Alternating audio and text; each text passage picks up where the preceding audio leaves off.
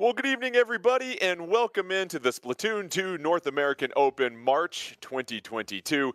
I'm your spray-by-spray host, Jordan Kent, and joining me, we have the long-lost third squid sister, Ashley Esqueda, and fresh off a climbing session at Muscle Forge Fitness, we have Nine. And guys, it's been a minute. There's a lot of hype, obviously, with Splatoon 3 coming up around the corner. What are you guys most excited to see today as we continue all the fun here with Splatoon 2? Let's start with you, Nine.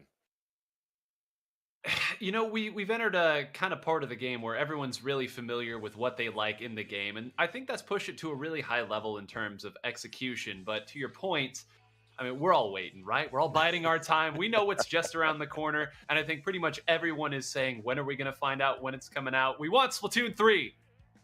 And Ashley, does this feel like a warm-up as we all just brace ourselves for that release date and the next iteration here?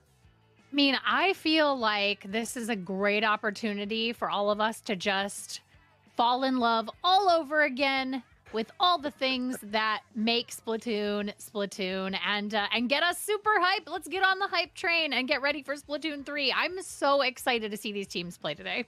Well, speaking of these teams, let's go ahead and check out the bracket for our semifinals and finals action. And here are the teams: Super P, Ascended Moon, Starburst, and Papaya. They'll all be playing for the bragging rights, of course, but also a prize pack for our grand prize. You'll get a gaming chair, a Splatoon 2 North American Open 2022 trophy, 10,000 My Nintendo Gold points, a gaming headset, a Splatoon 2 jacket, a backpack, and a Nintendo Switch carrying case. And Nine, looking at these teams, some familiar faces, some potential super teams. What can you tell us about each one of these squid squads today? Yeah, Jordan, it's a really unique bracket in the sense that two of these teams I think almost anyone who watched the Fresh 4 championships are going to be familiar with, and two of the teams that only the true Splatoon diehards will be able to recognize. Talk about Starburst. This is a super team right here. They're the returning champs, and then they added Kyo and Bagel from their longtime rivals FT Wins. On paper, they are certainly the favorite, but Ascended Moon, comprised of mostly players from Arctic Moon from the Fresh 4. They've got some of the best gunplay in the business. They're going to put on a show for you all today. Meanwhile, Papaya and Super P, those team names might not be familiar to you, but these are very, very accomplished players. Some of them very old school and capable of weathering the storm against anyone. Some of them a little more new school, utilizing the newest versions of the meta. All right, well, let's check out the rules for our semifinals action. A few caveats just to keep in mind. The team with the lower seed will choose the mode for the first game. The other team will choose the stage. After the first game, the losing team will choose the mode for the next game, and the winner will choose the stage. You see your game modes: Rainmaker, Clam Blitz, Tower Control, Splat Zones. Keep in mind, you cannot repeat a game mode. You have to go through all 4 before you repeat another one. And then our stages: Inkblot Art Academy, Mako Mart, Blackbelly Skate Park, The Reef, and Manta Maria. Once again, you cannot repeat the stages. So we'll begin with Super P versus Ascended Moon, and then you'll have Starburst versus Papaya. But Ashley, looking at the meta, the ever-evolving Splatoon 2 meta, what have you noticed? Because you were mentioning that things have seemed to have gotten more aggressive out there in the meta. Yeah, I mean, I think, Nine and you and I talk about this a lot, which is that, not a lot has changed since the last time we all saw each other, but right now, everyone who is playing Splatoon 2 is playing it very aggressively. This is a very offensive meta that you're going to see from all of these players. You're going to really see just a whole bunch of aggression, weapons that complement that, and I really think that I'm hoping we might see some surprises because of that aggression today. So we'll go ahead and get to our very first mode here. It will be Splat Zones on the Reef, and obviously 9, one of the classic stages of Splatoon 2. So when you take an early peek, Splat Zones on this map, what do you have to keep in mind? Well, you're right, Jordan. I mean, we've been playing on this since essentially day 1, or maybe even before day 1, depending on when you got to play it first. But I mean, control the bridge, right? There are so many avenues to attack again, but all of them go to the bridge eventually, either below it or on top of it. So look for these teams to get a little bit of control, try to identify where the attackers are coming from, put somebody on that bridge to call it out, and from there try to pick them off one by one. And you say call it out, Ashley. We have done a handful of these major tournaments, and the one thing that always seems to stand out to us, especially when we would do these in person, is the communication constantly amongst these teams. You know, that's something that this winning team, whoever claims this championship, is going to have to be very good at today. Definitely. And all of these teams are excellent at communicating with each other. So many of them have played either against each other or with each other for years at this point. And one of the other parts of communication that is really important is going to be situational awareness. So knowing where you are, knowing where your enemies are, being able to call that out to your teammates so that nobody gets caught off guard. Once again, we're just getting things lined up here. It will be Splat Zones on the Reef. And a lot of times, too, with Splat Zones 9, this may be some basic elementary skill here or some strategy talk, but it really comes down to who can secure that zone first, and then how well can you defend it once you've got the zone. Absolutely, and I think one of the things that you'll learn as you're getting better at Splatoon, be it Splatoon 1, 2, or potentially 3, is that capturing the zone and controlling the zone are two very different concepts. Look for these teams to try to go for a big play early on and ride that to a huge opening score. Ah, that all too familiar tone. You know what that means? We're getting ready to get 2 squads up against one another. So let's go ahead and get rolling with Splat Zones in the Reef. And early on, both teams rushing to the middle. You see the loadouts up top, and it is a race to that middle. And just like you said here, Nine, that bridge comes down to a very pivotal point in this stage as we see an early Tenta missiles being thrown out there, Ashley. I love how fast all of these players can build up their specials. You're going to see a lot of Tenta missiles. This is the one of the preferred specials for everybody right now in the meta, and there's a good reason for it. It scatters. It helps scatter everybody off of that, especially here on this map, off of that bridge. Early advantage for Ascended Moon, but Nine, we just saw a look at the map, and it could be anybody's game to turn at this point, although Ascended Moon starting to add to that lead. But here comes a potential push by Super P with a 4-3 advantage. Yeah, Super P got bunched up on one side of the map there, and you saw a couple different members of Ascended Moon tried to crash in and take advantage of it, but credit the members of Super P there, backing up, using specials when necessary. That could have gone disastrous for them, and instead they were able to score a point. And you see Leo, getting splatted and trading that with Big Fin Nick. That'll leave 3-3 on the map. Lead still in the hands of Ascended Moon, but here's another opportunity, Ashley. 4-2, you're Ascended Moon, and you're already building upon that lead. This is when you've got to push Super P out, it seems like. Yeah, you definitely have to take your time here, really focus on keeping them out. You saw Key jump back on Super P, jump back to base, because you don't want to go out there alone if you're going to make a press to try to get those flat zones and control them. Ascended Moon doing a fine job of keeping Super P out of the club. You see a massive lead, 99-32, but Ascended Moon will have to deal with a sizable disadvantage here in a moment, because you see it is 3-3. You see that penalty also, 9. This is huge for Super P just to claim this zone, because now it's a lot of work for Ascended Moon to get back to scoring some points. Yeah, we've seen so many high-level Splatoon games go exactly like this, where one team seems to have control for the first 2 minutes and the other team just finally finds their footing. They put the penalty on, and it's kind of hard to do the math right now here, but if they hold this for another 30 or so seconds, they could get the lead. Commentator's curse, of course, as the members of Ascended Moon crash in there, but it's good. They have some more footing to work with. Ronnie was trying to run away, but Big Fin Nick, we keep calling out that name, able to chase them down, but then splatted once again. Super P with an opportunity to claim the zone. They do so, and Ashley, here comes the threat. Here comes the momentum for Super P. This is a critical time for Super P. They have to make sure that they can clear that penalty. They're losing control here. Back and forth, back and forth. You're seeing the penalties get added up. It's going to be tough. It's going to be a tough road for them.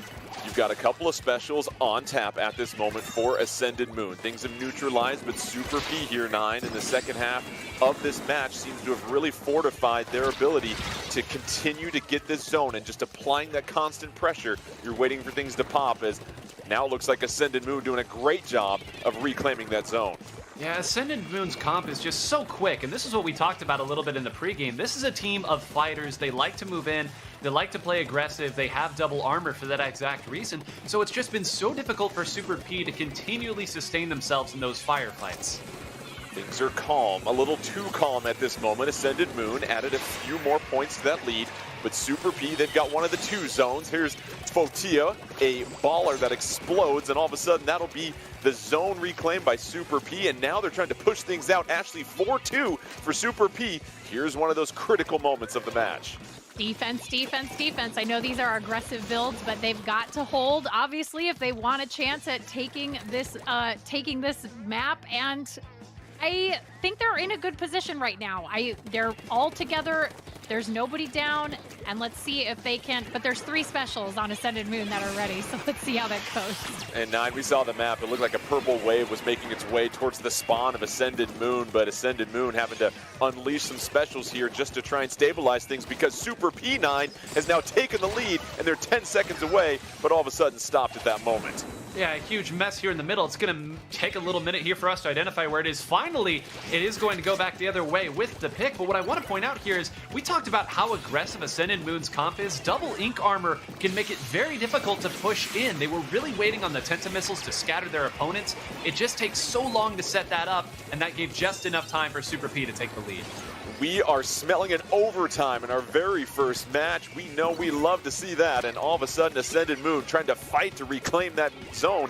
But this is going to be Super P. Can they hang on and shut the door on this first match? Time ticking down, and yes, Super P able to come from behind after an early deficit, and with that consistency, 9, we said it. You just apply that pressure, you're going to find your openings, find your opportunities, and Super P taking game 1. Yeah, a very fantastic performance there. And, you know, when you have 2 teams that are so diametrically opposed like these 2 are, where one is running a midliner and a backliner, the other is really all frontline shooters, and then one weapon that stays in the back and builds missiles, it means that in those firefight situations, if you let them slip through with armor, it's going to be very difficult to hold. But if you know where everyone's coming from, armor really is only going to take 1 shot for you. So that's why we saw them have to be so patient when they pushed back in, and it just took them too much time.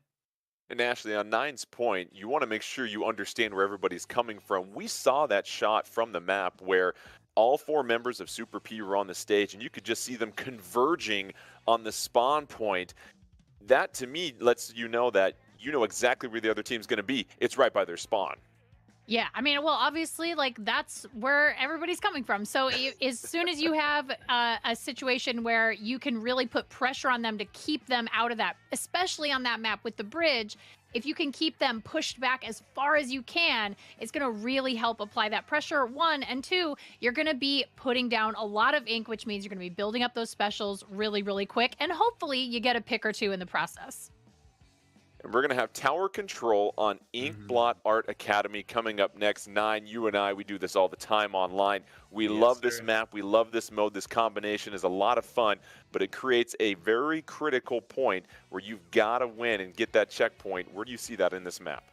The second checkpoint, right when you get onto the opponent's what we call the plat area, it is the most exposed checkpoint, but there's also so much room for you to attack. And whenever you see a tower control mode that makes people smile where they say, yeah, we like that map, it's because it gives opportunities for the team with the tower to move forward, to play ahead of the tower, and to really punish the opponent if they drop down and try to haphazardly take it back. And that was a key phrase right there, Ashley. Play ahead of the tower. I think most people that are new to tower control or are just checking out competitive Splatoon for the first time, they need to understand you need to be ahead of that tower. Blaze a trail for your team to help them out. And we've seen that time and time again before. Yeah, you don't want to follow the tower. You want to be ahead of it. Gotta be 3 steps ahead. Inkblot Art Academy, tower control. Let's go ahead and get things started here. And initially, yes, you can get the tower early here, 9, but it's all about that checkpoint and when you time up that push from your team. So early on, what's the strategy in the early game here, 9? Well, don't make the big mistake as we see both teams go 2 and delayed 3 down. So it does look like Ascended Moon here has the big push here at the start. Again, whenever it's a neutral situation and everyone's fighting in the middle, that's going to favor Ascended Moon. It's once the push gets started and Super P can take advantage of their range that they're really going to be able to show what their comp's capable of. Ascended Moon trying to blaze through that first checkpoint. They have now cleared it. You saw those Tenta missiles go out. 3-3 on the map, but here comes some Tenta missiles in defense of Super P. And Ashley, here it is. This is the checkpoint 9 talks about. You got to hold strong if you're Super P and not yield this to Ascended Moon. It's a really, really tough checkpoint because one, they have the height advantage, right? When they're coming in and everybody's crashing in towards the tower, there's a height advantage there. They've got the high ground. It is really difficult. And there are, the ramp there is, if I'm not mistaken, an uninkable surface. You saw that nice wipe there by Super P to go ahead and hold strong in their own house, all of a sudden sending the tower back the other way. Here's an opportunity, 9, for them to be on the offensive, but I imagine they've got to be somewhat mindful about how they strike as they've got a Stingray for a little protection at the moment. Yeah, it's a huge Stingray too because it's going to force out these Tenta missiles in order to slow some momentum, but just kind of a microcosm of the entire match. You saw right as that push was about to get started, Shinix of Ascended Moon just dived the tower with an ink armor there. Super P immediately put 2 people firing at them and were able to take them out here. I think they might be starting to wise up to some of these tricks. You see the trade. Super P now with a 1 squid advantage, 2 squid advantage. Here's the opportunity for Super P as they slowly advance that tower to the first checkpoint. Ascended Moon trying to hustle back into the game. Checkpoint 1 starting to be cleared as you see the Stingray just providing all sorts of protection and cover. And Super P now onto the second checkpoint. And they've got a 1-player advantage at this moment here, Ashley. Super P looking very solid. Very solid. That Stingray did a lot of work to make sure to clear the way, give them an easy checkpoint there. Really great timing, really great coordination with the rest of the team. Super P has cleared the second checkpoint, and now they are just trying to fend off Ascended Moon. Ascended Moon, though, doubling up members of the team of Super P on the field. You saw the 4-2 advantage for that moment. A couple of specials here for Ascended Moon, but 9, they got some work to do considering Super P was able to clear that critical second checkpoint. Yeah, and doing it so smoothly as well. And again, this is one of the disadvantages of the way Ascended Moon chooses to play here. If they're going to try to make a big tower push, or if they're going to try to stop a tower push, they have to put themselves at risk. And again, when it's in a neutral situation and everyone's fighting, you tend to come out in those situations. But if you can't force that, it makes it that much more difficult to sustain a push, as we see this push stopping before it really ever got started. We just saw Ronnie pick off Shinix, trying to apply a little bit more pressure to Ascended Moon, and Ronnie has just been a constant force here, actually, with that Stingray peppering the field the entire match so far. Great positioning for that Stingray. I mean, just a perfect spot to shoot that jet right at your opponents without really giving them any line of sight to you at all. Ronnie playing an excellent role as the backliner here for Super P. Here comes the Booyah Bomb. Ronnie trying to get away from it. Narrowly escapes, but Super P losing the tower. And here's a potential opportunity for Ascended Moon. But 9, you have to feel like Super P has done what they've needed to. They can almost focus more so on defense at this point, knowing how difficult it is to get this second checkpoint. Yeah, they can't be passive. That's the important thing here. Even when you're playing defense, you have to make sure that you're forcing the opponent to play at your pace. And, you know, we said all they had to do was play at defense. If 2 members of the opposing team run into your arms for you to take them out, that's just begging for another push to get started, as Ronnie's riding the tower here already. Whoa! And Super P not content, and what an unbelievable exchange we just saw there, 9. Super P, they were starting to threaten, but how about Ascended Moon getting the stop? Yeah, great work right there, and I actually thought that was going to be a position where it was going to be very difficult to remove Ronnie. Thankfully, they had done just enough damage that even a little shrapnel was enough to take that Splatling down. Here's Twig trying not to snap under pressure. 4-3 advantage on the field for Super P. Twig trying to swim around and find the positioning, just hiding, trying to avoid that suction bomb. Twig trying to apply some pressure on the ramp. Couldn't super jump out of there in time. That is a critical pick right there, Ashley. You hate to see it. You hate to see it. We've all been there. But, you know, it's a really good strategy, and that's one of the things that a lot of newer players can take away from watching these high-level teams is that sometimes it's perfectly okay to jump back to base if you need it. That was the last chance for Ascended Moon, but Super P getting game number 2, and they are just 1 game away from advancing to the finals. And 9, once again, Super P not sweating at the early deficit, but making their push. It was timely, it mattered, and then they were able to fend off Ascended Moon for the rest of the match. Exactly, and this is why at the very start I said these are experienced players, old school players. You could look back in the archives of Splatoon 1 and see some of these players putting up big numbers.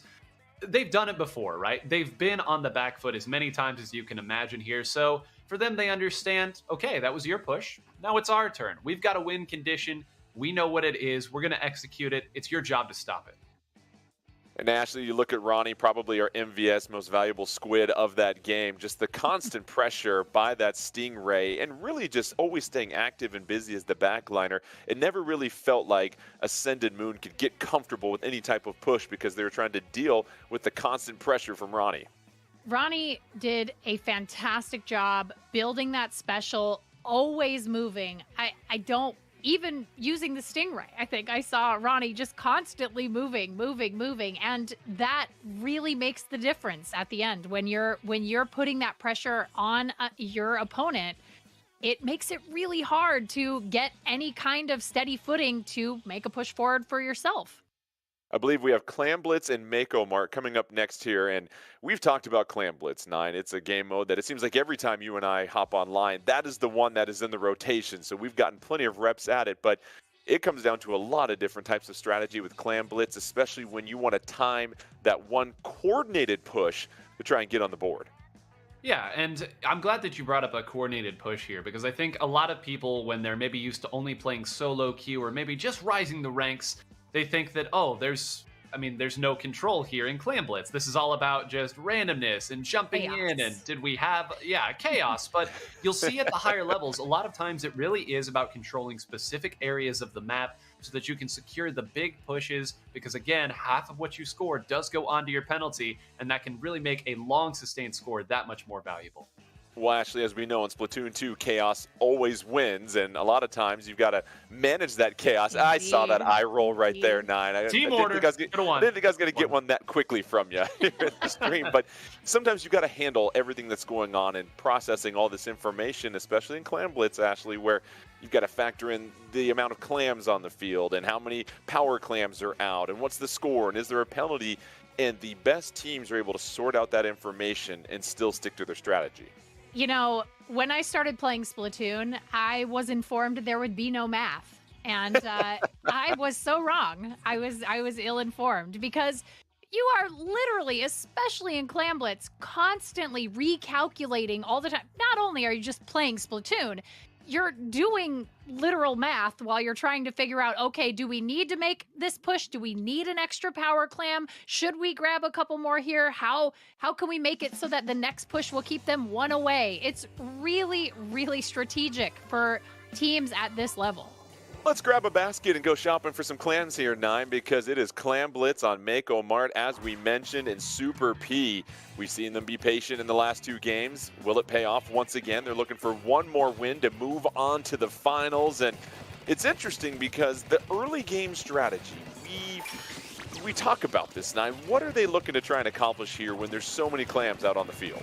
Yeah, well, when there's so many clams and they haven't really bunched up into the pods that they eventually will do, again, a lot of times it's going to start out kind of like we've seen here. Both sides going to trade a squid one way or the other. They're going to grab what clams they can and more or less just try to pull together to make the one big push. You can see that Ascended Moon, as they've done in really every game so far, wins the opening exchange. They build the power clam, and now they're stuck on the back foot here. It's going to be very difficult for them to score now that all the members of Super P are back. And once you collect those 10 clams, you pick up that power clam. But here is, how about Super Nick for Ascended Moon finding the end zone first? And here's an opportunity. And how about this initial push, Ashley? What a huge push. This is, oh, there's more. There's more. There's more. Not wow, done. Shinex just snuck a couple more in there. And here comes Swen. Oh, my goodness. Oh, no. Ascended Moon trying to get the quick KO here.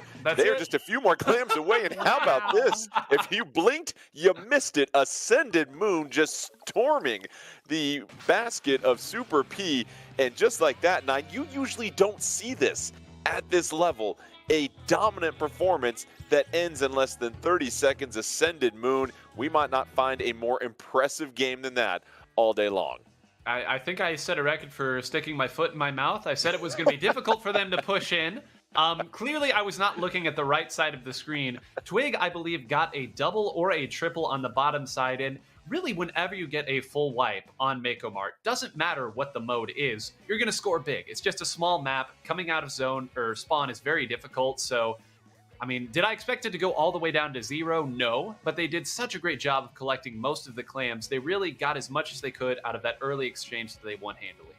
Well, Ascended Moon with the cleanup on aisle 3, and Ashley, that happened so fast, there really isn't a whole lot to break down from that game other than you were in a situation, if you were Ascended Moon, you were down 2-0, facing elimination in the face, but all of a sudden it seems like you have just stolen the momentum. It feels like the pressure now shifts to the side of Super P a little bit. It's definitely a psychological shift, right? Where you are feeling really good. Maybe they got a little bit too comfortable. Maybe Super P got a little bit too comfortable. Maybe we're trying to be a little more aggressive, overextended a little bit, and then literally paid the price in a very, very fast fashion. We're going to have Rainmaker coming up next here, 9. And with Rainmaker, very similar to Clam Blitz, you really have to work well together as a team and coordinate that push. But it also has a little bit of tower control sprinkled in there as far as there is a certain point that if you can get the Rainmaker past, it's going to make it really hard for the other team to try and mount a comeback. Yeah, this one's going to be interesting because Rainmaker is often thought of as the fastest of the 4 ranked modes, and that's mostly because if you get 2 people out of position, you can take a push all the way to, I mean, if not a full knockout, like you said, a position that it's going to be very difficult to top. So if I'm Super P, I'm almost a little nervous here because this should, on paper, everybody, play into what Ascended Moon does so well, which is the fighting and the scramble situations. Well, we saw Ascended Moon streak to the win in Clam Blitz in under 30 seconds, and with Rainmaker arguably being an even faster game mode, can they do it here? Blackbelly Skate Park, let's see if they can roll their way to another victory. Ascended Moon down 2-1. Super P, though, can they restabilize, take the game, and move to finals? Here's Ronnie, and already, Ashley, a very quick Stingray. You imagine Ronnie will be very mindful of when to use this. As we mentioned, the coordinated team push, so important in Rainmaker. Yeah, definitely. You can see Ronnie choosing to use it right at the time where you might start seeing Ascended Moon making a push for the Rainmaker. Keeps them back. They're able to get a couple of picks there. Here's another Stingray from Ascended Moon. They're going to be trading Stingrays back and forth for this entire game. 4-3 on the map for the moment. Ascended Moon finally balancing things out. Here comes the baller by Fodia. And now it is 3-3, 3-2. So here's the opportunity for Ascended Moon to strike early, 9. Ooh, and that was a big pick right there. Twig was actually getting fired upon before even turning. If Twig is able to get this final pick too, that would be huge momentum, a delayed triple. Instead, going to have to opt to use the Booyah Bomb a little bit early here, but it is going to find a pick. This player may be jumping down a little too early, but they had a flank going around the backside. And hold on a moment, that's 3 down, and this is a dangerous position. Super P, 3-1 advantage, trying to fight off the slosher up top.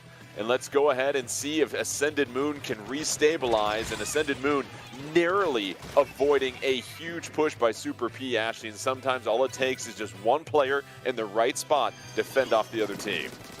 Bucket really did a lot of work there. That slosher was doing the work. Doing the work. So here is Key with the Rainmaker, trying to get a little bit of help in front, but the Stingray applying constant pressure. Early lead now for Super P, trying to work their way up to the right-hand side of Blackbelly Skate Park. And so far, Key having no issue moving forward here, Nine. Oh, Nine, there's nothing but yellow ink straight ahead for Super P. The slam dunk to take this semifinal round in Game 3. And that's all it took, Nine, was just a little bit of coordinated team effort and Super P racing their way to the finals. I mean, both of these games have ended so quickly. Here you blink and suddenly it all goes south. But what I want everybody to do is they look back and watch that game. And if you're new, please look at the way that Super P played around Ronnie's Stingray. Because a lot of people look at a Stingray and said, okay, fired it on a direct path straight to it. That makes sense. Of course, why wouldn't you do that? But it was the way that the other members followed it up. If the opponent is trying to dodge that Stingray, you can see what they're doing. And it's probably not shooting at you. They used that to take out 2 members very quickly. I believe the Stingray got a third and the 4th went down at some point during that push. Just a wonderful display of just coordination and also the decisiveness to know when the time had come. And also from a big picture, Ashley, how about Super P's ability to just regroup and not get knocked off on their heels based upon that quick loss they suffered to Ascended Moon? They looked dominant right there. Very dominant. I mean, they came to that map just ready to go, and this is a great team. They're all great teams. And they said, you know what? It's okay. Sometimes you lose a game. That's fine. We can regroup. These players are cool as sea cucumbers. Cool as sea cucumbers.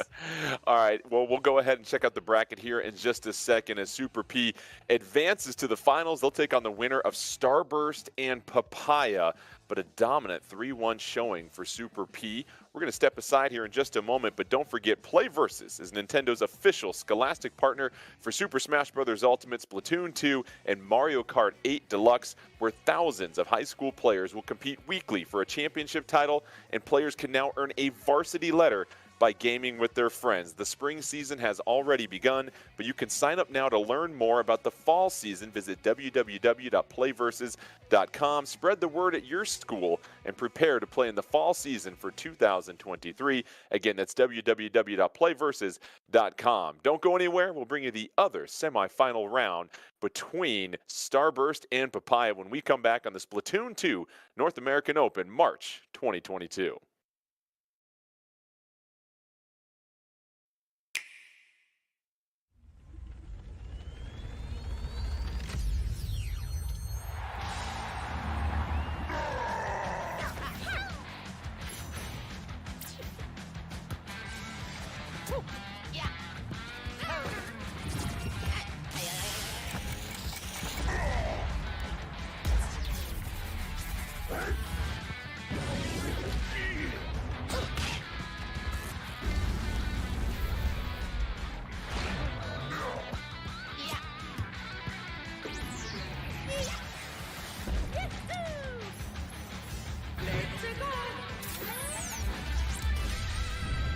Mario Strikers Battle League. Prepare for Strike, a 5-on-5 sport like soccer that's way heavy on offense. Aim for goals by dribbling and passing to teammates, as well as by using tackles, items, and crushing special shots. The main rule in this sport is to rule the field. Try to score more goals than your opponents. There are 2 things to keep in mind that'll help you with your strategies. First, the gear you equip. It changes not only your appearance, but also your stats like speed, strength, and pass accuracy. customize as you see fit. Second, the Hyper Strike. To activate this shot, grab an orb when it appears on the field and charge it while your opponents are distracted. Hit the net and you'll score not 1, but 2 goals.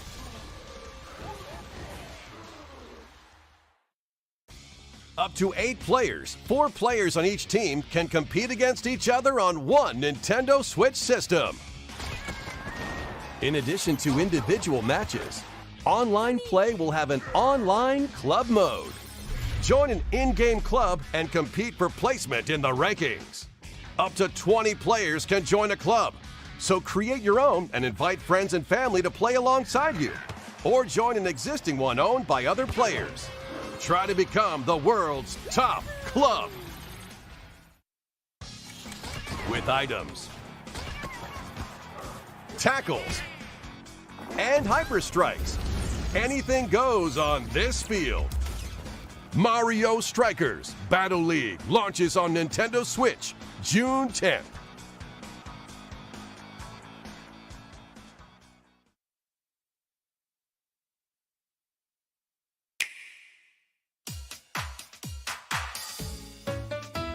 It's a new iteration of the Wii Sports series, Nintendo Switch Sports. Let's begin with these 3 sports. You might recognize them from past Wii Sports games. Tennis. Rally by gently swinging the Joy-Con controller at the right time. Bowling. Roll the ball straight ahead or give it a little curve. And Chambara. Knock your opponent off the platform while attacking and defending. Plus, 3 additional sports are joining the lineup. Soccer. Use a gigantic ball to make dynamic plays. Enjoy matches with Joy-Con controllers to shoot and perform diving headers. By attaching a Joy-Con controller to the leg strap accessory included with the physical version of the game, you can play shootout mode with intuitive kicking motions. Badminton. Control your shots left and right while keeping the shuttlecock in the air. Unleash powerful smash shots to gain the upper hand. Finally, volleyball. Use a Joy-Con controller to serve, bump, set, and spike the ball. The game supports local play with family and friends on one Nintendo Switch system, as well as online play across all sports. Play against friends online, or opt for random matchmaking. The more you win, the tougher the players you'll face. Try taking on this challenge. The Nintendo Switch Sports game launches April 29th. A free update is scheduled for this summer that lets you play soccer matches with the Joy-Con controller and the leg strap accessory. You can use the accessory to play shootout mode at launch. In addition, a second free update that lets you enjoy golf will launch this fall.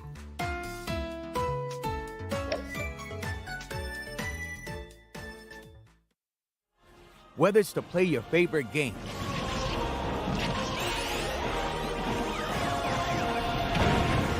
to play for school pride,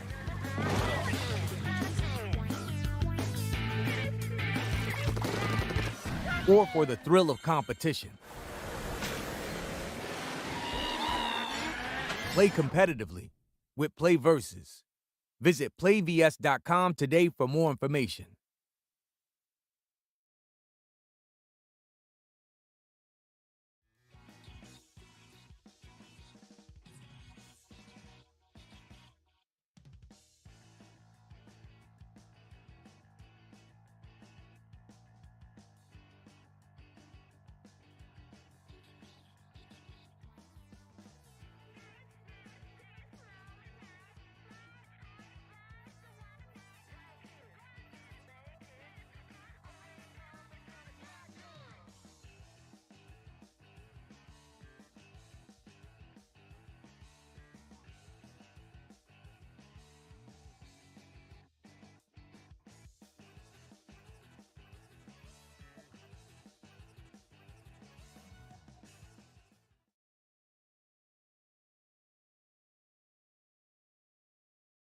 And welcome back to the Splatoon 2 North American Open, March 2022. Jordan Kent alongside Ashley Esqueda and 9. We are making our way to this second round of semifinal action. Let's go ahead and check out the bracket as Super P inked their way to the finals. A dominant 3-1 performance over Ascended Moon, but up next, Starburst versus Papaya. We'll get to more about the teams here in just a moment, but let's go ahead and have a refresher of the rules in these semifinals. It'll be best of 5. The team with the lower seed will choose the mode for the first game. After the first game, losing team will choose the mode for the next game.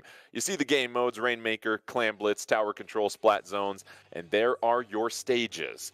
Now 9. Starburst. Seems a little unfair. I know there's no salary cap in Splatoon 2 team formating, but the talent that Starburst has acquired, they are your heavy favorites for this Open.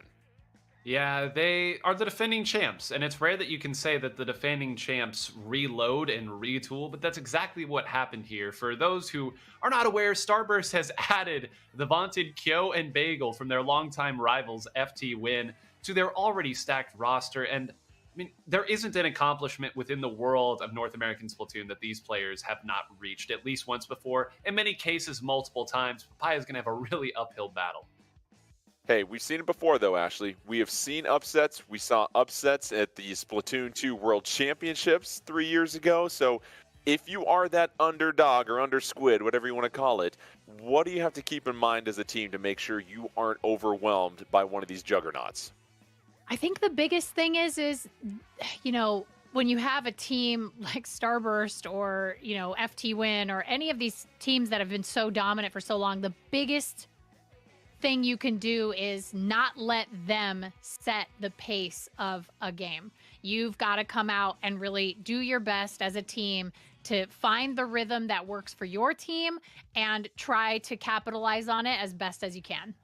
And we've seen it before, 9. There are upsets that happen, but it really feels like what makes these dominant teams so good is that they just are relentless with their pressure throughout the entire game.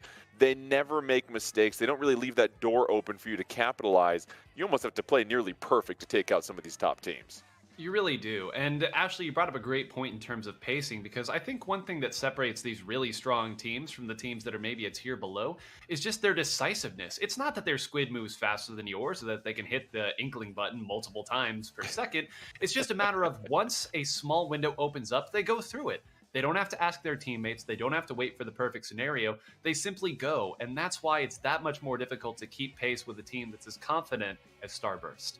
And sometimes, though, you need a little bit of luck. Maybe it's the right game mode on the right map where you find that opportunity, or it's just that one push, Ashley. We've seen it where something goes right. Maybe a burst bomb rolls the opposite way that you need it to, and all of a sudden you find that advantage. You get to that checkpoint. Those moments are rare, but those teams that have scored these upsets find a way to get to them.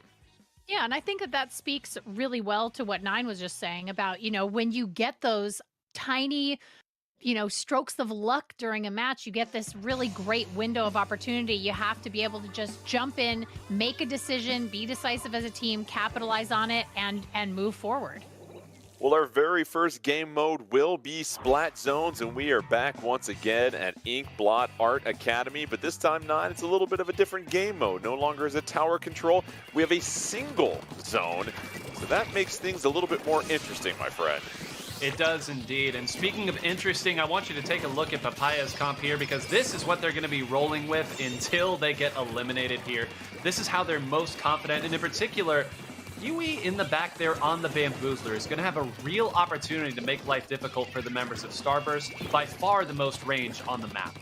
It's Starburst, though, with the early lead, 4-4 on the map, and Starburst having no issue holding down that zone, and you see them starting to push out just a little bit. Ashley, if you're Papaya, you got a counter-strike here as soon as you possibly can. You definitely do. You can see the coordination there with the Tenta missiles and the Booyah Bomb. You've got all kinds of things going on all at the same time.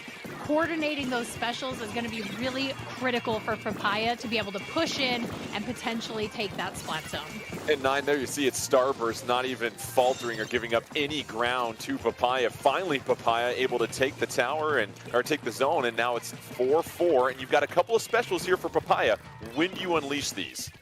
I think you unleash him the very moment that the opponent shows their hand, and Storm maybe overextending a little bit. That's a huge pick because now it's going to give them 2 specials coming back the other way. The missiles are going to cycle a little bit as well, and Bagel, who is on the blob, has exactly one thing in mind, and that is the zone. He is going to continue to make it difficult for any shrapnel to get in on that zone and neutralize it, and just like that, Starburst already back in command. Back-to-back specials for Starburst gives them control of the zone once again. And Ashley, that was an example 9 pointed out. When you are the underdog, you can't make mistakes like that where you overextend because Starburst is going to make you pay the second you do it. Exactly right. Any unforced error is going to be completely exploited in the biggest possible way by a team like Starburst. Here's Storm trying to chase down a few members. A double splat here for Storm. A triple splat as they take care of business against Kyo. And watch out, here comes Papaya 9. Yeah, and I mean, we're talking all about these teachable moments, textbooks moment. Storm made that jump in with a splat bomb that his teammate threw. There were no extra specials. There weren't 3 down. Simply understanding that no one was there on middle. Throw a bomb, let your buddy throw a bomb, move in. I think that Starburst was caught on the back foot for that. This is a huge development. Papaya starting to threaten, just 18 seconds away from tying up Starburst. Now the zone is up for grabs, and you see Papaya retreating there, and that means Starburst is going to claim the zone once again. And look at all that yellow ink already, Ashley. They are just so quick to strike. They are really just so dominant, and they are so good at communicating with each other to make sure they're putting down the largest patch of ink possible at any given time. Their positioning is just so good. Storm under pressure, folds Kyo with the splat, and now Starburst trying to lock this up, taking the zone again, and here's Kyo hiding behind that splash wall, using a little bit of cover here, just covering more ground. And once again, regardless of the game mode here, 9, turf control is at the fundamental base of every single mode we're going to see here. It is, and again, a very, very heavy-handed push in. Kyo pivoted around in time, needs to get this pick. If he had gotten that pick, they might have been able to take the game and punish the jump, but I gotta say, Papaya has stayed true to their game plan this entire time. They're running a double missile composition, and as we've talked about so many times, the Tenta missile is arguably the most versatile special in the game right now for both offense and defense. They know their game plan, but they're gonna need one more hold here to take the lead back.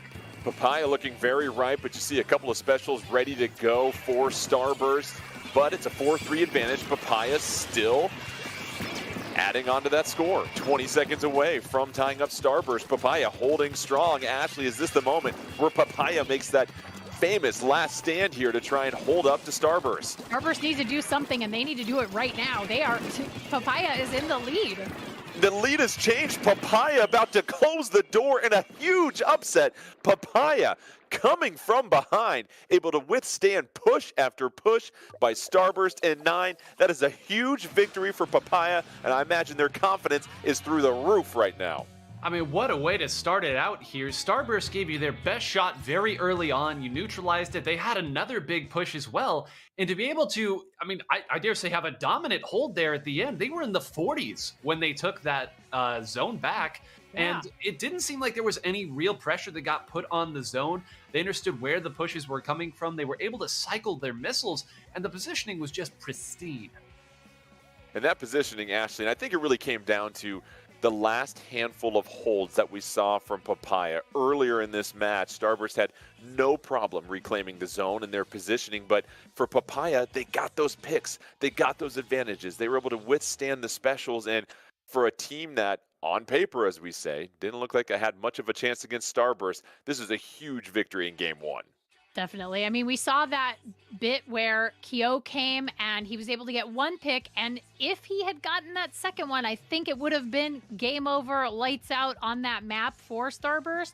But he didn't. And that enabled Papaya to stay and clear out that penalty and then just ride the timer out until it was a KO. I mean, it was really good capitalizing on those unforced errors. Kyo maybe overextended just a little bit, got a little too overconfident, and you got to take advantage of situations like that because they don't happen often when you're playing against Starburst.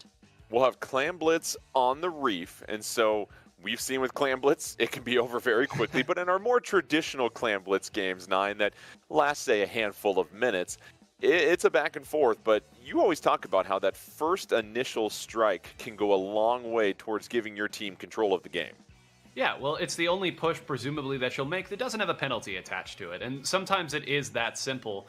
You get all the way down to 50 points. Well, now if you score another 50 points, you're really only going to score 25 simply because of how the penalty system works. So I expect to see, again, both of these teams play it a little slow at the start, wait for one maybe to overextend, and try to get their big push like we saw in the last one.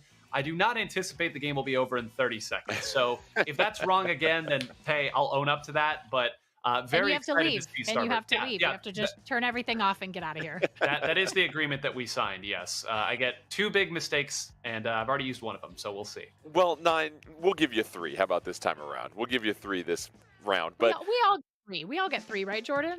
We all get 3, yes, absolutely. But we're going to go ahead and go to game 2 here. Clam Blitz, the Reef, Starburst, somewhat shocked by Papaya, the underdog, taking game 1. Can Starburst regather themselves and show off why they are picked as the dominant team, or will Papaya all of a sudden put pressure on our top-ranked team? Coming in, you see Nova already picking up a few clams, and Ashley managing the clams and not necessarily getting that power clam too early to yield your positioning is a bit of the cat and mouse game here in Clam Blitz. Yeah, and anybody who is new to Splatoon or hasn't really gotten a lot of experience with Clam Blitz, if you have 10 clams, you have a power clam. You start glowing, everybody knows where you are, and it's a giant, beacon that says, come get me, to the other team. So yes, clam management is key. 3-1 Papaya, the completion under pressure. All of a sudden, it's Papaya with a chance to fill the basket and add to this score. Starburst trying to get back in the game, and it is Papaya. Here we go, filling up the pot. All they got to do is bring it to boil here, 9. How about this initial push? I mean, this is unbelievable. Storm was immediately in the right position. Hold on, they've got enough claims to end it. It happened again. It happened again. Oh my goodness, 9. I'm sorry. Bye-bye. Bye-bye, 9. No, I'm so sorry. I'm so sorry. Unbelievable what we just saw here, 9. Let us just try and process this here, because Papaya just bursted through the door of Starburst. And I imagine if you're Starburst, you were shocked. Papaya had no issue getting that quick 3-1 advantage. And from that point, they were just so aggressive getting to the basket. And this is unbelievable. This is unheard of what we're seeing right now. Papaya doing to Starburst, the caliber of players that Starburst has. What can you make of this, 9? I mean, this should say all you need to know here, right? I mean, you're speechless. So normally when you have 2 teams that come together, you can say, oh, this is a pickup team. Oh, maybe they don't quite have, everything put together. But these players have played together before. They've played against each other before. These are not 2 completely separate teams that have come together, to say nothing for the caliber of the players, but the way that Papaya executed their game plan. Storm, with those dually squelchers, was on the bottom half of the map behind the basket. There wasn't a single weapon that could challenge that range. Storm was going to be there really as long as he wanted to, and the other members simply did a great job of trading off who was scoring, who was attacking. It doesn't get much better than that from a coordination standpoint. And Ashley, you know what this means. Papaya is just 1 game away from moving to the finals, but for Starburst, you've got to go 3-0 now. 3-0 to try and get to finals. This is the last position any team, especially a favorite like Starburst, would like to be in. And what would a Papaya victory here in game 3 mean here? Because everyone coming in thought it was just Starburst that was going to run away with this, but now this opens up the door to everybody for having some hope in the fact that these juggernauts can go down. Yeah, I mean, this is really shocking. This is a shocking pair of upsets. Two in a row, potentially a sweep.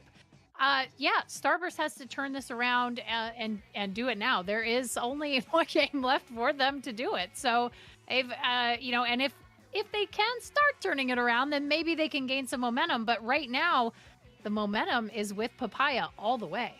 So we're going to have tower control on Manta Maria, 9, and looking at this map, looking at this mode, what jumps out at you as far as what our teams are going to have to keep in mind?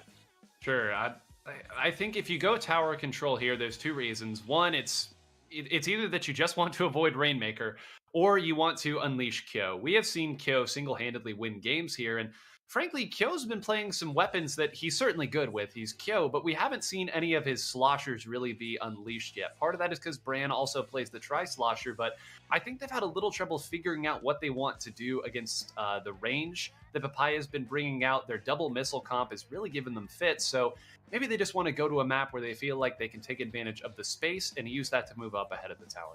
But right back at you, Nine. If Starburst felt like tower control was their best opportunity, why choose Clan Blitz in game 2? I mean, it feels like they are trying to avoid Rainmaker for as long as possible.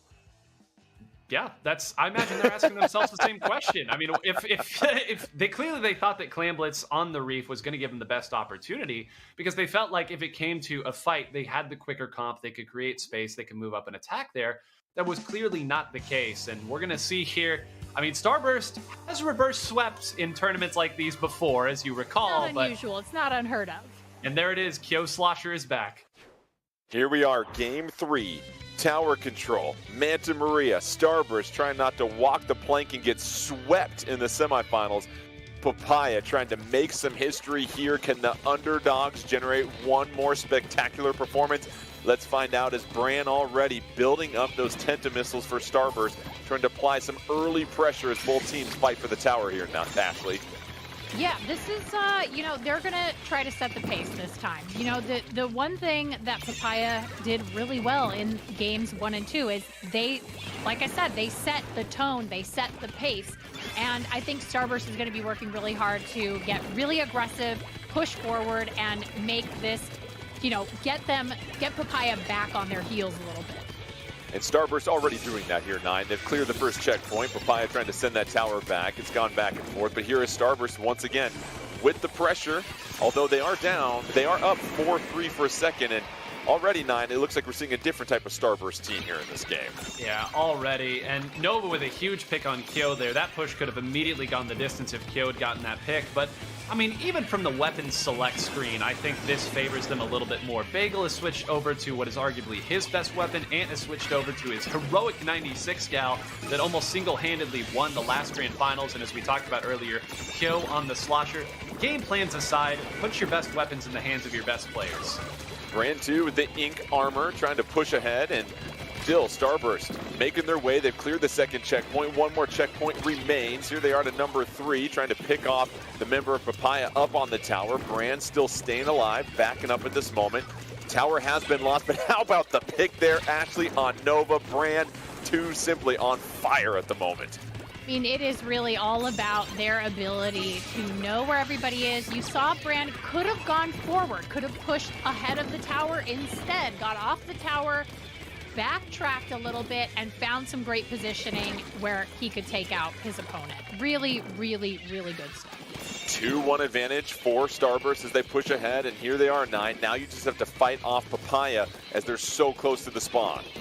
Yeah, and actually maybe a little bit of a mistake there. I thought that Brand should have stayed on the tower to get past that checkpoint. I guess ultimately they wanted to try to get that pick and establish enough control to continue this, what is essentially a 2.5 moment push that they've gotten. But I still think that clearing that checkpoint might have been a slightly better play, but as it were, good on Papaya, not breaking under all that pressure. Papaya just simply trying to get the tower back to the middle, and that is a double splat for Starburst. That'll give them a huge advantage on the map. Now 4-2. Papaya with a couple of specials ready to go, but it's Starburst and Kyo that are trying to ink the path forward for the tower. They've got one more checkpoint to clear, and Ashley, you really have to be impressed with the way that Starburst was able to hold their ground and just quickly reclaim dominance of this game. Yeah, and you're seeing Kyo right now, just that Soda Slosher in his hands is brutal. I mean, I don't ever want to face off against it. I mean, I love watching it, but yeah, you saw him get that double pick. He's just, I think he's looking to make up for a little bit of lost time in those first 2 games, and it shows. Kyo with a double splat once again, and Starburst 4-1, and they are feeling great on the map at this moment. Here comes the opportunity for them, Nine, to not only get past the checkpoint, but seek out that KO and put an end to this match. But Papaya, all of a sudden, couple of splats, and Papaya back on the offensive. Yeah, they've got another chance here to at least keep playing, and I think really the biggest difference this time around is kind of like you said, Kyo's slosher as well, but they've also had map control the entire time, and that's usually what happens when you make a 2.5 minute push. But really, that big flank that happened there where Kyo got the double that shut down their last push was simply because they'd spent so much time fighting that they couldn't cover everything as the tower was moving back through. Now they actually do have some control of the map. They can see where their opponents are, and this is where they have a chance to make a huge push. Papaya getting through their first checkpoint. Under 45 seconds left. They lose the tower. Starburst trying to just play defense for the remaining 30 seconds and change. It's 4-3 on the map. Starburst, here comes a Booyah Bomb. Starburst, they're on their heels now as Papaya starts to push forward towards the second checkpoint. Ashley, might we see a late game comeback from Papaya? I mean, anything's possible at this point, but I do think it's going to be tough going. I mean, there is a lot of yellow ink on the ground, and I think between Kyo, it's going to be very, very difficult. Too much Starburst on the other end. They have a marvelous defensive stand. Papaya trying to push it one more time. It's 4-3 though. Starburst trying to get a few more troops onto the field here, and here comes Starburst trying to hold strong. Papaya, can they threaten an overtime? It's 3-3. Trying to get past that second checkpoint. Papaya still alive. Let's see if Starburst can send in some more help. Papaya super jumping as much as they can. They're getting to the first checkpoint. Here comes the standoff 9. They've got to stay on that tower. Papaya hanging strong. They're just 8 seconds away. Papaya, can they get someone there? One more player left. That's going to be the splat and the wipe. And Starburst was just 6 seconds away from being swept. But 9 Starburst keeping their cool and making sure that this pushes to a game 4. I mean, my heart rate has finally calmed down a little bit here. I'll tell you what happened there. Those Tenta missiles that got fired at the end, I'm not 100% certain if it was Bagel or Bran. It looks like both of them had more than half a dozen. I would have jumped right in and tried to fight. Whichever one of them stayed back and used the missiles, understanding that if they ran in and fight, they probably weren't going to be able to take the tower. Kudos to you. That was the play that gave them just enough control. I believe it was Kyo who dived at the tower at the end, but if they had just haphazardly tried to stop that, as many teams do when they're 6 seconds from being swept, they would have indeed got swept. So credit to Starburst. They can finally start to think about, okay, how are we winning this set?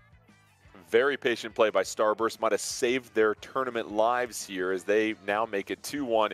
We get set for game 4 here, Ashley. And for Papaya, who knows what game mode they're going to go with? Obviously, we have Rainmaker. That's going to be the 4th game here. But you wonder what map they might choose because they were able to get a quick strike win in game 2.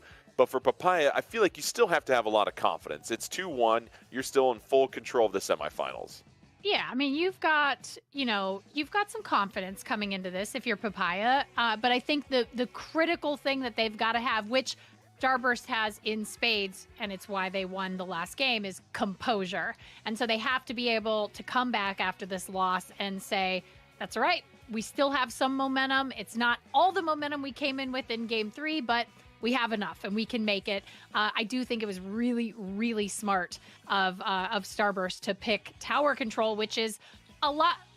It's a lot slower in a lot of ways, and there's that kind of ebb and flow back and forth compared to some of the other game modes like Rainmaker, which can go very, very quickly. And 9, you mentioned Rainmaker. It can go quickly. Why do you feel like for Starburst it was the mode they wanted to wait for last? What is it about Rainmaker that sometimes can be unlucky or lucky depending on who you are? I mean, it's one of the few modes that you can lose with all 4 members on the field. If you leave the Rainmaker in an exposed spot, you might have all 4 of your people pushing forward as you're trying to let it reset. Somebody can grab it. There's really no other mode where everybody being up and still on the map in relevant areas can lose. Rainmaker, one little slip is all it takes to let a huge push go through, especially on this map where you can see a push to 0 in a heartbeat. Rainmaker, Mako Mart, Starburst trying to push this to a game 5. Papaya, they still have their upset hopes alive and well. We'll see who can come out victorious.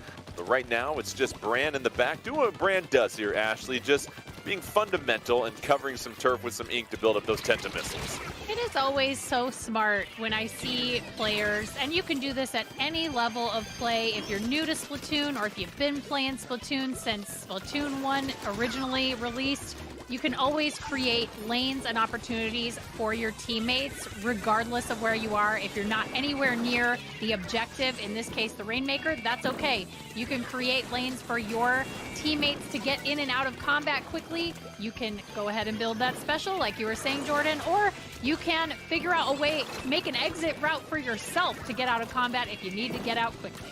A bit surprising there, 9. Papaya had an advantage on the field. Storm had splatted Kyo, but they chose not to advance the Rainmaker. And here Starburst has a situation and an opportunity to move forward, but a double splat coming out before they go down, and the suction bomb getting the credit for that one. Papaya 3-3 on the map, but it's the early score and the early lead for Starburst, 9.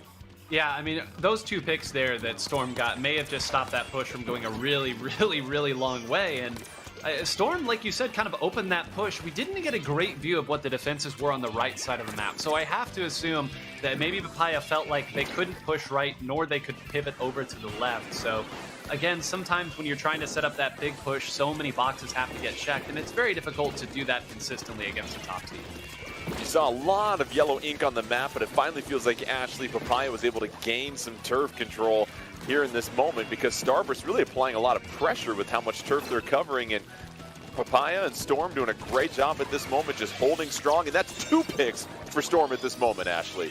Yeah, there's really good back and forth happening here. Storm getting really aggressive, moving forward, getting into enemy territory a little bit. You can see, but it doesn't quite work out, and that's where it gets tough. You don't want to overextend yourself. You don't want to get caught out with someone behind you.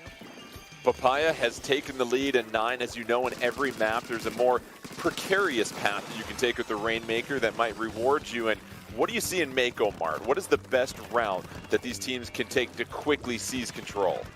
Yeah, this is one of the few maps where the answer is whichever side the opponent isn't on, because there are oftentimes in Rainmaker a route that you can take that, yes, it's an option, but it's really slow. Here, if the opponent is all the way on the right, you can pivot to the left and vice versa. That's actually a big, big pick, an unforced error there. Anytime you go down to a bomb means that there wasn't a fight that was had. A second one is going down. Kyo leading the charge with Bagel right behind. A huge pick there, and another pick, Storm, keeping the team in the game single-handedly. Another lead change is Papaya now trailing Starburst. We have under 2 minutes left here, so plenty of time. Storm, though, has really been the fortifying force for Papaya. We see Storm once again downing Kyo, and Storm and the troops moving forward. Storm avoiding that burst bomb, moving to the left with the second burst bomb, able to claim as Bagel exacts some revenge for Kyo. One more look at Bagel here. Ashley, Bagel was trying to put in some work, but we see Papaya, they just do not yield that much ground. You have to be impressed with these underdogs and what they've showcased on defense here today. They are staying extremely cool under pressure. You saw when Storm was fighting against Kyo, I'm a panicker. And I panic. I just panic. I'm like, oh no! But you can see these teams, these players keep their composure. They keep their cool. They are just so they have it under control, and it's really, really awesome to watch them have these really great one-on-ones. 2 sets of Tenta missiles coming out for Starburst. They still are in control of this Rainmaker here. Under a minute left. What's the play here, 9, if you've got the lead and there's still just a little bit of time left on the clock? I mean, I think they did it right there, saving up their time to use 2 Tenta missiles. If it doesn't get an opponent, it's at least going to give you the opportunity to run in and take them down with chip damage, but I don't think they were able to get anything. So that was the big threat. Once again, Papaya's managed to very adroitly thrust it aside, but I mean, again, it just seems like they haven't been able to find their way through. There's just too much pressure and too much turf control, I would say, this time from Starburst. Storm with the trade on Kyo, 3-3 on the map, under 30 seconds left. Papaya will have to try and make one more push. Can Starburst hold on, force a game 5 in semifinals? Here comes some ink armor. That'll certainly help the cause for Starburst. They have the Rainmaker, and now they can just play around with possession as time runs down. And I think that'll do it here, Ashley. How about Brand just being very wise? A nice bet move to just scoot to the back of the map, hold on to that Rainmaker, and take the win. And Ashley, we love it. A game 5 coming up around the corner. Love a good game 5. Don't we all love a game 5? I mean, and yes, that is it's a very smart move. You take the Rainmaker, you're in the lead. You don't have to do anything special. You just get back, you play defense, get back to your own base, and don't worry about it. Just run the clock out. Run the clock out. So here we are, 9, and it feels like the pressure now is on Papaya. You were up 2-0. Starburst really just dismantled you the last couple of games, won those handily, and now it's a game 5, and it feels like if you're Starburst, you've gotten your momentum, you've really kind of stabilized. Where do you think Papaya goes here? They get a chance to choose the game mode. They're all available once again now for game 5. Where do you think they go? I mean, that's a very, very good question here, because on paper, you've won 2 modes. One of those was a very close game. One of them was not. The one you won very handily was Clam Blitz. Do you trust yourself to win again on Clam Blitz twice? Do you think that the same kind of, out of nowhere punch is going to work on Starburst a second time? And I think that Starburst's drastic weapon change they've gone with these last 2 games, I think they're going to stick with that independent of whatever this last mode is. So the game mode will be Rainmaker. Now we're just waiting on the map. So a fascinating choice here, Ashley, because it felt like Starburst really had control of that entire game of Rainmaker and Mako Mart, but this time we're going to be at Blackbelly Skate Park. So maybe if you're Papaya, you feel like we like the game mode, just not the map. Yeah, maybe that's the case. And also, I think that game, I mean, it really was a little bit closer than people maybe realize. So it was, for a long time there, it was, around mid-60s to mid-50s. And to be able to, just get a hold of the Rainmaker and push just a little bit farther forward could have completely cleared out the series. It would have been over. So, but Starburst did a really good job in that last minute of the game managing the Rainmaker and making sure that it was not going to get in the hands of Papaya. So it will be. They'll figure it out. Yeah, it'll be Rainmaker on Blackbelly Skate Park in 9. It feels like if you're Starburst, you've got no problem with this whatsoever because you had 0 issues really dominating the majority of that game at Mako Mart. But Blackbelly Skate Park, we talk about routes, paths. Where do you see these teams trying to attack once they get to the Rainmaker? Well, I think the first thing that they're going to try to do is, I don't think either team is really going to try to make a sustained push until they try to get 2 people down. And the big reason for that is both of these teams, especially in that last game of Rainmaker, one team had 17 Tentamissiles, the other team had 12. I mean, you can check my math on that. Point is, it's a lot. And Bagel switching back over to the mini Splatling is a big reason for that. Was with the Bloblobber those first couple of games, now switching back to a weapon that I think is his better weapon on paper, but it also means it's more support, and it's going to mean that they can really call out where the opponents are. They can scatter them, score up some free points, try to sneak Kyo and Brandon there for the firefights. But I think they've got exactly what they want headed to this Game 5. A lot at stake here in this Game 5. Starburst trying to make it a 3-0 come-from-behind rally to move on to the finals against Super P, or will Papaya score an upset for the ages that'll be written on sea scrolls for generations to come? It happens now. Game 5 here, Rainmaker, Blackbelly Skate Park, and already we have some Tentamissiles charged up, one of the potential 17 we might see here, Ashley. For 20, everybody, why not? I think that you are going to see so many Tentamissiles. Great positioning there by Brand. So this is a really just excellent execution of Tentamissiles. You get in a position, you make sure you kind of have a really good layout of the field, any of the maps, and you can get a good view of as many opponents as possible so you can launch those missiles out.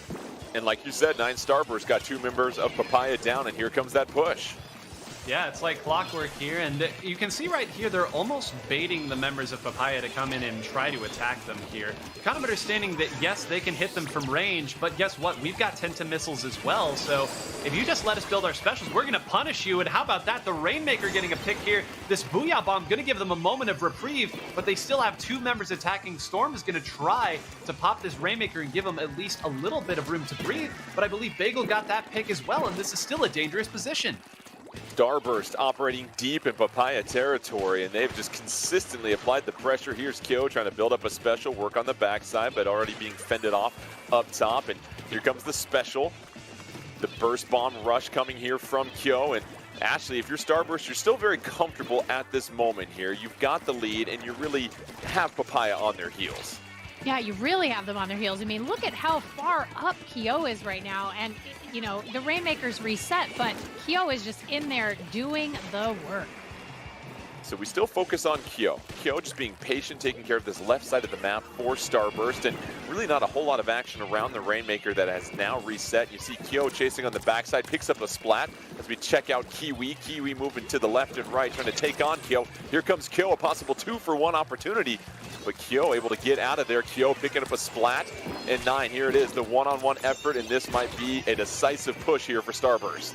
Yeah, I mean, this is bad. That's 3 down here. This Rainmaker is going to get picked up in a hurry. They're opting to go ahead and pop instead of taking out that last member, and that's actually going to give Papaya, again, one more chance. Kyo is still in the area of the Rainmaker, and it does look like 2 more is going down, so I guess they rotated people over. If they can grab this Rainmaker before it resets, then they do. They should have a hop, skip, and a jump to it. Another one goes down. Bagel's going to have an opportunity to open up more space, but Papaya still unrelenting in the defense. Brand builds up the lead. It's 29-0 here for Papaya. They've got a lot of work to do with over 2 minutes left. Kiwi moving forward. Papaya just trying to build up some specials. Of course, they're going to have to clear the field here in just a little bit, Ashley, because with not that much time remaining, they've got to act quickly, but you still have to be wise when you make that push. You have to be wise. You have to, don't panic. It's always the key here. Don't panic in Splatoon. It is one of the best kind of gameplay, overall gameplay tips I can give to anybody. Just don't panic. And it's not over till it's over. Kiwi trying to avoid a couple of bombs, but it won't be enough as Kyo picks up another splat, and it is 4-3 on the field for Starburst. Kyo trying to threaten once again and just really maintaining control of that left-hand side of the map and just being patient as well too, 9. Kyo isn't going in there haphazardly. There's always a means to the method.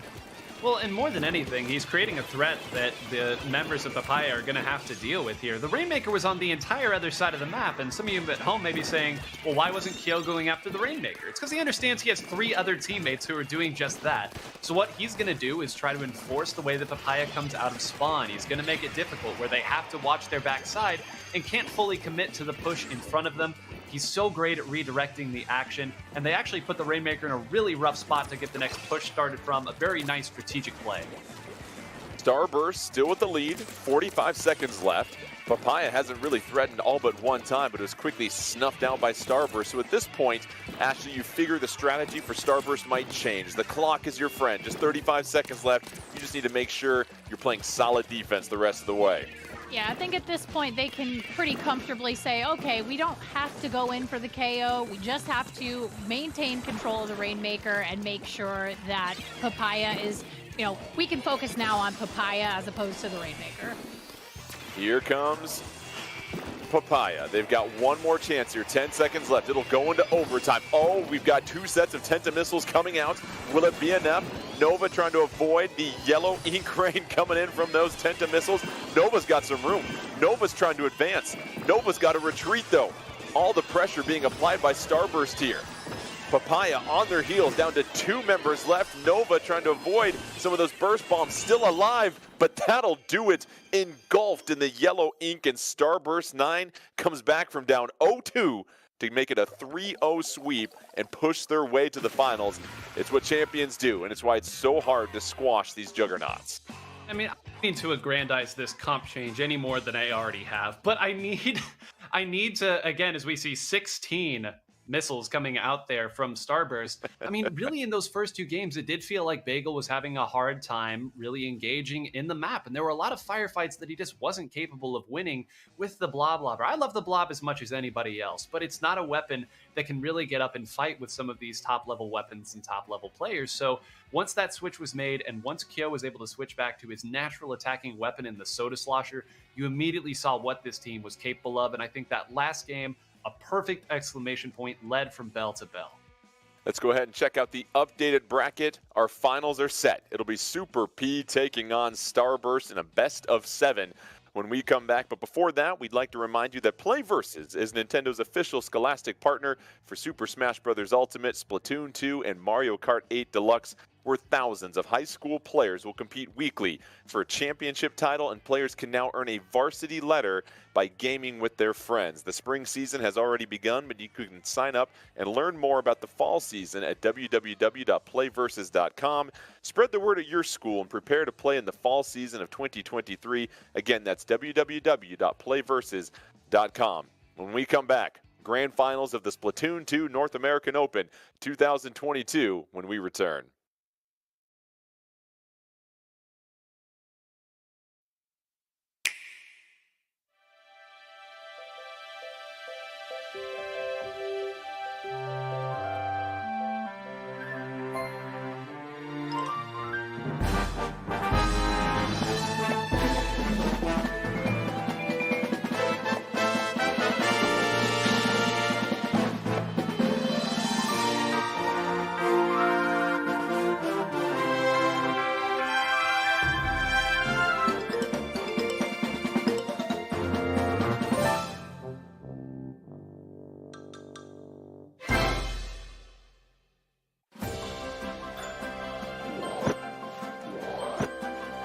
It's Kirby's latest unforgettable 3D platforming adventure, Kirby and the Forgotten Land.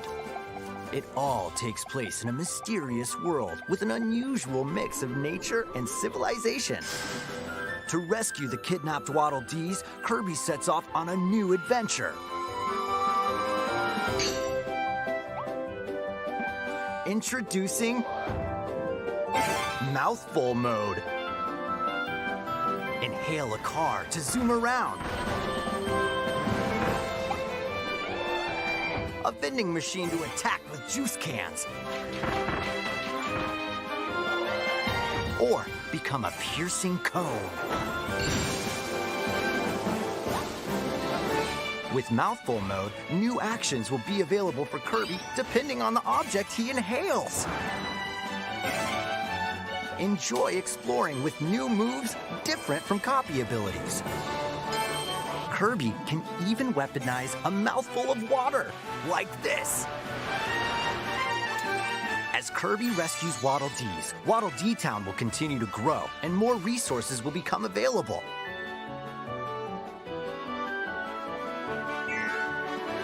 At Waddle Dee's Weapon Shop, familiar copy abilities can be evolved.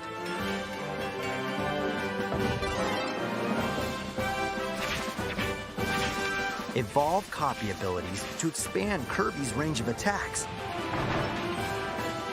They'll also change Kirby's appearance and make him even more powerful.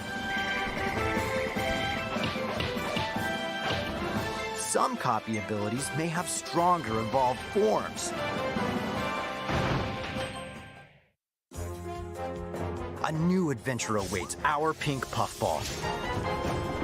Who are the Beast Pack? What are these enemies trying to do? Can Kirby restore peace to this world? Kirby and the Forgotten Land launches on the Nintendo Switch system March 25th. Pre-orders are available now on Nintendo eShop.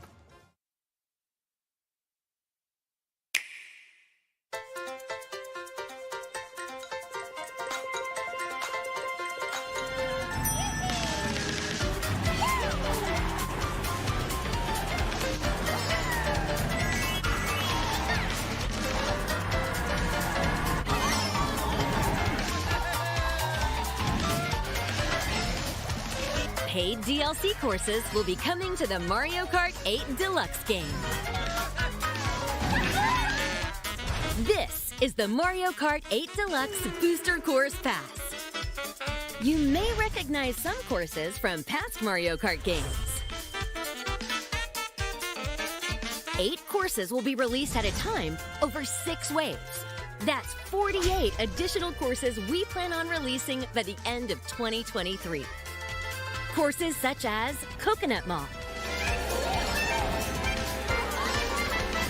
Choco Mountain, and Tokyo Blur will be included in the first wave. Of course, you can play these courses locally and online.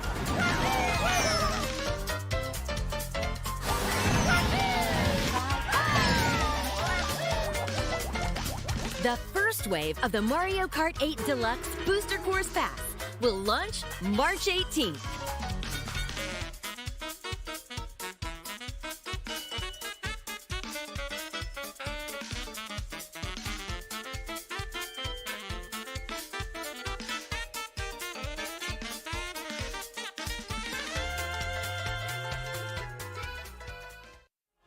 Whether it's to play your favorite game,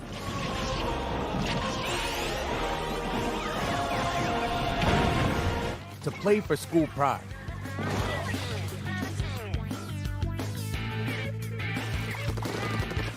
or for the thrill of competition. Play competitively with Play Versus. Visit playvs.com today for more information.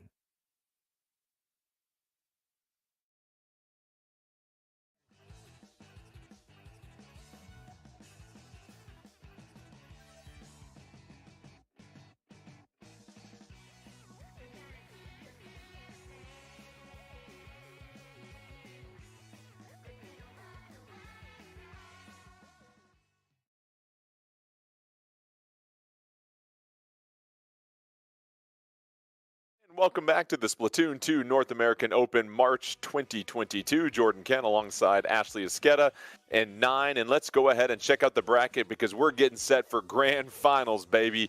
It'll be Super P taking on Starburst, and we saw some very exciting matchups in that last semifinal round. Starburst down 0-2, but they use a 3-0 rally to punch their ticket into grand finals, and it was Super P with a 3-1 victory over Ascended Moon. And let's check out the rules for our grand finals, as it will be best of 7, and a few things to keep in mind similar to what we saw in the semifinals. The team with the lower seed will choose the mode for the first game. The other team will choose the stage. After the first game, the losing team will choose the mode for the next game, and the winner will choose the stage. And once again, each mode has been chosen once. A mode can be chosen again. A mode cannot be chosen more than 2 times during the finals, though. Our game modes: Rainmaker, Clam Blitz, Tower Control, Splat Zones.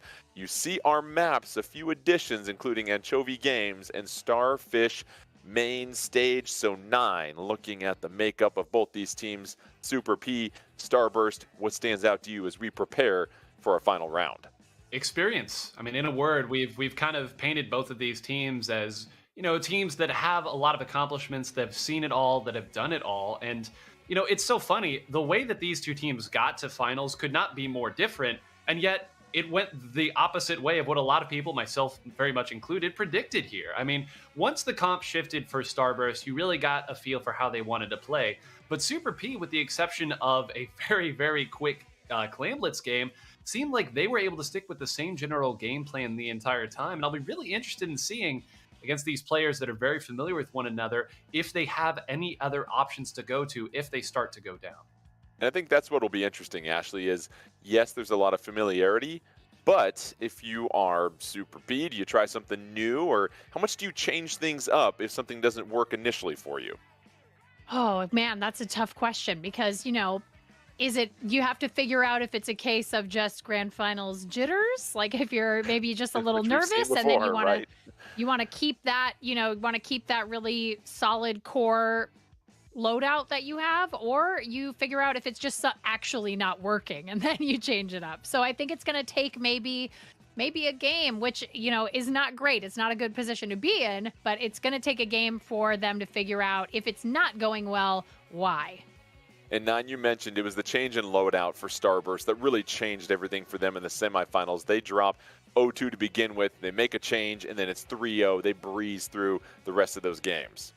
Yeah, and it's one of those situations where unless you're in the voice chat and in the minds of the players, you aren't sure how much of it was the comp change, specifically what prompted the comp change, if they were just really confident in what their comp for those first 2 games were. But I mean, when I think of Kyo, I think of his sloshers, the tournaments that he has won almost single-handedly with them. When I think of Bagel, he was the pioneer of the mini Splatling and the Nautilus Splatling too. Those are his weapons. He invented how to play them at a high level. So to see them go back to that, I really did feel like changed it in a major way, if only because you put your best weapons in the hands of your best players and watch them go to work.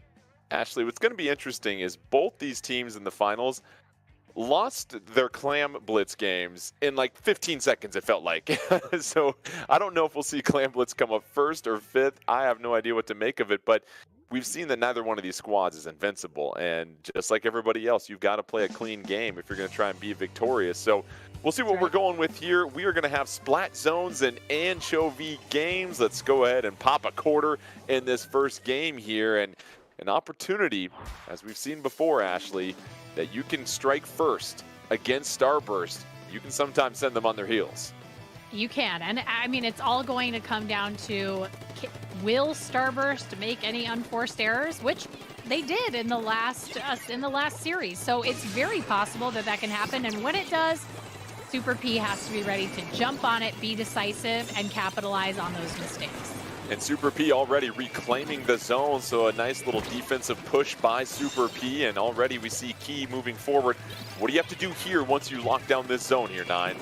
Well, you know, it's funny. This was actually game one of our last grand finals when the three of us got together here. And, you know, the method is still the same. You want to control the fan on your opponent's side of the map. You want to use that to put some pressure up, to move your attackers ahead. If you simply sit back and let your opponent build specials, they are going to be able to take it back, as we're going to see a couple of those specials come out. They armored up to attack, but it looks like it came just a little late. They're still going to put some good points up here, and actually Brand went down. This is a pretty precarious position. It is 3-2. It is going to be enough, but that was actually dangerously close to being a push of no return. But then Starburst, how about the response here, Ashley? A clean wipe. They're up 4-0, and here's their opportunity to just smother Super P. Yeah, and you could see Kyo just way up there in enemy territory, just laying down ink like it's his job, basically. I mean, and it is his job on this team. That's his job to do that. But he is so good at making sure that he is impeding the progress of any opponent that he is facing, no matter what. I mean, this is the thing he is so good at. Starburst taking the lead back from Super P. Super P finally able to stabilize, but it's not enough as Starburst and the consistent pressure here, Nine. They've got Super P backed up and scattered right now. This seems like Starburst is exactly where they want to be. Yeah, and it's going to be very difficult. Look at this. That's going to be so hard of a toss, and it's not actually going to reach it. That was the smallest window. It actually gets Kyo, so there's maybe an opportunity. They have to paint. Their advanced painter was not able to get to the zone, and I don't know that I've ever seen in grand finals the geography of this level work in favor of one team at such an opportune moment. I don't know if that Booyah Bomb would have taken it, but that was an impossible throw. And look at Starburst here coming right out, keeping back with their regular comps. And Ashley, you said it right there. Kyo immediately, as soon as two people went down, rushed right forward. We talked about putting pressure. Well, when you can take two people out as you're getting into your pressured position, it makes it all the easier.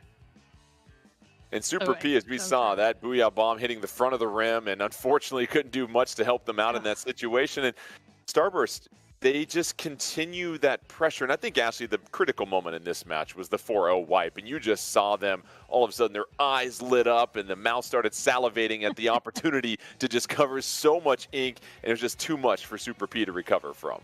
I mean, I think I can speak for all of us when I say whenever you experience that opponent team you wipe them out. I mean, your eyes dilate like a shark. You're like, I gotta get in there. We're gonna get aggressive. Like, let's go, everybody. It's such a hype moment, and you just want to finish it off, and that's exactly what they did. So moving on to our next game here, Nine. If you're Super P, maybe you look at your comp at this moment because you really weren't able to put up much of a defense against what you saw from Starburst. Yeah, it's going to be interesting, and this is what we talked about at the start, is the game plan that Super P used in their previous set, and presumably the sets even before that, going back to the ladder, it worked. It always worked. There was never a reason to see what else they had, so, you know, they've got some questions to answer, and we're going to see those answers here played out live in front of you. So I think if you are Super P, you have to say, okay, we made a big push there. If Kyo had gone down in one of those scenarios that we talked about, you know, maybe we make a deeper push. Maybe it doesn't spiral out of control. So I think their answer to this second game is going to be huge and have huge implications for the rest of the set. So it will be Rainmaker coming up next here. We're just waiting on the map. And Ashley, we've seen Starburst look very good in Rainmaker. It'll be on the Reef. And this is another opportunity for your Starburst. If you can go up 2-0, you're going to put tremendous pressure on Super P. Yeah, I mean, they did come out of that last series with a lot of momentum. I mean, they had a reverse sweep. They're riding high on that. They're taking it into this grand finals. And, you know, Super P is going to have a really tough time stopping that momentum, but anything's possible. Rainmaker on the Reef and 9. Is this one of those maps where there's a slow route that you can sort of take the gamble of going, but it's going to help your score? Which way are these teams going to try and take this golden statue of ink firepower? Yeah, the real game plan here is obviously you get control of the bridge. That's step number one.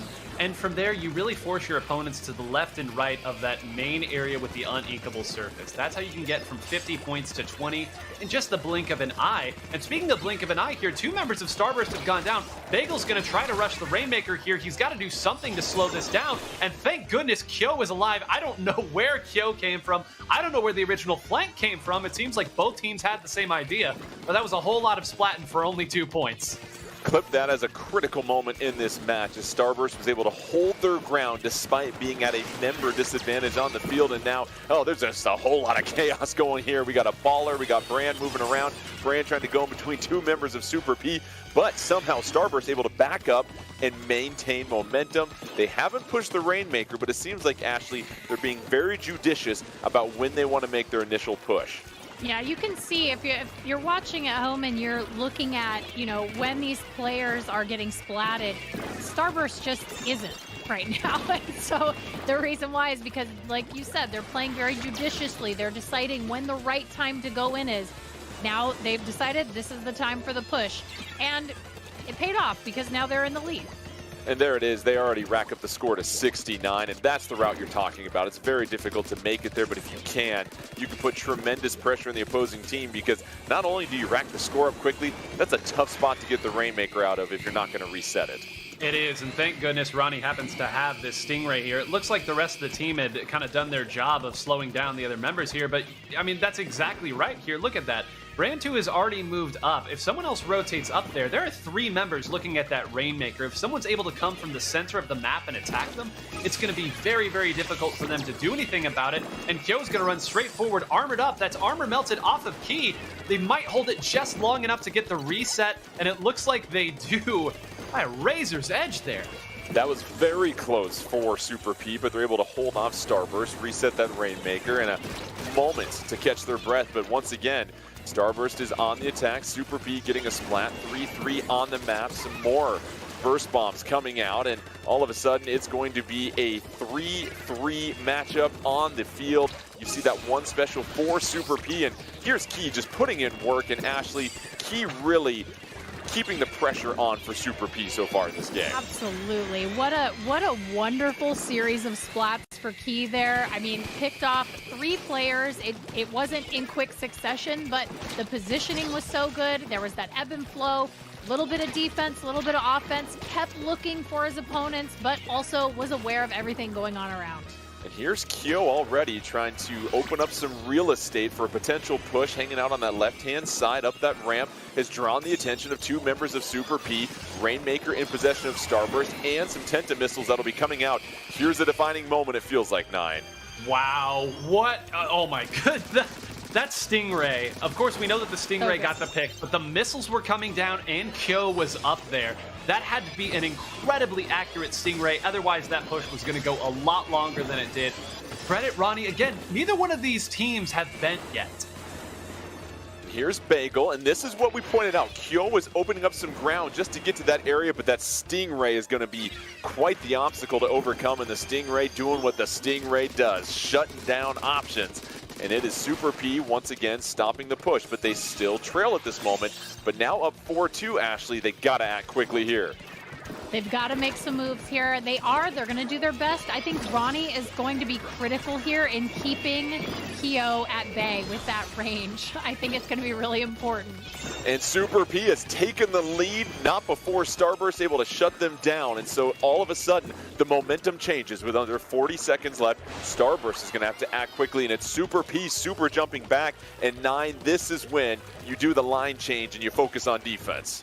Yeah, and this is so scary, too. You could see 54 points was all they got from that, and they were barely up to that very first ramp, so it's not going to take much for this lead to go the other way. And look at this, 3 specials, and Kyo is using his, so this is really 4 specials coming out just to open up this push. They're going to need a couple picks. They have to get around this, too. Brand 2 has picked up the Rainmaker. This Stingray could end it right here. Bagel is down. Kyo is down. Brand is really just going to try to protect Brand too. They are able to survive it, so they're going to get a chance to start this push, but they lost all of their momentum with that. And here is Brand 2 cornered, and Super P is able to strike right back and take game 2 thanks to a late push and just enough defense. But Ashley, that Stingray came in big for Super P down the stretch.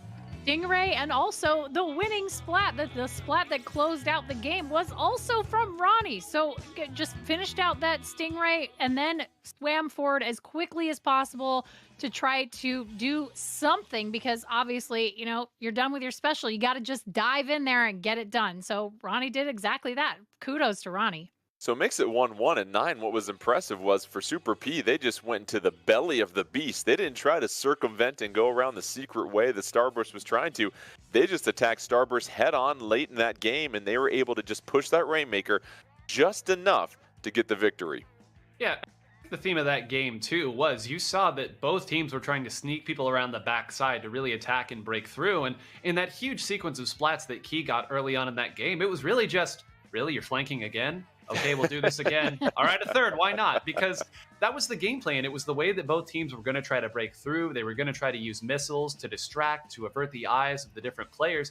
But again, these are experienced players. That trick is old hat. It's not going to continue to work. And that might be the lowest winning score that I have seen on Reef Rainmaker in high-level Splatoon ever. 60-54 is just not usually how that map ends. Yeah, I was going to say, if you get 54, you are not feeling safe at all. But to your point, it really didn't advance much, and it seemed like Starburst, Ashley, for the majority of that game, couldn't get past their initial push, and they just kept getting pinched there, especially when they're trying to get back to the Rainmaker. Yeah, I mean, both teams did an excellent job on defense that game. I mean, it just really speaks to the high-level play of both of these teams, that they were able to just keep each other at bay and around the same area, right? Around the same distance. So it just was that pain point for both teams to not be able to capitalize on it and run it in for a KO. All right, we have tower control coming up next here, and as you know, we haven't seen anybody get a KO yet in tower control here. 9 people have gotten close, but it takes a lot of effort, and you've got to be very dominant if you're going to get through all 3 checkpoints and that KO. So it feels like for Starburst, ever since they made that switch with Kyo and that loadout, they've been really hard to stop on tower control. They have, and I think to get it a full knockout on really any of these maps, you almost need your opponents to overextend and make a mistake. But one of the nice things that Tenta Missiles lets you do is ensure at least that you clear the tower. You might not get any picks off of it, but that's no risk to you, provided that you fire them from far enough back. And that's one of the reasons why it is so difficult to knock out, even on a stage like Starfish, where you can really attack the defenders. Tower control, Starfish main stage. Who's going to take a 2-1 lead in grand finals of the Splatoon 2 North American Open March 2022?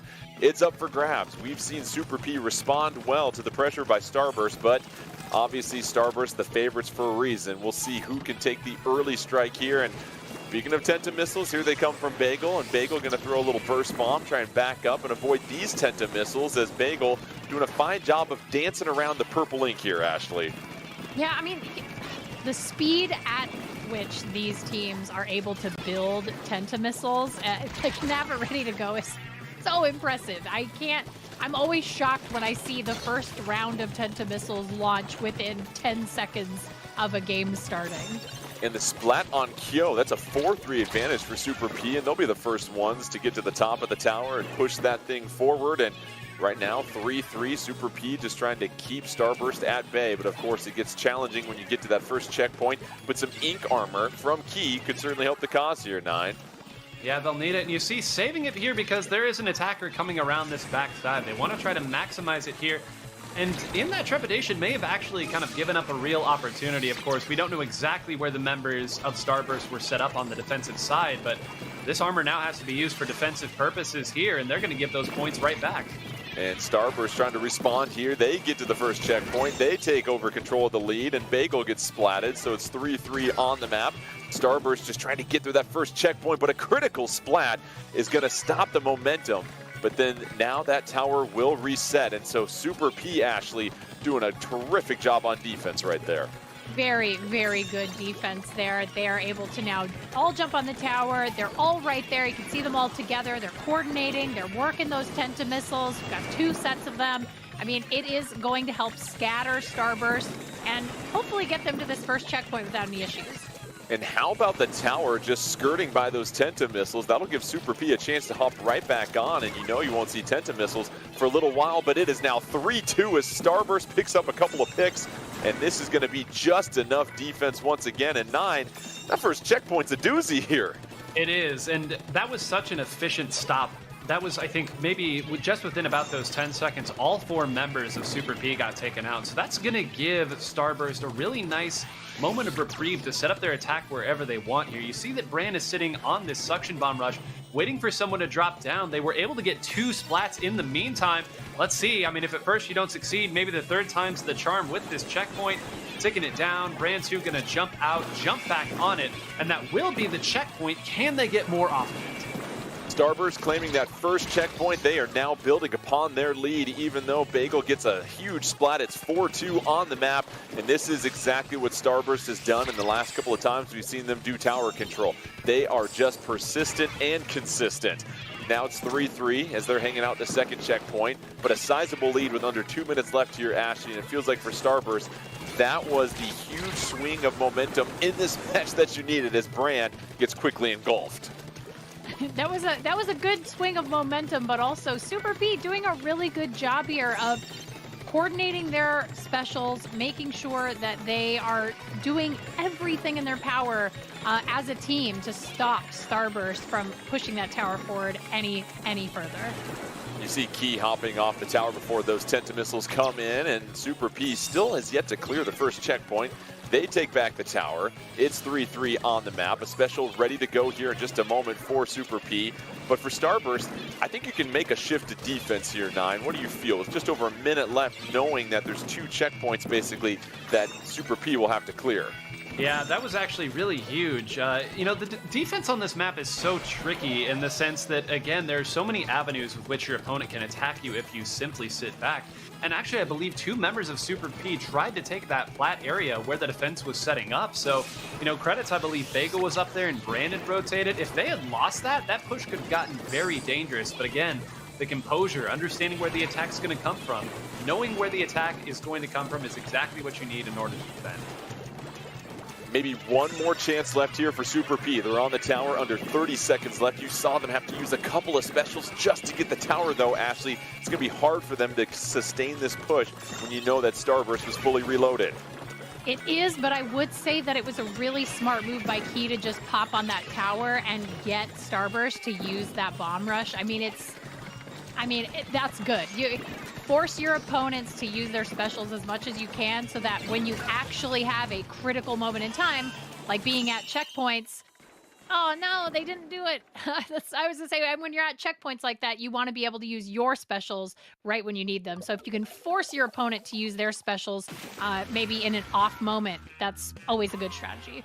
Starburst able to hold on. They take a 2-1 advantage, and once again, the defense coming in handy for the winning team. We saw it in Rainmaker last game, this time around tower control. And 9, it's always interesting to see when teams decide to make that shift because you've been aggressive all game long, but now the clock is your friend and you have to make that quick change in strategy with less than a minute left.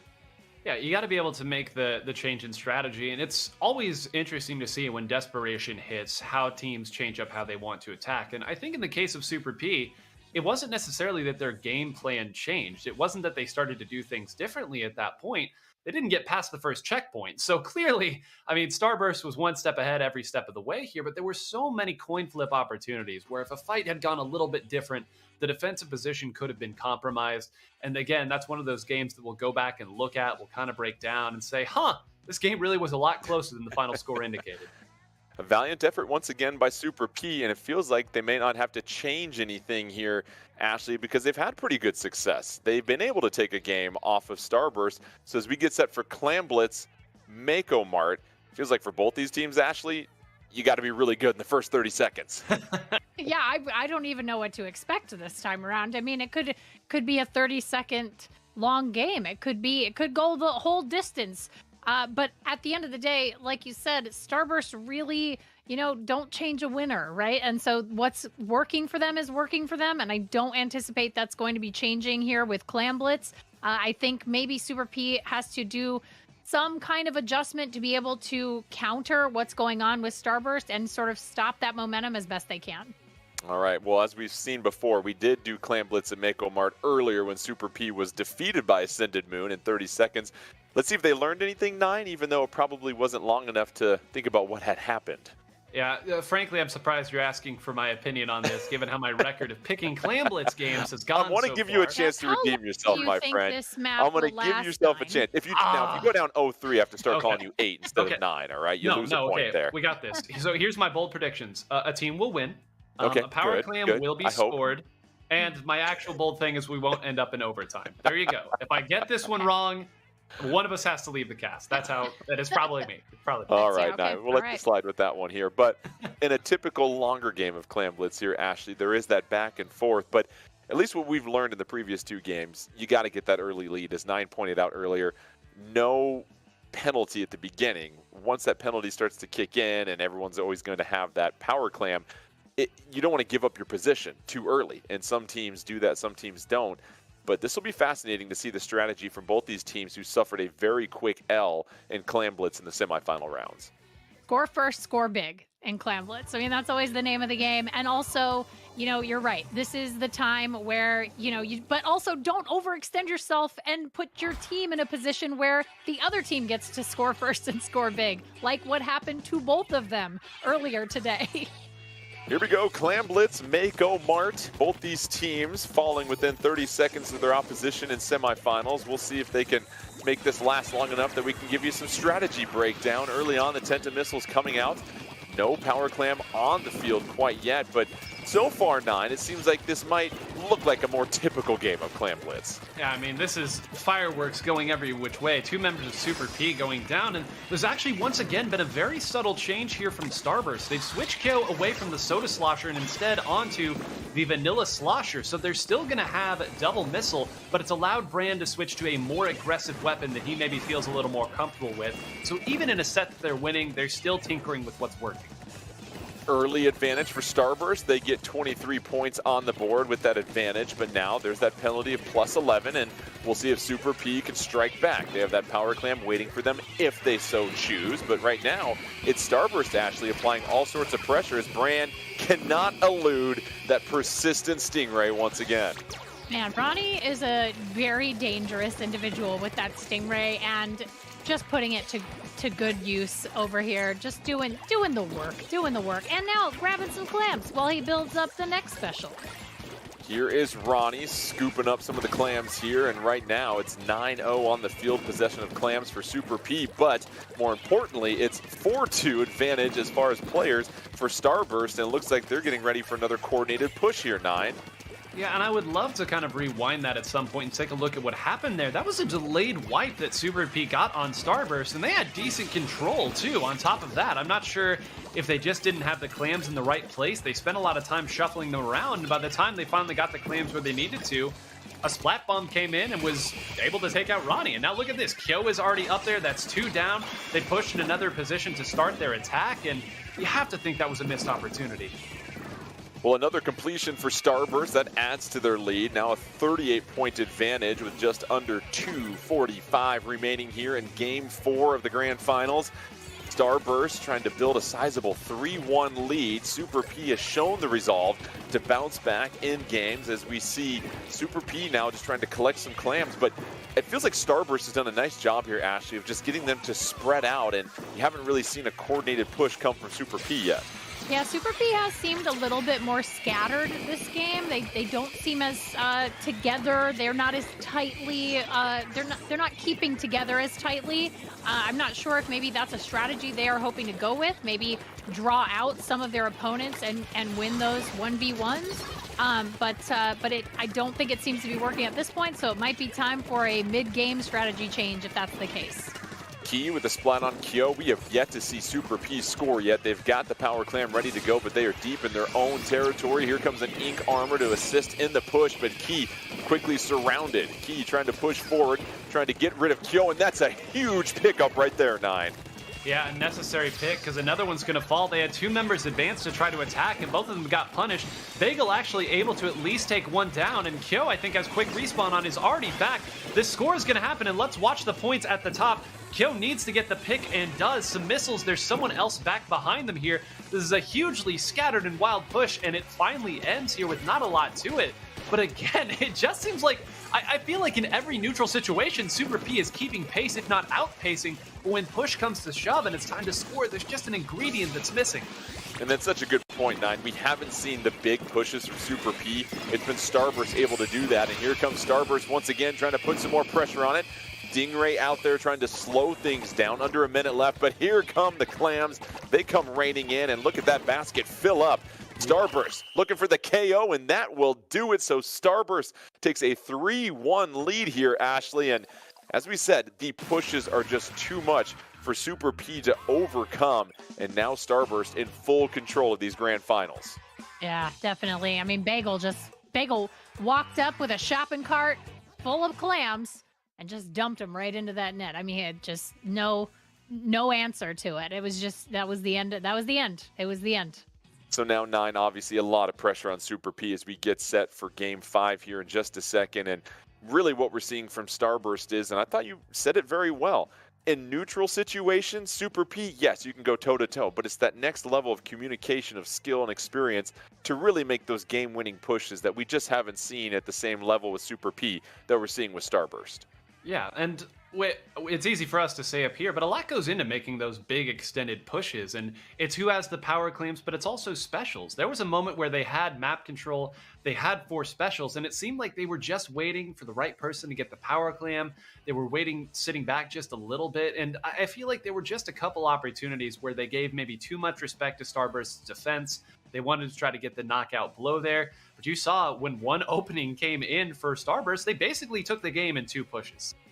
So we'll see what game mode Super P goes with here. They obviously got the victory in Rainmaker. Ashley, you figure maybe naturally they go with Rainmaker one more time. But the stage will also be important because the Reef was a little unique in that, okay, you can go that one particular route around the backside, but it's really hard to get through there. It felt like Starburst was very committed to it. For Super P, it feels like Rainmaker's the natural choice here, don't you feel like? Yeah, I mean, Rainmaker definitely is. I think that's the pick, right? So it's you've got to get in there, try to steal back some of that momentum, and I think we might see some sort of concerted effort to try to close this out quickly. And I know that sounds wild, but I think you've really got to make that last ditch effort where you're diving in there trying to get it done as quickly as possible. But it's going to be really tough when it's against Starburst. So it will be Rainmaker at Humpback Pump Track, and 9, another smaller map where everything kind of happens in the middle here. So it feels like if Super P is going to get this victory, they're going to have to take a quick neutral victory and then finally get a solid coordinated push, which we saw them do on the Reef. But to me, it feels like the longer this match goes on, the more it plays into the hands of Starburst at this point. I would agree, and it's a great point that you note that if it starts to stall, because despite this being a faster track to the Rainmaker once you pick it up, it's also very easy to stop pushes here with very little resources. You can either go around that left side flank where you have to climb and not the most defensible position, but if you opt to go to the right side swinging all the way around, that can also be stopped by just some regular bombs. You don't even necessarily need a special, so look for Ronnie to try to be the one that opens pushes ups with the Stingray, and if it's not a Stingray, it'll certainly be a ranged weapon to try to slow it down. All right, we have Rainmaker, Humpback Pump Track, a chance for Starburst to get win number 4 and claim this championship. 9, take it away with the action here. Taking a look at it here, I love the fact that Bagel has switched back here with the Bloblobber. If there's one mode you're going to use it for, it's this. This is going to be really quick pops, and on any map that can start to stall, you need to be able to quickly pop to keep your momentum going. That's why they've opted to go with it, and we also said before, Ronnie Stingray is going to have some opportunities to really extend and make some pushes bigger once this game goes on. I mean, that's, first of all, Ronnie just out here getting it done as best he can. You know, Bran doing a really good job of identifying where Ronnie is. I mean, that's the one downside of using that Stingray. Everybody knows where you are. They're going to come find you. Taking a look here, once again, Bagel now leading the charge here on this side. And, you know, this Suction Bomb Rush has a real opportunity to open things up, Ashley. And I love the fact that they tried to rush after Bagel, but in the end, somebody going down here, if Bagel gets another pick, this could be huge. I think did a little bit of damage. Bran's going to try to follow it up. And once again, the flanks coming from behind. This is where it starts to get scrappy. This is what Starburst wants. More pressure coming in, but it does look like Super P, now that they have this Stingray, has at least earned themselves a slight moment of reprieve. Yeah, they're going to get a little bit of a breather here. I know that this is now, as we mentioned right before the game started, this is going to become tougher and tougher for Super P as time goes on. Starburst, so good at wearing their opponents down. Well, and when the opponent asks you to just forcibly make the correct choice every single time, eventually you're banking on it going wrong. But this is exactly what they wanted, right? This is the lead. The push is going further and further here, all the way to 40, and that's going to be one less. Key might have the chance to knock it out, and there it is. Ashley, we set this up at the start. We said if it stalled, that was a problem, but the Stingray was what could break the stalemate. Man, Ronnie really... Ronnie on the Stingray is just making space for all three of his teammates to just get in there and get it done. And that's exactly what happened. You can see right there, 3 Stingrays in the span of, 90 seconds? Something like that. I mean, that is just some really, really good play by Ronnie, and really just one of the big reasons, the biggest factor, I would argue, in that win.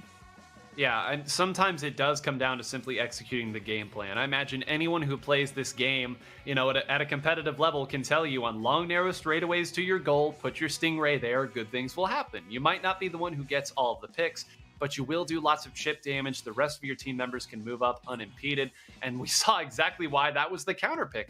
They're 2-0 on Rainmaker. 2-0. And, I mean, we can also note that the last game that the Rainmaker that Starburst lost in the last series also involved the Blobber. So I'm actually surprised that that was a pick for them this time around. Like, don't change a winner. I was very surprised to see that switch up. I know that, you know, you'd use it in this mode, but on that same note, you know, if you got the momentum, why would you want to change it up? Yeah, it's a great question, and it's one of the reasons why when teams have the familiarity with each other here, that always becomes a debate. Sticking with what's been working for you, trying to get an edge on your opponent, they might change it up. And I do think that the Blob on paper was a good pick there, but especially when your opponent is moving as quick as the members of Super P have been moving, it's that much more difficult for the Blob to really contribute. It's really trying to play the objective, and I mean, that's nice when you have the objective, but the other team gets to play the game too, as it turns out. Previous series, it ended up being that, you know, Starburst got steamrolled in 30 seconds the same way Super P did in their first series today in the grand finals. And so, you know, to go back to it, it was a surprising pick, but I think we'll probably see it switch back over to what he does best. And what he does best is tower control, which is where we'll be headed next onto Wahoo World. This was not a map that was available to us in the semifinals, so this will be the first time we see this map mode combination. I will say, though, Wahoo World is a very interesting map in the sense that there's really only one true backliner on the map right now, and it's not playing for Starburst, Ashley. It's going to be a really interesting game for Starburst because that Stingray is going to come in very, very handy. It is going to be extremely effective, and there are so many different aspects of verticality in the map. The topography of Wahoo World is such an interesting place to be if you don't have that true backliner the way that Super P does. And that's always kind of the, you know, you have a backliner, but they're going to be playing back a little bit. So, I mean, it's in the name. But there's also a ton of space here that more aggressive comps can kind of work out in. Usually that second checkpoint falls only after a lot of things go very, very wrong for one of the teams. It's usually contested right around the 50-point mark, and that's where usually these games are won and lost. So there's certainly something here that they must like. That's why they've picked it. Or perhaps amongst the other maps they could have chosen here, they just didn't think there was a better one for them to try to take tower control on. Yeah, I think that's probably a great assessment of it. And I also think that, either, like you said, with that second checkpoint, it's like either a lot of things have to go really, really wrong for your opponents, or a lot of things have to go really, really right for you. And it's one of those kind of domino effects where if you can just keep building on that momentum, keep getting those individual picks and make it work, you got to make things go right for you. Super P up against it once again here. Just one more victory for Starburst, and they will be your champions today. Kyo has switched back to his tried and true Kensa sloshing machine. It's a great weapon for this mode. And I'm sorry, Ashley, was that Already. 12 seconds? 12 seconds! Already. I mean, it's just, Ronnie is just an absolute champ at getting that Stingray up and running as quickly as humanly possible. Or as squidly possible, I guess. Even squiddily. And, one thing I want to note here about Bran, took forever to fire those Tenta missiles, but by targeting all four and waiting for the rest of his teammates to go up, he kind of ensured that there was going to be direct follow-up on those missiles. Oftentimes, when you fire missiles, you're thinking, maybe I'll move them, maybe I'll get a pick. But when you know that your opponent is moving back as a result, you can call out to your teammates, hey, the door's open, just walk on through. Yeah, one of the really critical aspects of gameplay at this high of a level is the follow-up after all of these specials get launched. So you're going to see these players, Ronnie does this, Kyo does this, all of them do this, where they'll launch their special and either help their teammates with call-outs so that they can move forward and get into the proper positioning and win those 1v1s, or you're going to end up in a situation where you're able to launch that special and then get into the mix yourself and make something happen. And speaking of making something happen, Ashley, as we've been jawing away here, look at this push. This is incredible. All the way to 23, moving up, using right specials. Bagel's pushed all the way up here. I think he's happy to be off the blob and be able to attack. Brand's going to run through. That's already damage on that last person. Bagel immediately pushing forward. This last checkpoint, actually, I don't know if it's going to be able to be contested. I don't know. I don't think that there's enough of Super P there. I think they're just going, yep, there it is. And that's wow, quick. An emphatic end. Starburst with an incredible victory there, making it look like Child's Play punching their ticket. 4-2 will be your set here in this best of 7. And Starburst, it was looking dicey, about as dicey as it can get in that previous set, down 0-2. As they are wont to do, they hit the reverse sweep and they look in total control for every mode that's not named Rainmaker. Yeah, exactly. And if you saw that end card there with all of the stats, Starburst had double the amount of specials compared to Super P. It was 4-3, 4-3 versus 1-2, 1-2. So it definitely was so heavily stacked in their favor. They were able to run up those specials, get them executed, and then capitalize on literally everything. So once again, it's just one of those scenarios where everything went right, and that's how you win on tower control. Yes, it was a great performance there. It's so difficult to keep pace with Starburst. And we'll go ahead and bring up the bracket here so we can kind of recap all the wonderful action that happened today. Of course, in our first set, Super P scored a great victory against Ascended Moon. We saw, with the exception of our Clan Blitz match, Super P looked in control. But how about that other semifinal, Ashley? Man, I can't believe it. What a reverse sweep. Papaya going up 2-0 and then Starburst roaring back to win 3 straight. What a great, exciting semifinal game match. That was just so fun to watch. And then the grand finals, 9. Like how this was really good. I was really surprised by this. Yeah, and it was really, I would say 5 of those games were very, very hotly contested. And that's what happens when you get players with the experience that these two teams brought to the table. Again, maybe a lot of viewers at home aren't familiar with Super P, but I promise these players have been doing it for a long time. And you just love to see, even though that last game did feel a little bit anticlimactic, that's what this game looks like. Every game is so much of a coin flip against teams of this caliber. And Ashley, I mean, what a way to start out 2022 here for our championships. No better way to kick off 2022's Splatoon 2. I just love to see some good Splatoon. Anytime I can get it, I'll take it. And I think this is a fantastic way to kick off the year of wonderful Splatoon esports. Yeah, we love this game. We've been playing it for quite a while. And again, for all you viewers at home, thank you so much for joining us today at the Splatoon 2 North American Open March 2022. Ashley, do you have anything you want to say to the people here as we sign off? I mean, what else can I say but stay fresh? Stay fresh.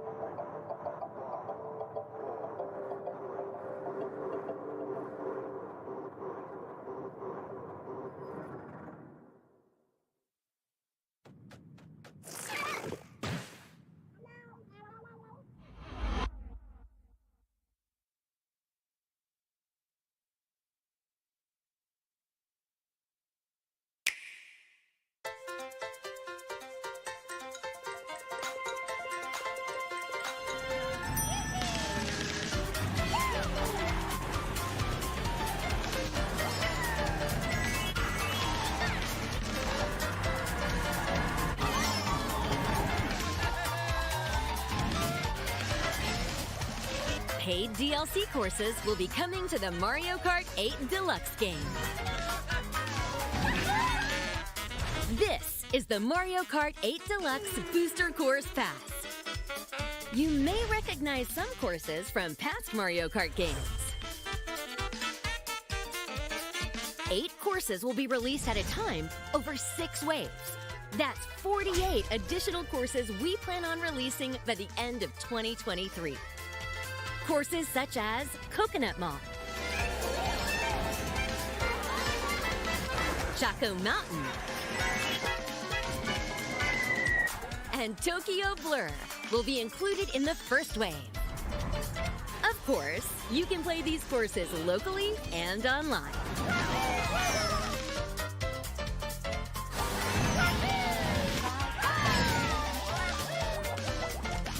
The first wave of the Mario Kart 8 Deluxe Booster Course Pass will launch March 18th.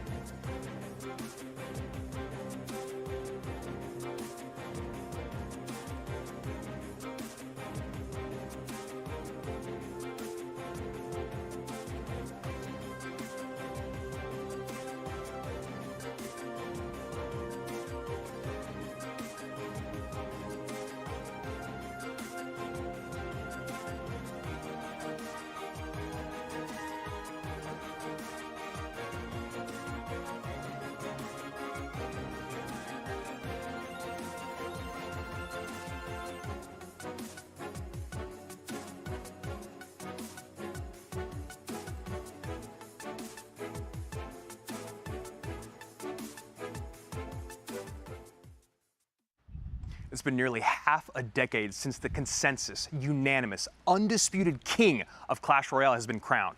And in 2021, we're going to do just that. Thanks, Pete.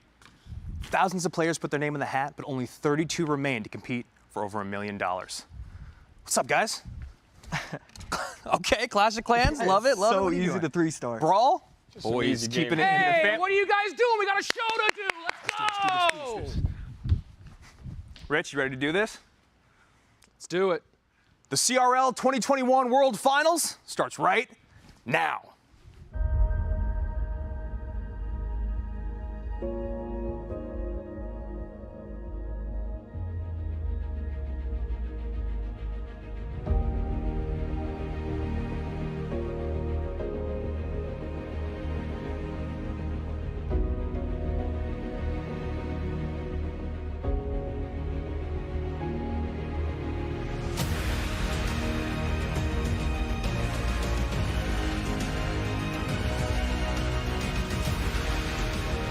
And there you have it, Chief Keef. That is GG.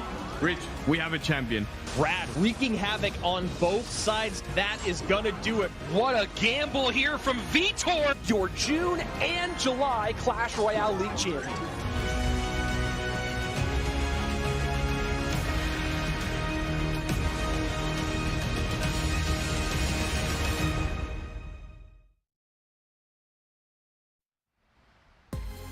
So you played thousands of hours of Clash Royale, won thousands of games, maybe even a ton of money, but none of that matters unless you show up this weekend right here, right now. Hello and welcome. I'm Rich Slayton, that's Andrew Guy, and we're here for the 2021 Clash Royale League World Final, where 32 of the best players on the planet go head-to-head for this trophy, a ton of cash, and bragging rights for the year. That's right. It is a year of firsts. It's the first time we've been in the studio in 2 years. It's the first time that we have a 3-day event, and it is the first time that we get to crown the best player in all of Clash Royale. It's been a long road here, and of course, maybe a longer one for these 32 players this weekend. Andrew, how's this going down? So there's a lot to cover here in our format. We'll go from macro to micro. 24 of the top leaderboard players were joined by 8 last-minute additions that came in through our LCQ for our 3-day World Finals competition. Day 1, it's single elimination, 1 life,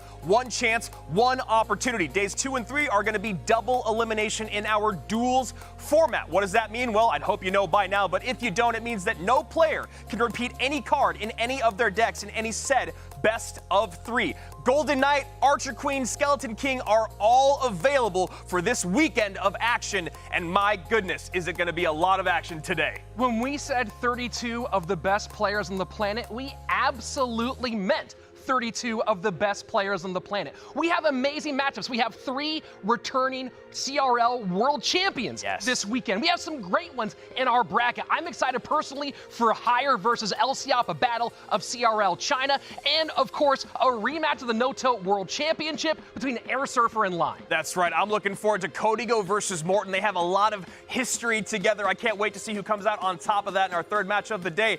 But why are they here? Well, bragging rights, obviously. Everyone wants to be the best in the world. But how about that $1 million that we were talking about in the intro? That's right. Over $1 million up for grabs today. And guess what? Even the people that are eliminated today get to take over $200,000. But speaking of $200,000, first place, $200K, 6 figures. Second place still gets 6 figures at $100,000, but we see pretty big drop-offs there in on out. This whole thing is going to be so intense. We might get down to the end to a best of 1 for a $200,000 prize, which could be absolutely insane. And of course, today, with those single elimination matches, those are critical for that prize pool. And we have a lot of big-time matches that you can get involved in today and get your votes in right now for our number 2 match of the day. Mini Minter, the very, very talented player who I'm glad to not be paying on my own pocket for once. He won my own tournaments so many times.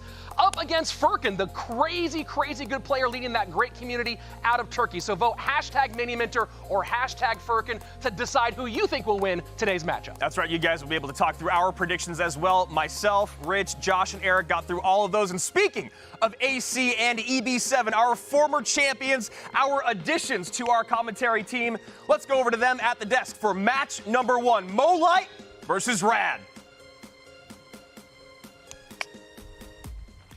What is up, everybody, and welcome to World Finals. We're about to kick off match number 1, but before that, Josh, how you feeling? I know it's World Finals, and we're finally on the desk this time. We're not competing, so not as nervous. Yeah, I mean, look, not as nervous. I don't know. I was telling you that I was feeling a Zen mode. Like, I felt good. Now that it's actually starting, I am just ready for this. The nerves that I feel, I can't imagine how these players are feeling. They must be feeling just out of sorts. Right there, we do have Rad, and we have Mohamed Light. Yeah, and I mean, starting off with the number 1 seed, we have Mohamed Light, the only player to break that 1,000-point barrier, absolutely dominating the whole year. We do have to take into account the fact that he is a World Finals rookie, though. He's not an all-out CRL rookie, but World Finals is a whole different game, and this is a best-of-3 single elimination match. He has won everything to win. Yeah, I mean, absolutely. There's a lot on the line for him. Radwimps on the other side, look, he's been in the game. He's been competing for the last 4 years. He is a talented player. He didn't have the greatest season, but when it really mattered, last chance qualifier, 4-0. When he needs to show up, that's what he does. Yeah, and I mean, he's one of those players that's just always fun to watch, man. You saw the celebrations in that LCQ. It seems like at this point in his career, he is just having fun with it, and that is a very dangerous thing to play against because Mo has everything to play for. This could be the perfect year for him, but no more time to waste. Let's get into the game with Mo and Rad. I am so excited to start kicking this off. Yeah, I mean, it doesn't get better than that. Mohamed Light, this is the player that everybody wants to be watching. Right there, Bomber, Dark Prince, Bandit on the bottom. This could be a battle of meta decks. Yeah, I mean, Mo is someone that usually sticks pretty close to the meta, and we see our first champion, Archer Queen, here. And I mean, look, if you're Rad, you're feeling good. You see Archer Queen, you have Lightning. That's a good start. Yeah, and I mean, the fact that he used the Lightning so quickly means that he was prepared for that. He knew that as soon as the Archer Queen gets up, he has to be cycling Lightnings. He doesn't want to fall behind where he gets in this weird cycle where he needs to cycle 1 Lightning on top of an Archer Queen, and then he already has another Archer Queen up. So I like that he's already set up where he knows what he wants to do. Yeah, the only thing that just starting off right here, you do know that Mo likes to cycle quickly, and he does have those skellies. The Bomber is 2 Elixir nowadays. I know back in the day, we used to have to spend a little bit more for that, so it does seem like he might fall behind a little bit with his deck. But overall, it seems like it's a good early start. I'm not too sure about the NATO there. It does get the Archer Queen, but it might have been a little bit of an overspend. Yeah, right here we do have the Ram Rider going to be able to halt the progress of the Electro Giant. Barbell is going to come in as well, and that's going to be a nice cleanup. Electro Giant might get to the tower, does get 1 zap, but the Ram Rider is going to lock on, and a nice early lead for Rad. This is where you see that World Finals experience, right? You usually don't see Mo with that type of NATO. He's very patient. He waits for the right moment. But at the end of the day, Rad has all the experience when it comes to this. And you spoke about it a little bit. It seemed like he was expecting an Archer Queen very early on. And that's because they had 1 month to prepare for this. So there is that mind game of, hey, do I actually think you're going to play this? Will I play this? Am I going to go completely off meta? And to be fair to Mo, he doesn't really use E-Giant all that much. Yeah, absolutely. I like the deck from Radwimps right here. He has to be very careful about how everything is getting set up right here.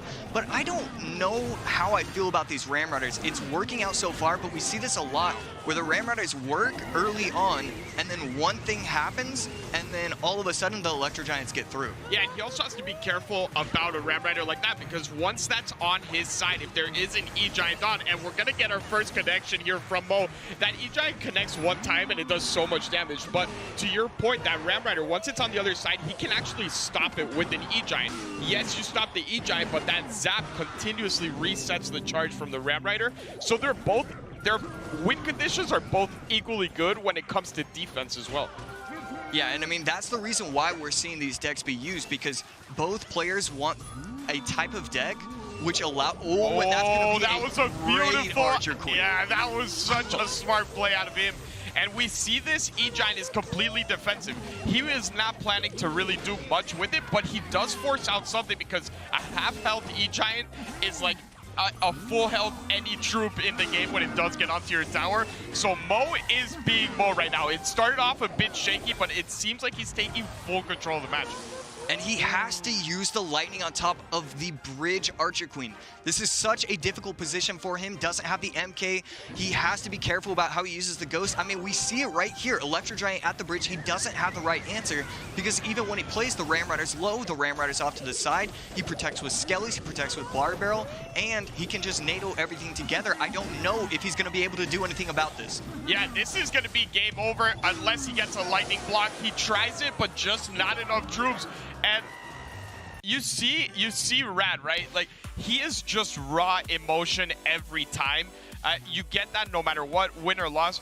But at the same time, Mo just showing off that he is the #1 seed for a reason. Yeah, he just did everything right in that. He was so careful. I mean, he was aggressive. We did talk about it early on, but apparently it was the right decision. Maybe he was just trying to get to double elixir because we saw once double elixir hit, that Mega Knight just couldn't do enough. It just wouldn't get that DPS that you need. Yeah, and on top of everything, you saw that Mo took more advantage of that month because what we saw to Rad was that Mega Knight, which was catered to Mo's other types of decks, the Wall Breakers and the Quick Cycle Miners. But if he was actually expecting this E-Giant, you would have seen that same deck that Rad went with, but with P.E.K.K.A. He decided to go Mega Knight, and those defenses are basically impossible late game. Yeah, the P.E.K.K.A. would have made a lot more sense. He has to kind of get himself in these positions where he has the good matchup. The Mega Knight, it just puts you in a lot of... I like it and I don't like it because... on one side, I do like it because he's kind of saying, you know, even if I get matched up against Electro Giant, like that game's a wash. It's okay. I'll just get games #2 and 3. But if he uses P.E.K.K.A., it gives him a shot against everything. And I think right there, that game plan kind of says that he doesn't have a lot of faith in himself. Yeah, I agree with that. And also the fact that Lightning, the good thing for Rado is the fact that it was Lightning and Archer Queen in the same matchup. So at least he got that right. You don't really have to worry about using up your Fireball, or he still has it available. We know Mo loves the Royal Hogs deck. That is that quick cycle deck. So to have Fireball still in your pocket and going up against Mo is a good thing. But on the other side, you're going up against Mo, down a game. He still has Tesla. He still has Wall Breakers. He still has Miner. This is the best possible position to be in if you are a Mohamed Light fan, Mohamed Light team, Julesy. They got it right in that first match. Yeah, the Electro Giant was just such a phenomenal deck choice. Allows him to really just be anything, and it allows him to have the Golden Knight up. That is the card that most people are, you know, the most worried about. It is so strong. It can just dash onto 8 different troops and the tower, and it's so hard to push it off as well. So the fact that he has that up as well, it spells trouble for Radwimps. I just don't know what he uses in game #2. I'm gonna put you on the spot here while we wait here for the match to start up. Can Rad actually bring it back against Mo? Look, I love Rad. I've played against him. I've competed against him. You know, I call him Radwimps. I'm not, you know, I've known the guy. I don't know if there's really any shot whatsoever that he's going to be able to do this just because of how strong Mohamed Light is. So in that whole answer, what I got is that you were flexing a little bit, that you're old school, that you've known him for a lot longer than everyone else, and that you don't think it's possible. I agree with you. I just don't think it is possible. Once Mo has a lead on you and he hasn't used his comfort decks yet, I have seen him win matchups that he should not win. So the fact that he's now taken that pressure off of him is such a big deal. I mean, we don't have to wait any longer. We don't have to predict anymore. It's just straight gameplay. And Rad actually going with a bait sort of deck against Mo. And there we go. We have the Skeleton King. I love this. I've seen it on ladder so many times where people cycle the Skarmy in the back behind the King Tower and then allow the skeletons to die so that way the Skeleton King gets popped up. And I like this deck. This is exactly what Rad needs to be, you know, pulling out if he wants to stand a chance. You use the Skeleton King, you get kind of cute, and look, most times when we say a player is getting cute, it's a negative. Right here, I think this is a positive. I think if he wants to win, this is how he does it. Yeah, I agree with you. Catching Mo off guard with something that, you don't really practice a lot against this. It's not seen that much in competitive play. We were actually all talking about that earlier, right? We were talking about it in the caster's room. You could say that we don't know if we're even going to see this card. So one-on-one against Mo, mirror matches, same type of decks, or decks that he's practiced a million times against, you probably won't beat him. I love the deck choice as well, but we have to see, because look, if there's one thing I learned is that you don't bet against Mo with interactions. Yeah. He knows everything. Yeah, and unfortunately, the way this deck is set up, yes, he's able to, I mean, we see it right here. He gets the Skeleton Barrel to pop. It allows him to charge up the 2 elixir usage of the hero, but he has Bar Barrel, he has Hunter, he has Ewiz, Mega Knight, Ghost. Every single possible answer that you could even conjure up is in Mohamed Light's deck. Game number 2, and he has a hard counter, you know, within the first 2 minutes. This has been kind of a story for Mo, right? Mo has been incredible, and I don't want to take absolutely anything away from him, but his duo with Julesy has been perfection all year long. I think his success is mainly due to his skill, but Julesy has been such a huge component. We see the dash there from the Golden Knight. We were talking about it. If you play things in the back and you are going against Golden Knight, it is a risk that it'll always splash on tower. I like this Fireball. Get that Dark Goblin out of the way, so you do not have to use that Bar Barrel on it. He can Bar Barrel Ewiz whenever he wants on the left-hand side, and we probably will see an Ewiz here, yeah. Yeah, I mean, look, it's an easy defense right here, but I love what Rad is doing. He's trying to force out Elixir. He's trying to force out certain cards. If you want to give yourself a chance in this kind of matchup, that's exactly what you have to do. We saw right there, he tanked the shot. We knew that the Golden Knight was going to be able to dash on the tower. Oh, what a nice dash. Yeah, I mean, look, the dash works, but I like how he's pressuring a lot. This is the only way to give himself a shot. This is great gameplay coming in from Rad. Yeah, I thought that dash was going to be enough for the Ram Rider to actually connect, and this forces out the Ewiz. Now he doesn't have anything for the bats either, so he needs to be very careful here. That hit is actually a big deal. When your deck does this little damage over this much time, you cannot take an Ewiz hit. He is able to get back in cycle without the bats doing any harm. I would have loved to see Rad save those bats, play it behind the card to really force something else out. He had nothing in cycle. He had no Ewiz, and that Hunter is usually going to get tanked for first, so the bats could have done a ton of damage. But now he's going on their lane. I think this is the only way he can win.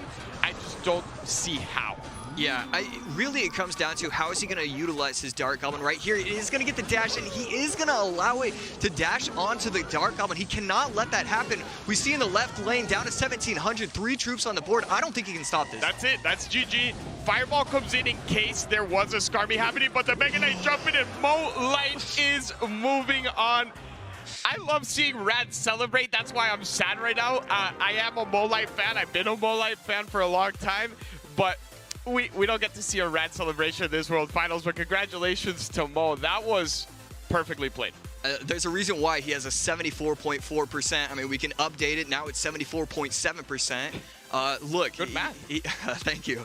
I made it up. I could be wrong. But yeah, he played a great game, great deck choices. There's really no negative right there. And look, even though it's this new meta, it was a month off, and he was using different kind of decks, it feels like we didn't really see what Mohamed Light could be preparing. It feels like he kind of hid his decks, and he allowed himself to use what could be known, but it was still different. Yeah, and when you have that whole month to prepare, it is a very difficult thing to do.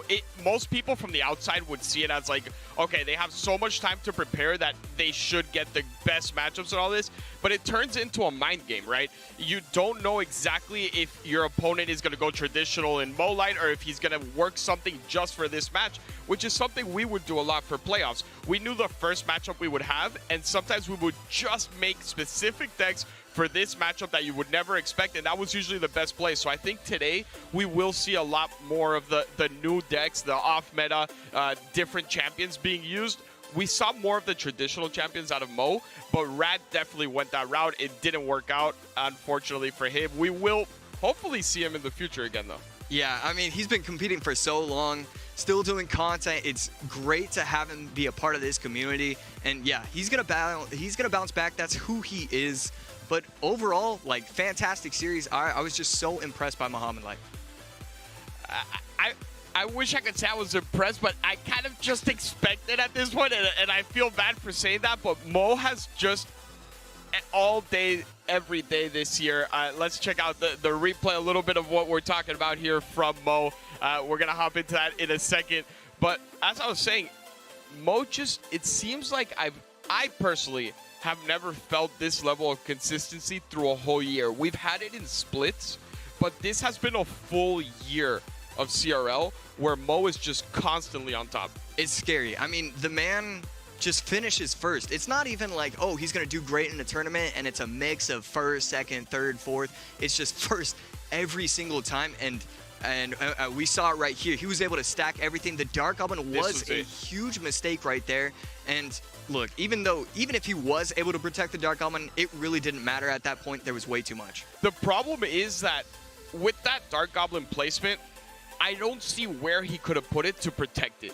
What he could have avoided was that dash, but the whole build-up there, I always say it, it's one of my things that I love to say, is how much value a Ghost can get when it's in front of your tank. Everyone that is kind of in that casual zone usually thinks, okay, tank always first, Ghost and everything behind it. Mo puts that Ghost in front, forces that out earlier, and, you know, I mean, it was just perfect played, but it's time for match number 2. Yeah, there we go. We got Furkan going against Mini Minter. What a match it will be. Mini Minter is definitely a scary... I mean, both players, 16 and 17, very few leaderboard points separating the two. Yeah, and I mean, look, Furkan doesn't have all the history that Mini Minter does, but when it comes to a full year, he's had a great year. And on top of that, the one thing you really want to see from players in World Finals is that ice in their veins, that clutch factor. And he made it happen in that last month. He needed that, right? But before we get into the match, Mini Minter actually has a word for us. So let's check out what he has to say. One thing I would have to say to my opponent Furkan is, well, good luck. May the best man win, regardless of matchups or whatever. I am on a mission, and you're in the way of that mission, sadly. But may the best man win, and yeah, good luck. Yeah, and I was short, sweet, to the point. He looks dialed in, so I'm excited about it. We know, like you spoke about, Mini Minter had that great early start, and then we saw a little bit of a drop-off, but it seems like he is back. He just won that tournament with Mo Light, so maybe that gains some confidence. From the past months, I'm leaning a little bit towards Furkan. I don't know where you're going with it. Yeah, I mean, Furkan, he is just so consistent on ladder, you know. A big fan of the ladder players. When we picked up Lapo, everybody was scared about that. And then he showed the world there's a reason why these players are reaching these crazy heights. And so consistently. They never make mistakes. Their poise under pressure is insane. Furkan, phenomenal player. I've been so impressed. I was looking at his stats and I was just amazed at the general consistency. And then you talked about it. He needed to show up in that final month in order to confirm a spot where he didn't need to play in that last chance qualifier. What does he do? He qualifies for the top 8.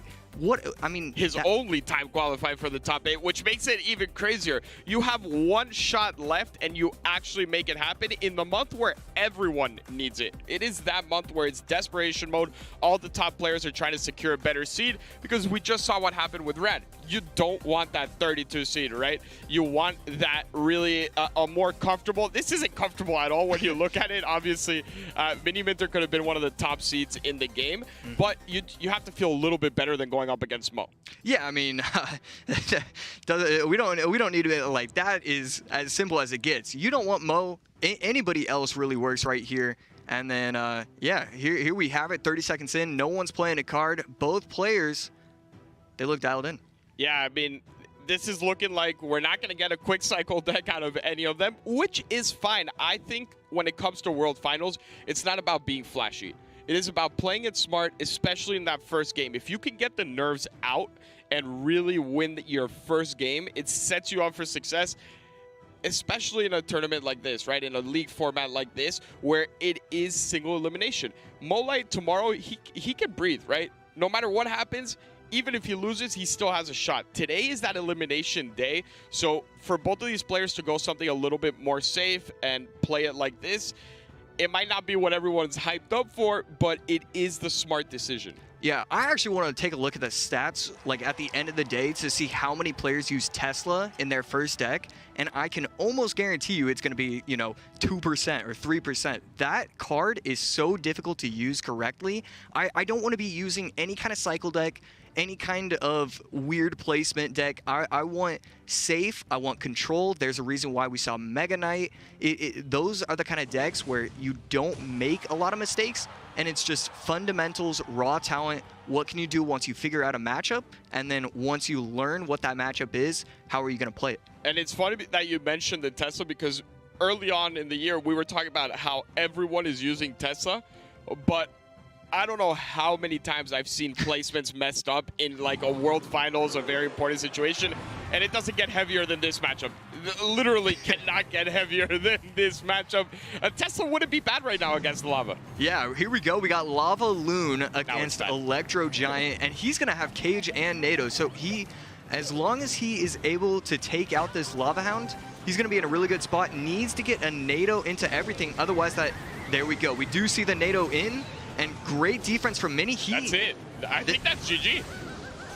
Yeah, no Fireball and Cycle as well. So that, I mean, even if he's able to be set up, wow. That's it. That is game over. That is the scariest part about waiting. And, I mean, he had Lava in hand. I mean, it is, to me, I know you guys will probably not like the fact that I'll say this, but I am a Lava player. And when I have Lava firsthand, I don't mind using it a little bit before. You don't have to start off with it right away, but maybe give yourself a little more time, because that is the push that takes the longest. He almost got 3 crown, but it just doesn't give you enough time to build that second one if you truly wait until the end of that single elixir. Mini popping off. Yeah, he did everything right, and I mean, there's a reason why we see limited amounts of Lava Hound, because it's just so difficult, and it's one of the few decks, it's probably the only heavy deck where you can just auto lose just because of matchup. And right there we saw it. He uses the Fireball on top of the Archer Queen. What happens? Cycles Mother Witch in the back. What happens if he tries to go aggressive opposite lane? Oh, we have a Cage, we have a NATO. Anything that he could possibly do, he did. It just didn't matter. And let me just point something out. E-Giant coming out of Mo, very comfortable win. E-Giant coming out of Mini Minter, very comfortable win. I'm curious to see if E-Giant is back in the meta. Is this what we're going to see on day one? I like the deck just in the sense that it is single elimination, and it does give you a lot of good matchups. If you play patiently and you don't rush anything, you can almost always win. Obviously, you will get those P.E.K.K.A. Ram Rider matchups, which are a nightmare to play against. But other than that, it sets you up for success in a defensive end, and you could just go ahead and lightning cycle. You can do so much with it that really, I think it's a smart deck choice out of Mini Minter. He definitely prepared well, and that's one of the advantages of playing for a team like Tribe. Yeah, Tribe, what a staple of the community. They just set their players up for success. We saw it in game number 1.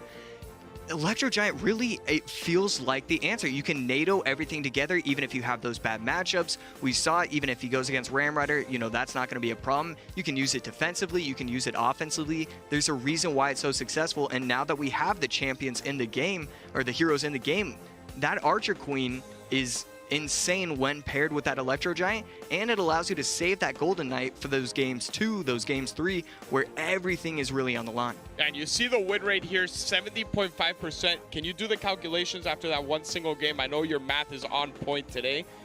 Probably 70.72. I was just thinking the same exact thing. So obviously we're mathematicians, but the important thing here for Furkan is to get that ice in his veins that he had in that last month. You can still bring this back. I genuinely think that this is not over yet. It was a very, very tough matchup for him. Also, that specific fireball to the Archer Queen that you were talking about, you need to be very careful with that type of thing because it doesn't really do anything to that Archer Queen. All you need that Archer Queen to stay alive for is to activate that ability, get enough damage in, and what happens next is just a bonus. And that fireball will never prevent it. Yeah, and then it allows him to cycle, because you know he's going to have that second air targeting unit. So the fact that he used it right there, that's the problem with using, you know, win conditions first play. It sets you up for just tough interactions. That was about as good of an interaction as you can get when you're playing against the Golden Knight. I don't know, we'll say it's on purpose and Furkan just, you know, did the greatest timing of all time, but that dash actually hit absolutely nothing. He ran into a wall of air. Yeah, right there, beautiful usage of the 1 elixir, you know, hero ability. It does force out the Ewas and is able to get a little bit of damage right there. Pretty big lead for Furkan after only a minute. The Royal Hogs are so dangerous, especially in that first opening minute. It feels like I've never seen a Royal Hogs deck go down in the first minute. I absolutely love this type of Royal Hog deck. This specific type where you can continuously cycle, force out things, and we all know what happens in Triple Elixir whenever you see a quick cycle and an Earthquake in a deck. So all he really has to do for this matchup is just stay in it. He could even go down a little bit on damage, but on Triple Elixir, nothing can out-cycle and out-damage this deck. You have a lot of answers on defense, even though it doesn't seem like it. Even just the Fire Spirit, the Cage, the Royal Delivery, you can cycle that so quickly, and a really nice sort of kite there just to buy him a little bit more time. But this time, he does have the Mega Knight.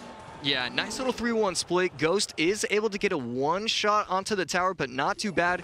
The question is, okay, so I was wondering if he was going to have the Fire Spirits and Skellies in cycle.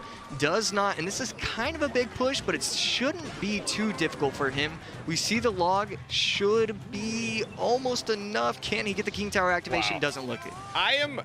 He doesn't get the King Tower activation, but I am such a fan of the Fire Spirit. I think it is a card that we should see in almost every set, especially in something like this where you could just throw the Fire Spirit on the bridge. If you're in cycle, you have a lot of elixir, it always forces something out because it is that 1 elixir fireball damage. You need to stop it. Yeah, it's so much better now that it's just 1 card, 1 elixir. Just placing it, I mean, we see right there, he places at the bridge at the exact same time his opponent used his Mega Knight. What does he do? He still has to defend it, waste the Bandit, and now it's going to allow him for an easy defense if he can set it up for another Goblin Cage, and there we go, we see it. The cycle on this deck is ridiculous. You weren't even done talking about how he just Fire Spirited the bridge and he used another Fire Spirit so that the Mega Knight would not jump. It is so frustrating to play against a deck like this. He has to Mega Knight the right-hand side, but look at the left. The left is going to 1300, and we are 45 seconds away from Earthquake cycle. Yeah, right there, I want to know the thought process behind what Furkan was thinking. Because if he goes with a 2-2 split, the question is, does he still go with a Mega Knight on the right lane? If so, that would have been 2 Hogs on the left side, and that could have been insane damage. Instead, we're looking at an even game with 1 minute and 25 seconds left. Yeah, and going all in on one lane, I just think it is not the play right here. You need to force out that Mega Knight and then something else, because you can still make him defend both towers with your cycle and how quickly you can cycle Earthquake. He cannot afford to actually take damage on anything, and this is getting really scary. He is going to probably lose this match here. Mega Knight connects on the left, and he doesn't have anything for the Ram Rider, and I cannot believe what just happened. I don't think he can either. We see the poison on the left. It might not even matter. The Ram Rider is going to take it. Mini Minter is going to go 2-0. What a match overall. We see that, I mean, it really comes down to one play. He goes all in with a Royal Hogs, and he has Mega Knight in cycle. Yeah, it was the only time he did it too. I would love to, you know, go back, possibly talk to him at some point and figure out why he did that, because it was clear Mega Knight was in cycle and the match was in full control. I think it's something very important here is when you have a deck like he has, you need to understand that if it's working, you don't have to get extra damage.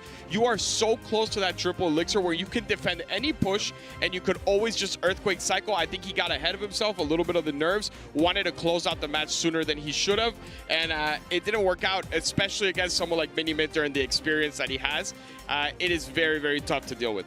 Yeah, the experience, I think, is the biggest part. It is so hard to remain focused. You know, we talk all the time about nerves with like hands and shaking and all that, but really with these pro players, trying to remember cycle, trying to focus on how much elixir your opponent has, that is such a, your thought process gets blocked. And, you know, even though the average cost is 4, we see it for Miniminter, he was always able to set himself up for either Ghost plus Log or Mega Knight or anything, or, you know, even the Golden Knight using the dash as well. He always had an answer, so we needed to see him continue to split. Yeah, I think when you have a deck like that, it is just very simple, right? You're playing both lanes because of your cycle. You're not forced to just attack one lane and stick to it in fear that you won't have enough damage left for that. He was doing it perfectly. Throw that Fire Spirit, all of that. But I think that's enough of us talking. We have Andrew waiting, so let's check in with him. Thanks, guys. What a fun first 2 matches of the day, and also a bit of a surprise. A lot of Electro Giant coming out with a lot of success, as you guys talked about. We're going to hop into game number 1 here on the replay. We can just kind of go ahead and roll through this at the moment. We know how this kind of started. It was a bit of a stop and stare. Let's hold right now. So what we're looking at right now is we see the Electro Giant coming down the lane, a Lava Loon push, you know, pretty standard, kind of by the numbers. But what we're thinking here is, all right, Balloon goes to the Goblin Cage, probably going to be a NATO to King. We're going to go ahead and pay attention to this spot right here, right? Why not? The Goblin Cage is there. That's where the Balloon's going. Let's go ahead and roll through here for just a second.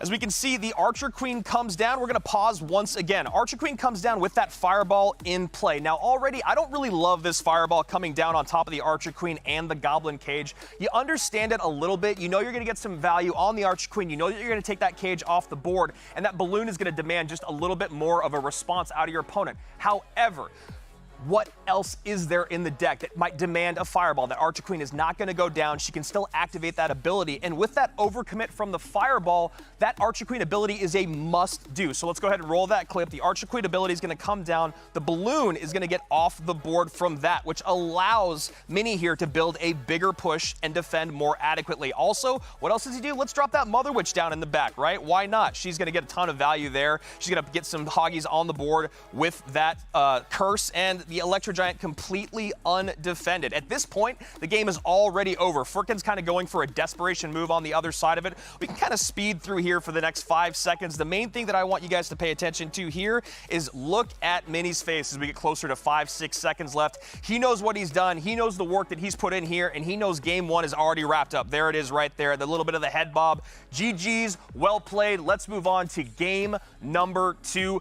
A little bit less fun interactions in this game, but there was a big glaring mistake. I heard Eric and Josh talk about it, and it starts right here, right? Why would you drop 4 Royal Hogs at the bridge when you know that MK is back in cycle? We can go ahead and roll that clip. So Royal Hogs come down, well, so does the MK, right? Now you see you're in a big elixir disadvantage. As he is ticking to 7, there's already 7 on the board. Royal Ghost comes down with the delivery. Skellies, I could have played that same defense and I could have lost just as easily. On the other side of the board, well, what do? You bring in a Ram Rider, right? Pressure, pressure, pressure. Bandit gets a dash on. MK is there. Nothing there for the Ram Rider. That's going to be it. GG, well played. Furkin eliminated. Rad eliminated. $30,000 already given away, and Mini is moving on to day number 2. But we got a lot more action coming your way. Let's go back to the desk for a very, very exciting match number 3. Thanks a lot, Andrew. And of course, we do have a very exciting match number 3. Eric, so far, the favorite has won in our 2 opening matches. But again, this single elimination tournament, so dangerous. And coming up next, a man who's, of course, a fan favorite, one of the all-time greats in Clash Royale League, but a very important moment for him. It's Morten facing off against Colombia's best in Código.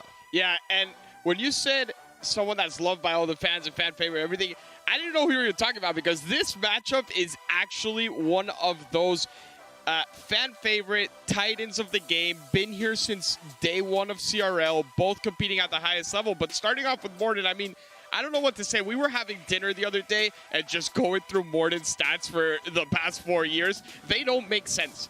It is incredible. We talk Ruben, we talk Mugi, everything. Morten is at the top of every list, whether it's 2v2, 1v1, King of the Hill, and this year he only depends on himself. Absolutely next level player. So let's go take a look at a quick word from Morten to his opponent, Código. y es de los mejores, de los mejores jugadores del mundo en este momento y de la historia, ¿no? Tiene una gran trayectoria.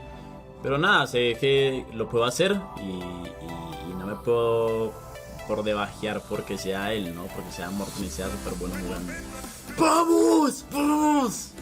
Kollege und ich sind gute Kumpels. Wir spielen jeden Tag gegeneinander eigentlich im Stream, weil wir streamen um die gleiche Zeit und spielen einfach jeden Tag gegeneinander 3-mal oder so. Das heißt, wir spielen im Monat ungefähr leider 100 Games gegeneinander. Auf jeden Fall korrekter Dude. Ich bin sehr gut mit ihm. Ich wünsche dir auf jeden Fall viel Glück. Aber natürlich möchte ich am Ende gewinnen. So, es ist mir komplett egal, gegen wen ich spiele. Selbst wenn ich gegen Sam spiele, möchte ich ihn zerstören. Das ist mir eigentlich komplett egal. Aber ich wünsche natürlich viel Glück. Und ja, wenn er gewinnen sollte, hat er sich auf jeden Fall verdient. Ist ein sehr korrekter Dude. Aber natürlich möchte ich gewinnen. And of course, a friendly game, but a very important friendly game here, Eric. Let's start with Morten in this matchup. Now, Morten, of course, shouldn't need much introduction. A longtime CRL veteran with SK Gaming through 2018, 2019, 2020. In this year of CRL, of course, great win rate at 70%. Throughout his career in CRL with teams, he had a 64% win rate. But Eric, let me bring you something very important as we get into this game. CRL EU, second place. CRL West Spring 2019, second place. CRL West 2020, second place. Worlds 2020, second place. March monthly final this year, second place. Best global tournament finish, second place. And Eric, what's his best ladder finish? I'm going to have to go with second place. That's the big knock. Yes, he won CRL West with SK Gaming in the fall of 2019, but that second place has been a big weight around his neck for a long time, and this is important for both Morten and for Morten fans. Yeah, and I mean, I'm already proud of Morten in the sense that, yes, he's using Miner, but it's not the Miner we expect from Morten. He is always lost to that matchup, in my opinion. That has been his biggest weakness. He has worked harder than anyone. He has the mechanics just as good as everyone else, but his analysis and deck choices are what's let him down. He is keeping that component of Miner that is that comfort deck to him, but this is a way different look. Yeah, very different look indeed. And of course, on the side of Código, where I believe that's the Turkish flag as opposed to the Colombian flag. He is the captain of Colombia, led that squad to a top 4 finish at the No Tilt Worlds in 2020. Really beloved player, and one of the guys we talked about this other night at dinner, Eric, that he's someone who I think is accurately rated. His fans know that he's a great player. He's not an S-tier player, but he's a player who deserves to be here and has a very, very good chance of being an upset today against Morten. This is one of those matches that I had a lot of trouble predicting the outcome of it. When it comes to World Finals, I usually have, okay, this guy's more experienced, this guy's a lot better. This is so even to me. Yes, Morten has more accolades to his name, but Código, that kick tower activation. Wow. That is Morten fashion kick tower activation, where it looked like he was in a little bit of trouble. Those spear goblins get zapped off, the bats don't go down fully, and you're getting a little bit nervous for him, and then he activates that kick tower. But like you said, this is not a clear-cut match for Morten like we've seen so many times for him. Mega Knight going to the left-hand side towards the mortar. Queen goes into her invisibility mode. These minions, which you don't see played very often, have been a very important factor. Código does not appear to have a big spell that at least he's willing to use on them. We'll see if maybe he's, you don't usually see Lightning and Zap in the same deck, so you would feel like that would be Fireball or Poison. Have not seen it yet from the Colombian. I feel like if it's Fireball, he would have had to use it by now. Maybe he's saving it for one big push where Morten is caught off guard.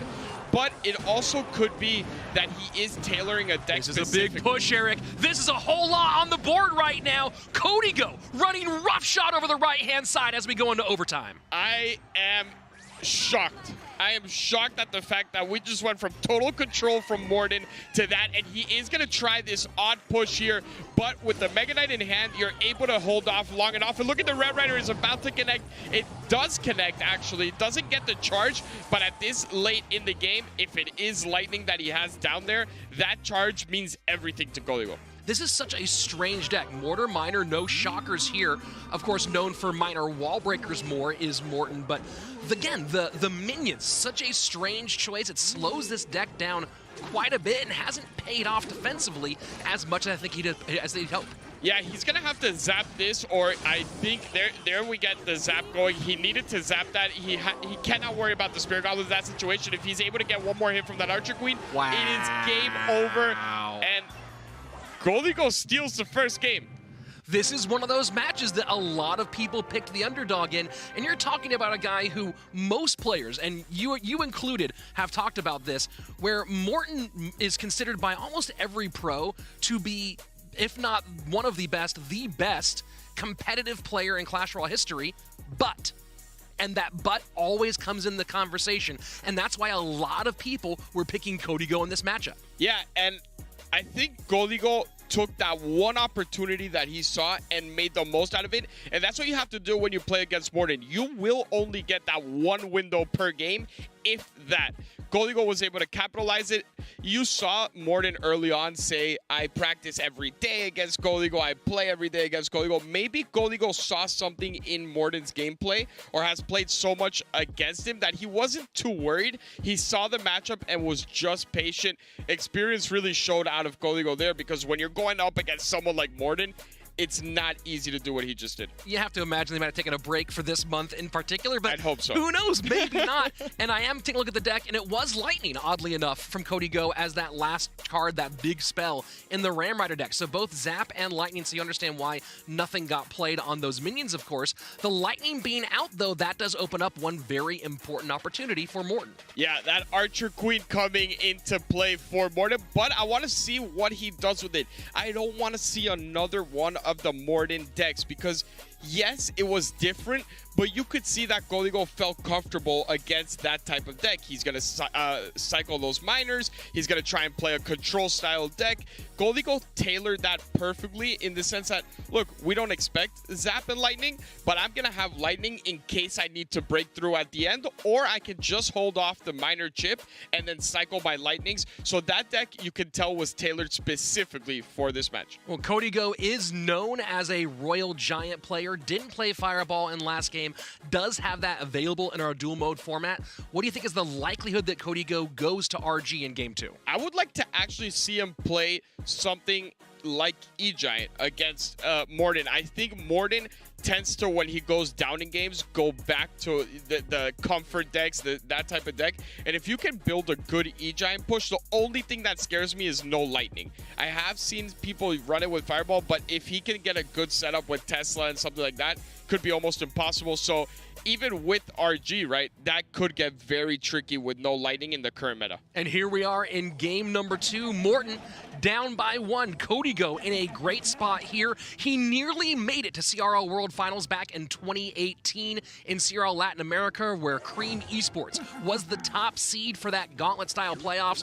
But the rise of a young man from Vivo Keyed, Javi 14, came out of nowhere and, of course, double 2-0'd Código in those 1v1s, denying him a World Finals chance. This is his first time back in all that time, and here we go. It is Royal Giant, so the question is, if I called it, did Morten call it? My question to you is, you know he didn't practice against Morten this month, and you said his deck. Were you his coach this whole month? Oh, look at this Archer Queen on the left-hand side. I wasn't his coach because I probably wouldn't have picked this deck here, and there you go. Morten taking the lead as we go past the first minute of gameplay. Yeah, he does take the lead, but still, you spoke about it. Código's main deck is an RG deck, so he has to be feeling comfortable. It is only a 300 HP deficit, and you are playing with your full-on comfort deck. What does scare me is, for defense, that cage being there. No Lightning on Código's end, and on top of that, the Archer Queen, when you activate that ability, could basically take out the RG way before it even gets one shot off. Royal Giant in Lumberjack making a move as well, kind of a throwback version of RG here.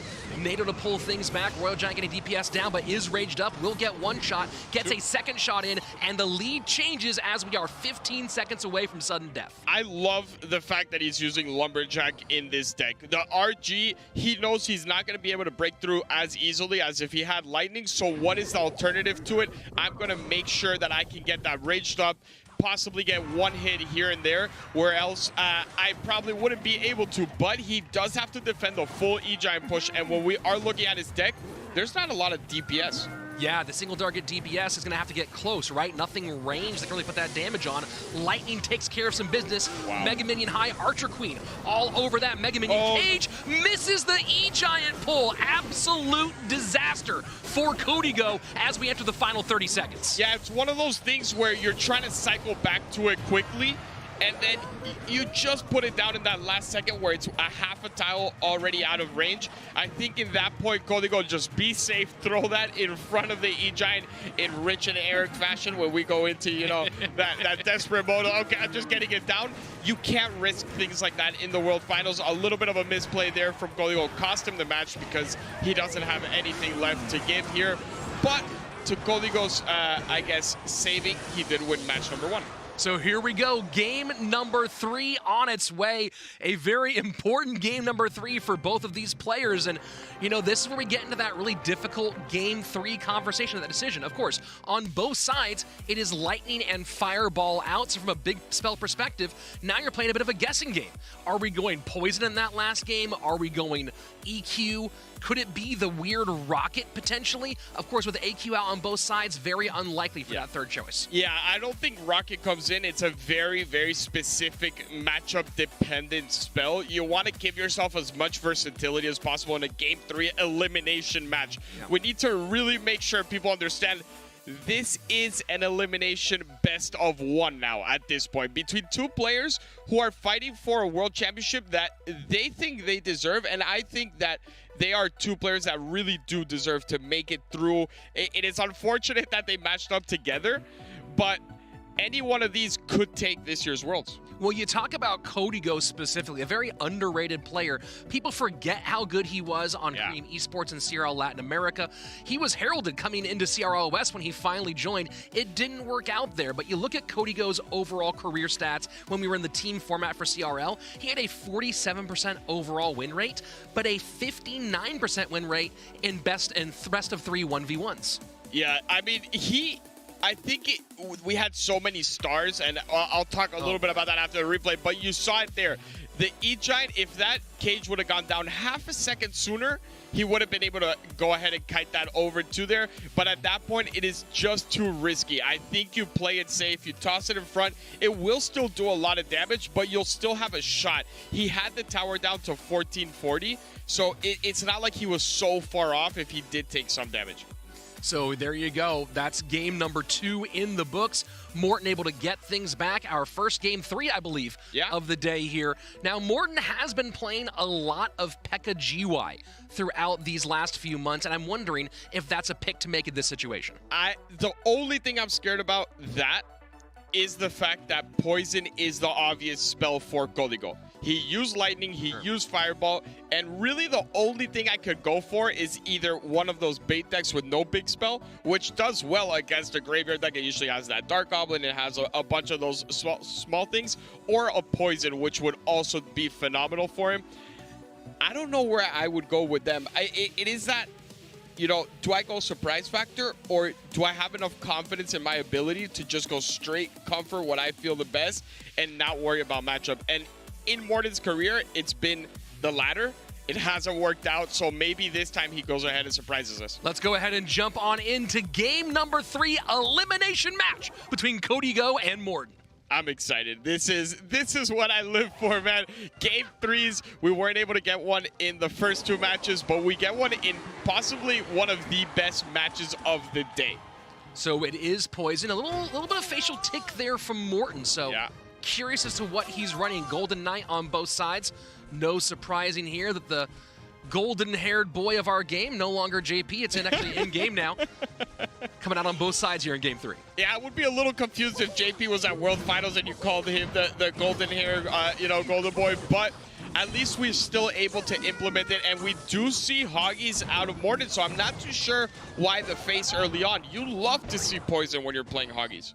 And Tesla out of Código, talking about that earlier, you guys were, about how Tesla can be a risky choice when you're nervous with the placements.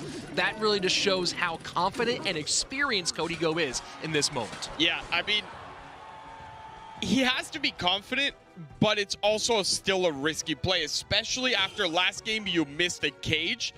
You have that in the back of your mind, whether you like it or not. Every time there's a mistake made as a player, you think about it. Please don't make a mistake with the Tesla. And now the delivery is not available for the flying machine, and Morten is on tower. Huge connection from Morten on the left-hand side. 21.97 is the mark as we pass the midway point of regulation time. And Código going with Minor Control here, which has been making a bit of a comeback in the last couple of months. It is so odd to see a match where Morden is in it and he's not the one using Minor Control, but it was a very risky play to go with it. I love the deck choice out of Morden. You know there's no Fireball, there's no Lightning, and when there is none of that, Flying Machines become MVPs. Final minute, double elixir on its way, and Código starting to battle back here again. That Minor really getting left untouched. 1924 is the mark on that left-hand side as Morton cycles his Mother Witch to the right-hand lane. Yeah, and here we go. This is where he needs to get a ton of value. Those Flying Machines should become the MVPs of the match. If you're able to force out extra defense, which he did. He forced out a full-on Tesla. He has that Mother Witch on the right-hand side, and now he cycles these recruits in the back. He might go ahead and poison this. I'm not too sure. There's a poison. Now he only has to deal with one lane. Tesla cycled down on the side of Código. A lot on the board as that right-hand side getting loaded up and delivery out of cycle again for that Flying Machine. Yeah, he needs to be careful. This will dash onto tower if he's able to get on it, and there it is. I love that interaction. And that is a ton of damage, 487 on that left-hand side. Código with the head scratch right now, knowing he is in a lot of trouble. It's one of those things that your brain is so accustomed to playing the game a certain way for so long that you just say, okay, I'll just put these Spear Goblins right here. Nothing bad's gonna happen. Golden Knight on the bridge, dash activated, huge dash onto tower, and that's basically gonna seal the game. Arrows come in, poison next, and we have Morden moving on, bar something very weird. The upset's not happening so far today. Poison in. Código knows it's over. The CRL World Championship dream is still alive for Morden. For Morden and all his thousands and thousands of fans that want to see him finally take home the trophy, I applaud Morden for not going to something like what Código just showed. In the past, Morden has always done that. Go back to Minor Control, go back to Wall Breakers, something like that. You see the change, and that is so important, especially in match number 1. Very, very important indeed. Morton will be moving on. Código with a World Finals appearance finally, heading home with $15,000, but not moving on to Saturday and Sunday to that double elimination top 16 portion of our competition. What a great performance by Morton, and more importantly, a gritty performance from Morton. Yeah, it is definitely the way I wanted to see Morton start.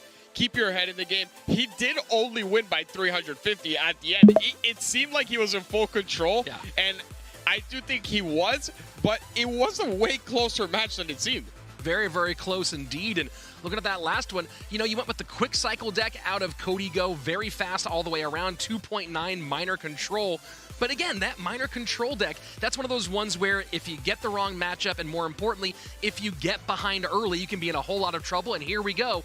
This is where the entire match shifted. Yeah, he did not basically calculate the Golden Knight being in cycle or elixir, enough elixir going down, and it all comes from that Flying Machine. If you realize those recruits to Código were basically done. I don't have to defend this. He was able to toss in that Flying Machine, which forced out those Spear Goblins, and then the Golden Knight in front. You saw him take full advantage of that. You can tell he's practicing that Golden Knight type of deck. You know, you gotta wonder, of course, so many players unable to sleep the night before a World Final. You know what that feels like? I wonder how the players who've made it through to Saturday, if they're sleeping just a little bit sounder tonight. I think they will. I think, you know, you're not going to sleep much. I'm not going to lie to you. When I was a coach, I wasn't even a player, and I think I would sleep 2 hours just thinking, okay, is this a matchup I want to play? Is this what I want to do? And you have to realize these players will get their opponent a couple of hours from now. You have to prepare for them. Sure. You should already have some preparation, but everything changes once you see their decks. Yeah. You see their decks, you have to prepare for tomorrow, and you still have to stay in that upper bracket finals. It makes things so much different. And here we go, game number 1. Talk about deck preparation.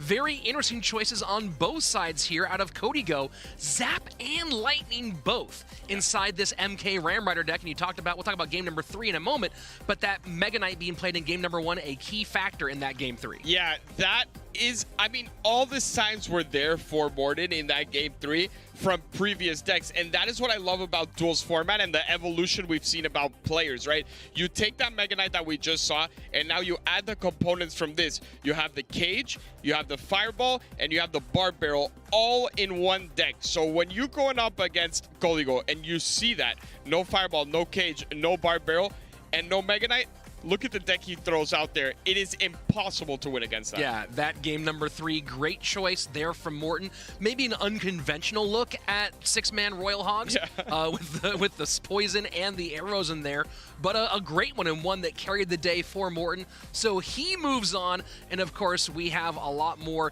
And coming up next, a match that I said top of the show I'm very excited for. This is a great one, a CRL China battle.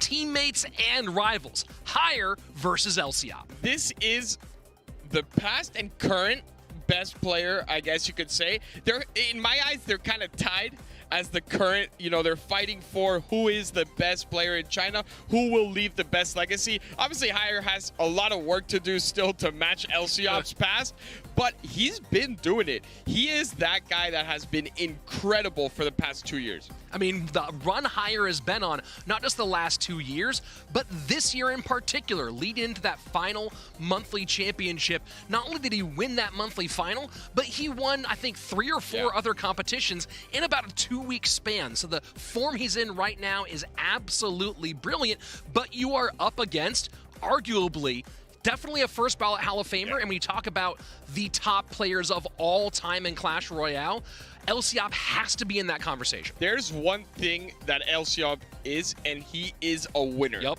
And when it comes to World Finals, you guys see that seed that says 24? It means nothing when Elsiop is the name before it. You don't want to play this guy in a World Finals. I mean, this is the guy who won 5 regional championships with Nova Esports in CRL. 5! That's complete insanity. And then on top of that, of course, the first ever CRL World Champion. It feels like he just punches a ticket to World Finals before the year even starts, because I don't think a World Finals is complete before Elsiop is qualified. He is that person.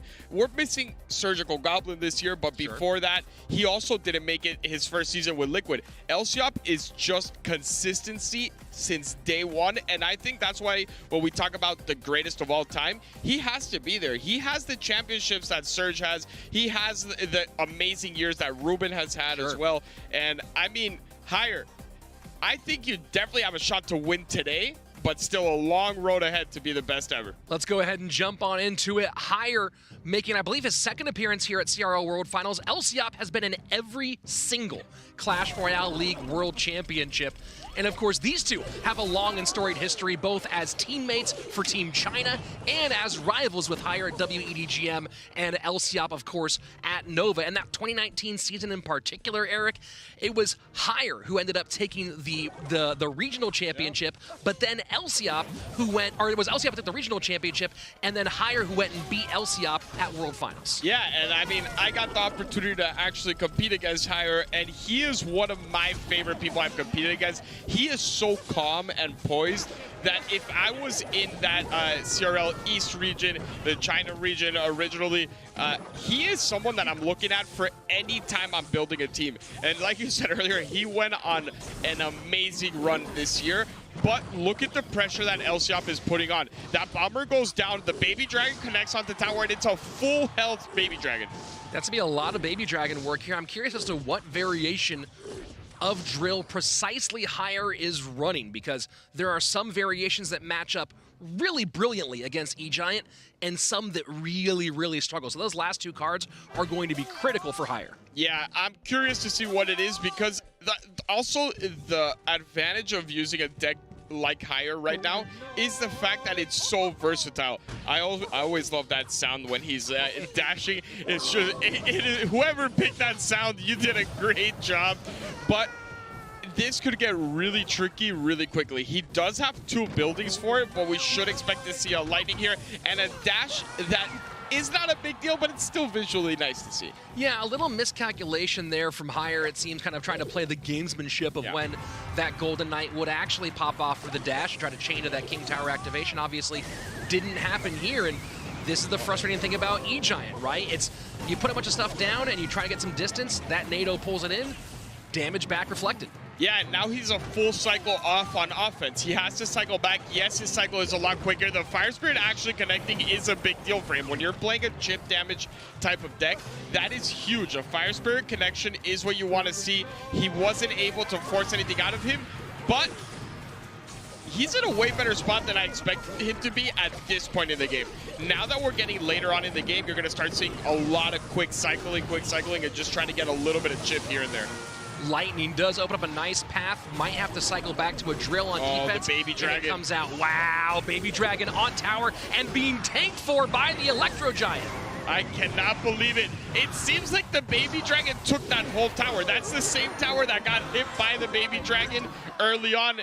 And this is why you don't want to play the 24th seed if his name is Elsiab. Man, yeah, 24th seed, as you said, doesn't mean a thing when that's the man carrying that number. Elsiop with a great game here. Higher, maybe a bit out of sorts. A couple of moments there where it seemed like maybe he lost track of the Baby Dragon. But again, there are some drill decks. Drill Magic Archer NATO, for example, does great against E-Giant. And there are some drill decks where you're on your back foot the entire time. And that's what we saw here. Absolutely. And there's also that aspect of when you play someone in your own region that you have as, like, you know, your mentor that you looked up to, there is that sense of extra respect. And we've seen it with Ruben, right? When Ruben plays against people like Michi, Carpi, and all them, it seems like they lower their level just a little bit because they over-respect them. I want to see Higher just go out there and be like, you know what? I am better. Play aggressive. Be yourself. Be the Higher that we've seen in other matches. And that's the hard thing to do, though. You talk about that. You're up against an absolute giant, a legend. Of course, they've been both competitors. Higher's gotten the better of Elsiop. Elsiop's gotten the better of Higher. They've been teammates for Team China and very successful teammates, might I add, for Team China. But every once in a while, you just stop and remember, oh, I'm at World Finals and I'm playing against a world champion. Yeah, you sure are. You're playing against the winner of all winners. And you see that the card cycle, obviously, when you're playing an E-Giant, you'll always be the heavier deck. But like you were talking about, if he was able to have that Magic Archer NATO, he would be able to force out more things out of him so that it wouldn't be as comfortable to just straight up push. This, unfortunately, did not have anything for that air defense against the Baby Dragon. It was just all gonna die. And that's why you saw so much value come in. Yeah, very, very tough one here. And you see Higher just zoned in, dialed and ready. And, you know, it's so hard to imagine what's going through their heads in these moments. Certainly some nervousness, some more than others. And that's part of the training, too. How do you prepare somebody to feel comfortable when they're down one in a BO3 at World Finals? It's just something you have. And that's why we see the winners are usually repeat winners, right? It is that thing, like, you have to kind of be bored with it. You can gain it through experience, but the bored winners are the Elsiops. I'm here every World Finals, and I'm just going to keep being here. I don't care how many years I've played. And I think Higher does have that, though. Higher certainly experience in live event play. Offline play, obviously, a little bit less nerve-wracking overall. And, of course, having been to World Finals before, having been right on that precipice, having played through sort of those nerves, certainly a key factor, but you can never tell when you're talking about no longer a team competition where you have multiple rounds, multiple sets, multiple players, but a single best of three. That can change the psychology. Yeah, it definitely can, and we've seen it in the past. I saw it firsthand. I don't know if you remember all the way back to, I think, 2018 with Chris, right? Chris came into that CRL as one of the greatest players to touch Clash. He had that one matchup where the fireball, he didn't know the value, and you just saw the psychology change completely from that point on. And what I do think is that from what I've seen from Higher, he is very mentally strong. I played against him in that World Finals, and even though he lost, he came up to us and he was like, you know what? I'll be back. You know, I will be back, but I just don't want this set to be over yet. I'm not rooting for anyone in specific. Just give me a game 3. Yeah, we just want more Clash Royale League World Finals. Of course, we have more right now. Let's go into game number 2. Elsiop with match point. Higher needs to reverse sweep to go on. Let's see what Elsiop is coming at us with. Obviously, it is going to be way quicker than his last deck. It's not hard to be quicker than that. But when you do have this hero choice, you want to have a lot of these squishy units so that when they die, you're able to spawn in more Skellies, just the way that these decks work. And we already saw this type of deck being used once, and I don't think this is the last time we'll see it either. Yeah, very, very interesting. Of course, it can be awkward to play against. Mega Knight takes care of business, and Elsiop visibly unhappy with that development. Yeah, the problem with things like that, you have to be very careful because all that did is buy more time for Hire to build a more aggressive push. If he never would have used that ability, there would not have been enough elixir for the Loon and the arrows, right? He would have had to choose one or the other. But hey, if you're going against Loon and you have Minion Horde and Bats and Spear Goblins, you feel somewhat good. Very nice King Tower activation here for Elsiop. Bats do take care of the Loon, and as you said, having all of those pieces, the ability to pull, to DPS, to pressure, Elsiop with a lot of answers here. Yeah, it's looking a little scary if you're a Hire fan right now. The amount of air units he has, you know Elsiop is never going to make the mistake of, I'm going to place Bats and Minion Horde in a place where they can all get arrowed down. And even on the other side, when you do have to defend the push, Mega Knight for the barrel if you need it. You have arrows for all the Skarmy, for everything. You have an answer to absolutely everything on defense. But your problem is, how are you going to get damage? Bats in behind the Skeleton King. Fishboy does pull. Mega Knight getting DPS down very quickly. Lot of Skellies. That's a lot on the board. Fireball, but the King Tower activation, oh no! Hire, I think, just got a little bit of a life-saving Skelly there. I'm not sure how that happened. It is that wondrous Skelly for him. He is going to have a picture framed of that because that is the only way I saw him actually back in this game. Well, let's go ahead and shout out to our replay operator in the booth. You might know him as a two-time CRL regional champion, the God RF. Hey, RF, pull that replay. That guy's pretty good at it. Yeah, I've heard he's won a little bit here and there. And arrows come in. We could see a Loon here because those Zappies, if one of them can stay alive, there you go. You get the Zappies, and that can take care of the Bats as well. We need to see a Snowball come in, though. That will not survive if the Snowball doesn't come in.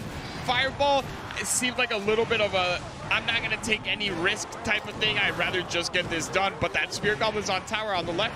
That's quite a bit of damage there on the left-hand side. Skeletons continuing to tank for that Spear Goblin, and just like that, a big lead opened up for the former world champion. Yeah, and you could see as the game goes on, if you look a little bit at the player cams, and this is why I love them, a little bit of a growing frustration on Hire's face, right? You see the facial expression change a little bit. He's not being able to get any damage done, and the pushes have been big pushes. He has gone in with the Loon and the Mega Knights and arrows and everything. So I just don't know when he's going to break through. This is definitely a great opportunity. Watch out with that Archer Queen taking care of those minions, and this is it. And Fireball cleans it all up. Slight elixir advantage for Hire, but just cannot find a purchase on the offensive side of the board. And he doesn't have any way to really create a different style of offense. And that's the other hard thing about this. He can't switch to just minor chip at this stage in the game, and he can't find any alternative pushes besides getting that Loon on the tower. And what a smart play there to put those Spear Goblins on the bridge, because he knew everything, all the spells were out of cycle. He had just used arrows and Snowball, which means the Mega Knight had to come down early. It wasn't available for the Skelly Barrel to come down. He got extra damage there, and as long as he's just able to defend these types of pushes, he should be okay. Snowball in on the Spear Goblins. One Bat staying alive. Arrows not in time. And again, cannot connect. Zappy's trying to get past it, but that's the Skarmy picking things up. Snowball in for the Miner. That Miner's going to do some good damage here. 30 seconds left. Hire is right back in this one. Yeah, and I think he does have Mega Knight available this time around. He's not even going to use it. The Fireball was very aggressive out of him. We do have arrows, and Miner is chipping away. He has the Mega Knight for the Skelly Barrel as well if he wants to use it. Lead does go back to Hire for a second, but that's going to do him no favors at all. Miner goes into the inside spot, and the Skeleton King gets the pickup. Snowball trying to make some room. That's it. Can't do enough. Elsiop with the 2-0 sweep. He's moving on. I cannot believe the end of that match. I think he should have just gone Mega Knight. Don't take that extra damage with the Fisherman. Play it safe. You were really right there. Obviously, a beautiful catch from Elsiop. I don't know how he predicted that spot out of everyone. That is like the spot that I would least predict, maybe I would go all the way in the back and try to predict that. But, I mean, LCOP, I don't know what powers you have. They clearly work. That's a nice placement for the Skeleton King, right? You have 3 primary spots, the outside front corner, the back, and the inside front corner, and that front placement gets both of those front corners. So you take 2 of the 3 most likely options off the board. Very, very nice call from LCOP. And again, it continues the higher, the favorite every single time. Or never mind, no, LCOP's the upset. It's crazy of you to call LCOP the upset. I agree with you. That is not, you can give the seed that you want. LCOP is not an upset in a World Finals. I'll take it in a monthly final. I'll take it in a regular tournament. World Finals, I'm not buying it. No, not at all. And a great win here for LCOP, the defending world champion, still keeps that repeat hope alive. And of course, we never had a repeat world champion. We have one of them staying on for now. Yeah, and I would love to see a repeat world champion as something, because you have it in the team format. So if he's able to cement it now in an individual format, Surge is one of my best friends. But I'm sorry, dude. He would go as the undisputed GOAT of the game.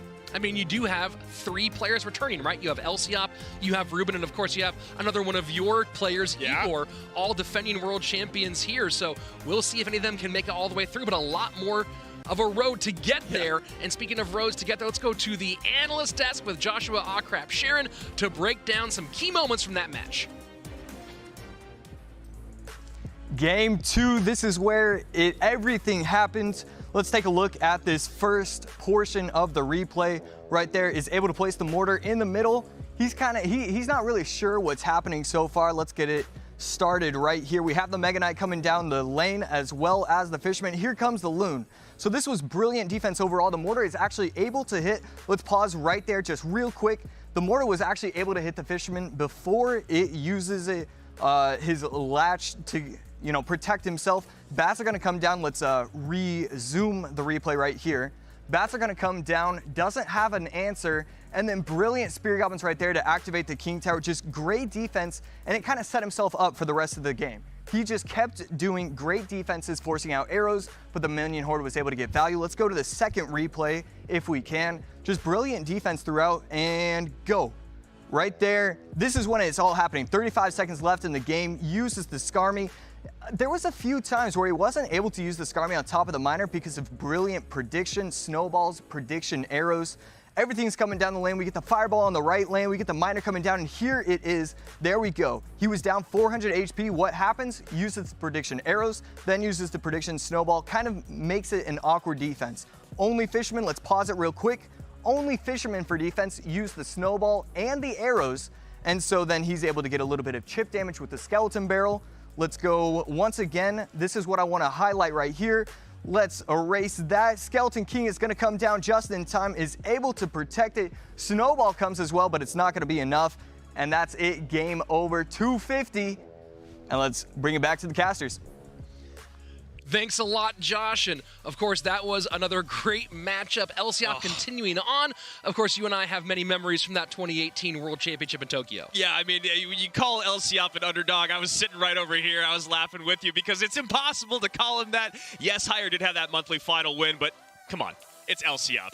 It's LCOP. So let's hear, we got coming your way now, Viper versus Hajime, which is a bit of a mismatch in terms of success this season. Specifically, when you talk about Viper being our number 4 seed, Hajime on the other side of it, squeezing in after a great LCQ performance, beating Wero and Yuya.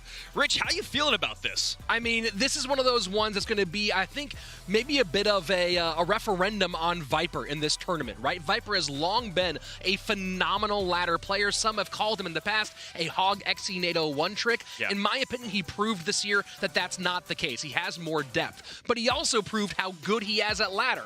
Multiple top 10 finishes, number 1, number 3, number 3, 2 times at number 11. He just murdered ladder and also showed he can play competitive Clash Royale. What's crazy about what you're talking about is the hog XC NATO god that is Viper. We have not seen him play it at all in the competitive scene this year, which I am dying to see. Hajime on the other side of it, a guy that is known for playing a lot of different decks out there. He's not known as a quote-unquote one-trick, but I have to agree with you, Rich. Viper is definitely not that. When you talk about the success he had this year, he was 4th in round 4 and round 6 of our monthly finals. He did have a 7th, 8th finish there. He also had a lot of success when you talk about the no-tilt worlds in 2021. So this is a guy that can definitely do it in competition as well as on top of ladder.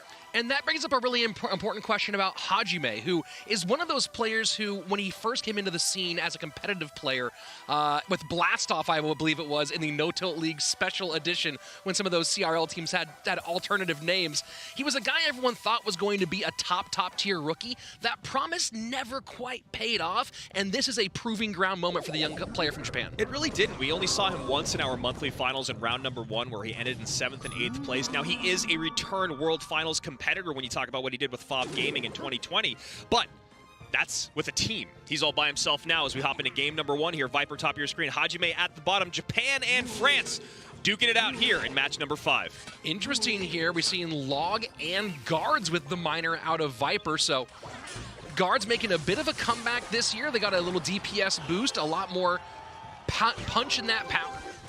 Yeah, he's definitely going light and fast here. When you see the Guard, you see the Spear Goblins, Miner, Bats, and Log. Luckily, there's no Skeleton King in play, at least not for Hajime. We'll see if Viper has a champion in this deck, but I don't believe so.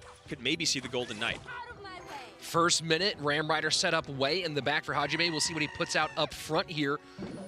And Mortar to pull from Viper. Happy about that. Easy cleanup there for the Frenchman, who, of course, isn't just an absolute ladder god with finishes. You talk about personal best, 8.9K, one of those few players in that rarefied air, touching close to 9,000. Yeah, Hajime here on the other side of it. When you talk about what happened to him in that round 1, he's looking for revenge against KK and Mo Light, who will be making his way on to day number 2, and Hajime hopes he can get a little bit of revenge by working through the Frenchman here.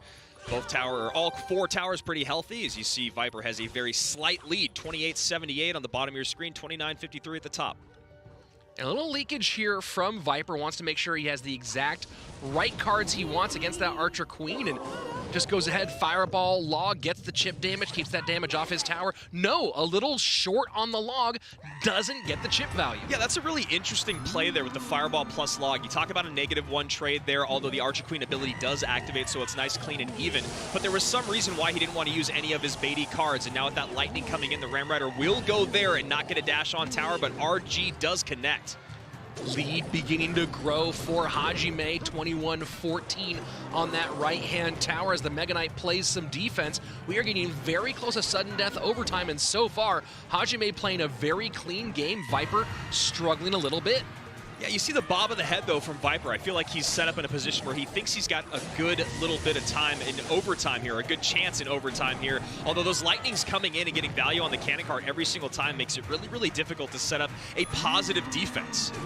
Although Cannon Cart is doing that secondary job of playing defense against the Ram Rider, so getting some value, but you can't keep giving those lightnings onto that tower, and now we see Viper make the choice to go opposite lane. You see their guards have to come out on top of that Royal Ghost. If it did go to that cannon cart, it would have splashed on tower. Bandit comes on top of that mortar drop just a little bit early, and that's going to pretty much kill this offensive push here from Viper.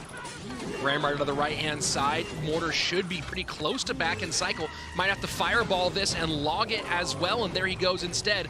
Holds off. Mega Knight gets a big connection, though, on that left-hand lane. Right now, Viper's interactions, he's definitely playing out of sorts, Rich. He's a little uncomfortable. We see him overspend quite a bit. And then, again, that Mega Knight connection, it's not the end of the world. He knows it's probably going to, it's going to be a single tower game. That MK jump is okay to take, but still losing control as we move on. Only 80 seconds remain.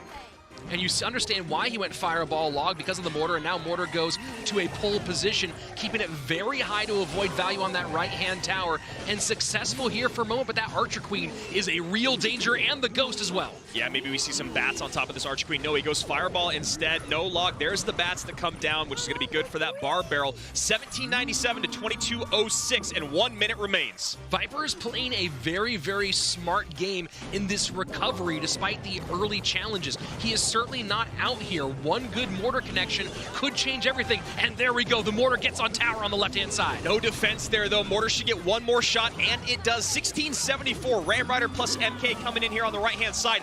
That MK is going to push the Ram Rider to the side, and that mortar is doing nothing for Viper. Unbelievable. Lightning comes in. 27 seconds left. That is beautifully sequenced and orchestrated there by Hajime. This is a Game 1 win for Japan, unless something crazy happens in the next 15 seconds, Rich. Mortar not going to turn back to that left-hand tower, and this should be a GG. Well played. Connection. Lightning will finish things off. Hajime with a very, very nice game 1. Viper looking uncomfortable here in the opener. And this is exactly why you know what? I should have just trusted my gut, at least in the beginning. I went with Hajime, and then I went back to Viper because the numbers don't lie. How could you really bet against Viper after all the success he's had this season with the high ranking, and then really what you were talking about? We were expecting so much out of Hajime at the beginning of the season. We didn't really get that payoff, but what did he do here? Well, he came out strong in game number 1, and a guy like Viper who hasn't had the success that he needs in that 4th spot, that's a big blow to your confidence moving through this set. Well, there were a lot of cards in the deck of Hajime that are cards that create uncomfortable pressure, right? You have the Royal Ghost, which is annoying to deal with and difficult to keep track of, and we saw that for him. You have the Mega Knight, which isn't impossible to stop, obviously, but is one of those ones that requires so much attention, and on top of that, you put into the mix the Ram Rider and that stun effect with the Bolo. All 3 of those things just make you uncomfortable and force difficult choices. Royal Ghost is definitely one of the best cards in the game, gets so much value, demands a response. You talk about the deck here, and this is one of the biggest problems, Rich. You talk about that Mega Knight. The Miner has to come out defensively, because if it's not the Miner, it's got to be the Cannon card, but the Cannon card is used in other places, right? That's why you see Hajime playing the MK in the other lane a lot of the time. Or it's MK for the Cannon card specifically, but all the rest of those cards, Spear Goblins and Guards, are very susceptible to MKs and Royal Ghosts. And of course, Miners on defense is not what you want with that deck. He was not going to be able to get those mortar connections. He got a couple of them throughout, but it was never substantial substantial offense, so you need that Miner plus bait chip. Yeah, it was very, very rough for him, and now Viper has to go back to the drawing board and figure out what do you do in game number 2 here. Now, very important thing to keep in mind, with the MK out, you do open up Royal Hogs a little bit. They are very, very popular right now, and he did not play all the pieces of the popular Royal Hogs decks right now. So some good options there, but of course, Fireball still on the table. Yeah, talking about those Royal Hogs, you know, I loved what we saw out of Morton, going away from what you expect when you see Royal Hogs. That Royal Hogs Archer Queen cycle deck is everywhere right now. I think he just changed it up just a hair, right? Because opponents might be looking to have Lightning in their deck to look for a champion out there, specifically the Archer Queen and that Royal Hogs, again, when you talk about MK being out of cycle. So we'll see here in game number 2 what Viper decides to come out with and how he can punish Hajime for taking game number 1. Little pressure Fire Spear out of Hajime to open things up. Barb Barrel in reply and log right back. So looking a bit faster here in game number 2. Faster indeed when you see that Earthquake cycled early on. So that means, Viper, how do you want to build a big time push? You know, the only spells you're going to have to deal with are Log and that Earthquake, but that pesky Firecracker makes it so tough. We're going to see some Hog cycle here out of Hajime. The interesting thing about this matchup, though, with the Golden Knight is the Firecracker, who's so darn annoying, is so much harder to protect when the Golden Knight is in the game. The way you've protected the Firecracker for so long, putting the Valk right in front, you put that Valk at all too close, and now you get a ton of value and Firecracker off the board. So Viper has to be very, very happy about that specific relationship. And we did see Hajime miss that pull with the Valkyrie there just a second ago, dropping it a second too late. Golden Knight gets on top of exactly what you're talking about, Rich. So what does he do? He takes that Elixir advantage and does what you're supposed to when you have P.E.K.K.A. in your deck. Eric's told me this. He told me he learned it from Wero, who Hajime eliminated in the LCQ. If you're ever up an Elixir and down an HP, you cycle that P.E.K.K.A. in your weaker lane just to see what happens. And when you talk about that P.E.K.K.A. being in play, that's going to be really nice running into that Hog Rider. And there you go, Hog into that same lane, and that's why he's comfortable cycling P.E.K.K.A. is because he has the Ram Rider to stun and slow that Hog down. And you love it, right? So you're going to get an overspend on defense to deal with that P.E.K.K.A., and you're also going to bait out that Hog from your opponent just so they can see what you have as a response. Hajime's not new to the game. He knew that Viper had something for it. He just wanted to see what it was. Most likely with the composition we see, it was going to be Ram Rider, and that's exactly what we got. So both these gentlemen know what they will be facing in this final minute of regulation. Wow, and Viper just going full spam city here at the bridge. Golden Knight wipes all that off the board.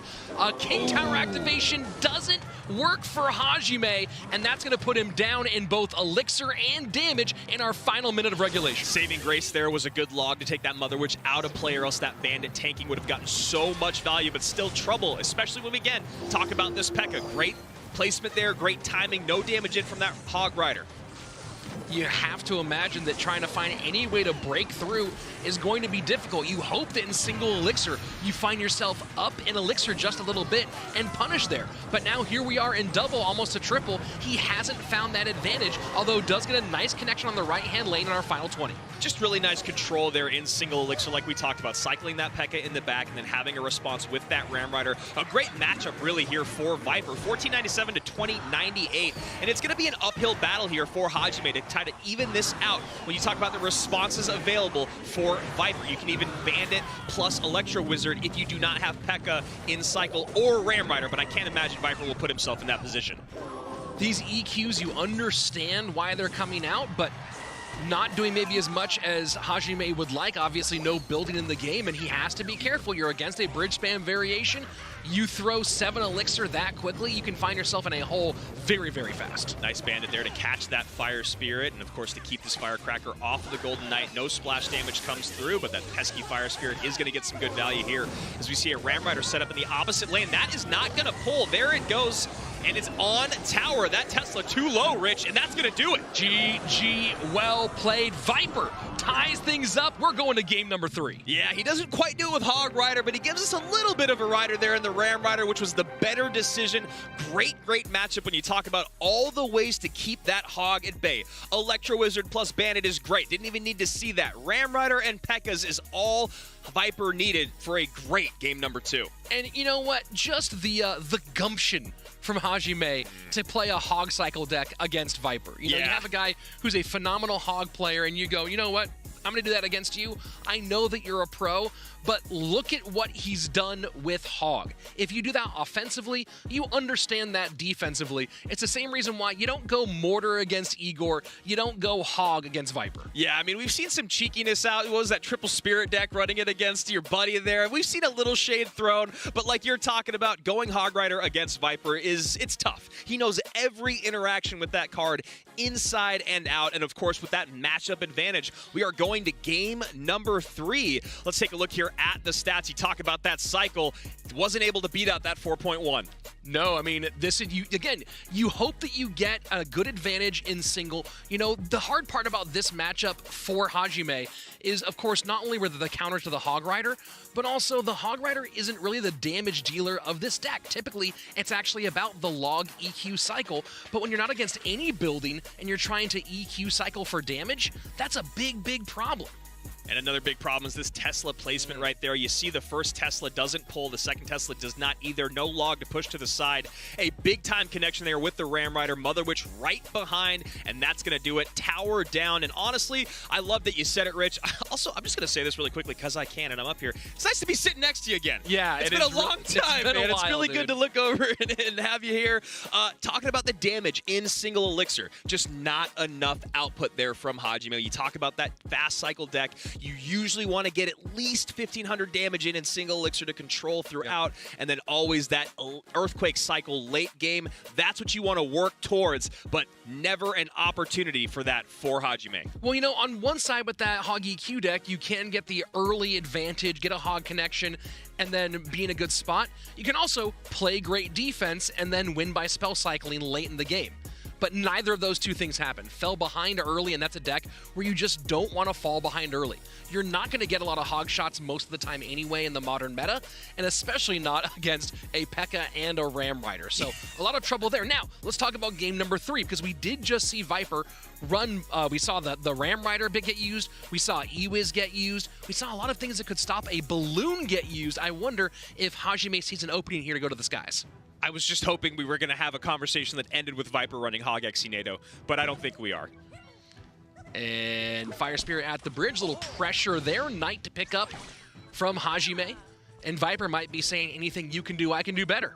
Yeah, absolutely. You see the Valkyrie and the Fire Spirit come out. Those cards are in Hog Rider decks a lot, and there we go. And what I really do like is that Viper is running Hog Rider at the World Finals. Again, best in the world or one of the best in the world at it, and he's not running his go-to deck. He's running the popular Hog Cycle deck. You know, CMG Ian is a guy that's known out there for being one of the best or the best in the world with this deck.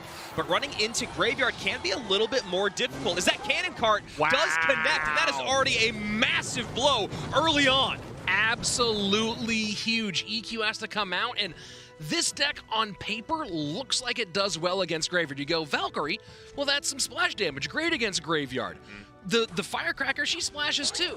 But this one creates awkward Graveyard interactions, and one of the most important ones is taking that EQ off of your opponent's tower and how often you have to use that on defense against the GYs. Absolutely, and there you go. Now the Mortar comes out, and Hajime goes, cool, so you can Earthquake this Mortar. Maybe your Hog will get to tower. I'll have to overspend defensively, but when my Graveyard comes down, you are going to have to spend exponentially more. So we'll see. Probably not going to come down again here as he ticks to 10. I like that he's going to reset with a Mother Witch here in the back. Snowball, such an interesting wrinkle here, and obviously Viper using Log earlier maybe made this deck seem less likely. I wonder if also that you partially picked this deck with the Snowball, fearing a potential Loon. Of course, that didn't pan out. And man, you don't want to have an Inferno Tower necessarily against a Graveyard deck. And there you see Cannon Cart connects on the left-hand side again. So Cannon Cart has connected in both lanes. Obviously, a little bit of assist from the Graveyard there on the right-hand side. 2449 is the lowest tower here for Hajime to 1688. Viper in trouble. That was a very nice little fireball to recover there from Hajime, and take a look at that. Forcing out extra elixir expenditure, and this is the thing to talk about for newer players. Not every move is about damage. Some moves are just about making your opponent play cards that they don't want to play at certain times, or spend elixir they didn't want to spend. And look at that, a beautiful body block there with the Valkyrie to push that Hog Rider to tower. Earthquake comes in, a nice bit of damage, breathes a little bit of life back into Viper's run. Viper sets the line high here, preventing the tank from coming in. Cannon Cart again connects on that left-hand side. As the skeletons pile up on the right, Rich, Viper out of sorts, and you can see it on his face. This is just a tough situation, you know. I really think with the Inferno Tower and Snowball, I think he was predicting Loon. I think he set a trap for Balloon, and Hajime just refused to spring it. Yeah, I mean, you talk about the responses, the Snowball, the Firecracker, the Inferno, and of course the delivery there. All great responses, but not the matchup he was looking for. Finally sets the line at the bridge to assist with this Graveyard just a bit, and the defensive Earthquake comes down. So again, a massive overspend, and damage still comes in. Fireball plus arrows, I think, might do it. Absolute wow. And again, every time that EQ doesn't get down on offense, that's a problem for you, especially when you don't have a really clear path to tower. That Mortar's going to be there all the time, and your EQ's not there to support and add damage. And at 280 right now, this feels like a matter of time. Fireball is in, just got to cycle back around to those arrows, and Viper is going to be eliminated here by Hajime. There we go. Nail in the coffin. Viper, our number 4 seed, eliminated by number 29, Hajime out of Japan. You know, you wanted those big-time upsets. There you go. Viper's a guy. And you know what? We're talking about it. Viper certainly showed he can play competitive this year, but Viper, the majority of his points did come from those insanely high ladder placements, and Hajime saw an opening, took it, and punished. Yeah, when you talk about Viper's finishes in the monthly finals, like we said, he had a 7th, 8th finish, and then 2 4th-place finishes. So he was never quite able to climb that mountain, get to the top. And again, a big part of that has to be pressure, right? We know he can do it on ladder. We know he can do it in competitions. But here at CRL, this much money on the line. Even in the monthly finals, $20,000, that's a lot of money to take home. He just could not do it. So Hajime proving a little bit of that promise that we were expecting early in the season. That's a big one for him, and I really love the pick here for that deck in the final game, right? Yeah. Because you saw Viper really set a trap and tried to spring a trap for Balloon. Inferno Tower Snowball in a Hog EQ deck, that's 100% saying, please bring me a Balloon at some point. And Hajime with a great pick, maybe predicting the opposite direction, that was the plan on defense, and it was something that does not defend well when you're trying to defend against Balloon. Yeah, it was just an incredibly difficult and expensive defense every single time, and Hajime just connecting left and right with those Cannon Carts. You see right here, Cannon Cart getting tanked for by the Zappies after it takes the Firecracker off the board, gets another connection on the left-hand side. As skeletons pile up on the right, Hajime has spent an arm and a leg. He only has 5 elixir remaining. And then again, you talk about the value from the Inferno. Cool, Cannon Cart goes off of its wheels, and then the Inferno distracted again. And with those new spell power values, Fireball in, arrows in, GG, adios. And, you know, I don't know if Hajime's doing his deck picks or if it's his manager coach, Arata, but either one, you know, shout out to the guys who are supporting these players, because a lot of people at home might go, you know, you hear this phrase a lot, matchup royale, right? You hear that a lot. At this level, you know, you talk about the NFL or talk about any you know, field sport. The coaching and tactics is a massive part of the game, Absolutely. and the other half is what the players do on the field. And that's what we see here. We see Hajime execute a game plan that they've spent a month preparing and had to change in the moment to adapt to that moment. And talking about the decks, we're going to hop into the breakdown here in just a second, but getting rid of the pre-submitted decks allows those analysts and those coaches to have that much more of an impact as sets move forward. So going into game number 1 here, it was really, really tough when you talk about controlling that Royal Ghost and, of course, that Mega Knight. And one thing that we saw that was really interesting in this was that we consistently saw Viper have to overspend or at least go even trades with the Archer Queen using her ability with fireballs plus logs. We didn't see him using a lot of bait because I think he wanted to turn that into offense. He just wasn't able to do it. Going into deck number 2 here, this is where Viper was able to bounce back. But Rich, what a great matchup. Yeah, this was an absolute shutdown game, and Hajime tries to go hog against the Hog Master, and Viper with a really, really solid deck pick, and one that just made so many things difficult for Hajime. The P.E.K.K.A. and the Ram Rider, 2 good options against the Hog, and of course the Golden Knight for that Firecracker. But then we come to game number 3, and this is where Hajime and Arata, where his coach, manager, whoever made that deck pick, earned their money, because they completely sidestepped what Viper was going for, got a great matchup, and made it very difficult for Viper to play defense or create offense. And there's a couple decks out there right now that are using Cannon Cart and Knight. There's a Mortar deck out there that I love that's pretty great with Skeleton Barrel, but what I think was cool is that we saw the Cannon Cart come down, the Knight come down, and then I don't think Viper knew what to expect, and that's why he was so aggressive with that graveyard. So talking about our next match, Hajime is going to be watching very, very closely because he's going to be playing against the winner of Kazard, because Igor. You guys might know who Igor is. Yeah, former world champion, one of the greatest debuts in all of CRL history of Team Liquid, the Mortar God himself, going up against Guriko. Yeah, this is what an insane battle. 2 very, very talented young players, and it's weird to call Igor young at this point, but still is. He made his debut at World Finals in 2019, a legendary debut, of course, starting off with that King of the Hill sweep against OGN Entis, and then going on with a victory over Javi Catorze in that semifinal against SK Gaming. This is a guy who's been on this stage before and one of our 3 defending world champs. Yeah, you talk about Igor. He's a guy that can go out there and create content by just showing his screen. He doesn't talk. He just you just watch him play because it's that masterful. He is the master of small interactions out there, a king of the micro. He's also got 36 top 10 ladder finishes with 6 first place finishes. So when you talk about ladder translate, yeah, exactly. Yeah, we can spend all day counting those up. You talk about ladder translating to competitive. This is the guy that let everyone know it does translate. Yes, Basoto could do it. Yes, Lapakati could do it, but Igor truly did it on the biggest stage in the world. And why are we talking about Igor so much? Because it does feel like he is a massive favorite in this matchup against Guriko from Japan, who is a great player, but he's running into a very, very tough situation. Well, the one thing for Guriko I think that really works in his favor is you don't know which Igor is going to show up. And if there's one word that maybe is a challenge for Igor, maybe it's the word indifference. It's just that any situation he walks into, you don't know how much he's going to care at that moment. It was the No-Tilt World Championship against, I believe, Jupiter King, where he ran the same deck 4 games in a row because he was just like, I'm Igor, Mortar God, I do this now.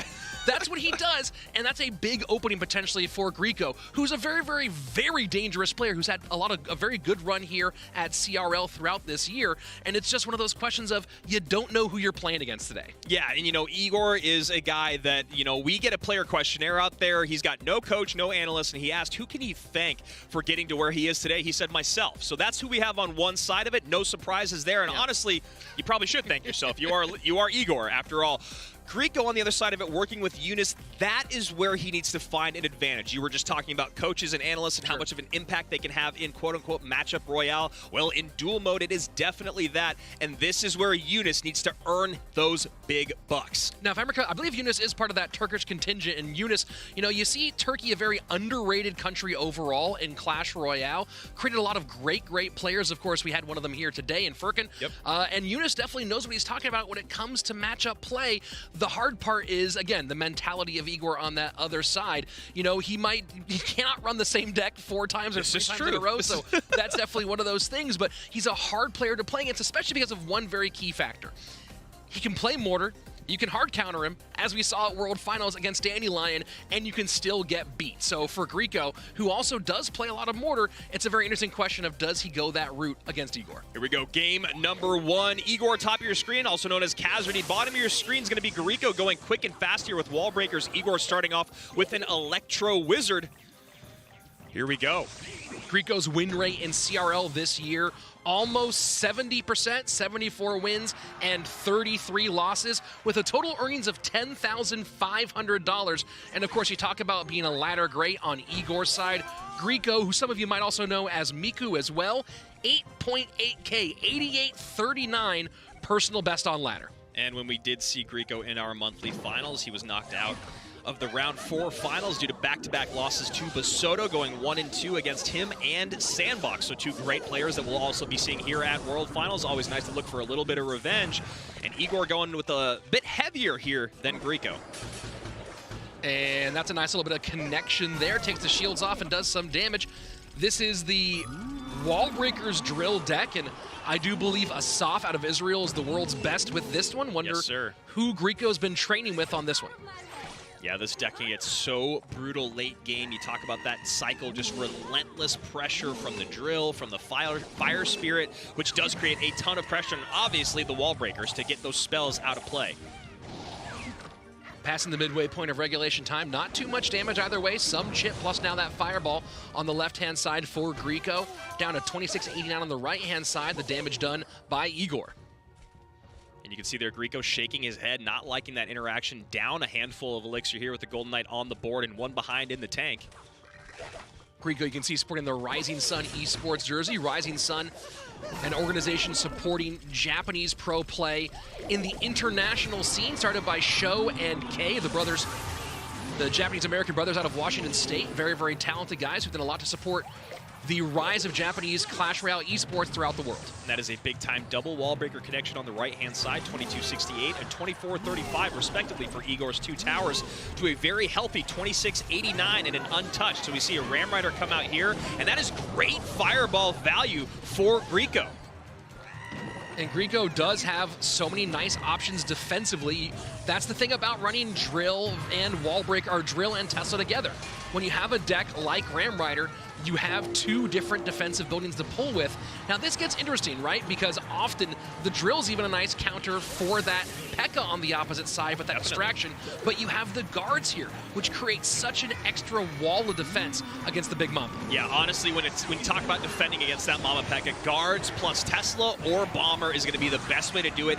Keep those drills in cycle for offense. Keep up that pressure. Igor going to go in with some pressure here on the left-hand side. Ram Rider in, but Tesla back around. And again, Rich, you talked about those double buildings. Whether you're going against Balloon, you're going against Hog Rider, Ram Rider, those tower-seeking units can struggle against these double building decks, especially with that great cycle. Yeah, very, very nice high control there out of Grieco. This Mother Witch staying on the board for quite a long time, though, and not finding a way to deal with it so far as the young player from Japan.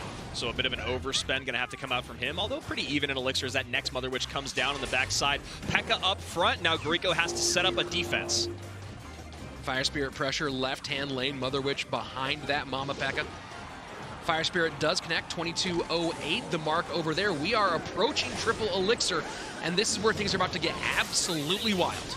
We didn't see Igor a lot in our monthly finals. We did see him in our round 2 where he was able to 2-0 Pandora, 2-1 Samuel Basoto, but lost to Line and Airser for 1-2 in back-to-back sets. And, you know, it felt like maybe Igor was kind of indecisive a bit about how you want to defend against that drill wall breaker push left-hand side, and you see the result of that. That momentary hesitation, that indecision, leading to 1399 as a low tower now in the left-hand lane, and here goes Grieco switching lanes again. And those wall breakers will be stopped by a nice high Royal Ghost there out of Igor, and this seems like a moment where Igor can push this P.E.K.K.A forward, does not. Golden Knight goes right on through, Mama P.E.K.K.A stays in place, and gonna look like a pretty clean defense once again from Grieco. Yeah, just absolute shutdown play here, and he had answers on multiple fronts, right? He had the ability to control the Royal Ghost, no escapes over there. Mama P.E.K.K.A really wasn't a huge factor on the defensive side of the board, so then you see the cycles for the offense, can't get it done there either, so this is going to be a nice, clean Game 1 win for Grieco. Yeah, and you see here great value coming out from that Mother Witch. A Golden Knight comes up front, but Rich, too little, too late, as you finally see a decent offense put together by Igor. Now you talk about what Igor are we going to get? Who is the casualty that's going to come out to play? And that was great in game number 1. He did struggle, though, because of the matchup and, of course, that lockdown defense. But now, what is it going to be? That is a frustrating way to lose game 1. And, you know, here you are in a world final situation, in a game 2, facing elimination, and Igor, much like his good friend Lapacati, has been known to go mortar in game 2. Yep. It's a thing that you know about him, and it's a thing that he's confident enough doing. But can you do that here in this moment? It's tough, man. There's so many different versions of Mortar that are in the meta right now. We've seen 2 of them already, or 3 of them, I believe, just today. Sure. I would love to see Igor run one of them. Honestly, why not? You know, we talked to Eric, we talked to Josh about Igor and Lapacati specifically.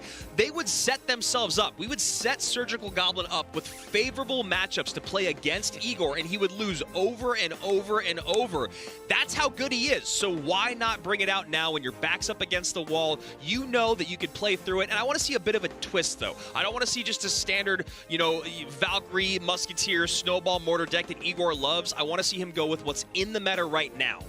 Yeah, and it's so interesting. You know, you talk about wanting to see him play current meta, and of course he went with relatively current meta with P.E.K.K.A Ram Rider. Definitely. But also went heavy. And you talk about Igor, maybe he was trying to avoid being predicted with something more quick cycle, but you talk about a guy who's one of the best cycle players of all time, going very heavy, very slow, very macro rather than micro. Yes. And that seemed like a weird choice when he got punished for it. Yeah, and that's, you know, something that we talked about at the beginning of that game, how heavy his deck was. While at the beginning of the set, we were talking about how he is the god of micro. Like you're just saying there, he didn't really lean into that, and we'll see if he does it in game number 2. Right now, we're seeing the very final moments of this opening game between these 2 gentlemen. And, you know, it really what it is that was the first time that Igor was able to put together any offense. But honestly, it wasn't really a true offense, because what would have normally happened if that weren't the final moments is Grieco would have fireballed at the bridge, cleaned all that up, but instead he goes to the tower because he knows time is going to tick out. Igor's not actually going to get there. And a very, very dominant game number 1 win for Grieco, and an incredibly controlled one as well. I loved what we saw. Yeah, it was certainly very nice. And part of that, you take a look at the interesting choice here of Poison, which has not been very popular in the game for quite a while, except now in minor control decks is coming back a little bit. But in that P.E.K.K.A Ram Rider deck, it's one of those ones where he just really didn't have any solid answer, both on the defensive side with the Poison not doing a great job against either the wall breakers or against that drill, and on the offensive side, not fast enough to break up those defenses and help him get through. Here we go, game number 2, and already we see Igor going to one of his favorite cards in the game with the Miner, probably number 2 behind Mortar, if I had to guess. Yeah, I think he's played this once or twice. Yeah. And look at that. Wow. Exactly what we were talking about when people, and Tesla comes out, but you love when people play what someone's known for against them. Yeah, I mean, this feels like it's going to be going more the Mortar Graveyard direction from Grieco, and it's Pigs, so one of 2 possibilities. And when we talk about micro, Rich, that's exactly what Igor looks like he's doing here. It looks like he's going to go with Minor, Rocket Cycle, Dark Prince, and Tesla, complete lockdown if he can. We'll see if I'm correct there. I've been wrong before, but it does feel like that. And we're never wrong on this desk. That's right. That's right. Don't read those YouTube comments. First minute passing away. And delivery now will take care of business. Nice and easy so far for the Russian. Yeah, this is going to be really, really interesting when you talk about playing through these really quick cycle decks with Igor, especially if he can hold on a lot in single, then those rockets become very, very devastating. We'll see right now if one comes out, and it does on top of that cannon cart. Pretty easy pull of the trigger there for Igor. 26-06 is the result. You know, I don't expect to see much rocket this weekend, Andrew, but if there's a short list of players who are going to throw it out, Igor was certainly very high on that one. Absolutely, absolutely. He's a guy that loves decks like this. Him and Lapacati are known for running decks like this. Incredibly fast cycle, a ton of micro to control, and those rockets coming in late game are devastating. Delivery going to do work here to clean up that Archer Queen. Easy business. Archer Queen at first launch was devastating in terms of her power. Of course, a little bit of a balance change was taken care of, and you mix that with players now sort of adapting to understand how to defend against her. And of course, one of those pieces you've seen right there, the Royal Delivery becoming more and more popular. Yeah, absolutely. It's a great, great card. Skeletons also, anything with the shield. All those units are really, really imperative when you talk about distracting that Archer Queen and getting positive trades. So we see a mortar setup plus piggies here on the left-hand side. And there's the comfortability to do that for Grieco because he knows the only big spell is Rocket. Mortar on the Dark Prince, though not on tower, so this does work out very well for Igor on defense. Should have delivery easy for this Archer Queen. Goes Dark Prince instead. A little surprising here is getting that Dark Prince uninvolved in the Royal Hogs conversation at this stage. When you talk about the nice clean defense there from Igor, those skeletons came out. There's the rocket on top. He does hit 2 pigs though, which means he was looking and waiting for it. Grieco with a bit of a shake of the head there.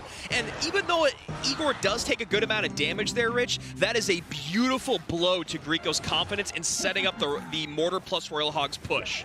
That to me shows that Igor might be the tiniest bit nervous, because if Igor is playing this same matchup normal, on ladder, whatever it is, he predicts that. He gets that out just a half second early, and those pigs are all gone. This to me says Igor is just a tad bit hesitant, just like we saw in game number 1. And this is a beautiful push orchestrated here by Grieco. Mortar is on tower on the left-hand side. He is going to defend it there with the Knight. And this is not what you want in this game, although Igor does get on tower there with that miner. 1927 to 2026 at the moment, but 2 more mortar shots will come in. And just like that, the lead for Grieco with 75 seconds left. Of course, it is rocket log cycle.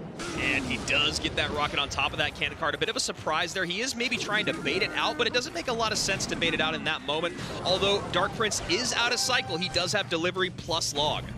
Has to control both the Archer Queen and the mortar here. Dark Prince will do a double duty for a moment, but goes down very quickly, and still trying to keep that mortar off tower. AQ does connect on the right-hand side, though. 1481 to 1728. Log comes in. High mortar here with piggies behind. Nice catch there of the Tesla with those piggies. That's a great play. Cannon cart goes off its wheels, 35 seconds left. Miner gets caught on the right-hand side. Grieco has to do damage, certainly not out of it yet, though. And this is one of those tough things about running mortar against someone like Igor. He knows the timing of it down to a T, not letting those mortars get on tower at all. But a second mortar comes down. Electro Spirit is there to distract as well. Now Dark Prince in after that shot goes to the Tesla.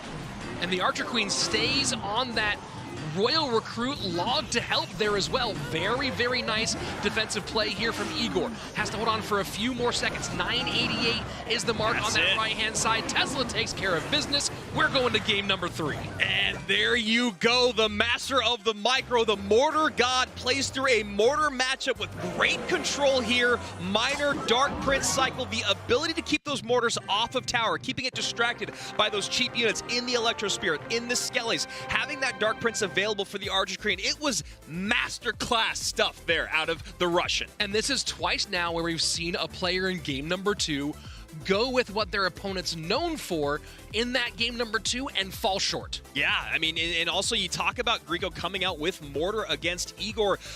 I don't think that's the best play. Now, there are some times when you see someone running, you know, we saw what happened last match when you see Hajime running Hog against Viper, didn't work out. We now see Grieco running Mortar against Igor, does not work out. You got to be careful there when those guys know those interactions inside and out. It's going to be so difficult to make that second win condition relevant. And this is what you want to see from Igor. You want to see him running something that has outplay ability. Yes, sir. And what he didn't have in game number 1 was outplay ability. Here, he did and had a great performance. And this was just the story of the game. It was Igor. Look at how much is on the board. Yeah. 2 mortars, the Royal Hogs. There's so much out there. And look at the control of the Archer Queen on the right-hand side.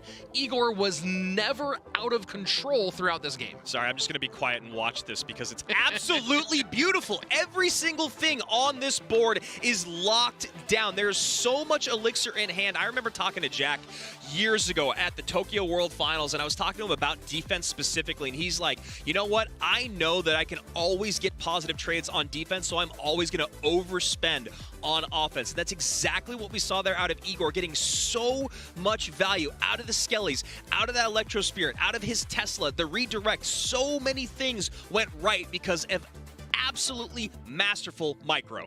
So here's the question now. Igor goes Minor Rocket Cycle in game number 2.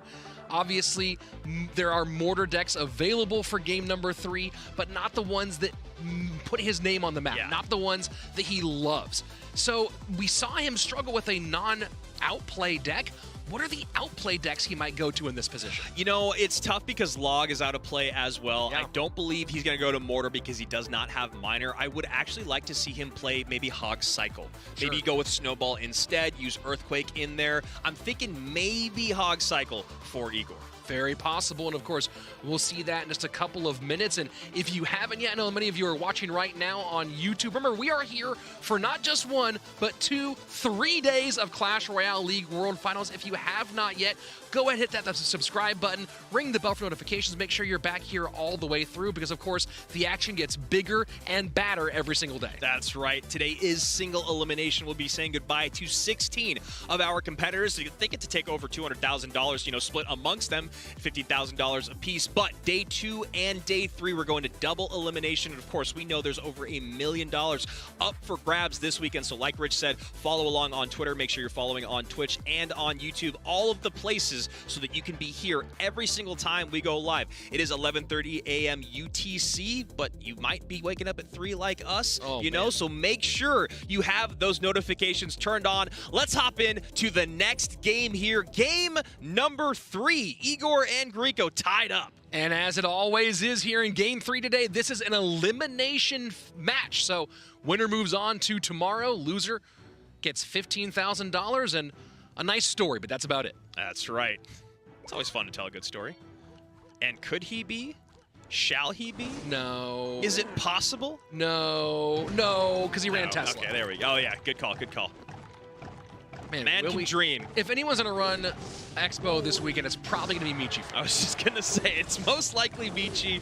But if you and I are calling that already, he should not. And we see Bowler and Baby Dragon come out already. It is going to feel like Loon Freeze. It is everywhere right now. Could be Graveyard, but we'll find out. Yeah, it feels loony, but we, of course, will see. The Skeleton King is such an interesting choice. We've seen it now a couple of times today. I really thought it would be played a lot less. Yeah, it's definitely the least popular of the 3 champions. The Archer Queen, like you were talking about before the balance, incredibly strong, but even after the balance, she is still an incredible unit to have on the board with that 1 elixir ability. The Skeleton King, I think he's just a little bit harder to lock down for the average casual player, but on the top of GCs, we are seeing a few Skeleton King decks out there. And you see Grieco just resetting here, had about a 2.5, 3 elixir advantage, and maybe didn't like his cycle, decided not to create any pressure, and instead reset for defense. Igor's in a good spot here when you talk about being able to control this matchup. He does have the cannon cart to play early to get it off of its wheels if he needs, but obviously the snowball, the archers, and that Mega Minion. Bowler down in response to the Skeleton King, does not knock back that big undead leader, and here we go. Graveyard to the right-hand side. Cannon cart pulled away from tanking. Very, very nice heads-up play here for Grieco. Took all the words right out of my mouth. That was really, really nice stuff. That Lumberjack comes in and cleans up. Does take a good amount of damage there. Igor just cycles a snowball, but that would have been devastating had that NATO just been 1 tile off. Bowler cycled in the back now, recognizing the pressure most likely coming to that right-hand lane. We're only 35 seconds away from sudden death, and So far, it's been Igor on the offensive most of the way through. And that was a really, really nice last-second set of archers there to distract that Inferno long enough to take that Skeleton King out of play. And now a big downhill push coming in here. Goblin Cage comes out for Igor as well. He held it the entire time, just waiting for that loon, Rich. And Mega Minion, nowhere near, decides not to pull the trigger on the freeze, though, does Grieco. And we are ticking now into overtime, 1471 to 2570. The former world champion in the lead. You have the cage to pull, double ball, both snow and fire for that knockback and control. Mega Minion plus archers. A lot of difficulty here for a balloon deck, but of course there is that one. Oh boy. And nice pickup there from Grieco. Yeah, great last-second bar barrel. I loved what Igor was trying to put together there, pushing that Cannon Cart and Skeleton King across the bridge. Does not get a connection, but he does get the overspend out of his opponent. And that's the biggest problem right now for Grieco, is he's not really able to put together or orchestrate the offense that he'd like because of the way Igor is playing so aggressively. There is, of course, one big X factor in this matchup, Andrew. That's a big-time freeze, and of course, as we get into triple elixir, that gets more and more frightening. Absolutely, and we're about to tick down to that. 1 minute and 7 seconds remain, but 5 seconds till we get into triple. This is going to be interesting. Will we see the big-time push come down? It feels like Grieco's setting it up, and Igor is not opting to put anything down in the opposite lane. There we go. There's the lane switch. I was wondering if I was gonna, as soon as you stopped, I was gonna say maybe he lane switches soon here, and there you go. But Snowball, Cage, Fireball, Archers, Mega Minion, good luck. You know, honestly, I would have liked to see the lane switch out of Igor and not out of Grieco in that instance. He was setting up a bowler, he was setting up a baby dragon. Igor was going to be able to easily defend that in the opposite lane, and now he's back to playing in Igor's court here as that balloon is working towards that Cage, Snowball, and Fireball in cycle. At some point, you have to try the freeze, but look at the nice high placement there on the Mega Minion. Yep. Just no way for it to go through. Igor knows exactly what he's running into, and that's one of the most difficult things with this deck. These Loon Freeze decks are great a little bit lower on ladder, but when you talk about this level of skill and this matchup, it is nothing but trouble. Our former 2019 world champion moves on. Hey, Rich, there's the freeze. Two defending world champions, former world champions, both of them going on to our double elimination Saturday. What a great performance.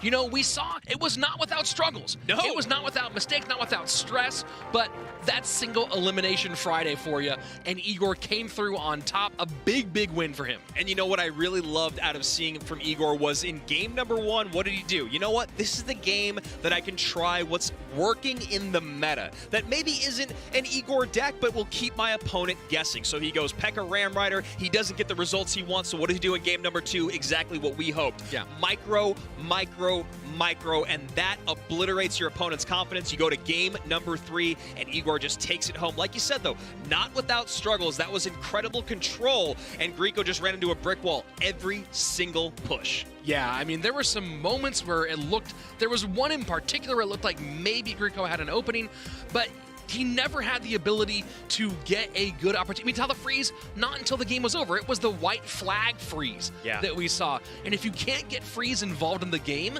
that's a big problem for that deck. Absolutely. And when you talk about running Loon, first of all, you look at the average cost here. It's 3.9 against 3.8. You can see it's 12 versus 13 in the four-card cycle. Igor will always have those responses available. He'll always have the cage, and he'll always have one of the balls, whether it is the fire or the snowball. And then after that damage came in early on, after that, basically that very first graveyard, he knew he could just defend for the rest of the game. Yeah, and defend he did. Defend consistently, and of course that's the nice part about getting that big time lead and knowing you have those counters. So exactly. I think I don't know if we're gonna get to a replay here in a moment, but you have so many different pieces, and again, freeze unable to get involved either offensively or defensively. Yeah. Right? We never saw a defensive freeze, and it's not usually a thing you use against Graveyard, a defensive freeze. So. Because you have to wait for them to pile up and get damage before you can even send it in. I love the NATOs that we saw, but then you couldn't use the NATO defensively on the Graveyard. You had to use it at the bridge to pull those units away. And the other thing that was masterclass out of Igor was just hitting those fireballs at the bridge over and over and over when we'd see the bowler plus baby dragon plus anything else pile up. Yeah, well, let's go ahead and check in with Joshua Akrap Sharon at our analyst desk to get a bit more insight on what was a great matchup. Right before I get into the deck breakdown, I think everybody in chat should say thank you, Gricko, and thank you, Igor, because what a set that was. Game number 1, here we go. We do have Valk, Bomber, and Drill going against P.E.K.K.A. and Ram Rider. So, how does this matchup work? Well, what do you do on Gricko's side? You go Tesla and you go Valk every time you need to defend. It's as simple as that. Every single time it's going to work. You don't have logs, so you do have to be very careful about the Ram Rider sneaking through. The entire 5-minute match, though, wasn't really a problem for him. A lot of usage of guards, a lot of usage of Valk, and just a lot of pressure overall. Goes in with the Goblin Drill and a sneaky one at the beginning of the game to allow 2 wall breakers to connect, and that was pretty much the difference in the game. After that point, he just controlled everything. Game number 2, this is where everything turned. This was the most impressive game so far today, in my humble opinion. The usage of the miners on the inside of the crown tower in order to have the mortars lock onto the miner instead of the tower, the ways that he used the Tesla, the log, the delivery, the Dark Prince in order to stop everything. I mean, both players played a phenomenal game. It was so impressive from both sides. It was beautiful pressure from the Royal Hogs, beautiful pressure from the mortar. I was blown away from it. Game number 3, I mean, that was, again, just total control throughout, using the Mega Minion, using the archers every single time. It wasn't really that difficult. As long as he doesn't overextend, as long as he doesn't get too aggressive, we saw early on he was able to get a little bit of damage, and that's all that was required for him. He really just needed, once he got that damage, he was good. But enough with the breakdown. We have the matchup of the day. We do have hashtag air server or hashtag line. What a match it will be. I gotta say, I'm not afraid to say it. I'm gonna be rooting for Air Server. I was actually talking to him the other day. He's had a beautiful sleep schedule for the last week. He is prepared for this. Let me get it back to the casters though. Hey, thanks so much, Josh. Yeah, Air Surfer in line. That's going to be a very, very fun matchup. I'm also going with Air Surfer as well. Eric, are you on the same page? You going with line? I'm going Air Surfer. Yeah? It's just, I mean, you're doing it. Josh is doing it. Why not get the whole crew? Yeah, he's an OG. We got a lot of love there. But now we're hopping into our next matchup. You can already see with those cards on the screen. First of all, number 5 versus number 28 is the seeding here. And also, these guys are both 1 of 4 for their respective teams. The MCES Italia crew and, of course, Chaz Mac Gaming. Samuel Basotto is going to be joined by Lucas Vitor and Pandora. And, of course, on the other side of it for Bob, Surge TS, Michifu, and MCES Keith. Eric, this is going to be a lot of fun with a very, very glaring difference in win rate and seed number. Yeah, and I think not only that, but experience as well. Basotto has played the biggest games. He's young, but his first match in CRL was a do-or-die situation against Surgical Goblin. Yeah. I mean, you can't experience moments like that anywhere else, so Basotto, even though he looks like a young player, he is one of the most experienced. On the other side, Bob the Rock does have that CRL experience, but it was online. It wasn't the same pressure. The World Finals, Basotto has been there, and I mean, if I was going to take my pick here, I'm sticking with Basotto. Yeah, I'm going Brazil as well. When you talk about Bob the Rock's journey to getting here from the LCQ, he did have a great showing there, but maybe one of the easier paths. Yeah. Not that the people that he played against weren't good in Yusuf and in Ian. 2 of the best players in the world out there, but they're both pretty inexperienced when you talk about that top level of competition. He 2-1 Yusuf and he 2-0'd Ian. On the other side of it, for Samuel Basotto, we did see him show up quite a bit in those monthly finals. He showed up in the round 2, round 3, and round 4 monthly finals, but Eric, he was only able to get to that 3rd place spot. Yes, there was a wedding there as well, Yeah. but Samuel Basotto never able to claim that monthly champion title. I think he won't really care about those if he's able to claim this one. This is the all-important one. Basotto has won championships before, right? So all those players that have won those championships, they're all just waiting for this moment. This is where it really matters. But what I will say is you cannot underestimate anyone that is here. It doesn't matter the seed. If they are here, it is one best of 3 today that could send you home. So you have to be on top of your game. Absolutely. Upsets are going to happen. We've already seen I guess at least one so far, and if you want to call higher an LCIOP an upset, which you can't, we'll say 2 just for good measure. And talking about Samuel Basoto, like you said, no stranger to success. He's had 4 first-place finishes on ladder. He's had 23 in the top 10. He showed up in our monthly finals 4 times, as I just said, and he won our Brent Chong Cup 2 finals. Yeah, I mean, quite the year. Nothing to be upset about. Obviously, he does want that championship, but he's battling a lot of his top-tier friends if he does make it through today, right? We spoke about Chasmac Gaming. One of his best friends, I would assume, Lucas, is on that same bracket side, and he's going to have to fight through that. It is not going to be an easy road. We have had upsets. First of all, I just want to touch while we have a brief moment while they're both making on the bridge. I'm happy for Igor, man. It was so much fun seeing him at that level again. And I'm not sure if it's the winner of this match that plays him, but we got World Finals Igor, so this is a good match for both of these people to really calibrate and get into it. Yeah, Igor will be facing off against Hajime. The winner of this match will be facing off against KK or Surge TS, which is our next matchup. And talking about this, we do see some damage in, a very little bit of damage. But yes, Eric, Golem coming out here from Bob the Rock with Heal Spirit, a very, very interesting composition here. And the Electro Dragon, I honestly think one of the strongest cards in the game right now. I'm going to have to agree with you. That happens. It is extremely strong, but it doesn't disappear to a lightning spell. But, I mean, it is an odd choice when you're running Golem. I think Golem has been very, very weak in the past, I would say the whole year. I have not seen a meta where Golem is that, you know, powerful that we've seen in 2018, even had some moments in 2019, but when I really get down to it, this year I just don't see where it fits in the meta. This is a lot of lightning value. Yep, and there it is once again. Lightning comes in, Piggy on the tower. Cannon Cart is there, does avoid that lightning as the Mother Witch gets a little bit more damage in. 1761 to 2904, and a very, very rough matchup, Eric. What do you do here if you're Bob the Rock? You know that lightning's going to come down on top of anything behind your Golem, and you know that P.E.K.K.A.'s always going to run right into the face of it. Yeah, and on top of that, that Golden Knight defensively, if needed, could end up targeting onto that Lumberjack just to buy you more time. I like what he's doing here in the sense that he's trying to get that lightning block onto the Electro Dragon so it doesn't go down. He's able to keep it alive, and this is where it can get tricky for him. But and that Ram Rider goes all the way through on tower as we're praising Bob the Rock for defending that Electro Dragon, which he does a very good job of, making it hard to get the lightning in. A Ram Rider with a sliver of HP squeezes on through. Yeah, I mean, it was a great play from Bob to really tank for that Electro Dragon, but the job is not done there. You need to stay focused. That Ram Rider, you cannot give up that damage, especially when you've struggled so much to actually do any damage in this matchup. That is severe damage. Here we go with the lightning. This time not able to get a lightning block, and this bomber will go down. This is pretty much game over. Yeah. To a certain extent, it's not that he played horribly. I think the deck choice was just not good. Yeah, that is a really, really tough matchup. And also, like you said, Eric, even if it's not just matchup dependent, I don't love the deck coming out here from Bob the Rock, and he's getting punished for it. And that's one of the things that's going to happen at this level, especially against someone as good as Samuel Basoto. Yeah, you can take calculated risks. But a Golem at this stage in the meta, in the game, is more than just a calculated risk. It seems like he just threw a Hail Mary down, said if I get a good matchup against Basoto, this is a free win with Golem.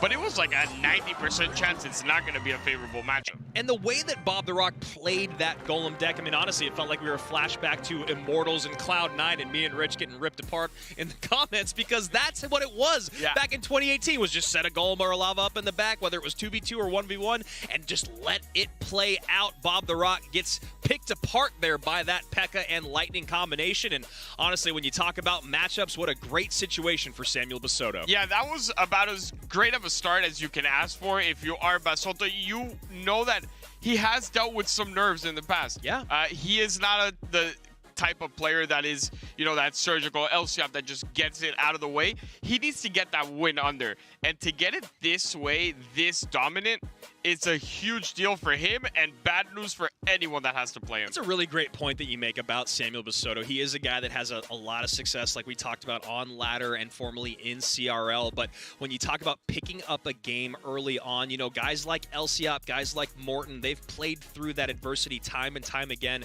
Someone like Samuel, he really thrives off that game 1 win, and he just got it. So you talk about confidence in your play, confidence in your deck choice, and I mean, we were watching the replay, but we all know what it was. It was lightnings at the bridge, it was P.E.K.K.A.s in the face of that golem, and of course that really, really great Ram Rider that snuck on through. Yeah, it was that Bar Barrel got ahead of the Ram Rider, and it just seemed like Bob stopped reacting to it. When you play people this good, you have to expect that they're not just going to let that Ram Rider go and not do anything.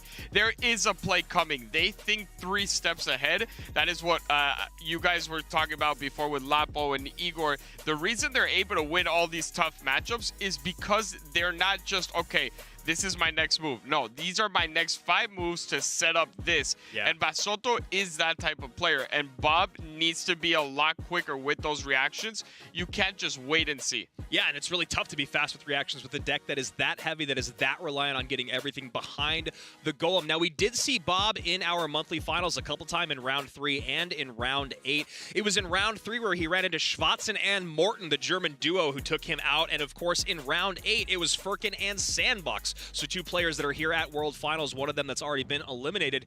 Here we go. Game number 2, Bob the Rock back up against the wall, and Samuel Basoto coming out with a most likely very fast drill cycle deck. Yeah, and I don't mind this out of Basoto. I think drill is very risky, but when you're up a game and you realize that Bob was a little bit on the slower end of the reaction time, maybe this is the type of deck you want to use. You want to force those quick reactions out of him. He goes ahead and uses the ability. This won't lead to much. It'll get a couple of hits here. He has guards for it as well. And I saw Bob squint earlier when that Firecracker went down, but I'm not sure why. You have arrows for that Firecracker. You have that Mother Witch as well. And that I want to see what other defense Basoto has for the Archer Queen. But if it's not great, he could actually do a ton of damage with it. So looking like it's going to be Zap plus arrows here for Bob the Rock, and maybe that's why we saw the wins. He's not sure what he needs to arrow. Is it going to be the drill? Is it going to be the Firecracker? Is it going to be the guards or the wall breakers? Yeah, I think it's going to come down to him getting out-cycled more than specific answers to things, especially if you have that Mega Knight on top of everything, right? You can always just Mega Knight, and he needs to be careful with this. An ability here could be very dangerous for him. That Valkyrie's going to go down. That Tesla's going to go down. Miner taking there for the Archer Queen, but guard saved him. Yeah, that's a really nice play by Samuel Basoto, recognizing what he needed to take care of. He goes ahead and decides to eat that entire damage there from the Miner. A last-second zap there from Bob. Very great play. Keeps both those wall breakers off the tower. 1980 to 23-13 as a drill comes down. Yeah, and to be honest, I think Bob should win this match. The more I look at it and the more I see the answers, it's all about, can you be patient enough, set up the right push, get that value zap? And I don't mean on defense. You know the zaps that we've seen out of Javi in the past. Yes, sir. That retarget when your Mega Knight has 1 HP left, that Tesla goes down, you retarget onto the Miner, you get that on board. That is where you win this game, but you have to be creative. If you just keep running into the same wall over and over again, Basoto doesn't really make mistakes. And now the balloon comes down. Tesla does come down as well to pull that balloon to the center, but we're going to have to see what he wants defensively. There's the Fireball, and there goes the balloon. Yeah, that was just perfect defense. Fireball saved earlier in the day when we saw the Loon with Igor, and it's back at it again. That pushback is so important. He forces out the Mega Knight early here, and even with this is a good play for him in the sense that, yes, he was able to defend, but look at the health on that Mother Witch. Even some splash from the Firecracker is able to take that down. And there you go. That's exactly what you're talking about, Eric. Firecracker splash comes in. The Tesla does not pull, and the Fireball comes in last second. A bit of an overspent. How is Bob going to punish here? Mega Knight jumps to the Tesla. No Valkyrie in cycle. Great King Tower activation there. That is exactly what you need to fix that negative elixir trade that came down just a moment ago with that misplaced Tesla. Yeah, You said how is Bob going to punish here, and it ended up being Basoto that punished somehow. He misses the Tesla, and he's the one that punishes. That is what makes a great player. He activates that King Tower, allows him better defense, but he still needs to be careful. I have a weird feeling the ability is going to be a problem. And there we go. Archer Queen getting tanked for by the Miner. Valkyrie does come down last second. Samuel Basoto just barely in the lead. Bob the Rock calling good game again, and that's where you need that mental fortitude. He might feel like it's sewn up, but there's still 70 seconds left. I don't know the good game call. If it was, I thought he was in a better position than ever in the game, right? Yeah. He was able to get a ton of damage there. He has an elixir lead on top of everything. The Valk is going to do a lot of work, but now he forces out the Tesla early on. He's able to get that Loon with the Tesla being a little bit more damaged, but just giving up a little too much fireball value. Is just a beautiful fireball. Basoto should be back to a Tesla. There it is. And Bob the Rock seeing the writing on the wall, maybe before you and myself. 461 to 740. 30 seconds remain. That splashes. And it does splash, and you get the wow out of Bob. You get the wow, but I mean, you see a firecracker, you can't put something in front of the tower. You know, it's one of those wows that I think was self-inflicted, and there we go. Bob the Rock is eliminated. He skated by a hair, I guess, in the LCQ to get on through. He runs into our number 5 ranked competitor in Samuel Basoto, and you can see there a wave of relief rushing over after our single elimination day. Yeah. He makes it through his first best of 3. It's crazy to think that today is more nerve-wracking than tomorrow for the players. I know. Just because you worked so hard all year. You got one best of 3, one shot.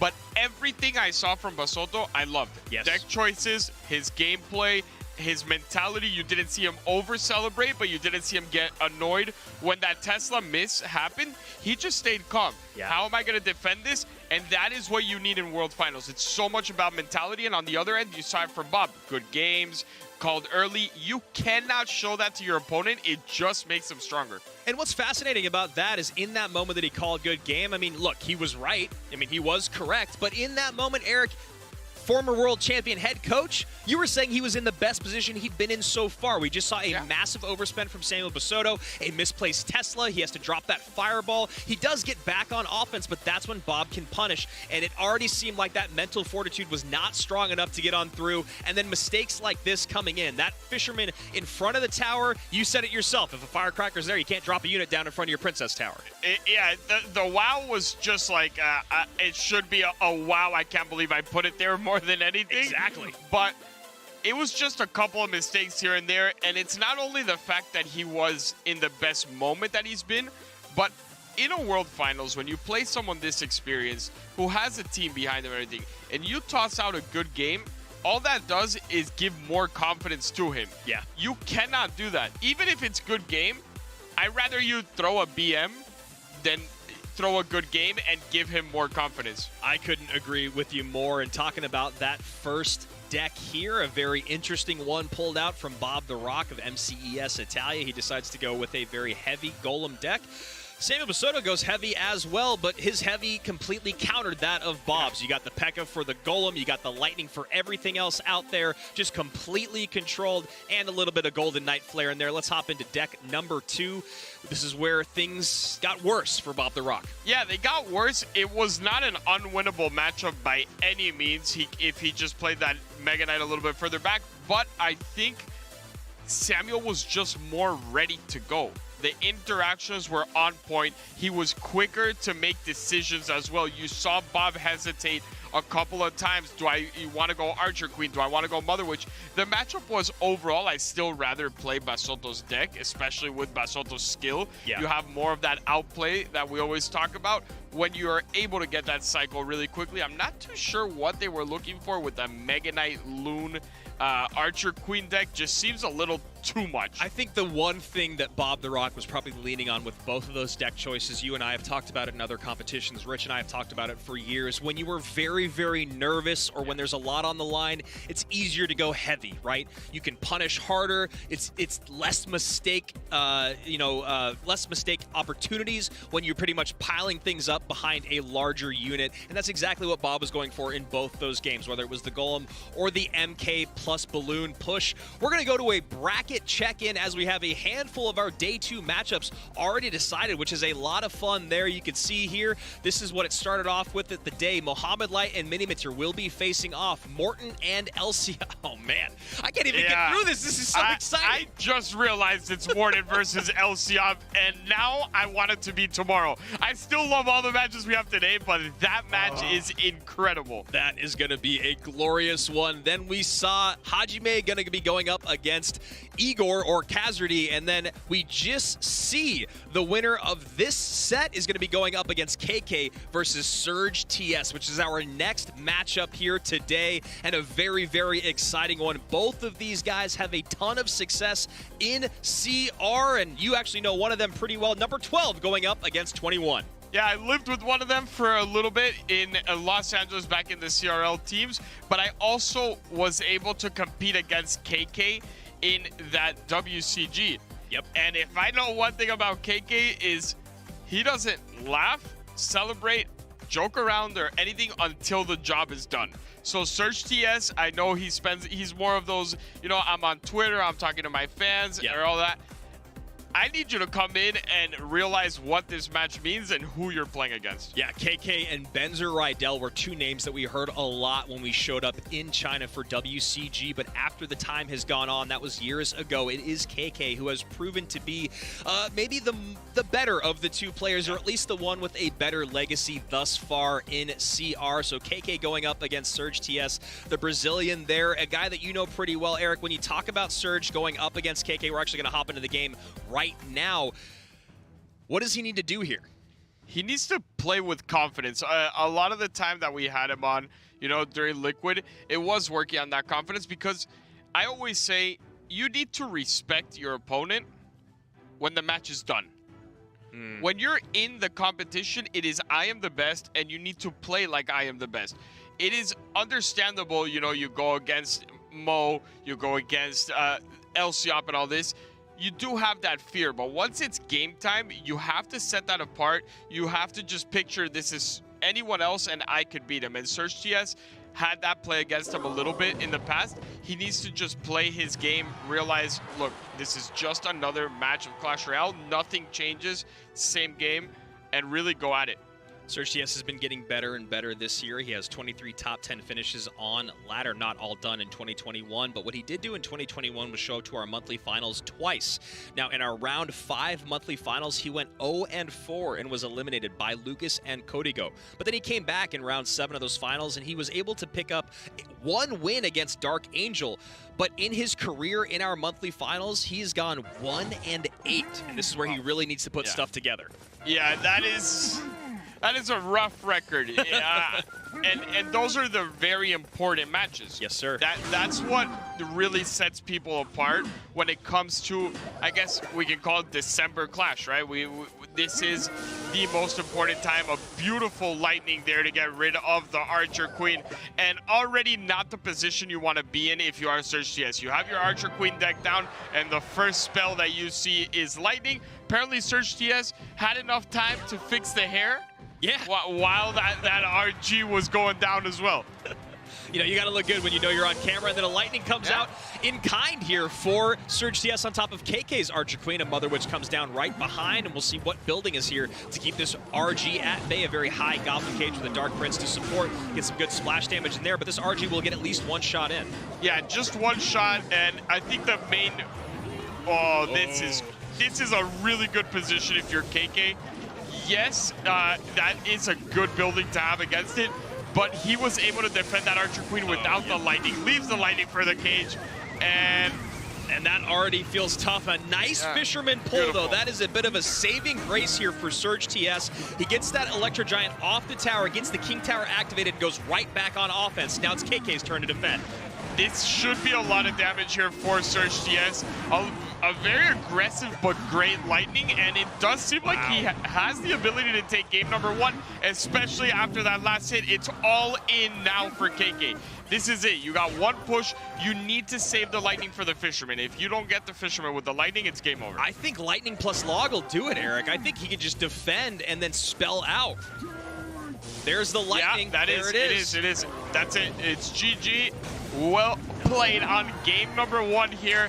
Surge TS takes it. I mean, you know, we were talking about his struggles in the monthly final. None so far today. Talking about KK and his robotic emotions. We saw there, he looked up at the end of it, kind of wondering how things went wrong so quickly there. Eric, maybe you can break it down for those at home. What happened? It looked like he had a great Electro Giant push coming down the lane, but then it completely died on the vine with that Fisherman. There was two things. One, it was a very smart play from Surge TS. That Fisherman placement was phenomenal. Yeah. There was no shot that the Lightning would be able to reach it alongside with the cage.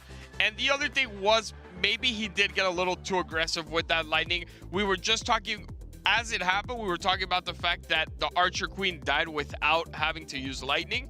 And then he uses it on just the cage, which was already basically gone. Yeah. Maybe if he realized, okay, he has Fisherman, I won't get a ton of damage with that Fisherman available. Let me just hover that over, and when it comes down, I get that taken care of. I think it would have been a way better play. Well, the Electro Giant would have demanded a response still. He would have needed to play one more card. Surge TS would have had that Lightning not come down, and he was able to pocket that 6 elixirs. So yes, I like the aggressive Electro Giant at the bridge in front of that first Mother Witch, who was able to get a piggy out of it. But then, like you said, Eric, that overspend on the Lightning just felt like a little bit too much. So you talk about great plays out of Surge TS with that Fisherman. Also great recognition to get that RG back down and go back on the offensive. So the Brazilian for MCES Italia is up 1 here against KK, the Japanese player, who was definitely the favorite of the two, but didn't look like it there in game 1. It did not at all, and that's what I love about today.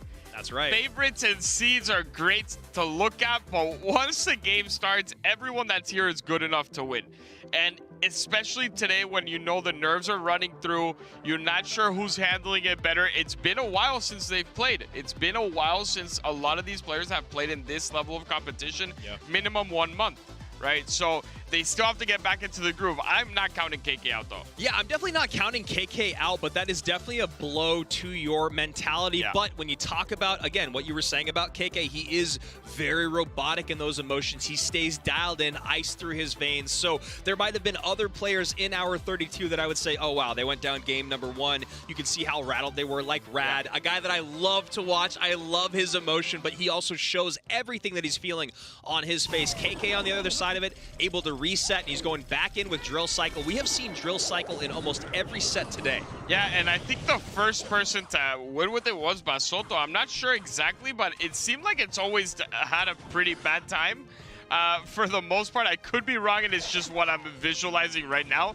But again, it seems like every time we see someone use this, oh, this could dash onto tower. Yeah, it does not, just barely, but only 3 elixir in hand, so a bomber comes down late as that Golden Knight goes to town on that tower, and already here in game number 2, KK down by about 50% of his tower's HP with not even a minute played yet. It's crazy that that was best case scenario. Yeah, I don't know how that did not dash. It seemed to me that it was just in range, but he does get some damage back here. It wasn't all bad. He forced out the Barb Barrel. The E was on the right-hand side, and he has damage on both lanes, which gives him a little bit more versatility with a quick cycle deck. You always want that availability. Absolutely. It's going to be a lot harder to build those big pushes with the MK and whatever else behind. We do see our first spawner of the day, I think, seeing this Goblin Hut come out, so a bit of a nice surprise. I'm pretty tired of seeing Furnaces and Goblin Huts in general, but Surge TS going to lean on this now, and this could be that Miner Poison. There it is. Miner comes out. This is a pretty good deck right now, Eric. I don't mind this use of Hut at all. I think the Huts are strong. This is World Finals. Make it happen. You know, at the end of the day, people will remember that you won or you lost. Not that you won with a Hut or you lost with a quick cycle deck, you know? You just got to make the smartest decision, and that is one thing I will give Surge TS credit for.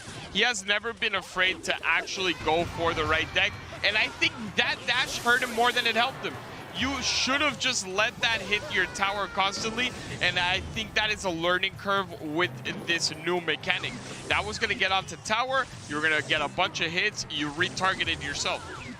And we see here with this Goblin Hut, the reason that I think I don't like double spawners so much is at the highest level, we've never really seen a great amount of success with Goblin Hut plus Furnace. So going to using that Goblin Hut and how strong it is, but then changing it up a bit with the Minor Poison. I actually love to see this deck from Surge TS. I kind of hate to say it, but I actually do like the call here as KK is struggling to hang on. MK does not leap on that right-hand side, but the Mega Minion gets 2 big swings in. Yeah, that Mega Minion just allowed. Now we were talking about how you want that 2-tower game. Now he's able to over-defend on the right because he does not mind having a counter push there. Yep. So it just makes his life easier. That Fireball connects to nothing, and this is not looking good for him right now. Yeah, Surge TS isn't quite punishing right now, but that Fireball, he will in just a moment. Maybe another Goblin Hut comes down as he takes the 10. Golden Knight comes to catch that Valkyrie, and a Tesla set up defensively here from KK, knowing that he's about to get hit hard. Yeah, and with Fireball being your only spell, you need to be very careful because there is an E-Wiz, and this is where it gets scary if you are KK. Full Mega Knight push on the right-hand side. You know he can go in on the left with Minor if he wants to. There it is. He is able to get the Bomber to take everything out. What Bomber value, man. And that is when you can take that deep breath and you're like, thank God. They got that Minor was not quicker, because if those Spear Goblins lived, it was GG right there. That would have done it. Now we're seeing a wall breaker kite here on that Golden Knight. Great play there. Wow, Goblin drill in on the right-hand side, and one wall breaker does connect. KK is making a run for it here. 4:35 to 9:02. 1 minute remains. And he's just starting to panic a little here, Surge TS, with that poison. You at least want to try and get the guards out with the Minor when you poison. This Bomber could get a hit. He needs to defend it. And 2:03 remaining means he just needs a Fireball. KK just needs a Fireball to win this out. Goblin Drill goes back in, which means he should be back around to Fireball. There it is. We are going to game number 3. And there, Eric, you see on Surge's face the frustration, the eye roll, the unhappy result of game number 2. And look at this. Exactly like you said. Nothing out of KK. He is resetting, going to game number 3. And that is a major difference because you see how much the loss affected Surge TS. Yes, sir. And on KK, if I give you the image of when he lost and when he won, there is nothing there that really you could tell the difference. He is just dialed in. When the game's over, I'll react, you know? Yep. And that is something that I spoke about earlier. Surge TS needs to really learn to control the mind and the mentality more than the gameplay. His gameplay has been great. He just got a little outplayed there at the end by one of the greatest quick cycle players in the world. So you shouldn't feel too bad about yourself. This is duels format. He can't use that anymore. Relax, breathe, and get back into it. Surge TS did not go to World Finals with Team Liquid in 2019, but when you talk about experience with KK, he has had a lot of CRL experience, whether it was with Ponos or with GameWith or at WCG. He is a guy that has played at the highest level for a very, very long time on stages all over the globe, and that is why you see that ice running through his veins. I love it, but I'm still excited to see what's going to happen here in game number 3. Thinking about what's available out there, what's popular in the meta, Eric, does anything call out to you at this moment? I wouldn't mind seeing a lava deck here out of Surge TS. I think you already went up against Tesla. You already went up against E-Giant.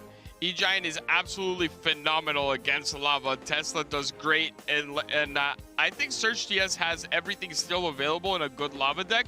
You can't use Minor since you already used it, so play a Lava Loon. Yes. And just play it aggressively. Make him over-defend, get that good push, and please, Surge TS, if somehow you're listening to me, do not wait and make the same mistake we saw on the first game of the day from Mini Minter, where he was able to just capitalize on the fact that there was only one lava push. You're gonna need a bunch of them. Yeah, that's a really good way to put it. And when you talk about Surge TS, he has competed in every season of CRL, so maybe not at quite the same level or gone as far as KK, but he is still a guy that has been in this community for a very long time. He is a very highly sought after name, and a name with a lot of respect out there. When you look at what he did this season, he didn't take home a lot of cash, but he did have basically the exact same win rate as KK, even though he was seeded much lower and had less success at our monthly finals. So definitely no slouch is the Brazilian, and a very, very exciting game number 3 coming your guys' way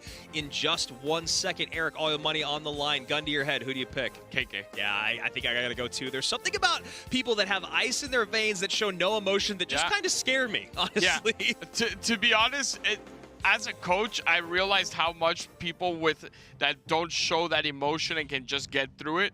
And I value that so much that I just can't stray away from picking KK here. I think he'll be able to maintain it for a lot longer. His, if he goes down early in the game, he won't be stressed. If Surge TS goes down early in the game, you're going to see it. Yeah, Canario was one of my favorites to watch early on, whether it was with G2 or with you. That guy was someone who, no matter what happened, you wouldn't see it until the very final moments. Zappy's coming on through. Okay, and the Ram Rider is, for some reason, played alone. I would love to see a tank at some point. I'm not 100% sure what the plan was with that Ram Rider from KK. It seemed like it was just going to get completely taken out the whole time. So Electro Wizard here to keep that Valkyrie at bay as we see Surge TS running a very interesting Mortar Zappies deck here with Cannon Cart, so probably going to be, you think, Graveyard maybe bottom of your screen? Yeah, I think it definitely could be that, especially with that Mother Witch in the deck. He is in a great position now with the Zappies, though, to always have them in cycle for that Inferno Dragon. That is going to save him a ton of pain, and that Barb Barrel would have been beautiful to send to the Mortar. I guess he just wanted to secure it, but that is one Mortar hit from Surge TS, and it evens up the game. Yeah, it's a big-time Mortar hit there. The Mega Knight does go to the Zappy. Zappy's not able to keep that MK at bay, and now we see a Ram Rider coming in here for KK. Snowball not in, or maybe is back in cycle. There it is. Yeah, it is back in cycle, but that counter Snowball might be enough, and it does connect. Such a smart play there from KK. You Snowball, my Ram Rider, don't worry, I got one of my own, and it buys him just enough time. And we saw a massive celebration there out of KK after it did connect. I believe he readjusted his position sitting down, but we know what that means. He was very, very happy with the connection there, as anyone would be. A great last-second Snowball, 2238 to 2680. High Zappies here. Yeah, and I mean, the excitement also comes from the fact that it was a risky play. 2 Elixir in a match like this is a lot. And if that Ram Rider doesn't connect, it was all for nothing. So that was a very, very important interaction for him. It worked out so well to the point where now he can just straight defend. He is up enough. He has the spell value if needed as well. And when you look at that deck, it's a very heavy deck. So the fact that you don't have to pressure, it's very nice. That's a really, really great point that you make, Eric. He does have the spell power in that poison, and like you said, so much weight on the board with this heavy deck, this heavy Ram Rider MK deck. And even here, we're going to see that Ram Rider get on tower again, not for a charge, but just for a little touch of damage there. An aggressive Cannon Cart at the bridge, but guess what? Bandit plus Ewiz is there, and he has defense on the back end. Barb Barrel comes in late. That's still a really nice cleanup. 917 to just above 2K, and KK starting to run away with this one. I didn't really understand the snowball there from Surge TS. That has to go onto tower. Anytime you're snowballing offensively with the Graveyard, you have to get that on tower. But this is a really nice mortar. Yeah. He saw that Mega Knight go in the back and instantly mortared on the bridge. That was a very smart plan of him, and that is a ton of damage that you would not expect to see this late in the game. And now I'm a little scared for KK. Yeah, that was a very, very interesting play there with that MK in the back. Ram Rider going to come in here. Skelly's starting to pile up on the tower. A late Barb Barrel, and it feels like KK is self-destructing, Eric. I cannot believe what I'm watching right now. This Ram Rider doesn't matter if it connects on the right. You should just not even be focused on this. Those Zappies are beautifully played there as well, and that's a perfect defense. He needs to get something down for the mortar as well. And that's a good Electro Wizard. That's going to keep that mortar at bay long enough. Gets that Inferno Dragon on top, 528 to 917. KK down by 400-ish HP, so he has to overspend here. What is that last card from Surge TS? It has to be a spell, in my opinion, but the thing is that right now, all he's going to do is set up that Valk, that Cannon Cart, and then cycle another mortar, and now he's going to do it again. He's not needing to do any spells. So only thing he has to do is repetition. Zappies come down again, and right after that cannon card, you're going to see the Valk. There's the Valk. That's all you have to do, and that is it. Oh my goodness, the turnaround win there. KK self-destructs in the final moments of game number 3, and you can see how upset he is with himself. All he had to do was exactly what you were talking about. Sit back, defend, play those MKs up high, play them in front or in the middle. Yes, you have poison, you have a way to distract that mortar, and Surge TS walks away with a big-time upset over KK. I'm confused. I really am. I am a little bit shocked here as well. I was not expecting with this matchup to see that. MK on the bridge, poison for Graveyard, simple as that. Nothing else needed. Yeah, I mean, you have the poison there. Why?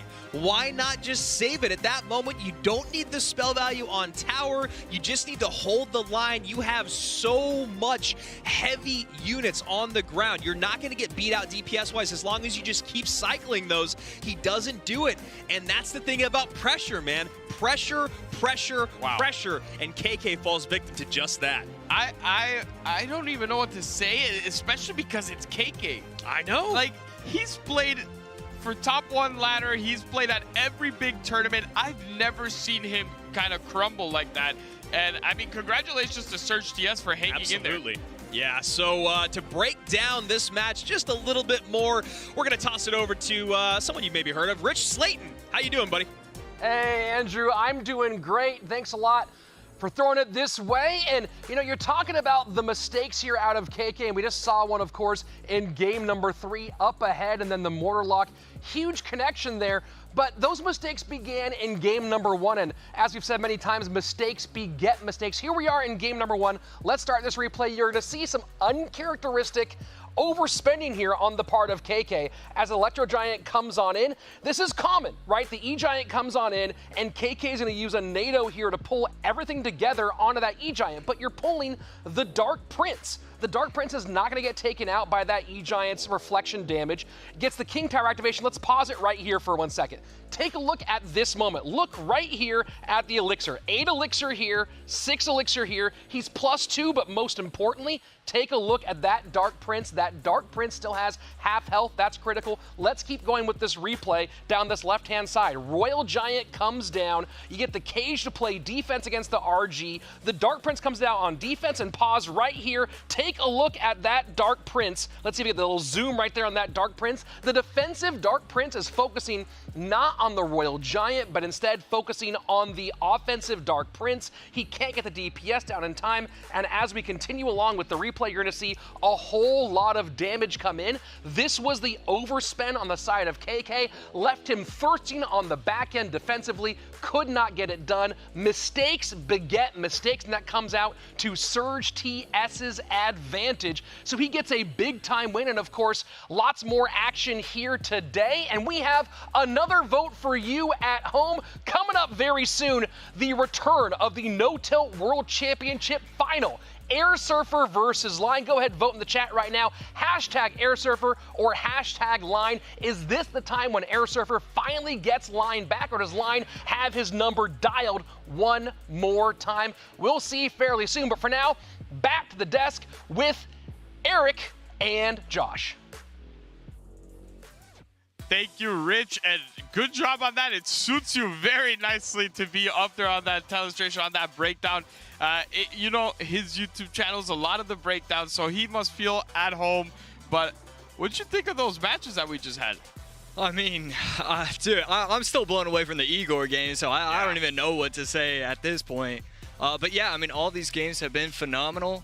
But it sounds like we're going to be going Hasehel versus Lucas, and that might be the match. Yeah, and I mean, Lucas, one of the absolute fan favorites. Everyone loves Lucas. Everyone has been following him for a very long time.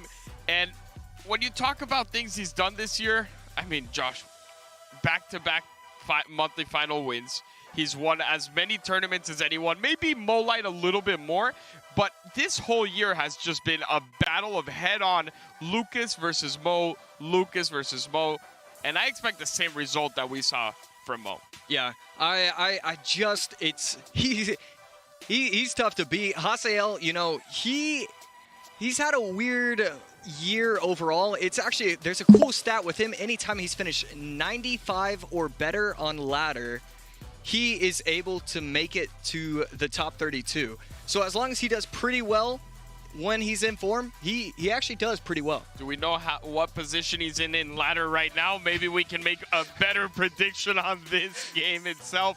But look at the difference in seeds. This is the 2nd seed versus the 31st seed.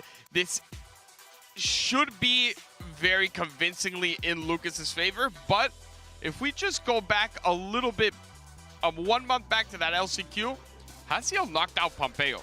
And he did it. Look, he played a good game, but the thing that would worry me if I'm Lucas or a fan of Lucas is the way he did it with deck composition. Yeah. I mean, it was scary. He knew, I mean, it's like he talked to Pompeo before the game, and Pompeo told him what he was going to run for some strange reason. Yeah, that was incredible to see. The matchups were just on point. And when you play against someone like Lucas, I think you're going to need that same... You need that fate to come again, because it's just a straight-up 50-50 when you're just going skill on skill. I don't think there's many players that could take on someone like Lucas. I mean, like, to even compete and make it a game is impressive when you're going against Lucas. The top 2 competitors of this, Lucas and Mohamed Light, they are scary, and I just wouldn't want to be in a position where I have to go against them. Yeah, that was a really early dash there from Lucas. I don't know if he was just trying to see if he could get it quick enough to where it's going to go onto that... Wow. Ooh. I really like what he did there. He knew that the Golden Knight wasn't going to get a lot of value, and so he uses the dash in order to allow the Prince to get that value. Miner does come down in time, but still going to get 800 damage that really shouldn't have been allowed. Yeah, and I think it all starts from the beginning, though. The whole dash concept, just maybe getting a little bit ahead of himself right now. Lucas, just chill out. We need Lucas. We need the Lucas that we all know, the one that controls the matches, makes it happen. You know, don't get ahead of yourself. Yes, it's World Finals. You got that itch going. It is, I believe, his 2nd World Finals in a row. But when you're solo, it's very different than when you're on a team. Yeah, and then we saw it right there. You know, he plays a little bit more relaxed, not going to use the Golden Knight dash, just trying to set himself up. Now that it's double elixir, this is where it gets really interesting. It's looking like Hasael is trying to go RG, possibly Lightning. Yeah. A lot of these players are using that. And then Lucas, last cards are probably going to be Tesla and Poison. So when you're using these minor cycle decks, it's going to get weird. He's going against a Prince and a Golden Knight. So his own Golden Knight is not going to get a lot of value when he's trying to use it to dash. Yeah, and on top of that, what we spoke about was the deck comp. Wow, this is actually a Golem. Okay, so it does seem like Hasael is going for what we talked about. You need to try and get that matchup against Lucas. You're not going to win at 50-50, and I think he knows that as well. It's what he did against Pompeo, and this is a very particular type of Golem deck. It looks like it was made specifically for Lucas. Yeah, I actually really like the idea of Golem decks that are actually built correctly. I don't like Bob the Rock's deck. It ended up not having a big spell and tried to utilize Heal Spirit. I don't really like that idea. To use a Golem deck this way, where the last card is probably going to be Lightning, this allows you a lot of outplay ability, especially when we hit triple elixir. You can either decide to go multiple Golems or possibly cycle the Prince and try and get multiple Princes and just get a lot of Lightning value. I agree with you 100%.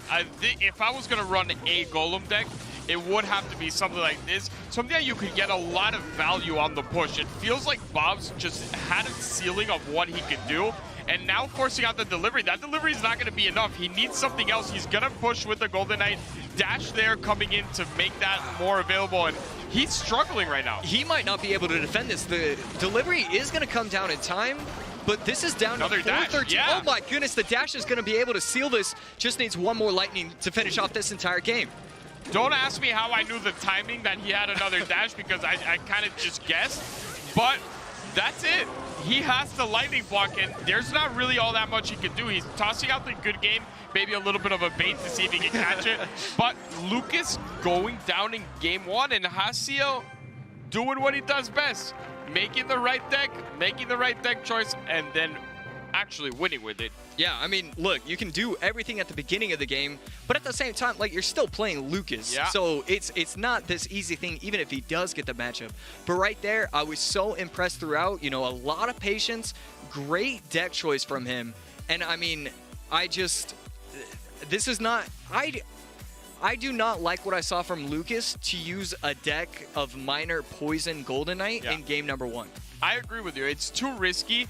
You need to look. We saw it out of Mo. We saw it out of Mini Minter. The top players, they just went straight up. E-Giants, Lavas, RGs. This is World Finals. Secure your game 1 first, then go into that risky play.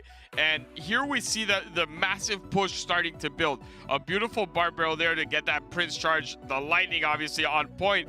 And this is where it really heads downhill. He was able to get that delivery, baited out early, a dash here, and the second dash is what sealed the game. Yeah, I actually, like, it's weird. It's the only time I've ever seen a Golden Knight get value on skeletons, because every single time he was able to use it on top of all the skeletons, and it allows his Prince to become free to get a free range onto the tower. It was, I mean, I'm impressed. I'm impressed for Hasiel. He is a true rookie. Yeah. This is Lucas in game 1, and I know he has a good matchup. I know it was a good deck choice, but you can't just show up and win if you're not ready for it and you don't play it correctly. Golem, as heavy as it is, and I still think it is a very unforgiving deck if you make a real mistake with it. Yeah, especially one with Prince. It just, let's make it even slower than it already is. I mean, look, he has to feel so good about what he's done just with that entire deck choice and gameplay. Game 2, he's probably, I mean, I actually really like this switch up into game 2. He goes where he tries to say, all right, look, you know, I'm going to try and snipe. That's the, you know, method I want to use in order to win. So what does he do game 2? He kind of flips the script. He says, look, I'm going to beat you with pure skill. I'm going to go cycle. Yeah, and to be honest, he's not in a bad position. He has that tank for the Mega Knight. He has a quick cycle. Rocket for the Ram Rider, worst case scenario. You can't just toss that out there. You can't go ahead and defend it. He has a Fire Spirit and Valk, and that's a King Tower activation. Yeah, he messed up with the Fire Spirit, but able to recover right away. He knows that he messed up, so what does he do? He doesn't panic. He doesn't do anything. Just goes straight away with the Bomber. And that was just really good awareness to know, hey, look, I made a slight mistake, but it's okay. The Bomber's going to miss, and it's going to allow the Bandit to go to the King.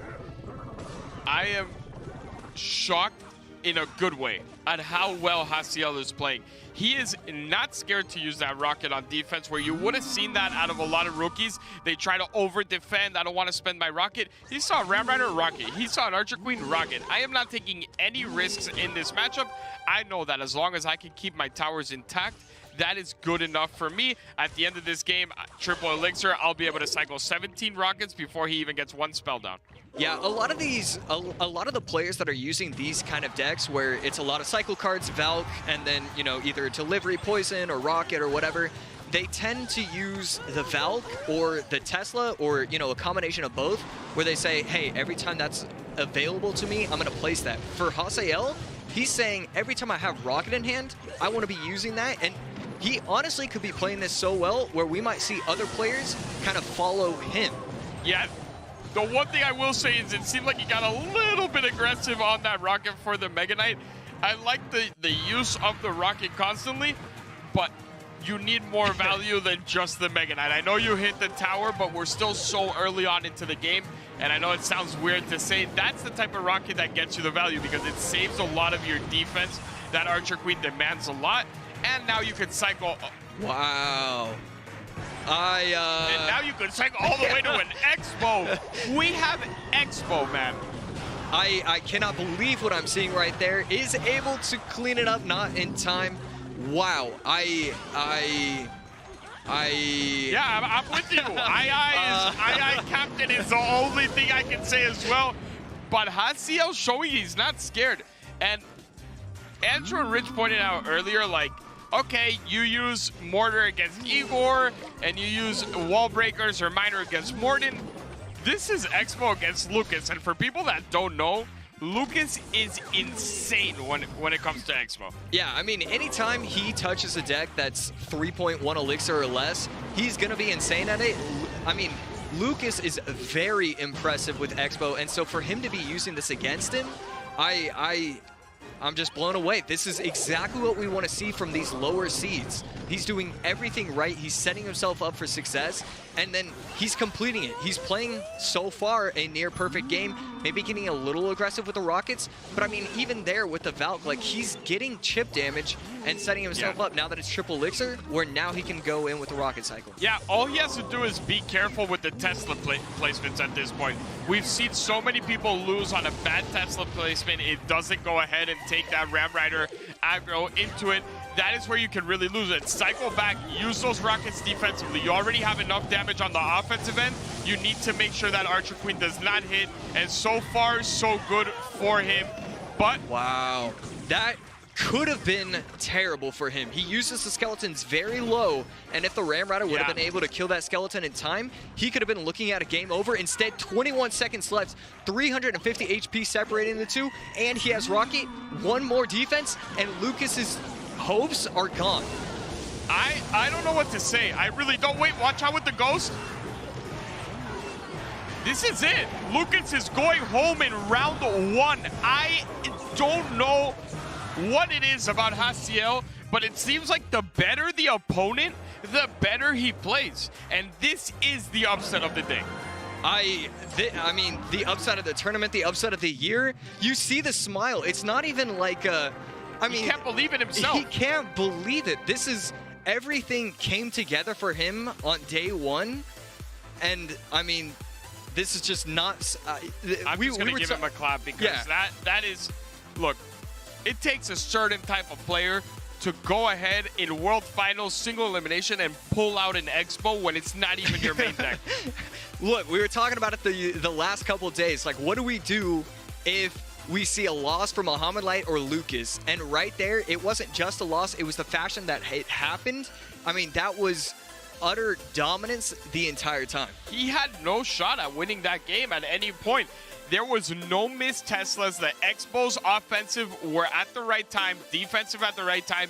He knew exactly how many rockets he needed to get into a comfortable position to where he could just rocket defensively, and even knowing that the lightning was coming in, he was okay with it. Yeah, I actually really liked at the very end, I was thinking in my head, okay, you know, get yourself to the rocket, and what does he do? He never rockets because he had already set himself up, and here we go, 10 seconds left. The entire time I'm thinking, okay, he needs a rocket, he's gonna get back to lightning, and what happens if he gets back to lightning? But no, he was still cards away, still had to cycle the bandit, still had to cycle the E-Spirit, never gets it down in time, and right there, you know, 150 HP, that's all you need in order to separate you for the victory. And this is a lesson to all the rookies coming in. Don't be scared. They have the experience on you, but you need to bring something special, catch them off guard, and I can guarantee you, looking at these decks, look at that. Golem Prince up first. There is no way that Lucas had any of this on his radar. Yeah, I mean, look, Lucas didn't play poorly. Every single game, he played really well. He was getting prediction bar barrels, prediction everything.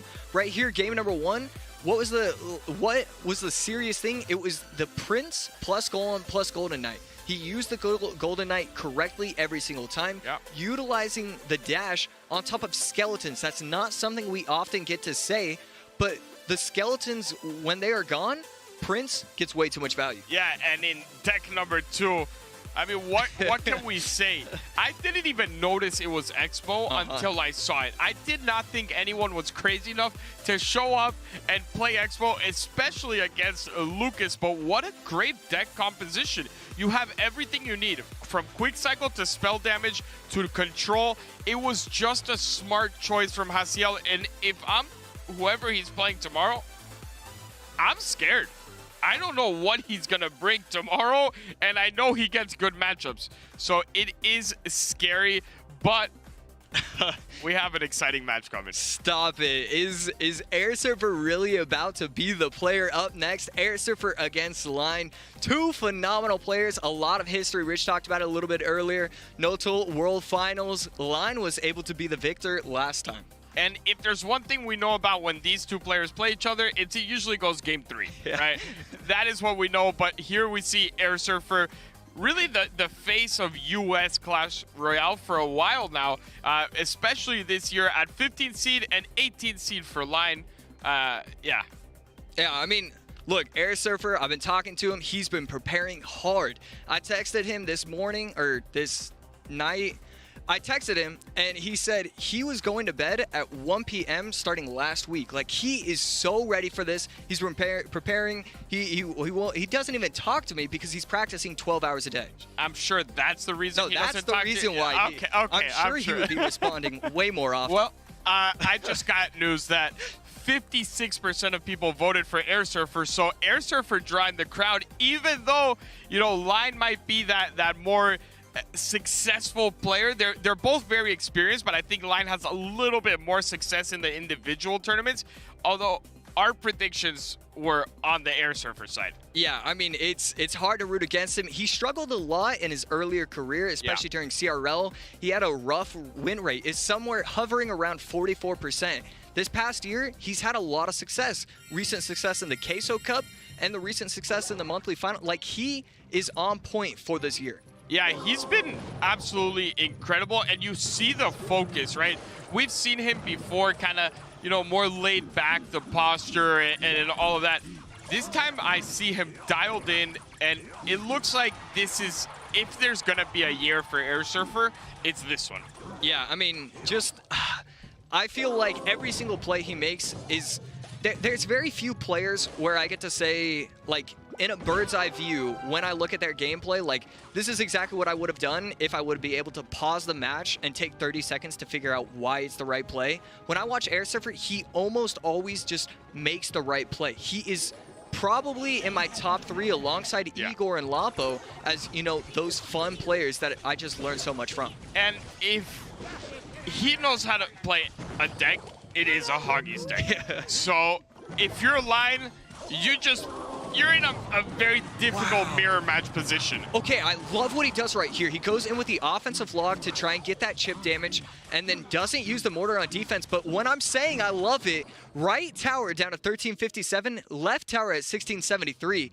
This is not the start that Air Surfer was looking for. I mean, you loved it visually, but the end result was definitely not in Air Surfer's favor. I think he got a little too aggressive, a little too early, and whenever you see the Hoggies coming in, it is normal to over-defend that, but you cannot take your eye off of that Goblin Brawler. That is more damage. A couple hits there, it's more damage than anything else, but he catches him with the cannon card at the back, has Fireball as his last card, and a stellar defense yet again from Line. Yeah, so the Mother Witch is going to get value on top of the Spear Goblins and Skeletons. He has the Fireball plus Bats, the Fireball plus Skellies, Log plus Bats. He has so many opportunities, but when you're running Ram Rider or Royal Hogs plus Earthquake, sometimes that just doesn't matter. Sometimes you can just set up Mortars on defense. Once it gets to late in double elixir, early triple elixir, that's when the entire thing can snowball. So as long as he can defend, he might be okay,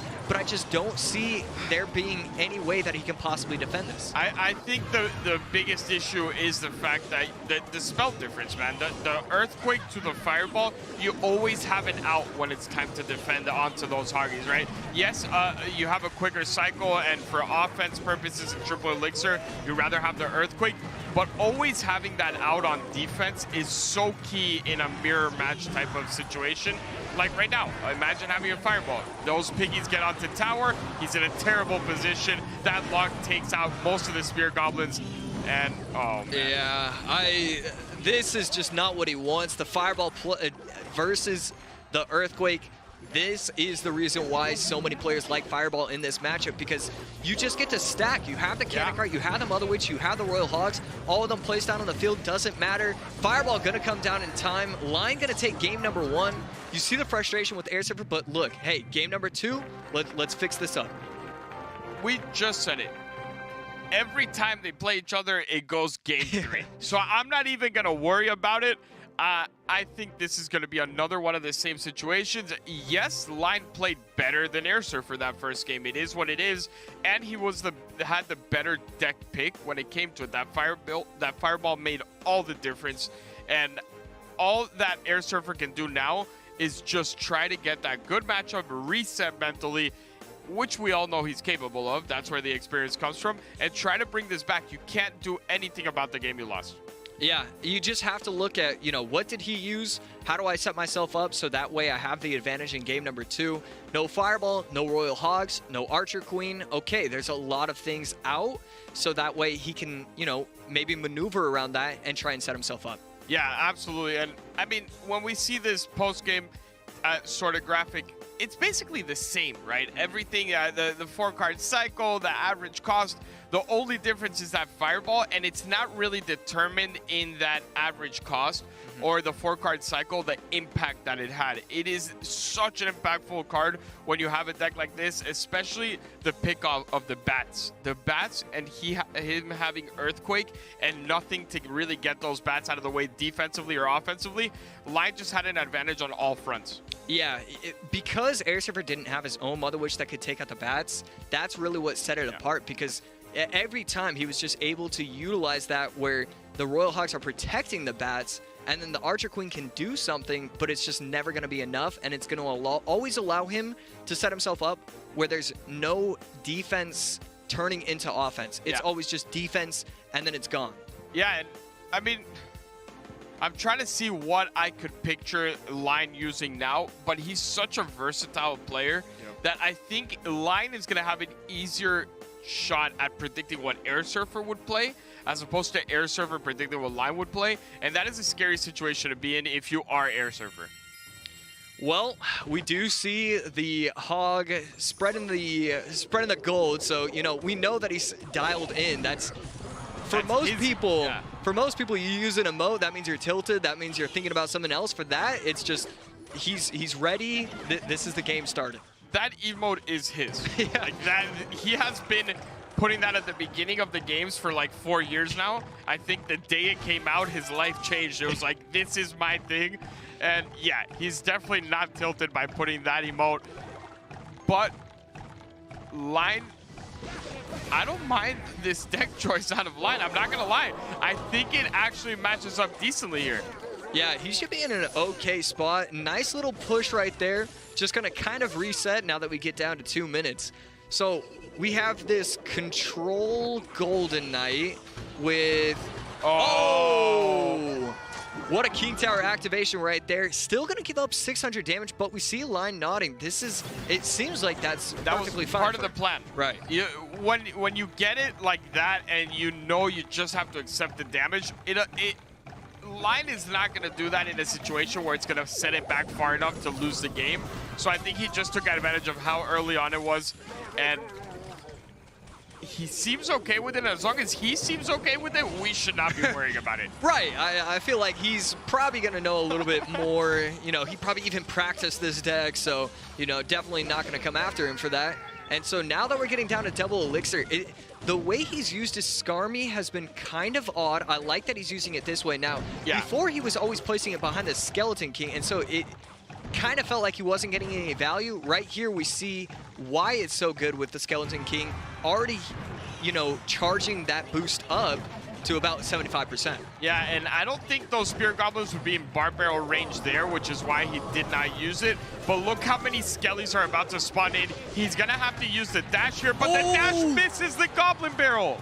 Wow, I have no idea how it doesn't go to the Goblins. We see wows coming from both players. It is placed directly on top of a Goblin, and it goes directly to every single skeleton. I really don't know what just happened. I think the dash happened half a second before that Goblin Barrel actually popped, and it went too far to come back. There was too many Skellies on the board there, and it's one of those interactions where you can only just stare at your phone and say, what else can go wrong? I mean, we knew there was going to be 1 or 2 interactions that would happen with the Golden Knight where we say that. And unfortunately, it's happening in a game 2 with Air Surfer because like that, no one could predict how that interaction would have worked out.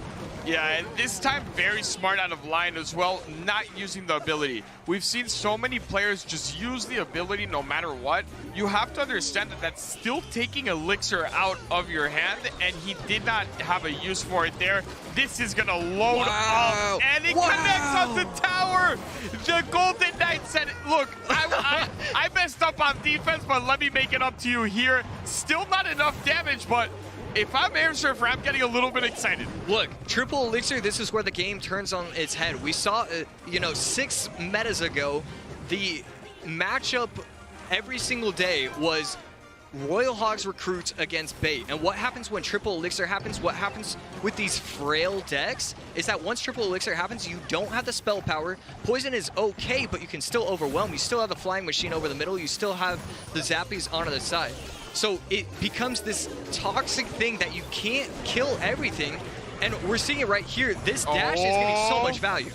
Wait, the Bandit's gonna go out to tower. The Flying Machine needs to get tanked for. He's gonna have to activate the ability here, and he doesn't get it in time. Air Surfer is gonna send us to a game number 3 with that Flying Machine. He can't stop his Ice Spirit. Not even gonna happen. Air Surfer taking game number 2. Golden Knight went from I will never use this card again to I will put you in every single deck I have as long as it's not duels format. Unfortunately for Air Surfer, he's got to put it away. He already used it. But what a match, and Golden Knight MVP. Absolutely. Wow, what a turnaround. I mean, look, once it becomes double Elixir, triple Elixir, this match is almost impossible for Lion. Poison is going to be able to put in a lot of work, but just never enough. It's always going to leave things at 2% health, at 10% health, 20% health. And you can't have that when you have the Flying Machine coming over the middle and the recruits. He also was really smart on the fact that he used the Flying Machine first on the right-hand side, baited the poison, and then had the next Flying Machine already ready on the left. And when you don't have that poison for a Flying Machine and you have 4 recruits, a Bandit, a Golden Knight dashing, and whatever else he could find in his card deck, here we'll see it. You're going to see the poison come down first, I believe, or this is not the exact... No, this is earlier on. Yeah, this was the setup, yeah. And he always, he uses the arrows on the right lane instead of on the left. So... I mean, look, what a game overall that was. Game number 2, I mean, I was blown away. Game number 3, I hope it's half as good, and I can be okay with that. Look, we knew we were going to have a game number 3. I did not expect the fashion that we were about to witness in that game 2. I'm excited. I want to see more Golden Knight. This is the one time I wish it wasn't duels, just so I can see Air Surfer play Golden Knight again, because his dashes were on point, but... Looking back on Air Surfer's decks, would you be okay with him going old school Air Surfer with some sort of a Hasiel move here? Maybe, throw a little Expo spice? Look, as much as I want to say go to your comfort in these Game 3 situations, I don't know if I can, vouch for the Expo usage. Look, whatever he's done in the past, we've talked in the past, he went 1-2, 2-3, 1-2 against Line. So whatever his method of the final deck choice was, do the opposite. I say do the opposite, yeah. Which he's never used Expo, so okay, maybe bring out the Expo. If it doesn't work, it's not my fault. But I think it's a calculated risk when he is so good with it. Yeah. He is actually one of the greatest players to ever touch Expo, in my opinion, especially in the tournament setting. Not so much ladder, but when it comes to that tournament setting, I would be okay with it. And look, when I see Bomber, okay, there we go. I was going to say, it's still in. Yeah, no, when I see Bomber, I always think, it's got to be Drill. But at this point, I was thinking, I will say, yeah, now that we see the Bomber, the Mother Witch, and then the E-Giant, I'm saying probably not going to lean towards Expo. I think the E-Giant gave it away, right? Maybe we see the Expo with E-Giant. Probably not. What do you think about the deck, though, for Air Surfer? The only thing that scares me for him here is the lack of, delivery comes out in time. This is going to be a problem for him, I think. It's going to be phenomenal defense from line over and over again, and he doesn't really have all these options to make a play. This is the heavy version of E-Giant. It's not the same one that Mo, Mo was constantly cycling. He got 2 E-Giants down at one point. So Air Surfer in a little bit different situation here, and also line is not 32 seeded. Right. He is a top tier player. Yeah, unfortunately for Air Surfer, the reason why you use the Inferno Dragon version is because when you're going against the Lavas, the Golems, the E-Giant mirror matches, the Inferno Dragon is going to get a lot of value. What happens when you go against Miner? It gets 0 value whatsoever. You can never, I mean, even when you're using it on top of the Miner, it's still getting 3 or 4 or 5 shots, and then at that point, you could have just used the Bomber. And right there, what a beautiful prediction using the Dark Prince, and that's going to allow him to set up a Tesla where he doesn't have to worry about the Tesla getting lightning. He is taking a page out of Ostiel's book here with the regular Prince, and I like it because it is going to add that pressure. But the main difference here is that there is no Golden Knight to dash, take out those Spear Goblins, take out, the shield onto the Dark Prince. Those are the biggest problems. He has so many small units that how are you going to actually break through with the Prince? And then the only thing that line has to worry about is spread the Tesla from the Archer Queen. Don't give up lightning value. Oh my goodness, and then allows his Mother Witch to die, unfortunately. But here we go, he does have the push set up. This is okay, uses the lightning, there we go. And that's gonna be, look at the right tower. Look at the left tower and the right tower. Left tower has a lot of pressure, but the right tower down to 17-17. Yeah, he's still down on it, and obviously when it comes to spells, I'd rather be in line's position late game because you can just cycle those Earthquakes over and over again. But this is the only way that you will get value from that Inferno Dragon. You were talking about it. It is one of the worst cards to have when you're playing against a Miner deck. But if you can kind of predict when the Miner is coming in and just use it for that, melt it away, and then start again, and the Fisherman goes in front of the E-Giant. Look, the Inferno Dragon didn't get a lot of value, but did force out the ability, so that's one less thing to worry about. Yeah. And then he's kind of just setting himself up, so once Triple Elixir happens, that's when he's actually going to set up his push. He's just going to continue to cycle the Inferno Dragons in the background. There we go, we see it right there. And then once Triple Elixir happens, that's when he's going to probably try and set up for a double Electro Giant push. There's a lot of different ways he can play this Triple Elixir. It's not easy at all, to be honest, in the matchup, and that lightning was forced out in the sense that if not, that Dark Prince was going to connect onto tower. That was going to be a splash damage from the Fisherman. It was way too close to tower. Forced out the lightning there as well, but overall he's hanging on. The problem is, how much longer can you hang on before you start getting Earthquake over and over again? Yeah, right lane getting down to 1185. Gonna allow the Mother Witch to get a couple of shots. 50 seconds left. Inferno Dragon is gonna get cycled in the back. A lot of damage coming in from the Earthquake. Yeah. 500 HP, but this is Triple Elixir. He can set up with another E-Giant, possibly right lane. He just needs to get one clean defense. That's GG. Just needs to get a NATO off. No, it's over. Just he's cycling Miner, he's back to Earthquake, and that's it. It is game over. Oh, and that hurts for Air Surfer, man. It is heartbreaking for him. We both know what it meant to him. I have to congratulate Line on a perfect playing of that Miner deck.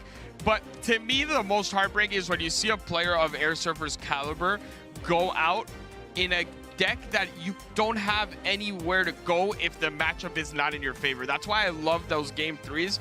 Put yourself in a position where you can make plays. Absolutely. Unfortunately, Inferno Dragon not getting any value. Brilliant usage of every single card in the deck for Line. I mean, the Dark Prince to predict, using the Tesla. We saw all sorts of weird placements. I mean, that's why these pros are so good, because they know the exact placement that they should be placing it. Do I want to go the exact middle? Do I want to go up 2 tiles to the right and 3 tiles up? Or, it's just brilliant gameplay overall. Forcing lightnings on the bridge, never really allowing him to get too much value. Line did everything right. This was not a mistake from Air Surfer. This was perfect gameplay from Line. Great deck choice as well, allowing himself to play to his strengths.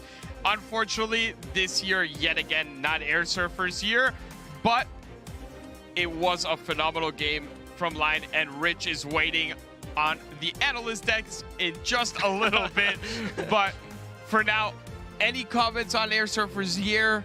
I know he's a very close friend of yours. Yeah, I mean, just what a year it was. Look, everything kind of was like, okay, it could have been better, but definitely okay. You know, he had the queso fall, queso summer, monthlies, just everything was good. Next year, I hope it's great. All right, we will see next year, but for now, we will see Rich on the analyst desk. Thanks a lot, guys. Line continues to have Air Surfer's number, and you know, part of Clash Royale is the idea of that big gamble. Sometimes you're in a bad position in a bad matchup. You have to go for a high-risk, high-reward play. And let's take a look at a moment here from game number 1 where Air Surfer went for something and just got caught looking a little bit. Let's start the replay in game number 1. They're both running Royal Hogs. You're going to see both sides, both players drop Royal Hogs at the exact same time in the middle. You're going to see on one side, Air Surfer go single lane, and on the other side, Line go split. Let's go ahead and let that log come in and stop right here. So you see the logs coming in, and Air Surfer's hoping that that single lane push means that he's going to go ahead and get a ton of damage right here. That's what he's hoping for. But here's the problem, and this is the big problem right over there. It's that Goblin Brawler staying alive, and watch what happens on this side of the screen with the Goblin Brawler as we continue. The Brawler takes the Knight off because the Piggies are tanking for the Brawler. So a slight miscalculation, that Brawler goes crazy on that tower. The Mortar was in cycle, but he went for the high-risk, high-reward play. But that's why when you are splitting Pigs with that Brawler, get the Pigs down before the Goblin Brawler crosses the bridge. They can tank for it. You see the results right there. So great play from Line, and the gamble not quite paying off there for Air Surfer. That's it for that match. That's it for Air Surfer. But of course, we've got some more great stuff coming up. And once again, we're getting you involved in the action. A great matchup between Singapore's Famous Kid and one of the big dark horse picks here, a hero from last year's CRL World Finals, Wallace. So go ahead and vote hashtag Famous Kid or hashtag Wallace to get in on the action right now. And of course, more action coming your way. Let's go back to the desk where Andrew Guy is saying bye with Joshua Sharon.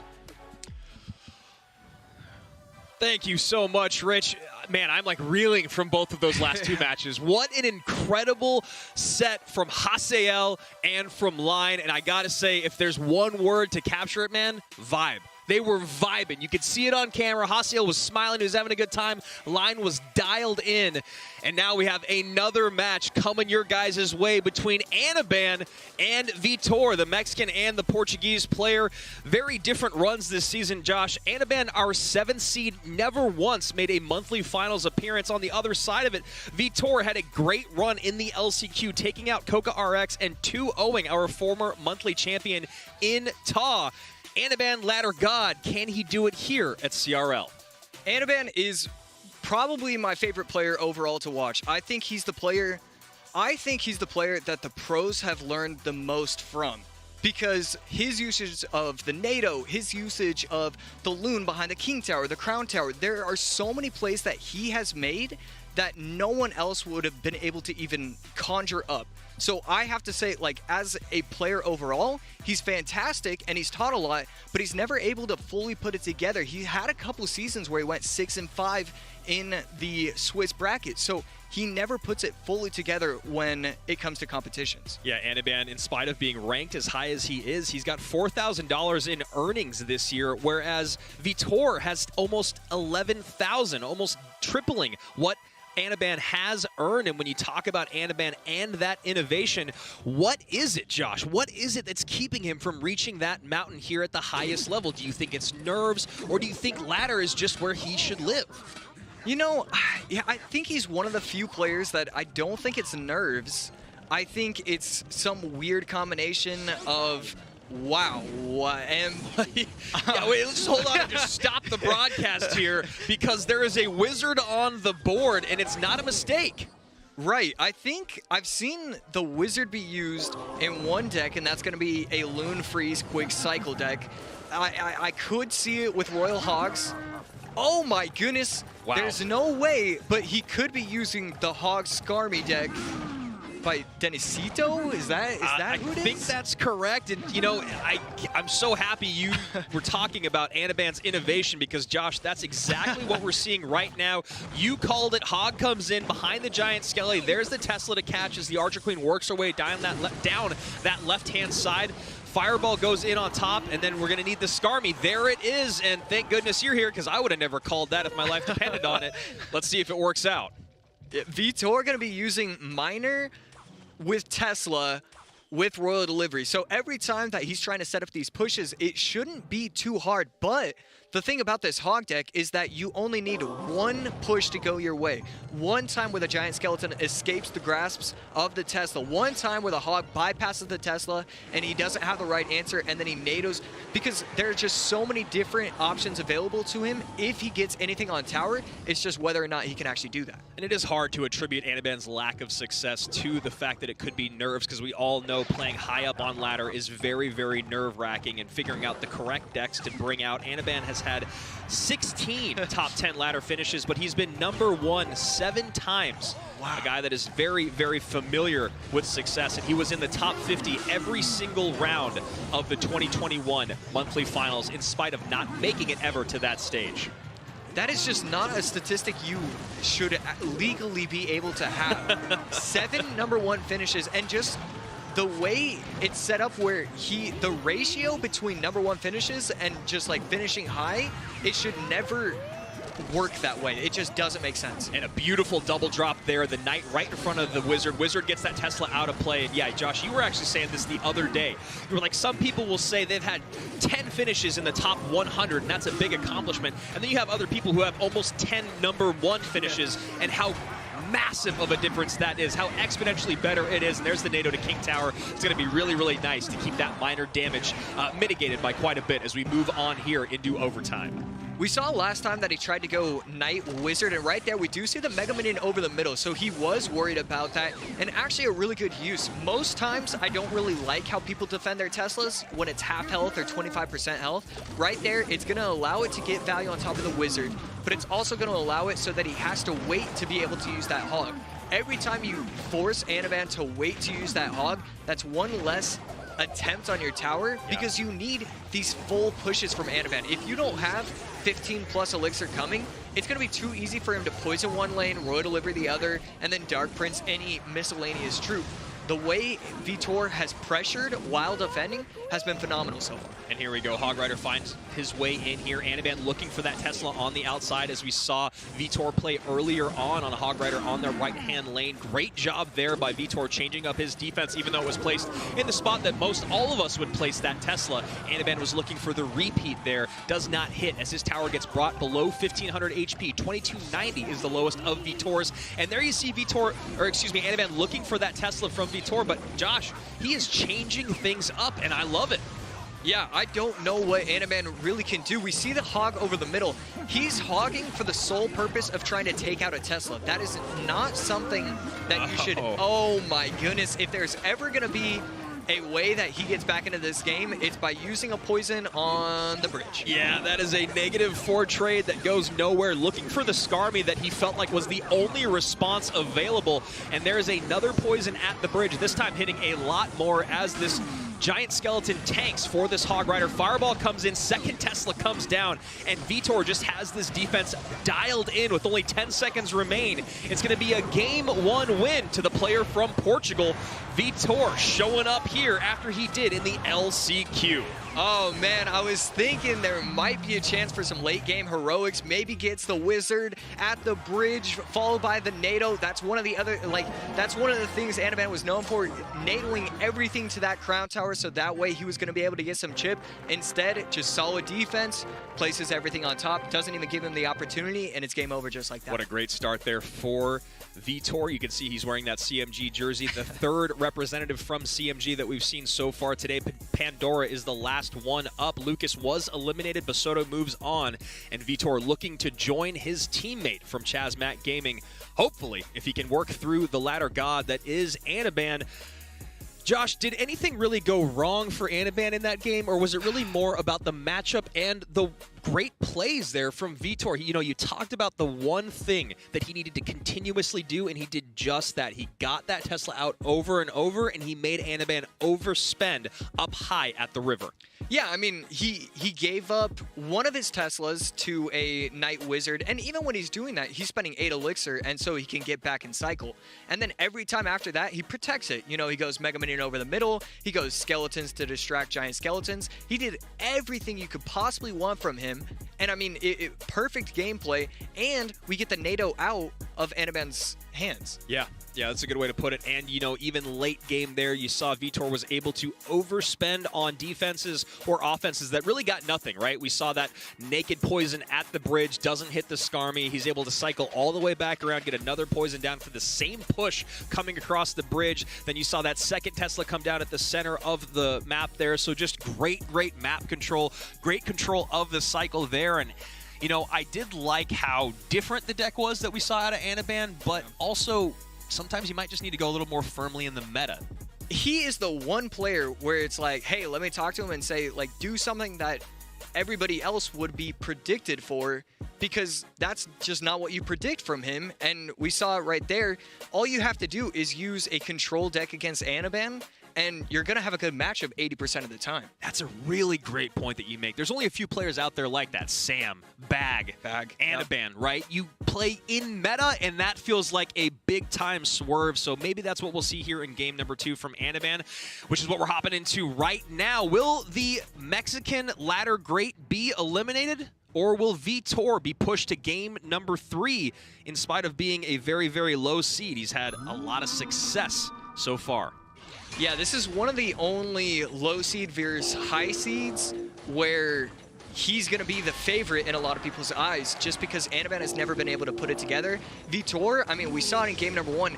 That is a brilliant deck choice, and I didn't see one mistake. Pekka-Loon, question mark? Pekka-Loon freeze arrows, maybe? We see the Exi without NATO. Look, I mean, Anaban just does what he wants, and you got to give props for that. It is a surprise to see Exi without NATO as this Golden Knight comes down, tries to get on top of that Mother Witch. Executioner does stay alive. That's a good dash right there, and it does connect on tower. Scared to say things like that's a good dash because I have no idea if it's going to connect or not, but it felt good. And there we go. Barbarrel. Wow. Okay. Yeah, Barbarrel doesn't get down in time, but that's all right because then we get the King Tower activation. Look, he didn't even need NATO. He's still going to get that King Tower activated. Yeah, you know, he looks like he's down about 1 elixir, but he does have the damage lead and the King Tower activated. And when I say he, I am talking about our number 7 seed in Anaban. As you can see there, number 7 on one side, number 26 on the other. Vitor did show up in our monthly finals in round number 7 where he beat Famous Kid. Then he lost to Sandbox and Bruzani. And right now having some good success here. As you can see, Anaban 0 monthly final appearances in spite of being number 7 on the boards. Pekka against Pekka, but one person has Executioner. Executioner is definitely going to decide the fate of this game overall, but I don't think it's going to be in a positive way. I just don't see the Executioner getting the value he needs, especially because Vitor possibly could be running Lightning, and if that's the case, then this game could be over just based off how the deck is set up. Yeah, that's a really, really good point. You talk about that Lightning value. If it did come on top of any of those units, talking about the Electro Wizard, the Executioner, the Mother Witch, and that Princess Tower, that is just a ton of value you cannot give away. So Anaban maybe trying to calculate what he needs to do to break on through 2180 to 2529, but as this game gets deeper and deeper into double and triple, he's going to have to make things happen in both lanes.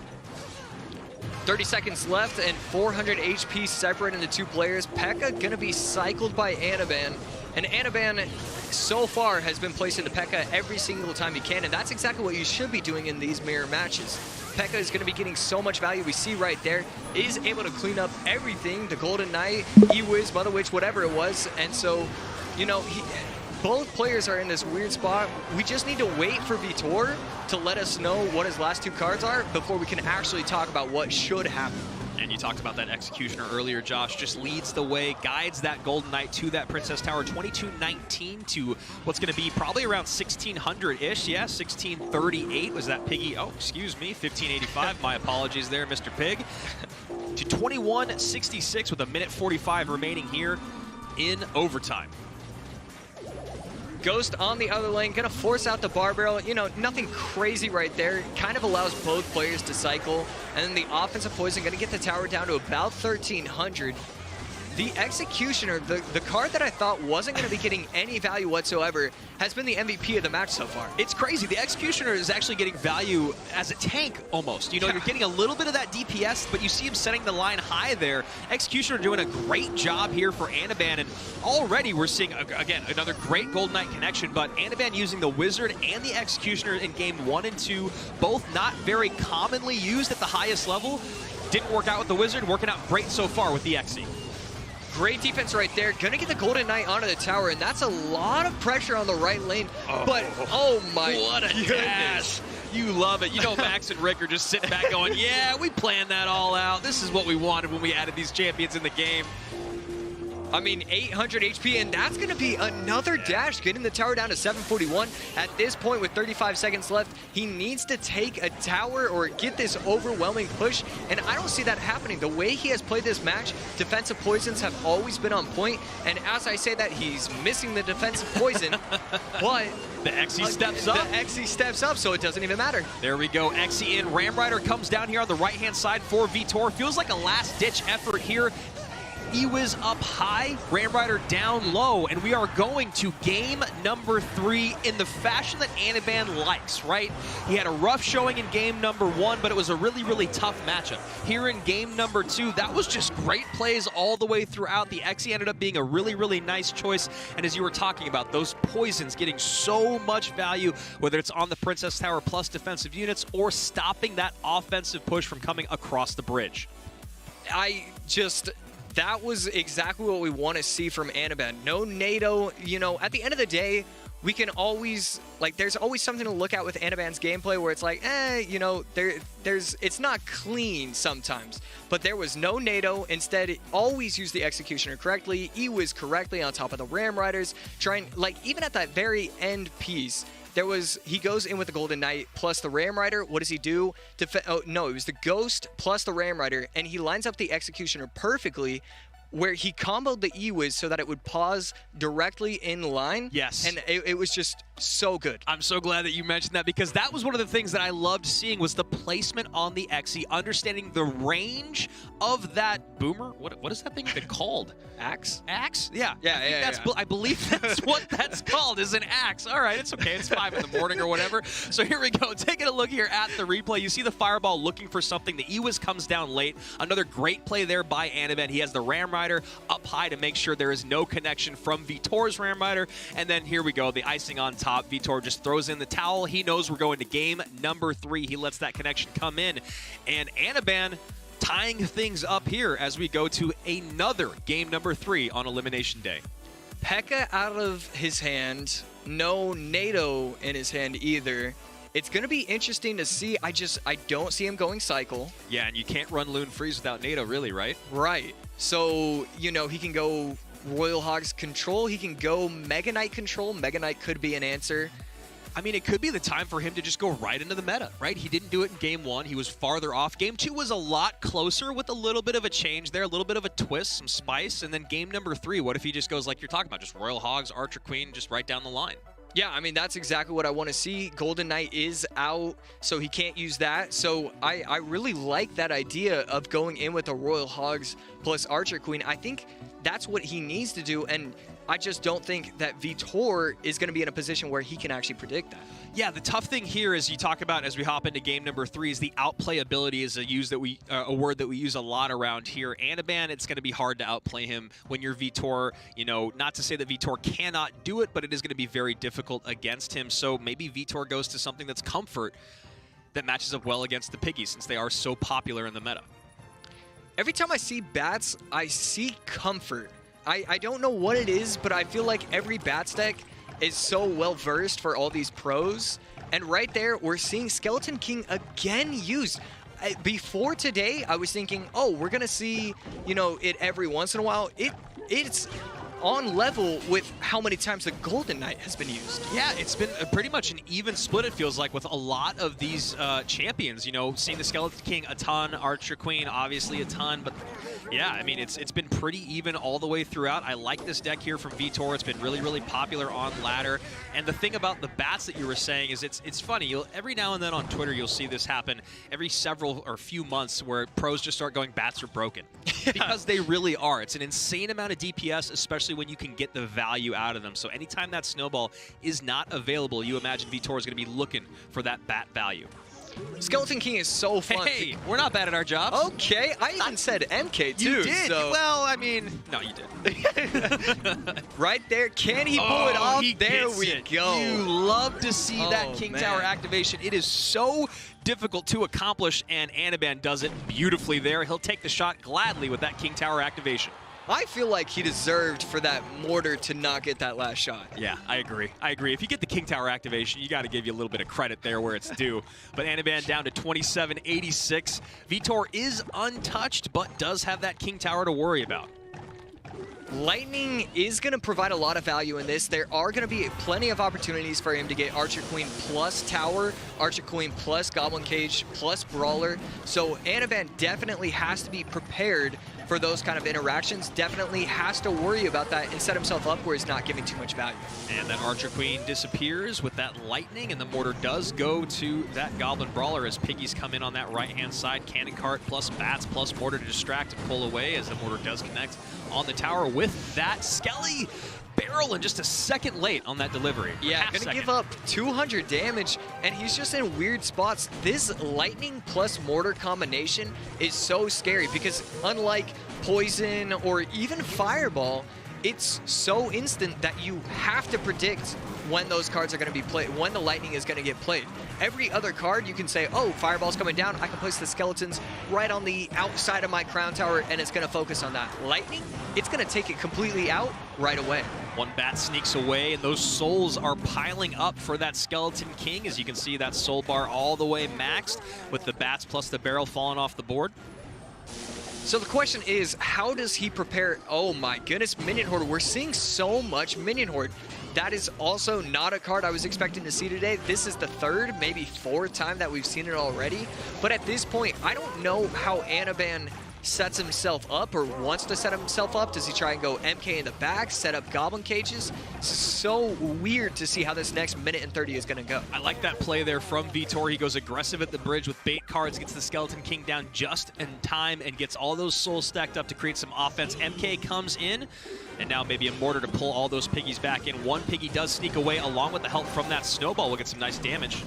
Yeah, that one piggy escaping is actually going to be, you know, great for tower damage because the tower is locked onto the Mega Knight. And right there, we finally see the Archer Queen get value. So many times it was getting placed and then immediately getting taken out. I mean, we saw a Skeleton Barrel plus Bats be able to take it out and put it in a bad situation. So finally gets the value he needs. And now that it's triple elixir, it feels like he's kind of controlling this game, but this is when it all counts. And that was some nice earned value on that Archer Queen as well. We saw her go invisible to activate that ability to get the bats away, so she stayed on the board just a hair longer as those piggies connect. On that right-hand side, the Minion Horde turns around, and you and I both have a visceral reaction. That Minion Horde is untouched from that delivery, and somehow Anaban still defends clean. We're going to see a high MK here, but then the Minion Horde behind. You love to see that recognition there from Vitor. Okay, finally going to be able to get the delivery back in cycle. This is a lot of damage coming down the lane, possibly. Skeletons placed perfectly. 1105 needs to cycle Lightning of his own. That's it. Vitor is going to eliminate Anaban with this Skeleton King Mortar deck. And you can see there's a smile out of Anaban, but he is going to be going home. Great stuff there from the man from Portugal. Wow, I mean, just brilliant usage. He was finally able to get that stack, but I mean, it really comes down to the small mistakes from Anaban. It's the same thing this entire year. It's just one thing missing right there. Doesn't recognize that the Minion Horde is going to go back. Yeah. And I mean, just like that, gives up that extra 200, 300 damage, and his own Lightning just doesn't do enough at that. You saw him just ravenously, rapidly cycling back around to get that next delivery in when that second minion horde came down too little, too late. Then you're overspending because you made that mistake earlier on. Then you don't have the defense that you want to deal with that Skeleton King, plus the Skelly King graveyard that came in, which was really, really nice there. That was something that Vitor did throughout that entire game, was just stack up as much bait as he can and use that ability. I think a lot of people are scared to use that Skeleton King ability because it's 2 elixir and because you don't exactly know the interactions, right? You're still kind of learning it, but Vitor had it locked down. Yeah, Skeleton King is the one hero that, like, you really don't know. You don't know everything about the card just yet. It's the most difficult one to use and to use effectively. So the fact that so many of these pros are already using it, and right there we see it in the replay. What a King Tower interaction. Just that is what you want to see from these players. And there you go. There's that minion horde getting taken off the board by the next delivery that came in. But look at this ocean of blue on the board. Some of them ghosts, some of them real. Minion connects, bats are there. Just so much that Anaban cannot deal with it, in spite of having Snowball, in spite of having the MK and delivery. It felt like he should be able to deal with those small bait cards, those swarm units, just not able to do it. Overrun is Tribe's Anaban and one of the most popular players in all of Clash Royale. Yeah, unfortunately, gonna be knocked out already. I really liked what I saw from him overall. You know, he did mix it up, but I like the deck choice in game number 3. I think that's what you want to be using. He just didn't put it together, unfortunately. Talking about deck number 1, we talked this to death as it was happening just because Vitor had it locked down. There was no way for that hog to get on through. There was no good Skarmy value. As we go to deck number 2, this is where things turned around for Anaban. He did an excellent job cycling those P.E.K.K.A.s, which is what you were saying, Josh, is exactly what he needed to do. The it factor, the X factor, the MVP, though, that Executioner. Yeah, I mean, you would look at the decks and say, okay, the Ghost is going to be, you know, almost impossible to stop because you don't have a bandit of your own. The Golden Knight versus Golden Knight, it's not going to allow you to do that. But just really impressive how he set everything up. And then game number 3, it was slight mistakes. It was not putting everything together. And I mean, it comes down to how he used the Minion Horde alongside the Skeleton King. Minion Horde got an insane amount of value every single time it was placed. Yeah, and he waited till very, very late in that game to use the Minion Horde for the first time, and then it was rapidly coming out. So great stuff there from Vitor. Let's take a quick look at our bracket. We're moving through our day. I believe there's only 6-ish matches left. I've never been good at math. That's why I'm up here talking. So let's take a look at the bracket as we get ready for our next matchup, which is going to be Pandora from Japan versus Michifu, a guy that you and I know pretty well, and we'll see if he decides to come out with RG or Expo today, which are 2 win conditions he loves to go to. We're actually getting a skip on that bracket because they want to just keep going with the action. So talking here about Pandora and Michifu, both guys a little quiet in 2021 when you talk about CRL specifically. Yeah, Pandora is a player that there was a 3-month period where he was the consensus like top 3 player in the world. If you asked any pro, it was, you know, you have, you know, a Mugi, a Ruben, yeah. a Muhammad Light, and then Pandora was in that discussion. He was phenomenal. He had a few poor results and then many, many great ones. He has finished first place on ladder back in June of this year. He's had 7 top 10 ladder finishes. He did show up in our 7th and 8th CRL 2021. Or no, excuse me, he finished in 7th and 8th in our CRL 2021 Round 2 finals after losing to Igor and Air Surfer. One of those gentlemen is still available here in the competition. We'll be seeing them on day number 2. But when you talk about Michifu, we have seen, or at least I have seen personally, very little of him in 2021. Yeah, I mean, Michifu, okay, so I want to say this at the beginning just so that way I don't forget. I said that Michifu was a guarantee when it came to making World Finals because of his ladder success, but he didn't have a lot of ladder success, and he didn't have a lot of competitive success. It was, you know, varied results. He did very well, but never perfect, and was never able to actually, you know, perform for the top 8 or anything like that. Talking about Michifu's success over the last year, I guess maybe a little more. He was first on ladder back in August of 2020.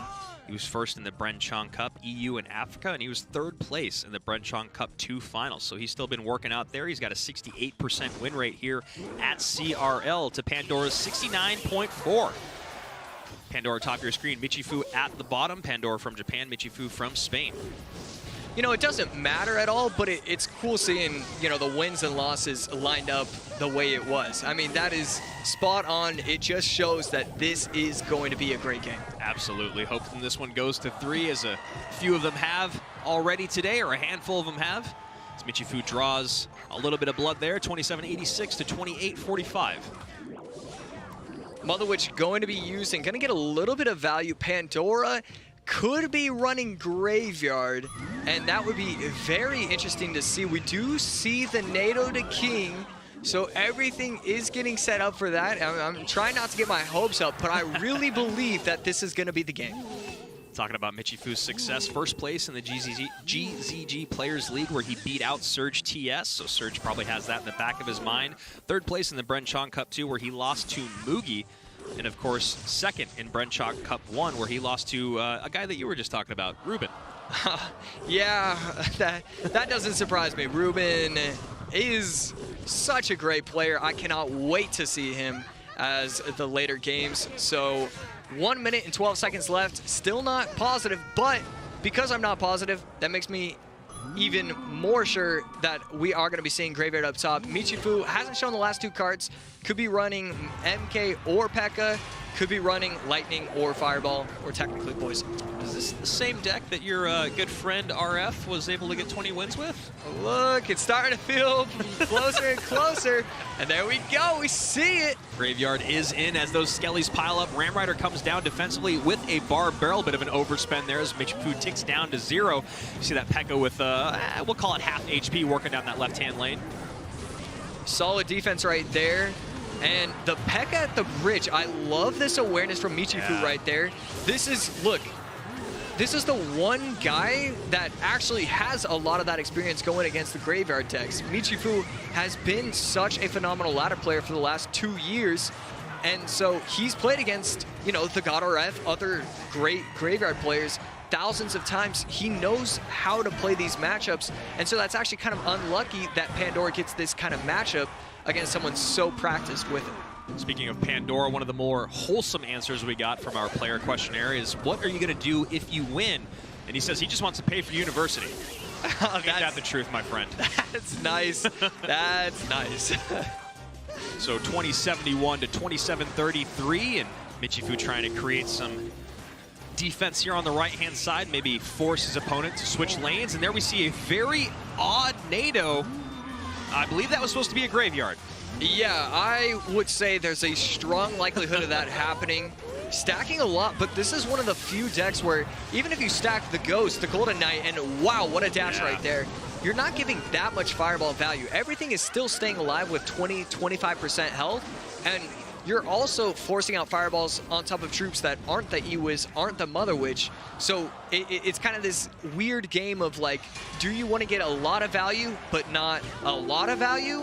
And so you just have to figure out when's the best time. Yeah, right. You're going to get a lot of value, but not take anything actually off the board, whereas looking for that Ewiz, looking for that Mother Witch, that's where you want to pull the trigger. So great load up there from Michifu, doing all the things that you're talking about, Josh, as we see a Royal Ghost come down the left-hand lane and a big-time pileup on the right. Looks like Pandora's just going to eat that Royal Ghost damage because of that King Tower activation. He's going to use the Fireball, and there we go, 2008.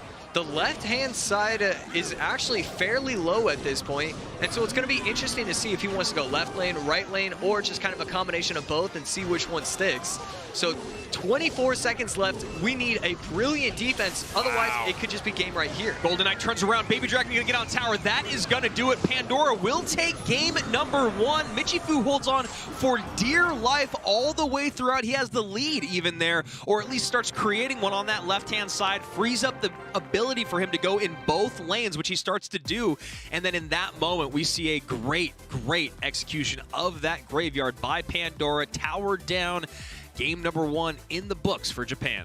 You know, it's interesting. He allows the Ghost to get a lot of damage on the left lane, And so what does that do? It allows him to think that he can go aggressive on that side. He goes in with a Ram Rider, and instead of using the Ram Rider on defense, cleaning up skeletons or, forcing pressure where he can't get aggressive, he just stops it with a Goblin Cage, gets a positive elixir trade, and then it allows him to just be aggressive the final 30 seconds and win the game. So if you're Michifu, Josh, what would you have done in that game? Was it a matchup situation? Was it just the fact that Michifu played maybe, I didn't feel like he was orchestrating pushes the same way that Pandora was, but also Pandora's playing Graveyard, so you have to do that in order to create damage. Michifu just kind of felt like he was throwing stuff at the wall and hoping something stuck. Right. You need to be cycling P.E.K.K.A.s. That's always going to get a lot of value. You have to be careful. We saw him try and abuse the fact that he used P.E.K.K.A. in the back, and then he used the NATO on nothing. But you have to set yourself up for a big, giant push. Any other deck, you can sort of get away with, making mid-tier pushes and then kind of overwhelming in weird spots. Against that Graveyard deck specifically, I actually was talking about it with RF the other day.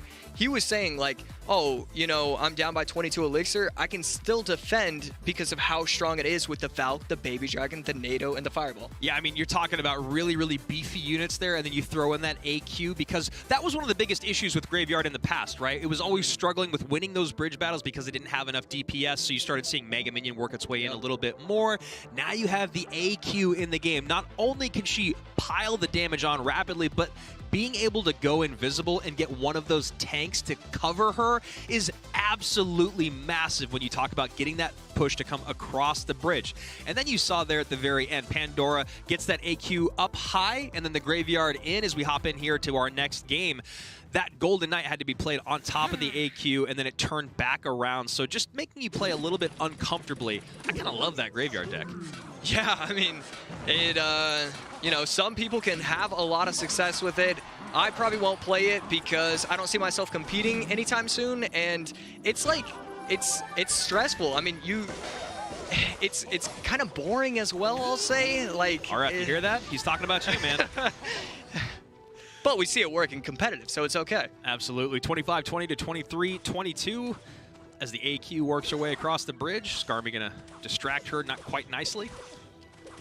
And it looks like we might be seeing another Skeleton King deck. It could be possibly MK. It could be... I just have to say it. I think it's Skeleton King once again. And I'm just blown away that every single pro found the Skeleton King so powerful.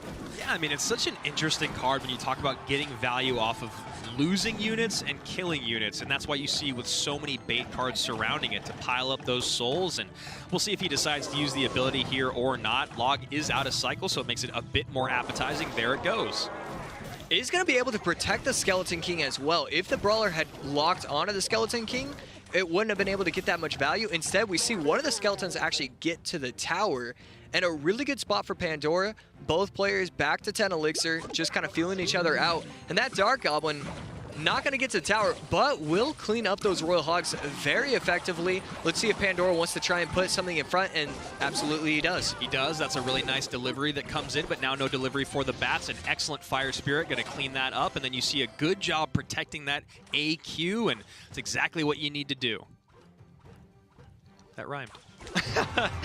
1 minute left. Almost nothing separating the two, and Zap will be able to stop him from getting more than one shot. But 300 HP separating the two with 50 seconds left. No building for Pandora. That's exactly what I was just going to say, man. As you look at this deck and you know how fast this cycles, even in double elixir, and you wonder how Pandora's going to keep up with those Royal Hogs coming out rapidly. I mean, you know that's what's going to happen as soon as we get into overtime. As another set comes down on the board here, Skeleton King in response. So at this point, Michifu can, he has a few options available to him.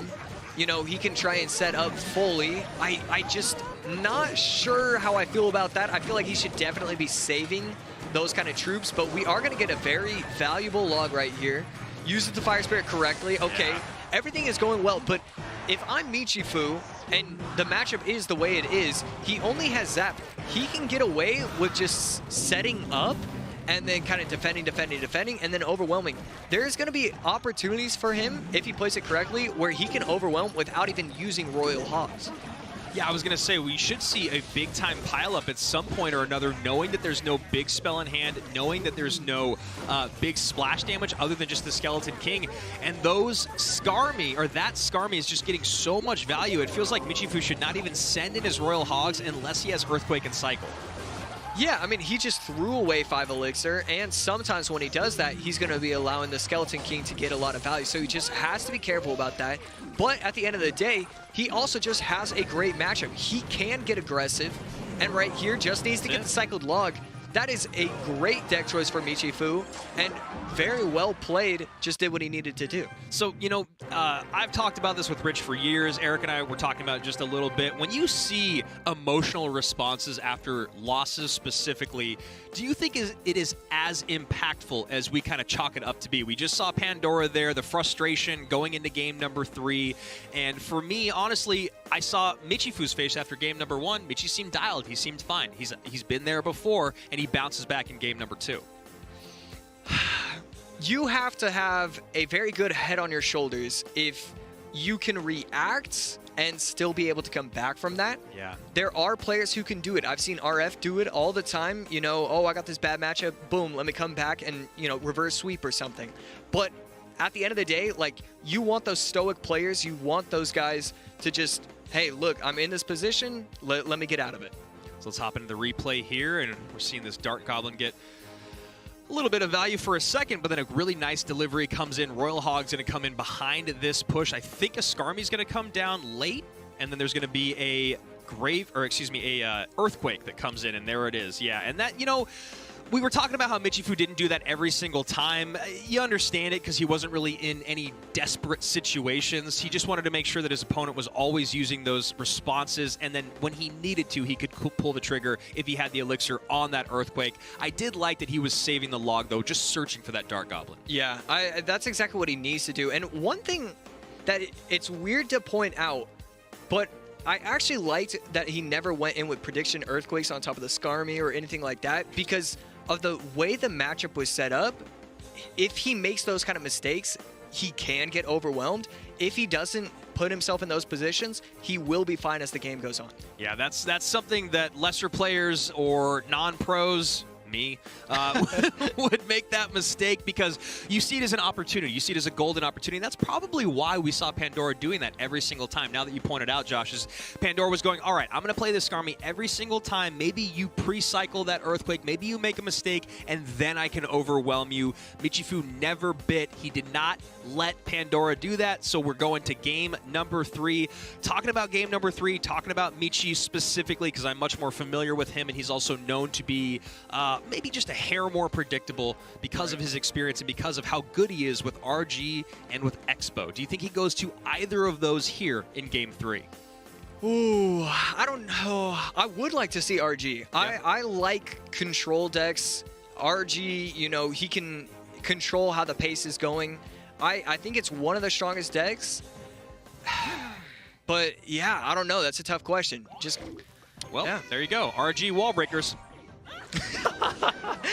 That took me way too long to be able to realize. I appreciate that you were trying to cover me for a second. A graceful way of letting me down. As we see a Mother Witch spawn a couple piggies, take those wall breakers off the board. We see a Golden Knight in the back here. It looks like Michi's going to go with Drill Cycle with wall breakers. We've seen a lot today with varied success, to put it lightly.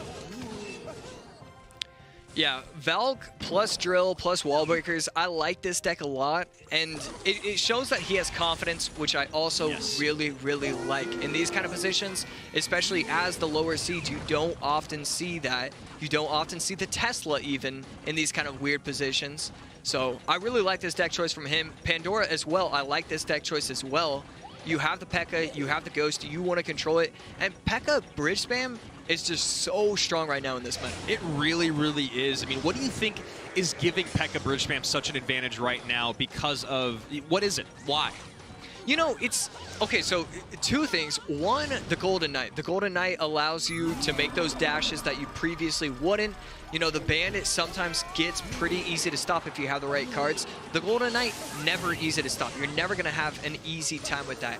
But the other thing is, it's brought Poison back into the meta as well. And that one is super interesting to me because that the Golden Knight is like the only thing that gets changed, but now people are starting to realize that, wow, okay, I thought it was going to also go to the tower. I'm surprised it didn't, actually. 1996 down to 1776, 26-35 even on both sides, as we did see wall breakers connect there from Michifu. He did a nice kite on top of, I believe it was the Royal Ghost, that then did get on top of the tower to bring it down. Has to be careful about this. Does come out with a snowball and is going to be able to get there in time. So now that we have double elixir, he can start cycling the P.E.K.K.A.s in the back. But, I mean, even if he gets the P.E.K.K.A.s in the back, we're going to see a lot of Tesla, and then we're going to see a lot of opposite lane pressure. He does have both towers down to 2,600 HP or less. So even if he does go P.E.K.K.A. in the left lane, right here we're already seeing it get started. He does want to apply pressure on the right lane so that way he can't stack and overwhelm. I actually really like that we saw Pandora go Golden Knight in the back because it's so much cheaper, still demands a response, and then if he wants, he can support that push with the P.E.K.K.A. or go P.E.K.K.A. opposite lane, whereas if you go P.E.K.K.A. in the back, you are going to get punished by a drill plus something. Right, that's really good awareness from him to allow that not to happen right here. Got to be careful about that. The Ram Rider, what a champ. Yeah, MVP there. Oh my goodness. No Ice Spirit here to stop that Ram Rider from coming in, so something else going to have to come down on top of this Royal Ghost. And there it is. Pandora taking that Elixir lead and just building a massive push. And then I like the Mother Witch placement, not going to allow him to get tower damage as well. And kind of a cool thing, the P.E.K.K.A. goes back, allows him to set up with a bigger push, and now he can try, does almost give him enough. Yeah, oh, there enough. We go. The E-Wiz comes through. Ram Rider connects on that right-hand side. That is a massive blow here for Michifu, who goes down to 654, 1,200 HP in the advantage of Pandora. That was a devastating blow. Michi strikes back. Double wall breaker connection. Down to 671. We're basically tied up again. You love to see it, Josh. He misses the E-Wiz on top of the wall breakers, and that's going to get the tower down to 671. 17 HP separating the two players. Both players trying to get aggressive, not too aggressive. Ghost is going to get the tower down to 569. Wall breakers not going to connect. E-Wiz comes down, gives Fireball value 319. Just needs to cycle away, does Michifu. Drill comes in, which means Fireball is right around the corner. Just has to play it down. We do have the Fireball and cycle. It is going to come down. Ram Rider will be able to stop the progress, but I don't think he's going to be able to do anything about it. Oh, you love the high drill. Good call there. Doesn't go for the coup de grace. Nice night dash. There's the Fireball. Pandora has been eliminated. Maybe those win percentages are going to flip-flop. 69-68. Michifu takes the win there, and what a beautiful set from the Spaniard. Wow, that's all I got to say. I mean, it comes down to one play. Can he place the E-Wiz on top of the wall breakers? You wouldn't think it'd be that simple, but it really is. Misses the wall breakers, and both connect. And then at that point, it's just who can cycle faster, and the drill is. Yeah, that was incredible. We saw Michifu take an insane amount of damage on the opposite side of the board. What does he do? He mitigates it, he stops the bleeding, and he goes right back on offense. Those two wall breakers connecting was absolutely devastating. Obviously not just for the damage, but the mentality there of Pandora. You start hitting that panic mode button because you know you're going to get out-cycled. Yeah, right here, Tesla does go down in time, so I was thinking, oh, game has to be over at this point. Felt like it. And then goes in aggressive drill, plus wall breakers, plus the ice elixir. He's at 8 elixir. There's the Royal Ghost. He's just hoping that that Royal Ghost is going to do the work for it. He goes E-Wiz down low, and that's it. That's the game right there. You just don't see those mistakes in crunch time by players like Pandora. One of the greatest players in the game. I believe he's still a top 15. And right there, I was very worried that he was going to lose it in such a crazy way. Man, and that was just a really, really good call there by Michifu. You know, it's not really that fancy, but just going with the drill on defense, making sure you are 100% on that defense, then goes for the fireball to close things out. What a great showing from that young man. We've watched him a lot in CRL before. We're going to continue that run here at CRL 2021. He has a chance to be the best player in the world, and you know, he doesn't get the $15,000 today, and it's kind of weird to say that you don't want $15,000 today. Let's toss it over to EB7, our former world champion head coach, to break down what we just saw. Yeah, that was an incredible match, and like Andrew said, obviously it's not every day you don't want to take 15,000, but this was phenomenal. First off, in the first matchup here with Pandora, the way that he was able to take this graveyard deck that we haven't seen all day. We usually have seen the graveyard over with the skeleton or the cannon card type. This gives you a lot more control. I absolutely love this pick. It's something that RF was talking to us about earlier as well, especially when you are playing against something like P.E.K.K.A. He was very, very patient. That's exactly what you have to do. You're able to control the match with this type of graveyard deck, and I love the deck choice out of him.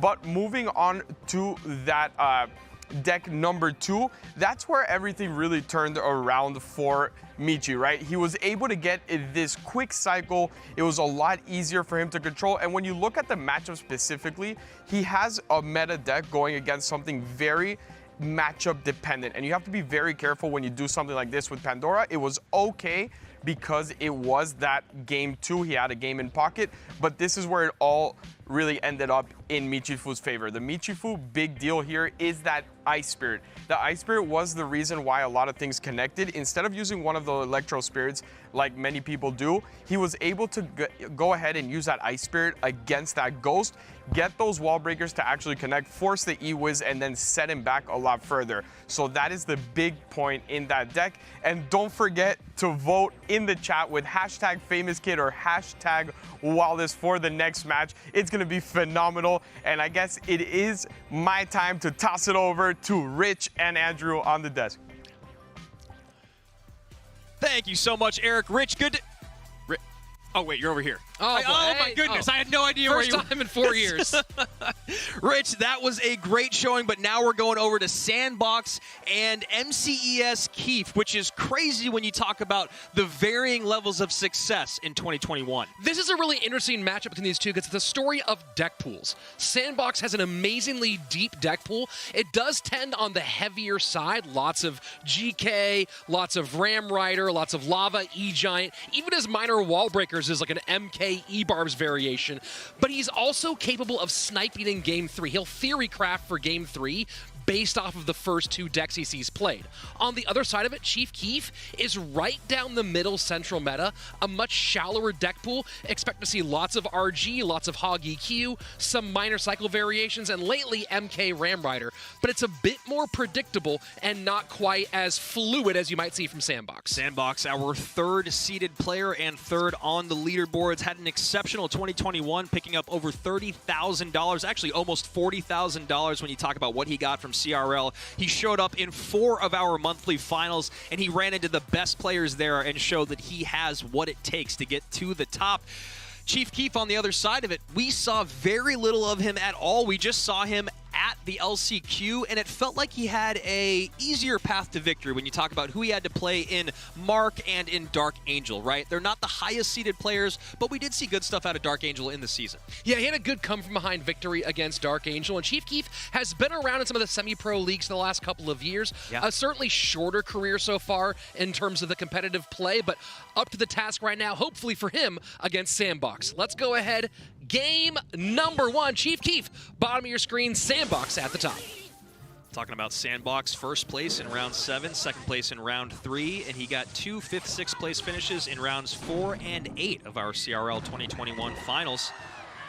A lot of experience. Maybe even more impressive than that, in my opinion, Andrew, is his performance in those absolutely grueling Swiss brackets. He made it all the way to the group stage, that top 32, 5 out of the 8 times, and the other 3 times he missed it, he finished 8-3 but missed on tiebreakers. Yeah. So overall, that performance in those crazy Swiss brackets is astounding. And when you talk about his first place in round 7, he 2-0'd Coca RX, 2-1'd Vitor, 2-1'd Mo Light, and then 2-0'd Mo Light again after that. So just exceptional stuff out of him. You can see the Korean at the top of your screen and the man from Italy at the bottom. Well, one more thing to keep in mind is that he had a wonderful performance in one of our monthly finals, the one that Ta ended up winning, and he played brilliantly. Ta pretty much hard countered him the entire way through that final, the actual championship match, but he played, almost was able to outplay those hard counters. I believe him and Ta ran into each other 4 times that month, with going to a double grand finals where Ta did end up becoming our monthly champion. So Sandbox, you know, as you can see right there, 4 monthly finals appearances. He would love to have a holy, it doesn't matter what I'm saying, that cannon cart connects on that left-hand side as a P.E.K.K.A is cycled on the right. That is devastating here early on. Absolute great full send. Sandbox went P.E.K.K.A behind King Tower early, and Chief Keef just loaded up on that left-hand lane, and he's got enough to hold on for a minute. Does this Mother Witch get in? Oh, the Golden Knight, though. Yeah, that's going to be devastating. And you saw what Keef was going for there. He was hoping that Sandbox was going to use that Golden Knight ability and get distracted by those Spear Goblins. He saves it, goes in late, and look at that. My partner's jaw is dropped. You can't see it on screen, but I can see it here. 456 remains. That Golden Knight, look, the knight giveth, the knife taketh away. And we've seen so many crazy things from him today. Earlier, the weird turnarounds. He's just a wild card in this game right now. And I love it. I absolutely love it. And there you see, Ewa's getting tanked for that Royal Ghost there on the left-hand side, 1458. And right now, this game is just spiraling out of control here for Chief Keef, who was looking to get another mortar connection here on the left-hand side. Will it happen, though, as that Ram Rider connects on the right? Well, we're expecting a big spell somewhere here from Sandbox. Hasn't used one yet. My guess is he just shuts this down on the left-hand side, although needs to be a little bit careful, and then throw something on that right. Nice retarget there with the Ewas. There's the poison. No lightning block gonna happen. Poison plus snowball in, and a very, I won't say easy Game 1 win there, as that mortar kind of narrowed the gap at the end. I mean, look at the look we just saw on Sandbox's face. He didn't think it was easy. Gave a big old sigh of relief, and even now kind of racking his brain as to what's coming up next. So a tough outing. Chief Keef made it interesting. That cannon cart guard sent on the left-hand side did a lot of damage, but it's also 8 elixir spent, and it's going to get shut down. You might get a big lead, but then Mama P.E.K.K.A opposite lane. Yeah, that was just a beautifully orchestrated push there from Sandbox. You saw how Keef wanted to defend, and so did Sandbox. So what did he do? He slow played it. He saves that Golden Knight dash till after the distraction units are out of the way, and he punishes hard. And that's what the Golden Knight does, right? You know, we spent so much time talking about the Golden Knight's dash, but the real devastating part is that sped up attack at the end. Yeah, and absolutely. if that gets onto your tower, good luck, dude. Have fun. You're in trouble. Yeah, Chief Keef is working with a former pro in NRG from Guanic, as you and I both know him pretty well. We saw Guanic streaming yesterday. He was running a lot of Royal Hogs Archer Queen cycles, so we'll see if Keef wants to do that at all. He also is working with Manuel Jatar and Oscarson as his analyst, so we'll see if that analyst can come through here in game number 2, as Sandbox was able to take game 1. Yeah, I mean, if the analyst, has something to throw at Sandbox, that's maybe a good idea. Otherwise, very, very difficult to get back. And take a look at the replay. This was the beginning of the end, and this is the first Golden Knight dash. That P.E.K.K.A is still tanking for the Golden Knight, and this is already a ton of damage, but then here you go. Pop that thing a second time to clear those out, and then get more swings on the tower. That Mama P.E.K.K.A tanking was absolutely huge. It was so great. The Mama P.E.K.K.A tanks. Those Spear Goblins come down up high. He holds the trigger on that Golden Knight dash. Then the log comes in. Then he goes, you know what? Now's the time. Sends that Golden Knight to tower. Guards have to come in to stop that big Mama P.E.K.K.A. Too little, too late. 2,000 something damage comes in on the tower. Game over. And that's what he does, though. The Golden Knight gets in, and I think that we're going to see some really interesting stuff with the tower dynamics of the Golden Knight as time goes on. We saw a couple games ago, we saw the Golden Knight hit the big chain, get on tower, and then turn around to a troop that was right next to the tower. You see that a lot, and I'm wondering if players are going to start catching on to that as a defensive mechanism to pick up that last-second Golden Knight, at least make sure that that big chunk of damage isn't on the tower. But then you talk about the Golden Knight giveth and the Golden Knight taketh away. I could not believe the interaction that we saw in Air Surfer's game, where it just completely ignored that Goblin Barrel. It goes to the Skarmy. Again, champions are new, still got to learn those interactions. You can put in the hours, but you haven't been able to put in 10,000 quite yet. It's the same you have with all the other cards in the game, and we see Keith go into a Dark Prince plus Goblin Hut. We'll see if it's going to be minor poison control with maybe MK.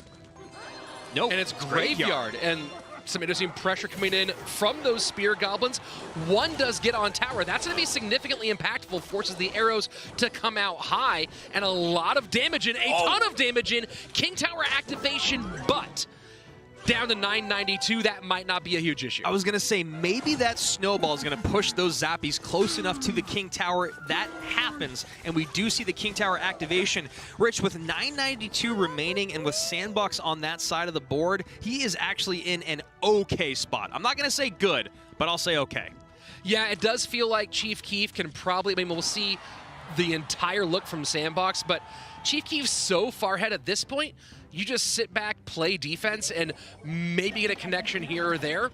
He probably will start throwing Graveyards again, but my guess is he waits until we get into double, if not triple. Yeah, and one thing that Sandbox and maybe his team should have thought of here, and his team is someone who we also know as well, Jose VTS, and then Tribes Marsiglia, is that Keith is known for Graveyard being his favorite card in the game. He said it in the questionnaire, he said it before, maybe on Twitter, but he is a Graveyard guy, and not having a response to it, an adequate or great response here, is a bit of a surprise.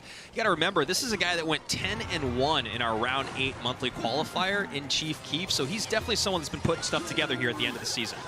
GY on both sides of the board. The Valk sets the line high. Mega Knight cannot get into tanking range, so no reply here. That Graveyard from Sandbox not getting the lead back. I like those arrows coming in, takes the Archer out of play, takes the shield off the Dark Prince, and now this Archer Queen is going to demand a large response with that Fisherman in tow. Hut down, Fish Boy high, and the number one thing that Keith wants right now is just to keep poisons off that left-hand tower. The longer he can do that, the better, but now Valk plus Graveyard. Nice high Goblin Cage there to hold the line, and that King Tower being activated means that Sandbox has the luxury of not dropping anything else to defend that Graveyard. He wants to go all in here on offense, and there it is. The Graveyard does come down. Archer Queen, though, now getting tanked for. There is a poison, but that ability, Rich.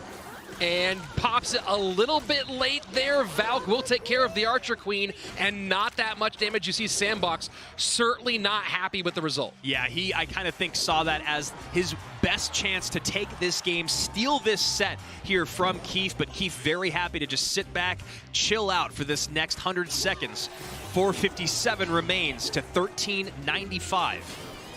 Graveyard in left-hand lane, so now playing same lane is Sandbox. Mega Knight not getting on the Goblin Hut at the same time, so gonna waste a bit of time here as he tries to get back in. Of course, down to 10:26. This is tight. This is not decided yet. Absolutely. You talk about the single target DPS battle here. It's pretty close, but then you talk about the tanks that are actually available. That MK plus the Brawler plus the Zappies to slow. Going in the same lane here could be Sandbox's key to victory.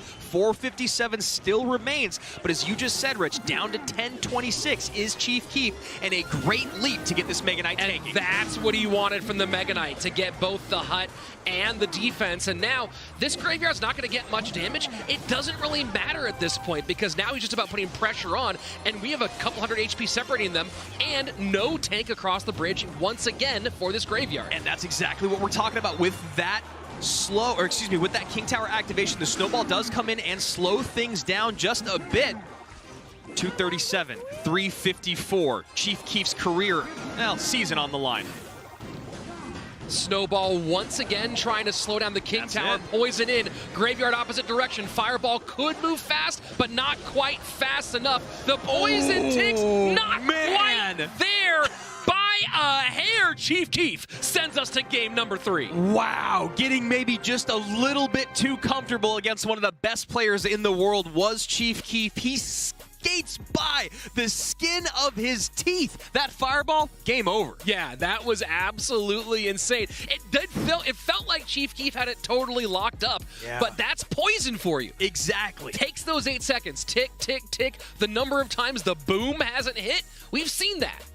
Whew, man, I'm going to need a quick breath here. I'm glad we have just about a minute and a half to reset. Yeah, that fireball came in just in time, and that shows you how imperative it is to get that King Tower activated if you have the ability. Sandbox could have never assumed that it would have worked in his favor, that snowball pushed his zappies there and activated the King Tower, but that was the only reason he was able to stay in that game as long as he was. And this is the sequence you're talking about, right? The zappies played low and inside, and maybe that's part of the reason Sandbox is playing them low and inside against Snowball, knowing that's a possibility because, Chief Keef wants a Snowball there, disrupt it. Yeah. We saw the result. And then here we go. This photo finish. Tick, tick, tick away like you said, Rich. He just needs a couple hits from those skeletons. They come in. There's the fireball. And you could see Sandbox knows. He goes, I should have won that game. It's okay. Yeah. You saw the disappointment, but then you saw the nod. And now we're going to another game number 3. Man, they just keep on wanting to keep this night going on and on and on. Game number 3. And this is probably, and this is no slight on Chief Keef at all. He's here, he's playing. But this is probably the biggest mismatch on paper throughout the entire competition. We have another pretty big one coming up later today. Yeah. But this is probably the biggest one on paper. Sandbox has been an absolute killer. And Chief Keef is a guy who is a relative unknown. Known within the competitive community, the hardcore competitive community. But a win here would be a massive feather in his cap. Right, I mean, we're talking about number 3 versus number 30 there in terms of seeding, and the other situations we saw was like Mo Light as 1, but Rad as number 32, and Rad has so much experience, so here we go. Game number 3, David versus Goliath, Chief Keef versus Sandbox. Let's go. Nice early pigs here, do some work for Sandbox. We'll see what other answers are for the Archer Queen now that royal delivery no longer in cycle. So decides to just cycle that EQ, get a little bit of chip here and there, and then gets that Tesla out.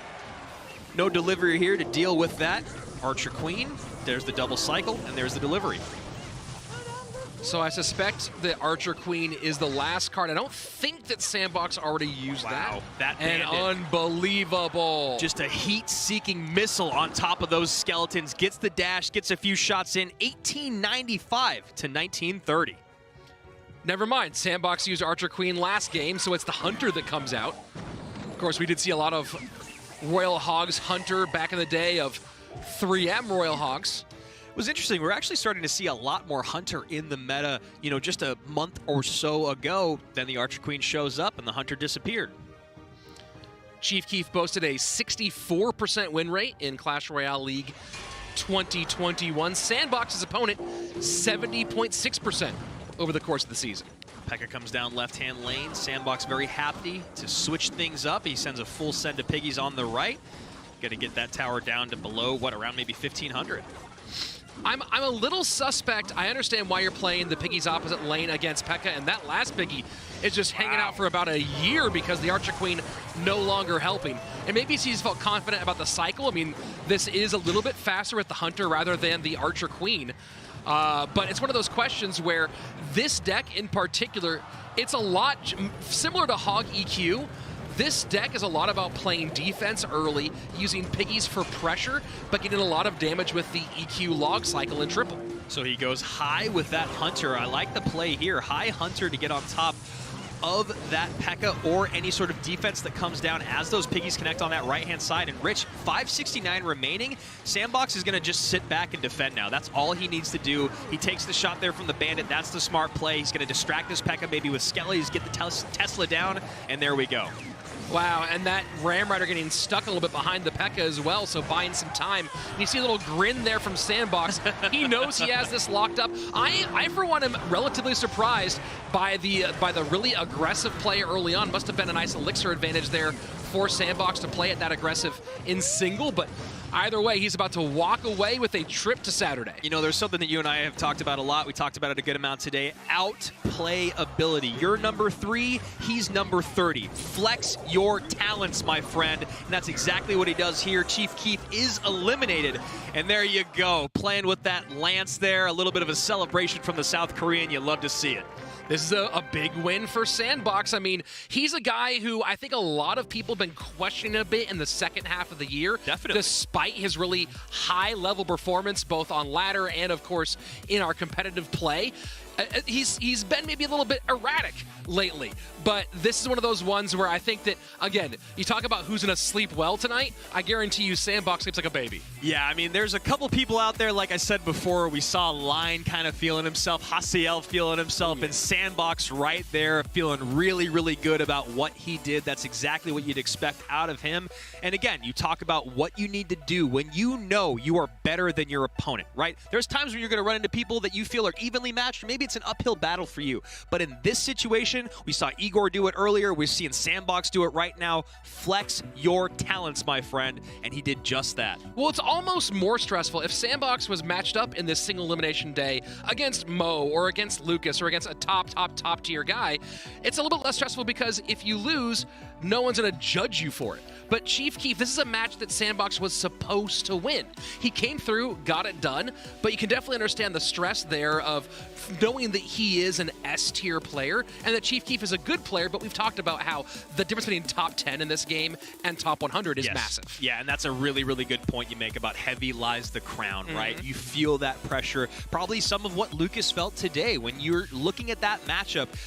Everyone thinks you are supposed to beat Hasiel. Everyone thinks you're supposed to beat Chief Keef here, and that can really, really wear on your mentality anytime you make a mistake, which is maybe why we saw Sandbox in game number 2 be so frustrated he didn't close things out, because then that, you know, dangerous game number 3 in single elimination comes on through. Really great stuff there all the way throughout. Really good protection of that Hunter as well, and some excellent aggressive plays. Yeah, you know, looking at that replay we just saw, I'm a little bit, I think the big issue for me when I look at that one is that he played the AQ, Chief Keef did, on some of those hogs, and then he doubled down with the Inferno behind the P.E.K.K.A.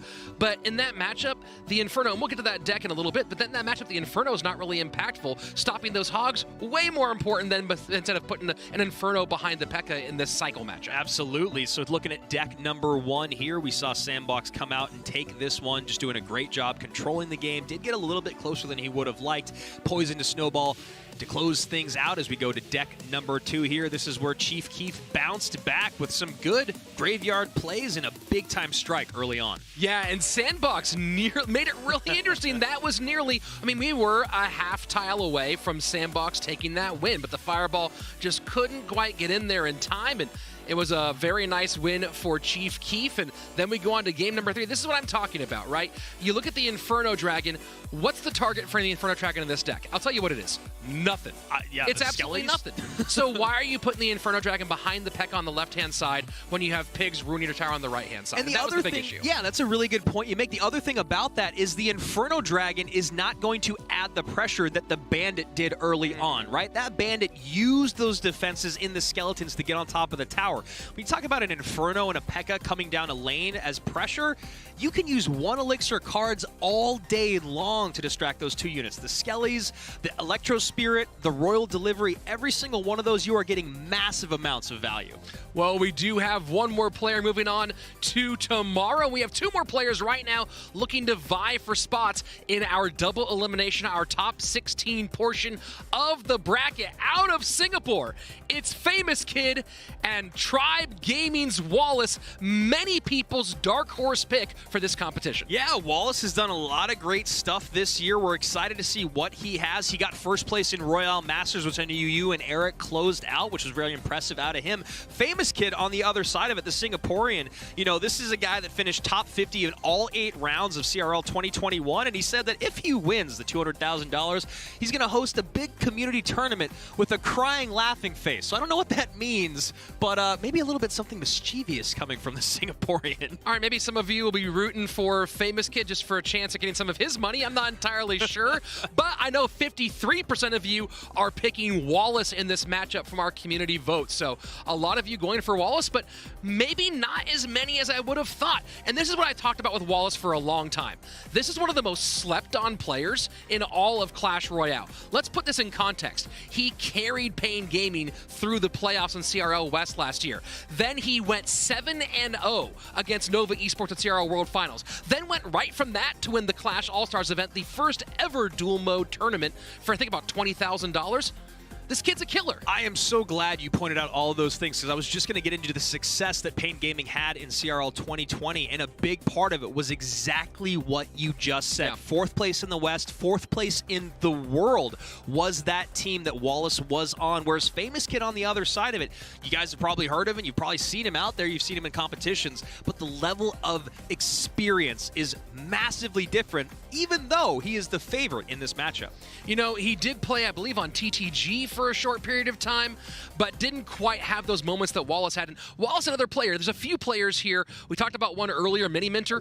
Wallace, another guy who you go back to 2019, 2020. He was grinding so hard, he was playing my live streamed tournaments for $100 prize pools, right? That's another guy who I PayPal'd money when he won my tournaments. And you go from that point, playing a streamer's small tournaments, to now he's playing for $200,000. That's a grinder on screen. Tribe is just making money off you, dude. Between him and Mini. Famous Kid here, we saw get 7th and 8th place in round 7 of our monthly finals, where he fell to Vitor and Coco, not to be confused with Coco RX, as that Magic Archer lines up and gets a little bit of damage on tower. He's won $2,000 from us this season, and he's got a great record of 8.8K as his PB. I'm excited to see Magic Archer here. Magic Archer, one of my 2 favorite cards in the game. Shout out Ice Golem. And this is interesting. I play Drill Magic Archer in NATO myself. I don't know if he's running NATO here. I do not play a Bomber and Golden Knight variation. But we have not really seen, I don't know if we've seen any Magic Archer today. Yeah, I don't think we have, and that was a bit of an aggressive Magic Archer there out of Famous Kid, but ends up kind of coming out on top, I guess, because it felt like he was about to get overwhelmed there. Well, here's a really important rule for Magic Archer that I took me a while to learn and really change my gameplay. Magic Archer is a win condition. Yep. Now, when you use your win condition is always critical, but if you're not trying to make Magic Archer get geometry, you're not playing the card right. And that was a really, really nice fireball that came in, knocked that AQ back. We saw the ability get activated there by Wallace, which evens up the elixir here. And yeah, those Magic Archers are always appetizing, but can sometimes be devastating if you overspend up high. Well, we saw Elsiop do that, I believe it was last year at World Finals. It might have been 2 years ago. We saw Elsiop overspend on a Magic Archer for geometry early and get punished for it. So you have to be careful, but it's the same thing as playing any other win condition early. That's a nice King Tower activation there as the Tesla keeps that Ram Rider up top and away from the towers. AQ on the left-hand side. Fireball. Oh, I see what he was going for there, but a nice cloak out of Wallace. Wallace playing a nice game at the moment and still has the lead as we go into our final 30. Drill coming in here on that right-hand side. Golden Knight goes backward, or excuse me, goes across the bridge. Nothing really out of it. MK plus Ram Rider, very healthy left-hand lane. Bomber won't do a whole lot here. This is a lot on the board. Talk about bridge spam. It is all over the place right now for Wallace. Yeah, that's trouble. I mean, you look at the single target DPS here out of Famous Kid. Not a lot really to write home about. There's the lightning that comes in from Wallace, which is fine because that NATO has to be spent. You can see he's only down 1 elixir and up about a mile in damage. You know, you talk about what makes Wallace a special player, and he's certainly talented. He's good micro, good macro, good game planning. Mentally, he is one of the strongest players in Clash Royale. He is so focused. He's one of the few players you talk about being untiltable, and that's why he's been so good, even if it's quietly so good. We did see Wallace show up in our round 5 monthly finals, where he finished in the 5th, 6th spot after he went 0-2 to KK. Then he 2-0'd Viper, and then he ran into the one of the GOATs of Clash Royale, Ruben. And that's actually really nice for Wallace because that Archer Queen gets pushed out of the Princess Tower range, forcing more Elixir out of Famous Kid. And a massive Elixir advantage is in favor of Wallace. You can see Famous Kid kind of a little bit uncomfortable because he knows just exactly where he is when that RG gets cycled in the back. That Royal Ghost goes down, and he's just barely ticking to 7. Decent little push, but on the right-hand side, and gonna hope to juice up that Golden Knight here in a moment. Magic Archer in front, getting some geometry here. The Golden Knight gets stuck, though. Yeah, Magic Archer gets, I think, 2 shots in there. Would have been really nice for that Golden Knight to make its way across the bridge here. Misses the pull there on that Royal Ghost. Royal Ghost plus Ram Rider, that's it. That Royal Ghost decided not to get involved.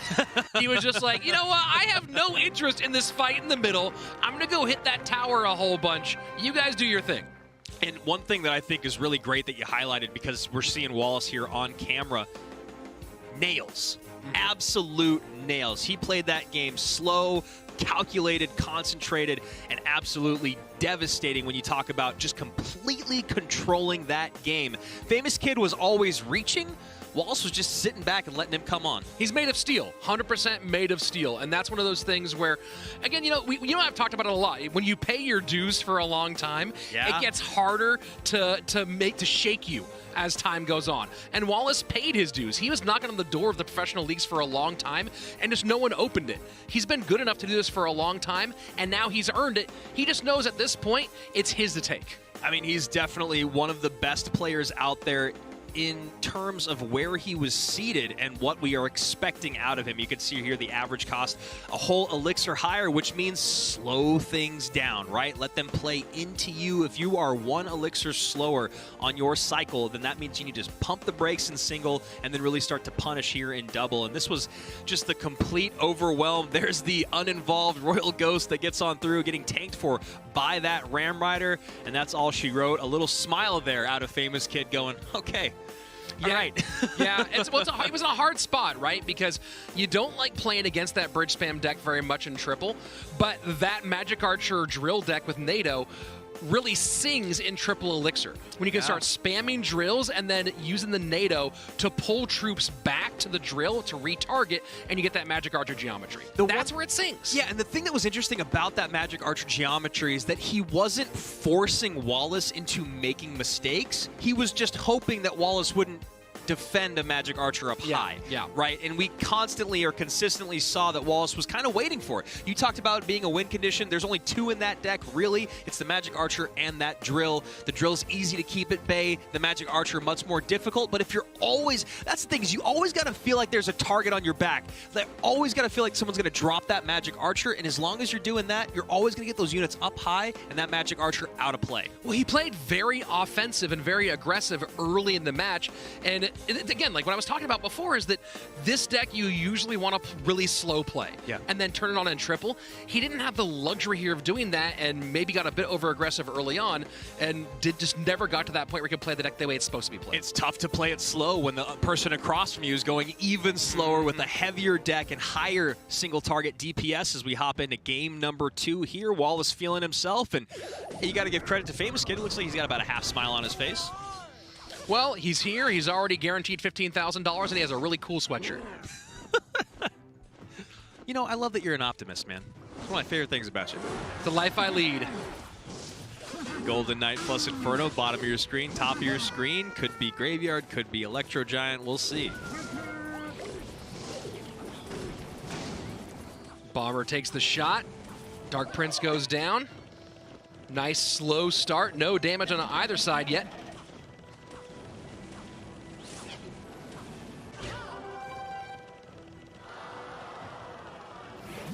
And there's the Electro Giant out of Wallace. Happy to go right into that AQ. And this is a matchup where Famous Kid would have loved the previous deck. That Magic Archer Drill NATO deck absolutely shreds Electro Giant. Yeah, just the ability to always stay on offense and play clean defenses with good counter pushes. Single target DPS struggles a bit. That Golden Knight dash is going to be trouble already. And he's not going to get back to it. Oh, my goodness. Oh, boy. He needs something. Oh, boy. You need get a something. thing. get a thing! Nothing! The sizzle, the burn, the head tilt from Famous Kid, and already it feels like we could call GG's here as Wallace is untouched, and Famous Kid just infernoed that tower down to nothing. Yeah, that's one of those things where you're just kind of going, hey, there's an Inferno Dragon on your tower. Have you noticed? Your shoes are untied. It was like there's an Inferno Tower on the board. There's an Inferno Tower crossing the bridge. There's an Inferno Tower on your tower. No response from Famous Kid. None in hand as he's trying to make something happen here. And I think he knows his World Finals run is over. Yeah, I mean, you look at it, right? You see he didn't want to play the poison. And it looks like the Baby Dragon and the Mega Minion were both out of cycle. He didn't have the wherewithal at the moment to catch it with the Barb Barrel. And man, it's not the way you want to see someone go out at World Finals. And that's a great fireball as well. Pushes that Baby Dragon right up high. We see another graveyard here come down from Famous Kid. Mother Witch down in the back with a bomber there. Poison does come in, but not on top of the Mother Witch. And there you go. And don't even worry about the Electro Giant. That Brawler has to get picked up as well. And just from bad to worse, Famous Kid resigned to his fate, calls the good game. Wallace, happy to have done it the right way and gonna move on to Saturday. And there you go, paying his dues, and it's paying off. I love that you said that because I'm very happy to see this young man moving on forward. The Brazilian Wallace, 2 O's, Famous Kid from Singapore, and he is going on to day number 2. Well, that's one thing you see about both. You look at a lot of guys. You look at Mini Minter, you look at Wallace, you look at Vitor. These are 3 players who were all toiling in semi-pro for a very, very long time, who just could not break through into the team's format. They switched to open format this year, and obviously, of course, some of those players got opportunities in teams for the final season, but we're seeing them shine now that there's nothing in their way. Yeah, Wallace, our 19th seed, playing like an absolute top 3 player. You love to see it there. He will be moving on. And Rich, we are almost done with our day. 2 matches remain, 2 more players to be eliminated, $30,000 more to be given away. And on day 1, I said at the top of the show, I don't know if you guys heard, $200,000 just to the players that are eliminated. That is incredible. Yeah, I mean, look, they've put in the work throughout the year.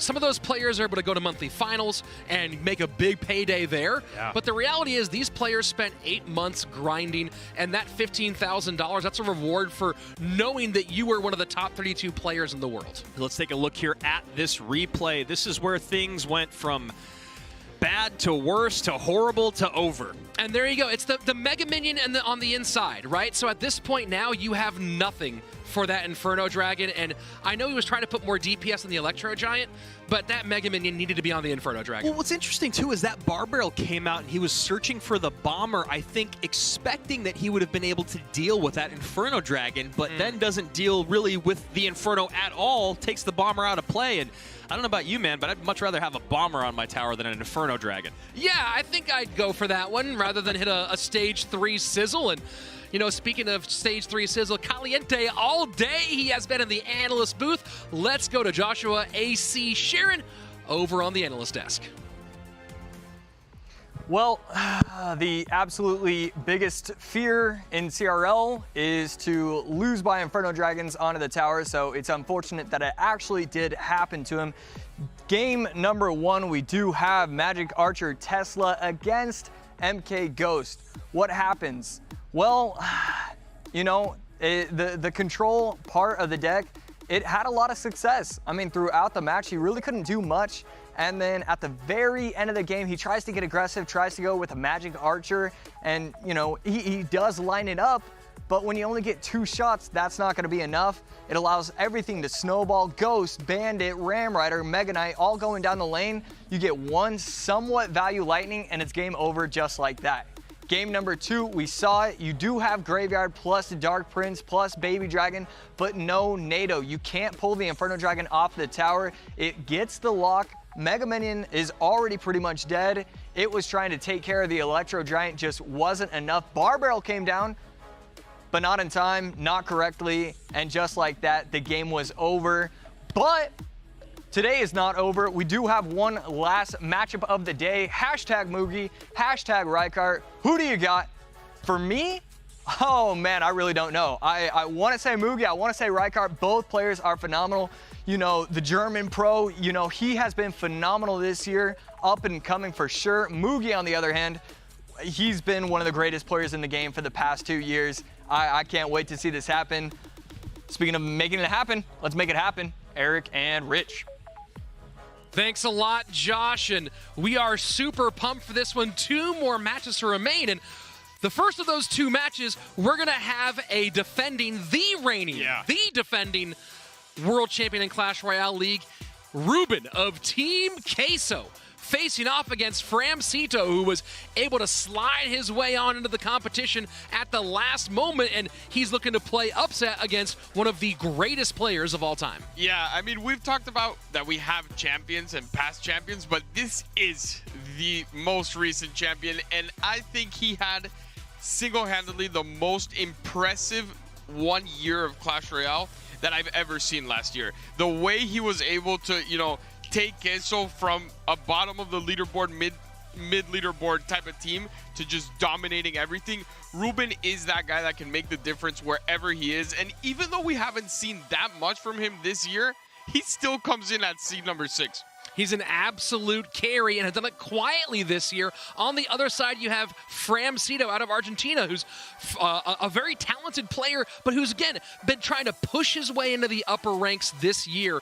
And he's done a good job of making that case. Most importantly, recently, that second place in the CWA Cup 2. Those tournaments are stacked with top-tier pros. Fram believes this is his time to take control of his legacy. And talking about Fram, we have a little video from Fram, so let's see what he has to say about the match today.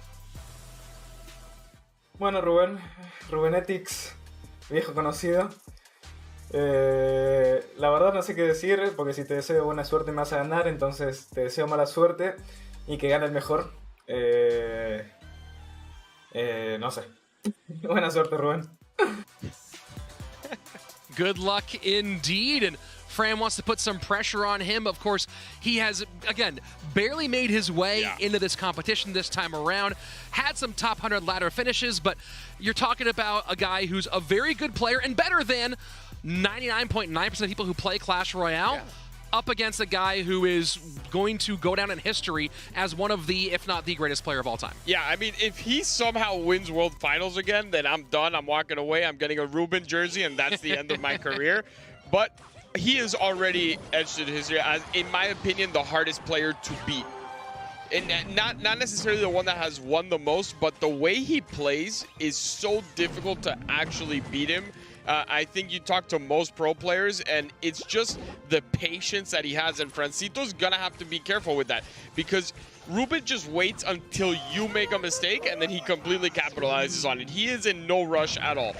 Well, Mortar not in cycle, so Hogs go to the right-hand lane with the Fire Spirit behind. Good early damage here by the Team Queso player, 2971 to 2596 as the spears go on the inside to work on both the miner and the guards. Yeah, this deck is really suited to Ruben. He's able to outplay and really pressure when he wants to. The thing that most people will notice if it is your first time watching Ruben or you just haven't seen him enough yet, you will see he'll pick a moment, and then the bridge spam that is about to come out from Ruben's side is phenomenal. He is the player that once he decides I'm going to start going in, he does not stop until your tower is down.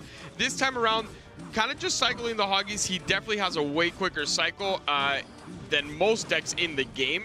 But he did choose to add Fisherman, which is an odd take. You know, Ruben tends to lean a lot on Royal Giant and Balloon. And of course, 6 Luna often played Fisherman, and RG, obviously in the modern meta, is typically Fisherman-based. So this might just be a feature of the decks he loves to play the most. He's gotten used to Fisherman and loves it from the tech perspective. Yeah, and he also is that person that always changes like one card in a deck. He'll put Healer in RG, or he'll put Ghost in it instead of running the traditional things, which is why I think I'm not as surprised with the Fisherman. I'm just curious to see what he was looking for with the Fisherman in this deck, because it does cut your cycle a bit, and it doesn't really add pressure in a deck where you would like to have a little bit more pressure than your opponent. Good Barb Barrel out of Framcito, and gets that Miner on tower, and yeah, very nice Fire Spirit indeed. Fireball in response by Fram. Yeah, I mean, they are having trouble getting to the tower at this point. Francito not playing like a high-seeded player right now. He's playing against Ruben. Ruben's playing well, and Francito's keeping up with him every step of the way. So I am very impressed. Like you said, he just barely made it. It was everything had to work out for him, and he's not playing like he just barely made it. And notice how early Ruben is popping the invisibility on that Archer Queen, much earlier than you might traditionally see from other players, and trying to get it in the mix at the bridge for those fights.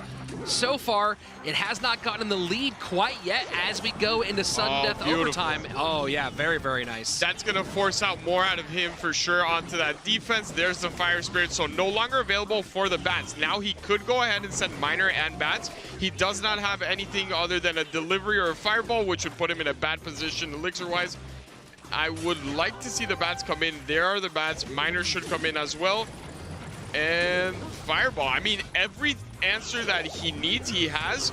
The only way Ruben can really get a ton of damage is if somehow that Archer Queen is able to actually lock onto tower. And AQ does go invisible and over to the cannon cart, picks to the right-hand lane now. And this time, Fireball out a little bit late, so you can see the elixir low there for Framcito, but with all on the board, still in a good position as we go towards triple.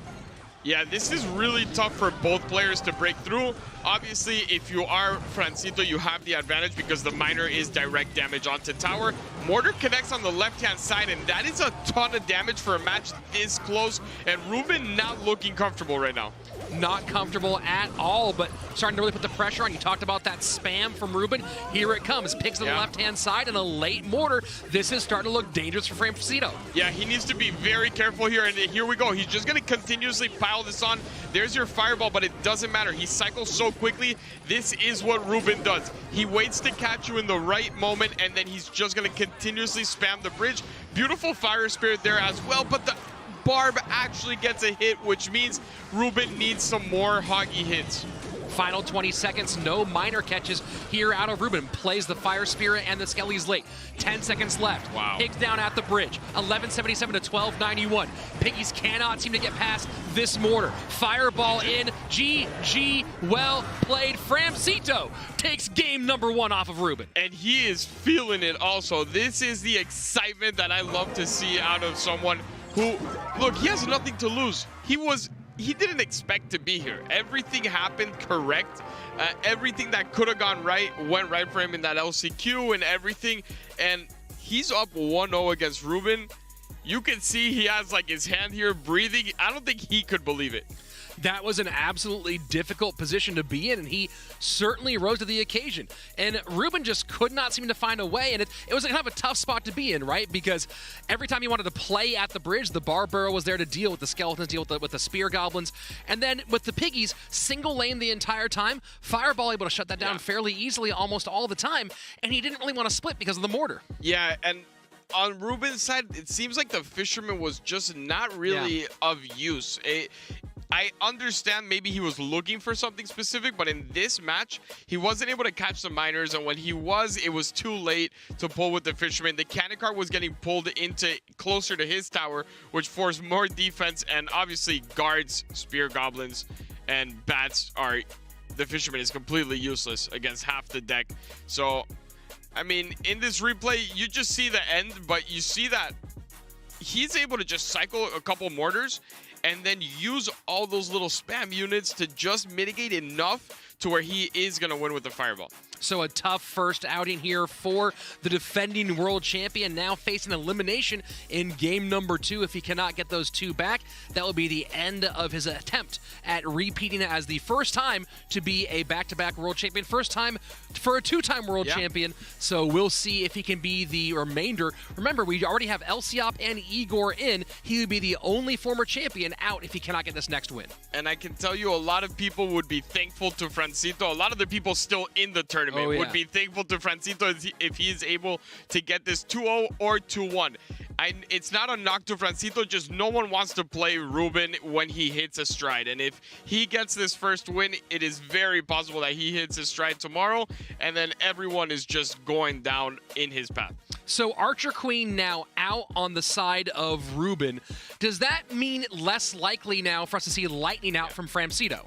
Yeah, absolutely. The Lightning, the big value that you get is on that Archer Queen. When it comes to the Golden Knight, you don't need Lightning. It's not going to take it out completely. It can still dash. It is just not the right move. I think Lightning, you can still use it, right? Francito is someone that likes his RG decks as well, so you can use something like an RG Lightning without any problem. I think that is a good scenario. But you're playing a risky game knowing Archer Queen is no longer there. So two decks we know Ruben tends to lean on, known for Royal Giant and no for Loon. Royal Giant's still an option, but of course, with the Fisherman out, not the kind of RG he likes to play. Yeah, it's not the traditional RG that makes sense, but we're about to find out exactly what they play. And it's funny that, you know, for Ruben, it's RG and Loon, but for Francito, it's also that RG and Loon. They both really like that type of deck. I've seen Francito, he hasn't played them as much, but I've seen in the past how good he is using them. So I would not be surprised if this is some sort of RG deck. And Ruben, Pekka.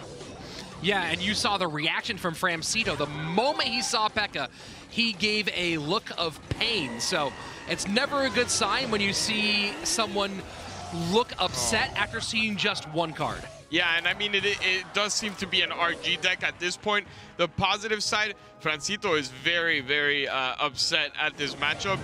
The positive side for him is the fact that it's poison and not lightning on the Rem. If it was a lightning deck, this would be GG already. That Archer Queen would have been absolutely gone, but he's still doing good damage. You're still in the game. But he also knows now that with Fireball out, doesn't have a great answer for those Zappies. So this is going to be a real challenge here for Francito, it seems. And, you know, you put two things together. First, you find yourself up against Peck, you don't like the matchup, and then the failed King Tower activation on top of that. Two tough spots early on for the Argentinian. Yeah, definitely not the perfect start, but it's still winnable. He needs to maintain calm. You're playing against Ruben. Ruben is not going to get flustered at any point in this. When he loses, he does get upset, but during the match, Ruben is just as focused as anyone, so Francito needs to, you know, really stay on that same level. You're up 1-0. You cannot let your mind get to you. This is World Finals. You need to stay calm. If you lose this, you're still okay. That Fisherman gains 2 extra tiles, it felt like, on that get over here maneuver, and still gets on tower. So the 2 elixirs spent by Ruben ends up accomplishing a whole lot less than he'd anticipated. Yeah, and that poison is a great poison, but at the end of the day, it's 0 damage from troops. Zappies are out of cycle. I really like this Fisherman here to pull that Ram Rider. I'm not sure if he was expecting the Ghost instead, but this Ram Rider should not even connect on the tower, and that, it's looking like a Ruben. Oh my word. That's it. Wave it off. Ruben knows. I'm looking at Andrew standing off on the side. He can't believe it. Eric is stunned.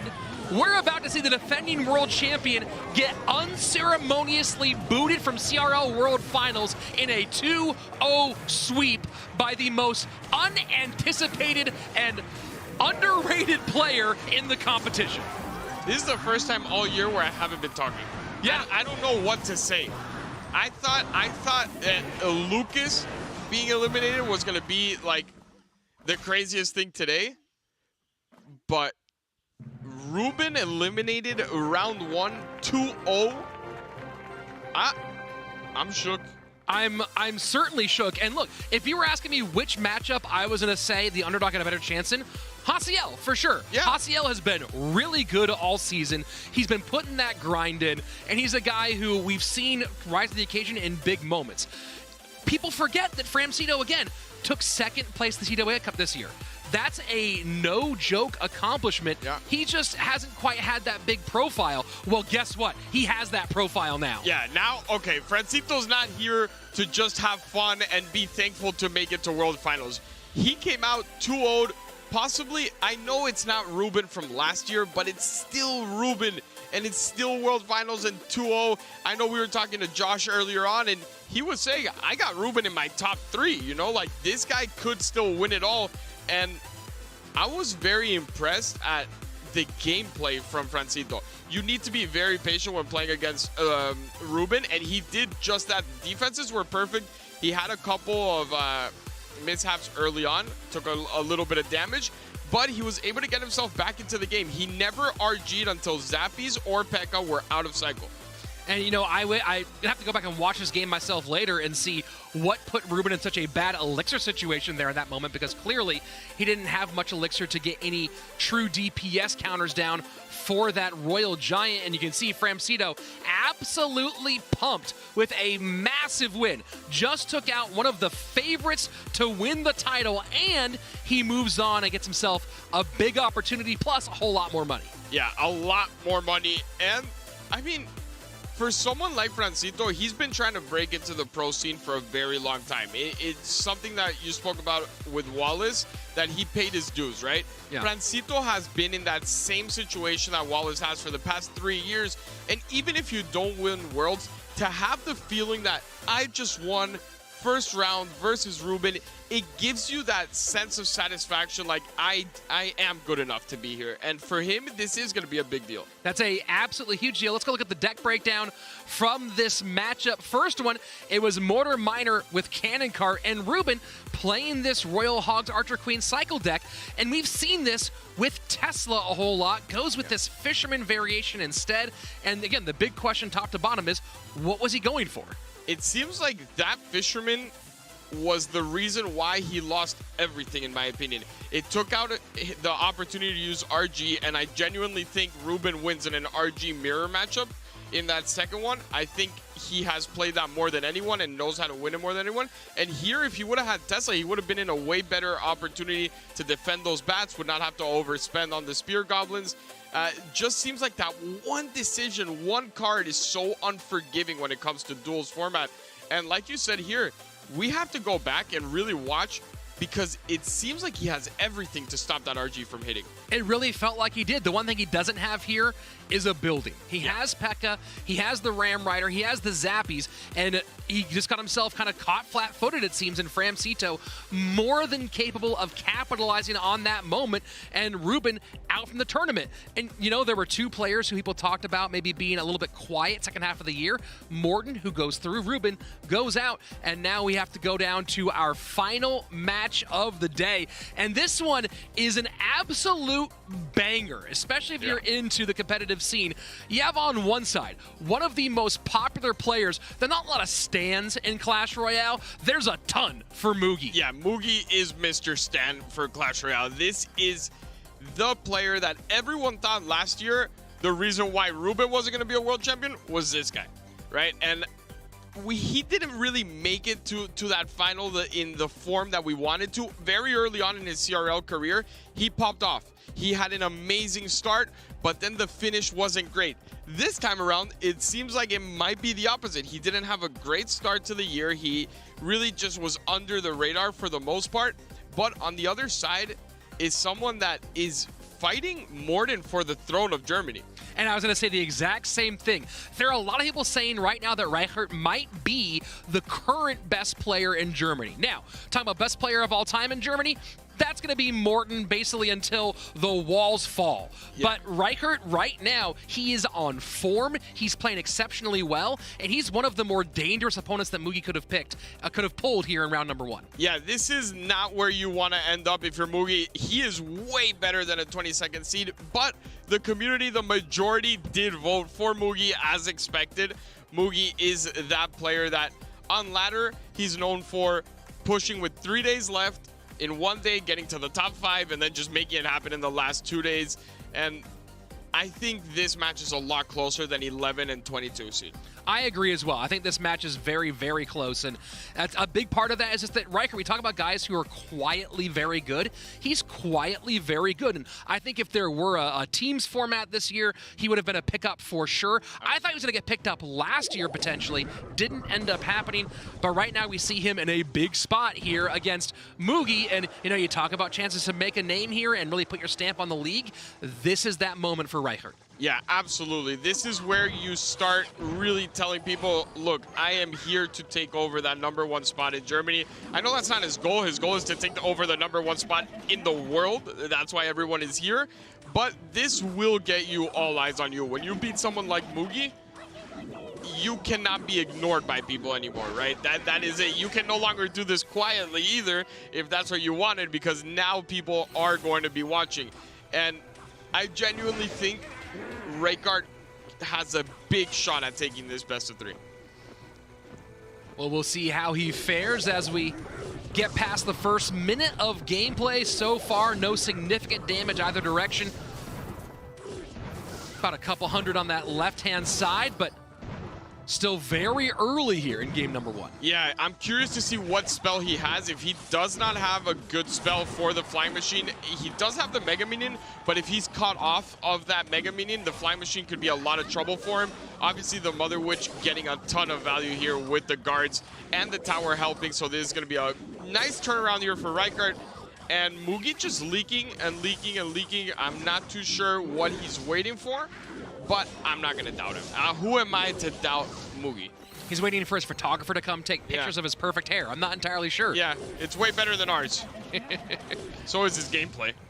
Absolutely true. As we go into double elixir time, it is the Germans so far in a commanding lead. And, you know, you mentioned that flying machine. We talked throughout the year about that flying machine being such a menace inside this game, especially because if you don't have Fireball, good luck. Yeah. But it seems like we talk about it less these days, and there's a Lightning, which will take care of it as well, because of 2 things. Number 1 is the rise of Lightning, as we just saw there. But number 2, the thing that led to the rise of Lightning, Archer Queen, the ability to go be played high and take care of those flying machines near the river and still survive is absolutely huge. Yeah, the Archer Queen has been definitely a stop to the reign of the flying machine when there isn't a spell, but I still think you have an advantage for the most part, because the Archer Queen is something so key in your deck that in the matchups where you need it, you can't be wasting it on just the bridge for the flying machine.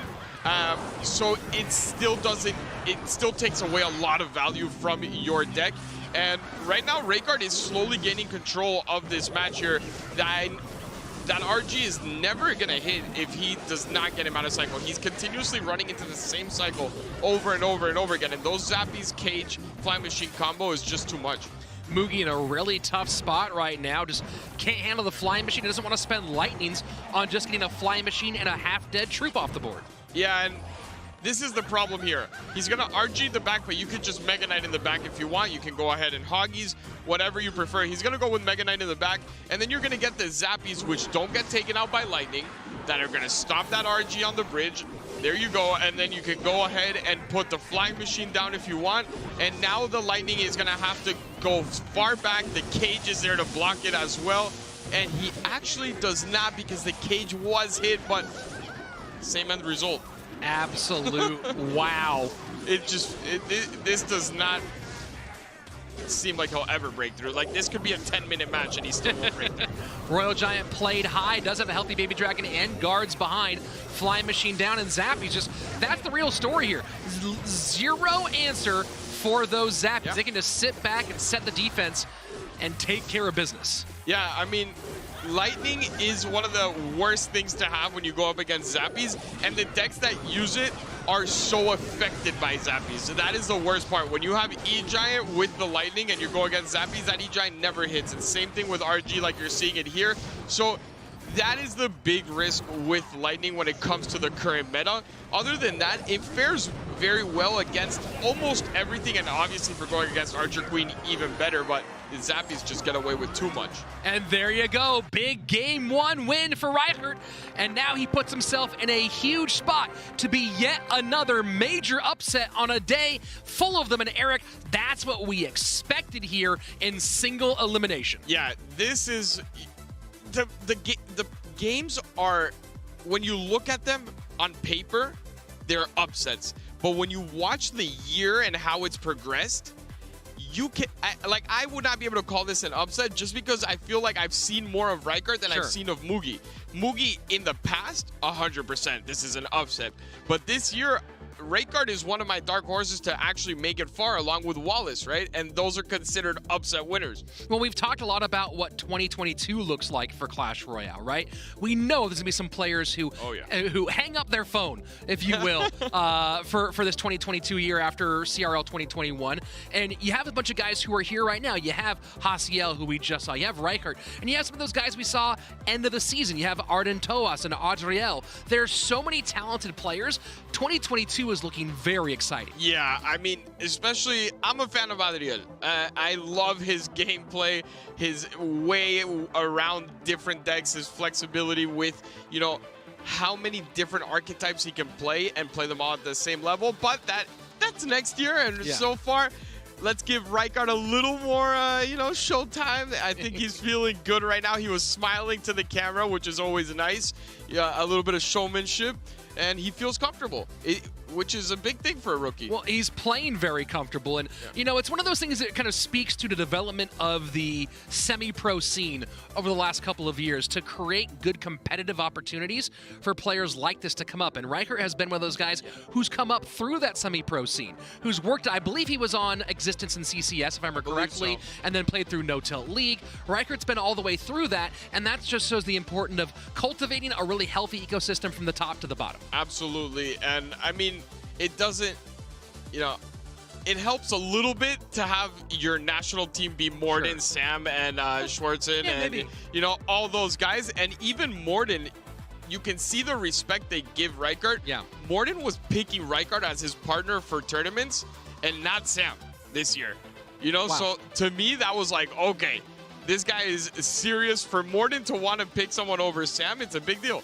Well, you talk about that whole idea, and something that Andrew mentions a lot, and I mention a lot too, the idea that iron sharpens iron, right? Yeah. And you have groups that make each other better. We've talked a lot about Igor and his friendship with Lapakati and Dreaming Fly, and there's one other Ukrainian player, and Legolas, right? What an amazing group that has. You talk about Japan, who, by the way, Japan destroyed the 20-win challenge. There were like 1,100 or 1,200 winners. What are you guys doing in Japan? And they have the most players here. So those players all pushing each other. Same thing in Germany. You know, you add Faust to that list of German players who all make each other better, and you see the result right here. Yeah, I mean, it's no coincidence that the countries that have those groups of players, look at Brazil also, right? With Lucas, Basoto, Serge TS, Wallace, like that is a very strong core group.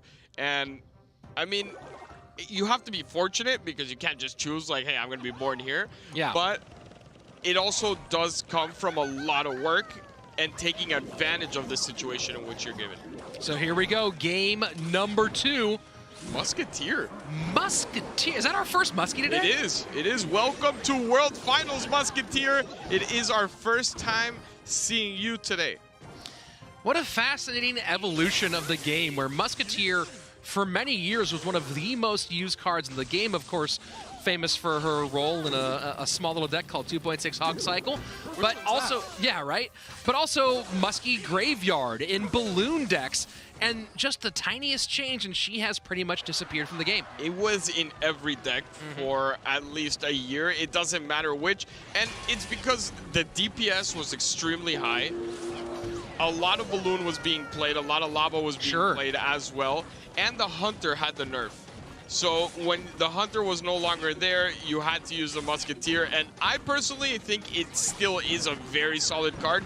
The DPS you get from the Musketeer for the value is just too good. Well, we'll see if the Archer Queen makes that even worse. But right now, Raykard doing a great job of capitalizing on her power and connects to the Princess Tower as well. Yeah, and that's a big connection. I like the miner there, not taking any risk, putting it far off to the left, and a nice snowball from Mugi. This might get one hit. No, it does not. 26-10 to 22-48 on that left-hand side as Mugi does set up with the Golden Knight. And I'm curious if did Raykard use any champions? I don't know if we've seen any yet. I don't think he has. No, he hasn't. So old school play here from the German. And wow. That's unfortunate. I did not think that was going to dash the tower, but apparently just played the bomb tower a little bit too low. The Pekka's going to connect as well. Oh, what a miner. What a miner from Raykard to pick up the Pekka shots. And both of those, the Valkyrie to get the Golden Knight to turn over away from the tower and the Miner, that is what could save the game, but he has a lot of ground to make up. Yeah, it looked like it was going to be a lot worse than it actually ended up being, but even then, down on Elixir, down on Cycle, Miner had to be played for the third time defensively. He really needs to start getting some chip damage because at this rate, it is just going to, the match is just going to end. He's not going to really do much, and we're going to be in a game 3, which if you're Raykart, you definitely don't want to be in against Mugi. Miner pulls the Royal Ghost on the right-hand side. Valk working on the left-hand side against that Mama P.E.K.K.A. Final 2 minutes on its way, and not close, but also not a blowout at this stage. Hey, the Miner got on tower finally. The only difference is that it came from his side. It was still a defensive Miner, and that's all thanks to Mugi, right? He is pressuring constantly. He's not allowing him to just get in the cycle that he wants. Also, this Miner is not as quick of a cycle as we're used to seeing when we watch Mo play and Lucas and other players, but this Golden Knight has been phenomenal for him. Golden Knight shouldn't get any damage, and the Skeletons maybe a bit of an overspend there from Reichert, but being safe in this situation. Final 75 seconds on their way. Mugi currently in control, looking to send this to game number 3. He needs to start getting some damage. He's gonna run out of time at this rate. It's not like he can just spell out because they have the same exact spells. So he needs to get at least 800 worth of Miner chip, and that is actually really good for him. He baited out a poison on the right-hand side, so now he gets a free poison on the left-hand side for him, and that P.E.K.K.A., that hurts. Oh boy. Yeah, that hurts. Mother Witch, P.E.K.K.A., Royal Ghost, and Ram Rider in. There we go. You kind of feel as though maybe Reichert expected he was going to be up against Royal Hogs with the Bomb Tower pick for Miner Cycle. Instead, finds himself up against P.E.K.K.A. Ram Rider and in a whole lot of trouble. Yeah, this should be game over unless something very weird happens where Mugi forgets that he has poison himself. But he is making it a close game. I'm not sure why he's going ahead and Ram Ridering. I would just like to see him straight up just poison and full defense because he is going to lose a cycle battle. Can he get another Miner in? Miner can get in. Does this Miner get caught? Miner goes to the number 1 spot. And the E-Wiz comes down in time. Snowball not there to help. Mugi sends us to another game 3. What a way to end the day, though, okay? This is the last match, Mugi versus Raykart. I'll take a game 3. It is very early or late. I don't even know what we consider this, but I'll do one more game 3. One more last game of the day. Best of 1 for your World Championship life between Mugi and Reichert. And man, this is the match you expect between these two. And you know, you saw that Miner there at the end, and Reichert was kind of in a tough spot because he knew E-Wiz was sitting there waiting. The catch didn't even have to be caught, just had to be stopped there on the back end. So Mugi does a very, very great job. And now we go to game number 3. And man, it's been a long day, a fun day, and of course we have even more coming to you tomorrow. But first, let's take a look at the replay. Yeah, this is where at the end it starts to get a little tricky here for Mugi. You start actually doubting it a little bit when that Ram Rider is stopped, and on the other end that Miner does come in. Fortunately for Mugi, he has the E-Wiz in this deck, and then it was too late. Anyway, on the bottom, we had like 3 Hoggies that were about to connect. So Mugi had control of the majority of that match, and only at one point we thought we saw, you know, a glimmer of hope for Raykart, but overall, Mugi all the way on that one. Very nicely played for Mugi. You see the much heavier deck, the slower cycle, but able to control pretty much the entire way through. So now we go to game number 3. Look at the spell play out of Mugi. Use Bar Barrel, Poison, Lightning, and Giant Snowball so far. So, you know, we talk about places you can go in the meta. Obviously, you can go Fireball one direction. Yeah. But the power of EQ log cycle this year has been so phenomenal, especially these last couple of months. And I'm wondering if that's a direction that Mugi goes in. I think he does. I've seen him play that type of deck on ladder so many times. He is so smart with his cycles. He can defend very cheaply and very well. He is that Mo Lucas level of defense that we're so excited about always watching. He can do the same thing, and that is what you need when you're running those Earthquake decks. On the other hand, I want to see Raykart give us a Golden Knight. You know, give us something adapt to the new meta and really use it to your advantage. Mugi took a lot of value on that Golden Knight. That's an interesting point. You know, the Golden Knight's certainly valuable, but on the other side of it, Lightning no longer available for Mugi. So that does lead you towards Archer Queen a bit more. But what I want is just give us something, you know? Yeah.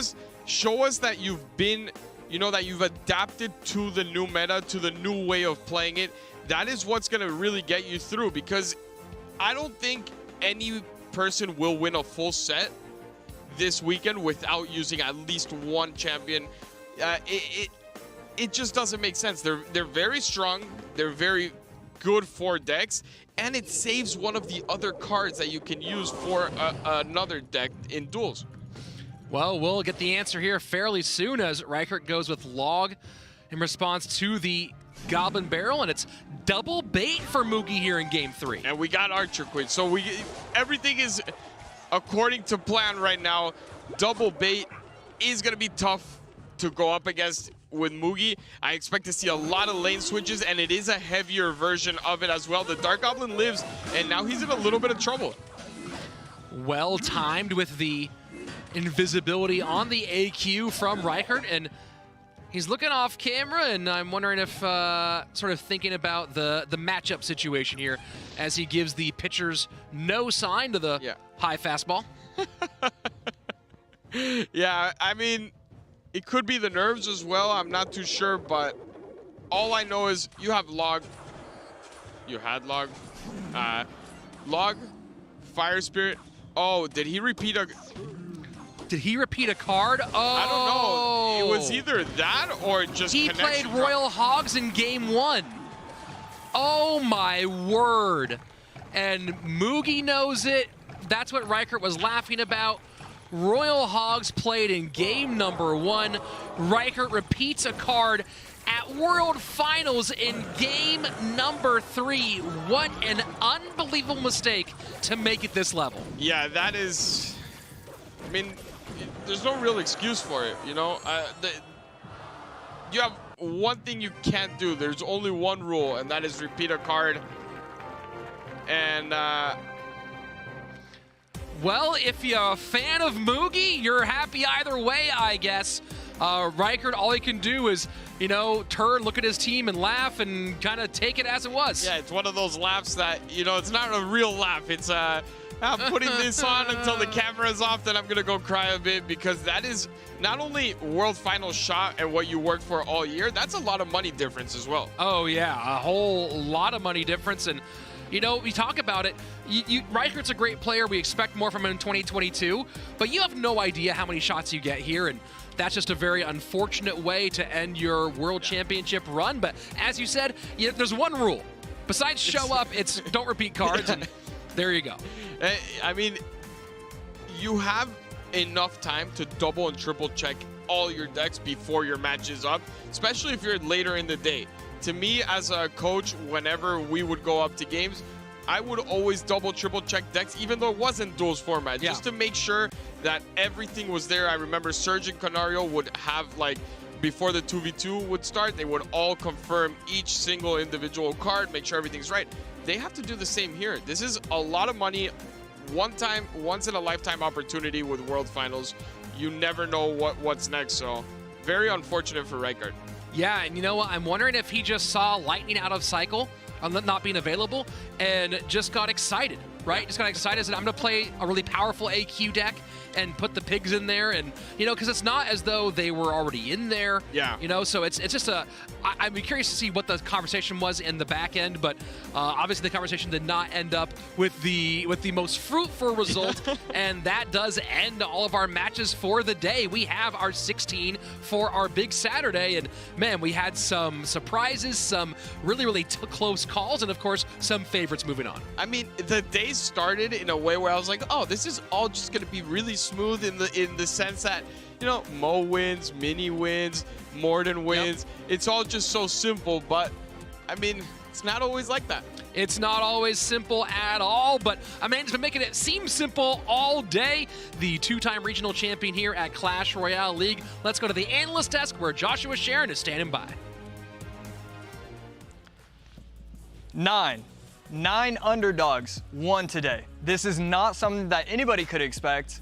I'm still flabbergasted at the results that we've seen today, and I mean, even the last match happened in such a crazy turn of events. Not something you want to see. Unfortunately, that's just how it goes. You have to be careful.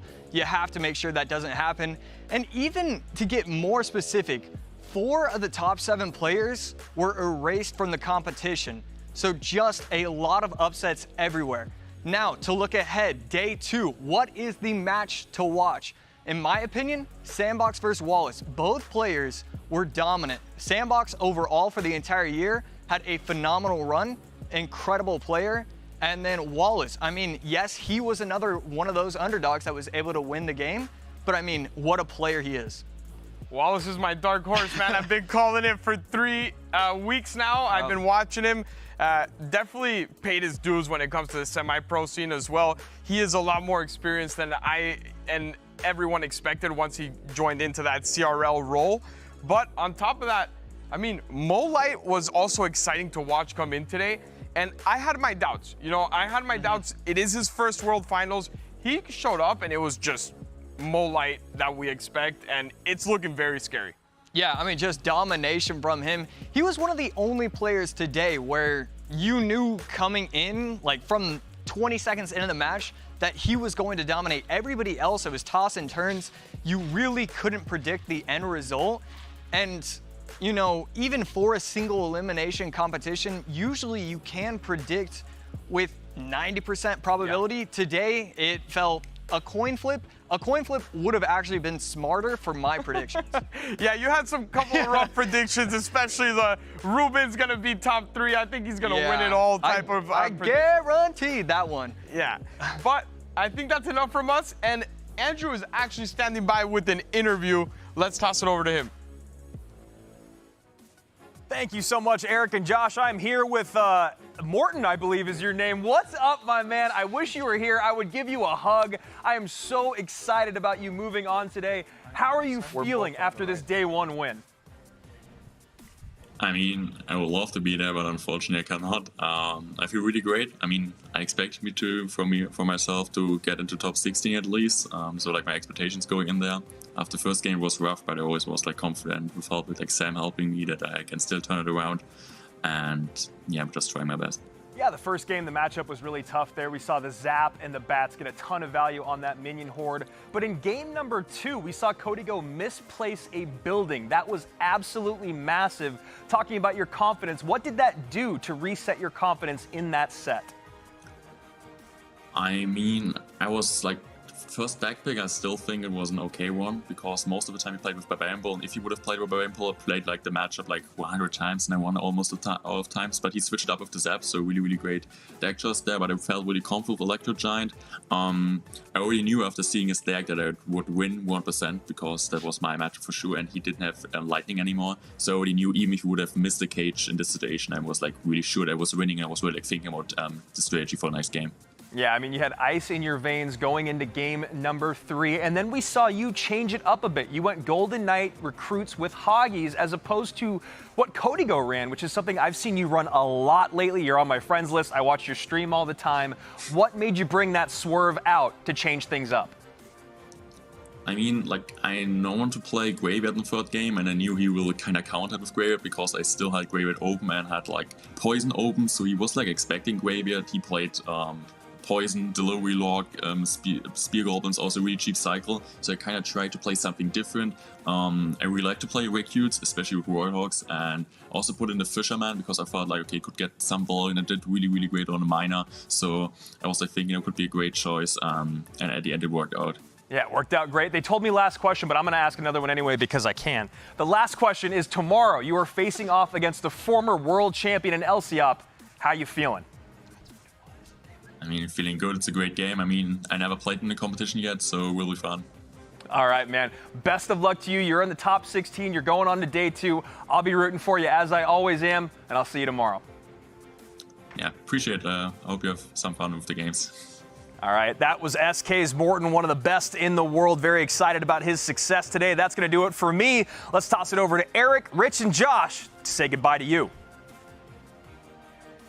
Thanks a lot, Andrew. What an amazing day. It's been a wonderful way to kick off our 2021 World Championship run. And I'm here, of course, with World Champion coach Eric Benamou and two-time regional champion Joshua Sharon. Eric, we'll start with you. What was the biggest shocker of the day for you? Has to be Lucas. Lucas is that person that everyone thought would be in the finals versus Mo. There was even debate that he might be better than Mo coming into this tournament. And to get knocked out like that was just shocking to me. But also props to Hasiel. He brought out Expo versus someone who's an expert in Expo. And it was just a tough day for him. A tough day indeed, of course. Tough day for a lot of players. 16 players out, and now they have to go back and reset for tomorrow. Josh, you took a close look at the meta for this World Championship. This is a very deep competition with, of course, the champions being mixed in. Was there anything new that you saw today in terms of our meta and our decks that you think was surprising or really outperformed your expectations? I mean, it definitely has to be Skeleton King. I was blown away at how many pros believed in that card when so many pros earlier on did not. So the fact that everybody used it, and it wasn't even just the regular ladder meta deck. I've seen Skarmy be used with it a lot. No, it was a lot of Skeleton Barrel, Bats, plus Skeleton King, and even a little bit of Lightning mixed in. So I really liked what I saw with that.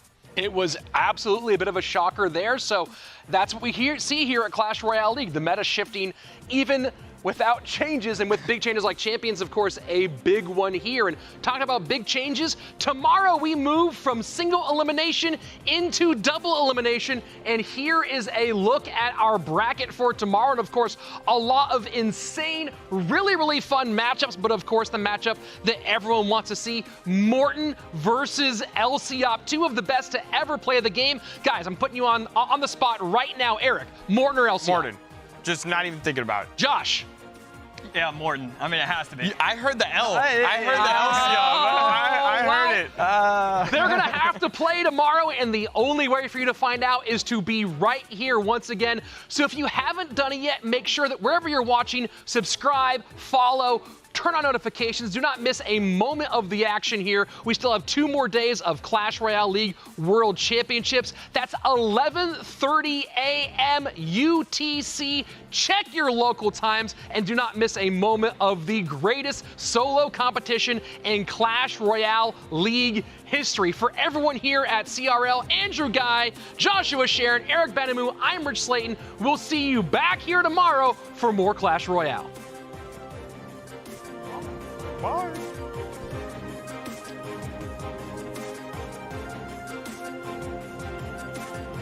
Stop it. That's it. That's GG. Fireball comes in case there was a Skarmy happening, but the Mega Knight jumping in. Mo Light is moving on. There we go. Bob the Rock is eliminated. He skated by a hair, I guess. That is it. Oh my goodness, the turnaround win there. KK self-destructs in the final moments. Wow, Yeah, I'm with you. I captain is the only thing I can say as well. This is it. Lucas is going home in round 1. You're number 3, he's number 30. Flex your talents, my friend. And that's exactly what he does here. Chief Keef is eliminated. And there you go. Oh my word. That's it. Wave it off in a 2-0 sweep by the most unanticipated and underrated player in the competition.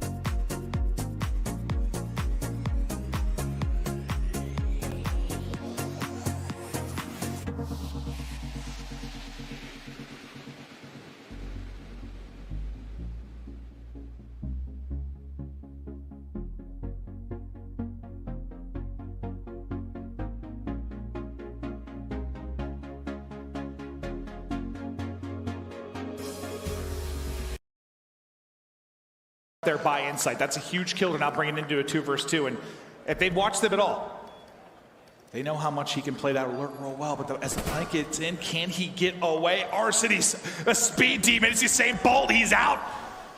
He gets tagged up, but he gets away, and then he chows back to win the fight. The plant, the movement, the gunny. Arcity's with the final one as well. Are you kidding? And well, he just has the info, right? Simp gets taken down. They know that one's in the middle of the map, and well, he's just going to fly on through, just try to play his life. He's hoping that Celium can help him, can get there, but he finds this 74U, and well, he is just not missing right now. Great movement with that jump shot. A nice offensive round win, but it starts with that first blood from aBeZy and Celium. Nice teamwork to spot Bance. Bance is a player. He likes to play around that boat side over towards A. Tries to find the timing, doesn't work out.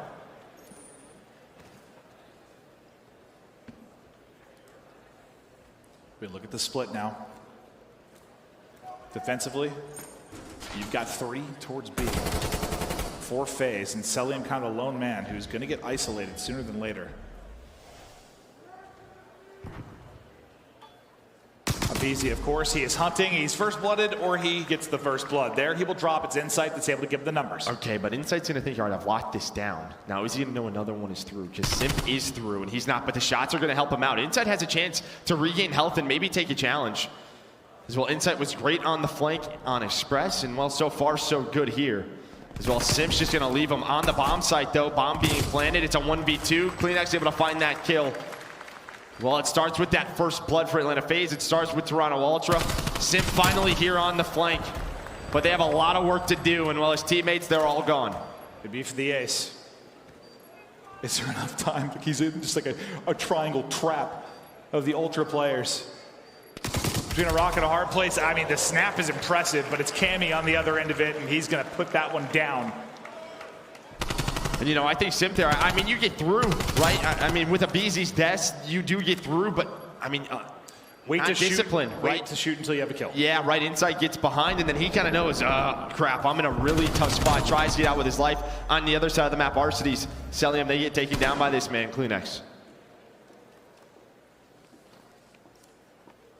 The 2 best teams in the world when it comes to the mid-game adjustments, the mid-round adjustments in Search.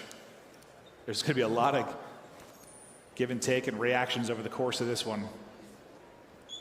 What's the next step for FaZe? It looks to be a fast hit towards B and the 2-2 split defensively from Ultra. Watching mid-map will be Arcity's. But here they come. Cammy's going to get all the information, able to finish it. It takes a lot of shots, but he gets it done. aBeZy takes one down with him with the numbers, the favor. Over to Ultra for now.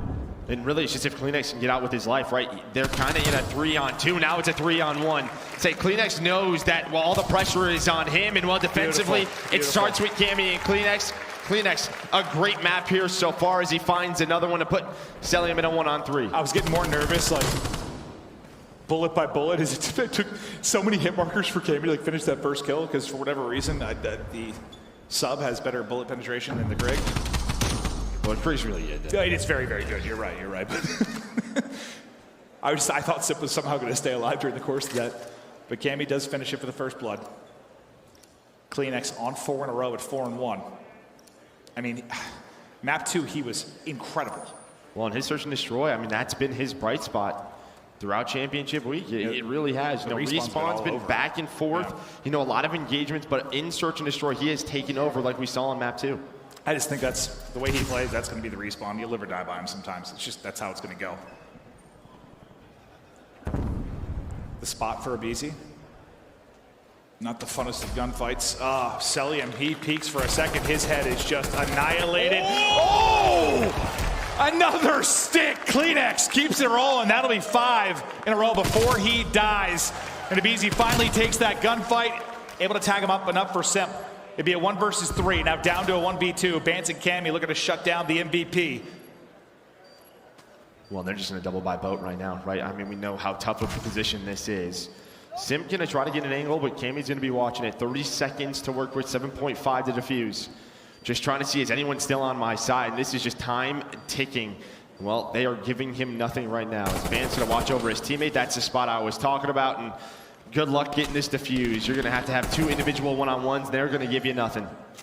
Beautifully played. Yeah, by the time he kind of figured out what the deal was, you're talking about 20 seconds. He might get the kill, but not enough time now for the defuse. Good position and teamwork from Ultra to now take a 3-1 advantage. Simple carry a 3 streak over, but they just don't really give him a shot, right? To be fair, by the time, if he figured out they were both that side 15 seconds earlier, maybe he's got a shot. Even then, it's hard. And while that just starts with that the first 2 kills by Clunex, they're taking middle of the map away from Atlanta FaZe. So they're kind of isolating those players. You know, the first couple of rounds, it was inside on the flank. Then it was Cammy and Clunex, and while Clunex has not slowed down, he's up to 6-2. I know you said it gets better for them as this goes, but like this, for me, Ultra have got to win this map. They have to win this map. And right now they're in control of it. Up 3-1. Can Clunex continue to dominate?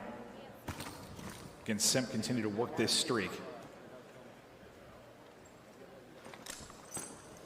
Spots one side for information.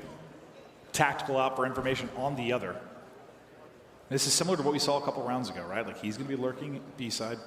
The other 3 try to work a mid-nay pick.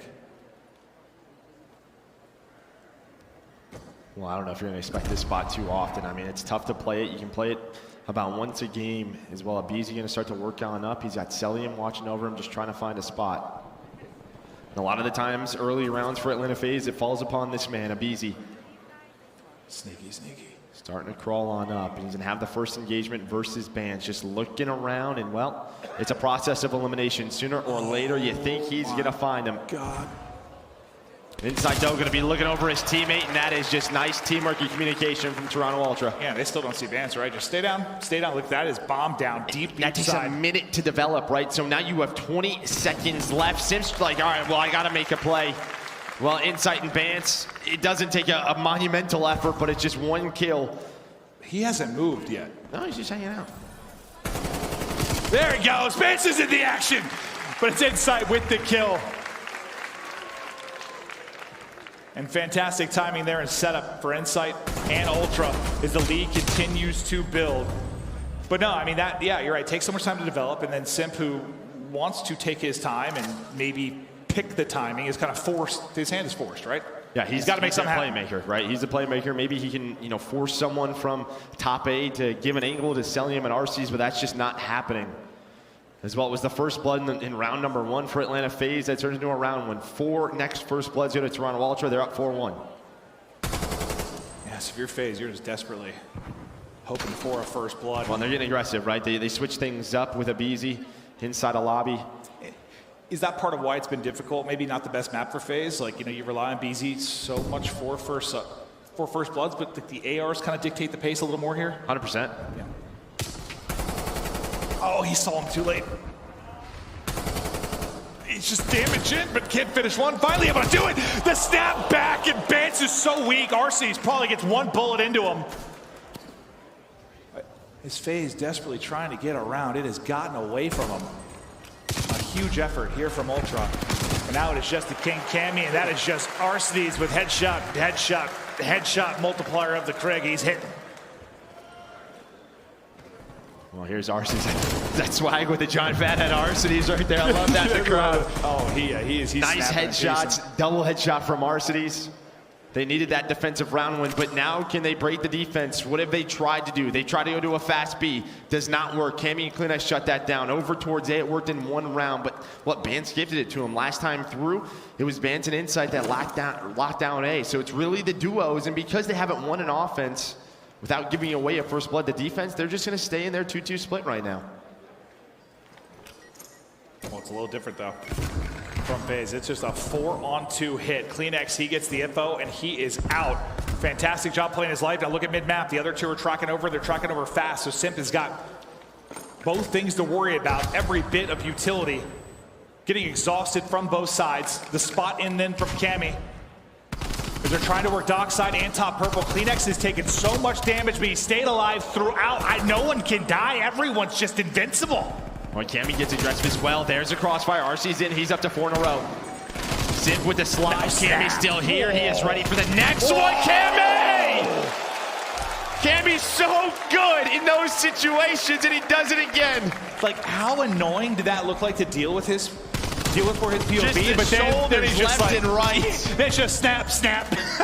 And well, the last 2 rounds, what you kind of said it, you don't get a BZ going. That's a lot of their offenses or their searches, how they get going. So they go back to the bread and butters. And, you know, early on in this game, it was all about the B site and those sort of submachine guns, getting top piano control, just trying to fight for that balcony. And they go to that. Defensively, it worked. But on offense, CleanX, he doesn't get picked. He plays his life. Beautiful round again out of him and Cammy.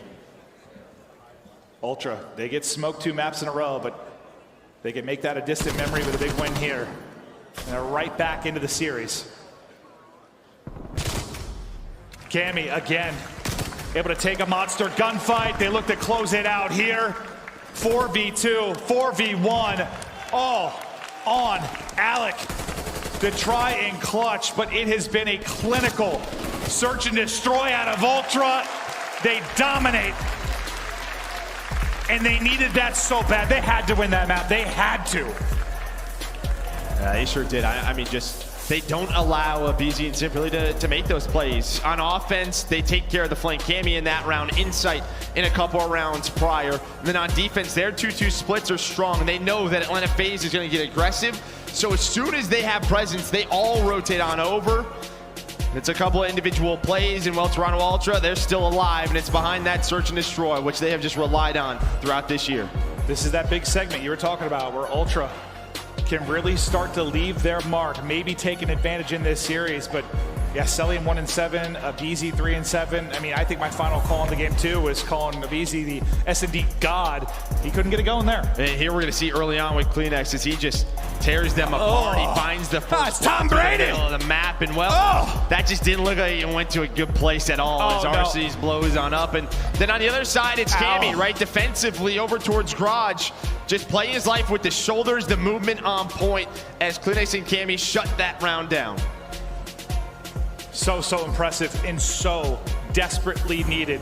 And I don't think it's just the map count. I think it's just how the last 2 maps went for me that is the big thing. Like, they just were not competitive. They were 2 7-minute respawns, one by FaZe. You needed to come in and make a statement. You're still in this series. There is still some life, whether it's for your own belief as a player or for the fans, and they dominate. I mean, that was as clinical as it gets, and that has been one of the more impressive things about them as a search team. 100%. I mean, they needed to bounce back. Like I said, they've been in this position before. Every time they needed a map win, they've typically found it. We continue on. It is a best of 9 championship Sunday. It is the 2nd season of the Call of Duty League. Who will we be crowning a champion by time it is said and done? Quick commercial break, and we'll be back with more action.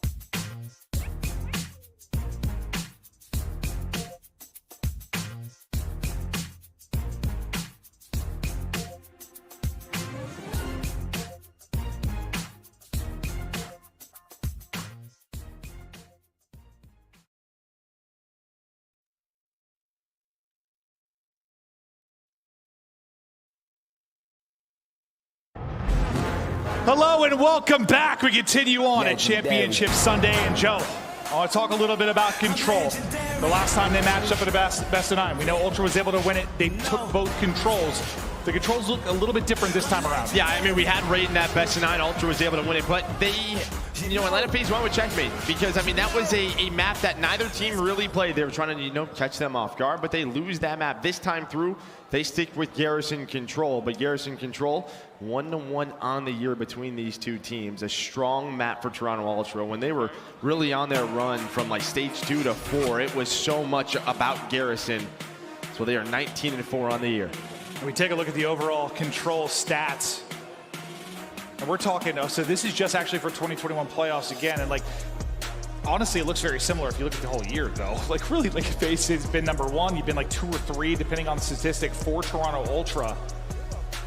It's just crazy to me, how good Ultra have been in Control. How much we've talked about that, but how much better FaZe have been than the rest. Yeah, and I think looking at that, one thing is in first it was a BZ with a 1.65, but on the other side, the entry sub for Toronto Ultra was at a 0.8 in Kleenex, right? So, Kleenex great in search and destroy. We've been talking about it all week. The respawns, he's got to find a little bit more consistency. He's putting so much pressure on the map, a lot of interactions. He just needs a couple of more gunfights to go his way. Yeah, I think it was after Thursday and Friday's games where you and I were going through stats for one of our casts, and yeah, it was a 0.6 in hardpoint and a 0.7 in control for Kleenex. I was like, what? I was really surprised to see that. I mean, granted, their first series they get 3-0, but yes, he's been a little up and down. Yes, you're going to live and die by him. He just has to be the best version of himself in this matchup. He just has to be. Well, there you're going to see the stats. So 19-4 for Atlanta FaZe, 13-6 for Toronto Ultra. Again, 1-1 on the year. Well, this area on your screen right now around Bricks Control, when we talk about offensive teams trying to work towards this A zone, it's a pivotal point on the map. And they've had some thrilling showdowns on this map and mode, but it was a huge answer. And the map 5 for Ultra to bring it within a map. Remember, the best of 9, it's the first of 5 map wins. 3-2 edge for FaZe. Currently, to the next Control we go. The first, it was a 7-minute dominant effort from FaZe. Ultra, can you get a better showing here? They'll start it off defensively, but it's Abizi looking to crack this defense wide open. Well, he knows he has a one-on-one early, but it's going to be Cammy. Boy, Cammy's able to win the first one, and I was going to say, Toronto Ultra, they are so good on their breaks on this map. And they're able to come on top 4-2. As well, now just the pressure on Atlanta FaZe to get out of this, to try to pause that clock, to get that progression moving. And you can see on the mini-map just how tough it is when all 4 go down offensively. Who's it been more often than not, though? I think it's been Celium. When they've gotten into this spot, he finds the picks, he finds the kills to get them out of harm's way, but he's going to get sent right back to spawn. It's a 6 life advantage already from Ultra. Inside, he is pushing up deep in their garage side. This tip's all right, I'm getting shot in the back off spawn. He's doing it with any gun as well, almost able to connect on to the next one. Bance is there, Cammy is there. All the submachine guns finding gunfights, and well, just like that, there's 30 seconds left on the round. It's wild how it shifted. It's just from that break. Yeah, checkmate, I feel used to be the hardest to get out of this trap. Garrison has become unbelievably difficult against a top squad. They've gotten 2 kills, but will it be enough? The opening from Ultra, they kept their foot on the gas, but Cell, he finds another pick, but with 7 seconds to go, somebody's got to get onto the objective, and they won't let it happen. Kleenex, Cammy, and the Ultra wrecking through. Hold on. You don't sniff the objective. No, Abizi with 0 kills. Arcitys with 1 on the opposite side. It's 5 from Bans, 4 from the other 3. As they take mid-map away. And you saw right from the break, what does Abizi want to do? He wants to challenge that player out on A into a one-on-one. If they get out to that, right, it kind of puts the defense in a bit of a rotation where they give up middle of the map. That doesn't happen. Cammy shuts the door, and well, then the rest of the team, they put him in the trap. Well, that one-on-one against most players, he probably takes it. Cammy's not one of those players that's going to happen every time. Not every time, that's for sure. It's just not. But yeah, you highlighted it, but 1 in 10. For Arcitys and Abizi, the father-son duo. See if they can get back into it. Can they put Ultra now in the trap deep? These early kills, everything. So far, 1 for 1, but Bance, Kleenex, the subs, getting it done. making sure they push out. I mean, this is more time towards the objective than we saw in the entire first round for FaZe. And Insight, he's applying the pressure on one side, applying it on the other. He's just finding the deepest pocket possible against the opposition to try to get into position, but they've all got to focus him down first. Well, and that was going on. RC's had to stay alive A side. He was top green. You have Bance working inside of bricks. They're going to try and work that player out towards A. Kleenex is staying B. Everybody playing discipline right now. Bance, he's going on that flank. What is he going to make the play? It's right now. And now they're going to take the 2-on-1. Here comes the teamwork from Ultra. They're able to find that kill. Cammy now on out towards A. Sympto through the middle of the map finds a multi-kill. You do not have a time extension and only one player out towards A. They line up for a moment, but Simp can't quite finish both. But they stop that with what, like a centimeter to close out the B point. But they don't get all the progress back. It's still so deep, and right onto the point they go. Bance closes it out. There's the extension, and that's what some objective progress looks like on the other side of it. Now, can you hold on if you're FaZe? This Ultra is coming fast. Bance and Insight already able to take down 2. They're going to transition this so quickly. Insight, Kleenex, lining them up. Back to spawn, go FaZe, and this might be a very fast round 2. Well, this reminds me of Raid, right? I mean, they are winning all of the gunfights. They are finding the multi-kills. The trades are not there. And well, on attack, there's just one player left. Simp trying to do what he can. Can he find number 3? RC's looking over him. They hold on. But Toronto Ultra in control right now. Yeah, it was like, what, a Simp double towards B. They kept it alive a little bit longer. A Simp double here to keep him in it. But you've got 90 seconds to go, a 6-life advantage, and all the freedom in the world. Ultra soaring, putting FaZe on the floor. Onto the point they go. So they'll stop the clock and get a bit more progress. Celium. Somebody's got to contest. They're able to for a moment, but Cammy wins the final fight. 2-0 lead into control and 1 round away from tying up this final at 3-3. And I mean, they win that second offense, right? So you immediately put Atlanta FaZe back down to attack to have to clutch on up. I think similar to for Atlanta FaZe, you know what they were doing? At least Toronto doesn't have any streaks that I'm aware of, so you have that to deal with. But Atlanta FaZe right now just simply getting outplayed. It is right from the get-go. I want to see what Ultra does on this break. It kind of reminds me of like that Rocker Ultra final when like there wasn't really, it's just like haymaker after haymaker. There weren't many close maps. People were just getting laid out. Who's going to dominate the next one? Can FaZe take this offense? That they touched an objective. I mean, that's a start, Joe. It's a start, but to have to win this break itself, being very patient on that vent flank, able to find it. Abizi trying to get aggressive, but Insight just watching that cross. Cell is there for the trade, and they're just going to pause the clock, try to get this objective done as they hold top green. That's going to be Simp in position. Here comes the push out of Cammy and Kleenex. They get that trade, and just such a powerful spot, because if you find kills middle of the map, you can fly out top green, try to retake B, but finally, some momentum for Atlanta FaZe. And this is one of those spots where Ultra sometimes find themselves in a little bit of trouble. They send one more push towards the B objective. Next thing you know, they're firmly planted on the back foot. FaZe a shot to get around. Is Abizi looking for the opening? He had 5 coming into this round. He's got 10 now and on 4 in a row. Bit by bit, pick by pick, Abizi lining them up and getting towards some streaks. The movement there, the help for Arcades as well. B is done. The second point of progress is done at A as well. And finally, some life here in the respawn for Atlanta FaZe. 5 now in an artillery for Celium, and they're on the board here. What a bounce back round, but what's the difference? The break much cleaner for Atlanta FaZe, and then allows their players like Abizi to do things like this. This bricks area, they never got here. So important on the map. They never got here in round number 1, but here's that multi-kill, and then Cammy, the last one here, he gets caught. And well, once you get hit by that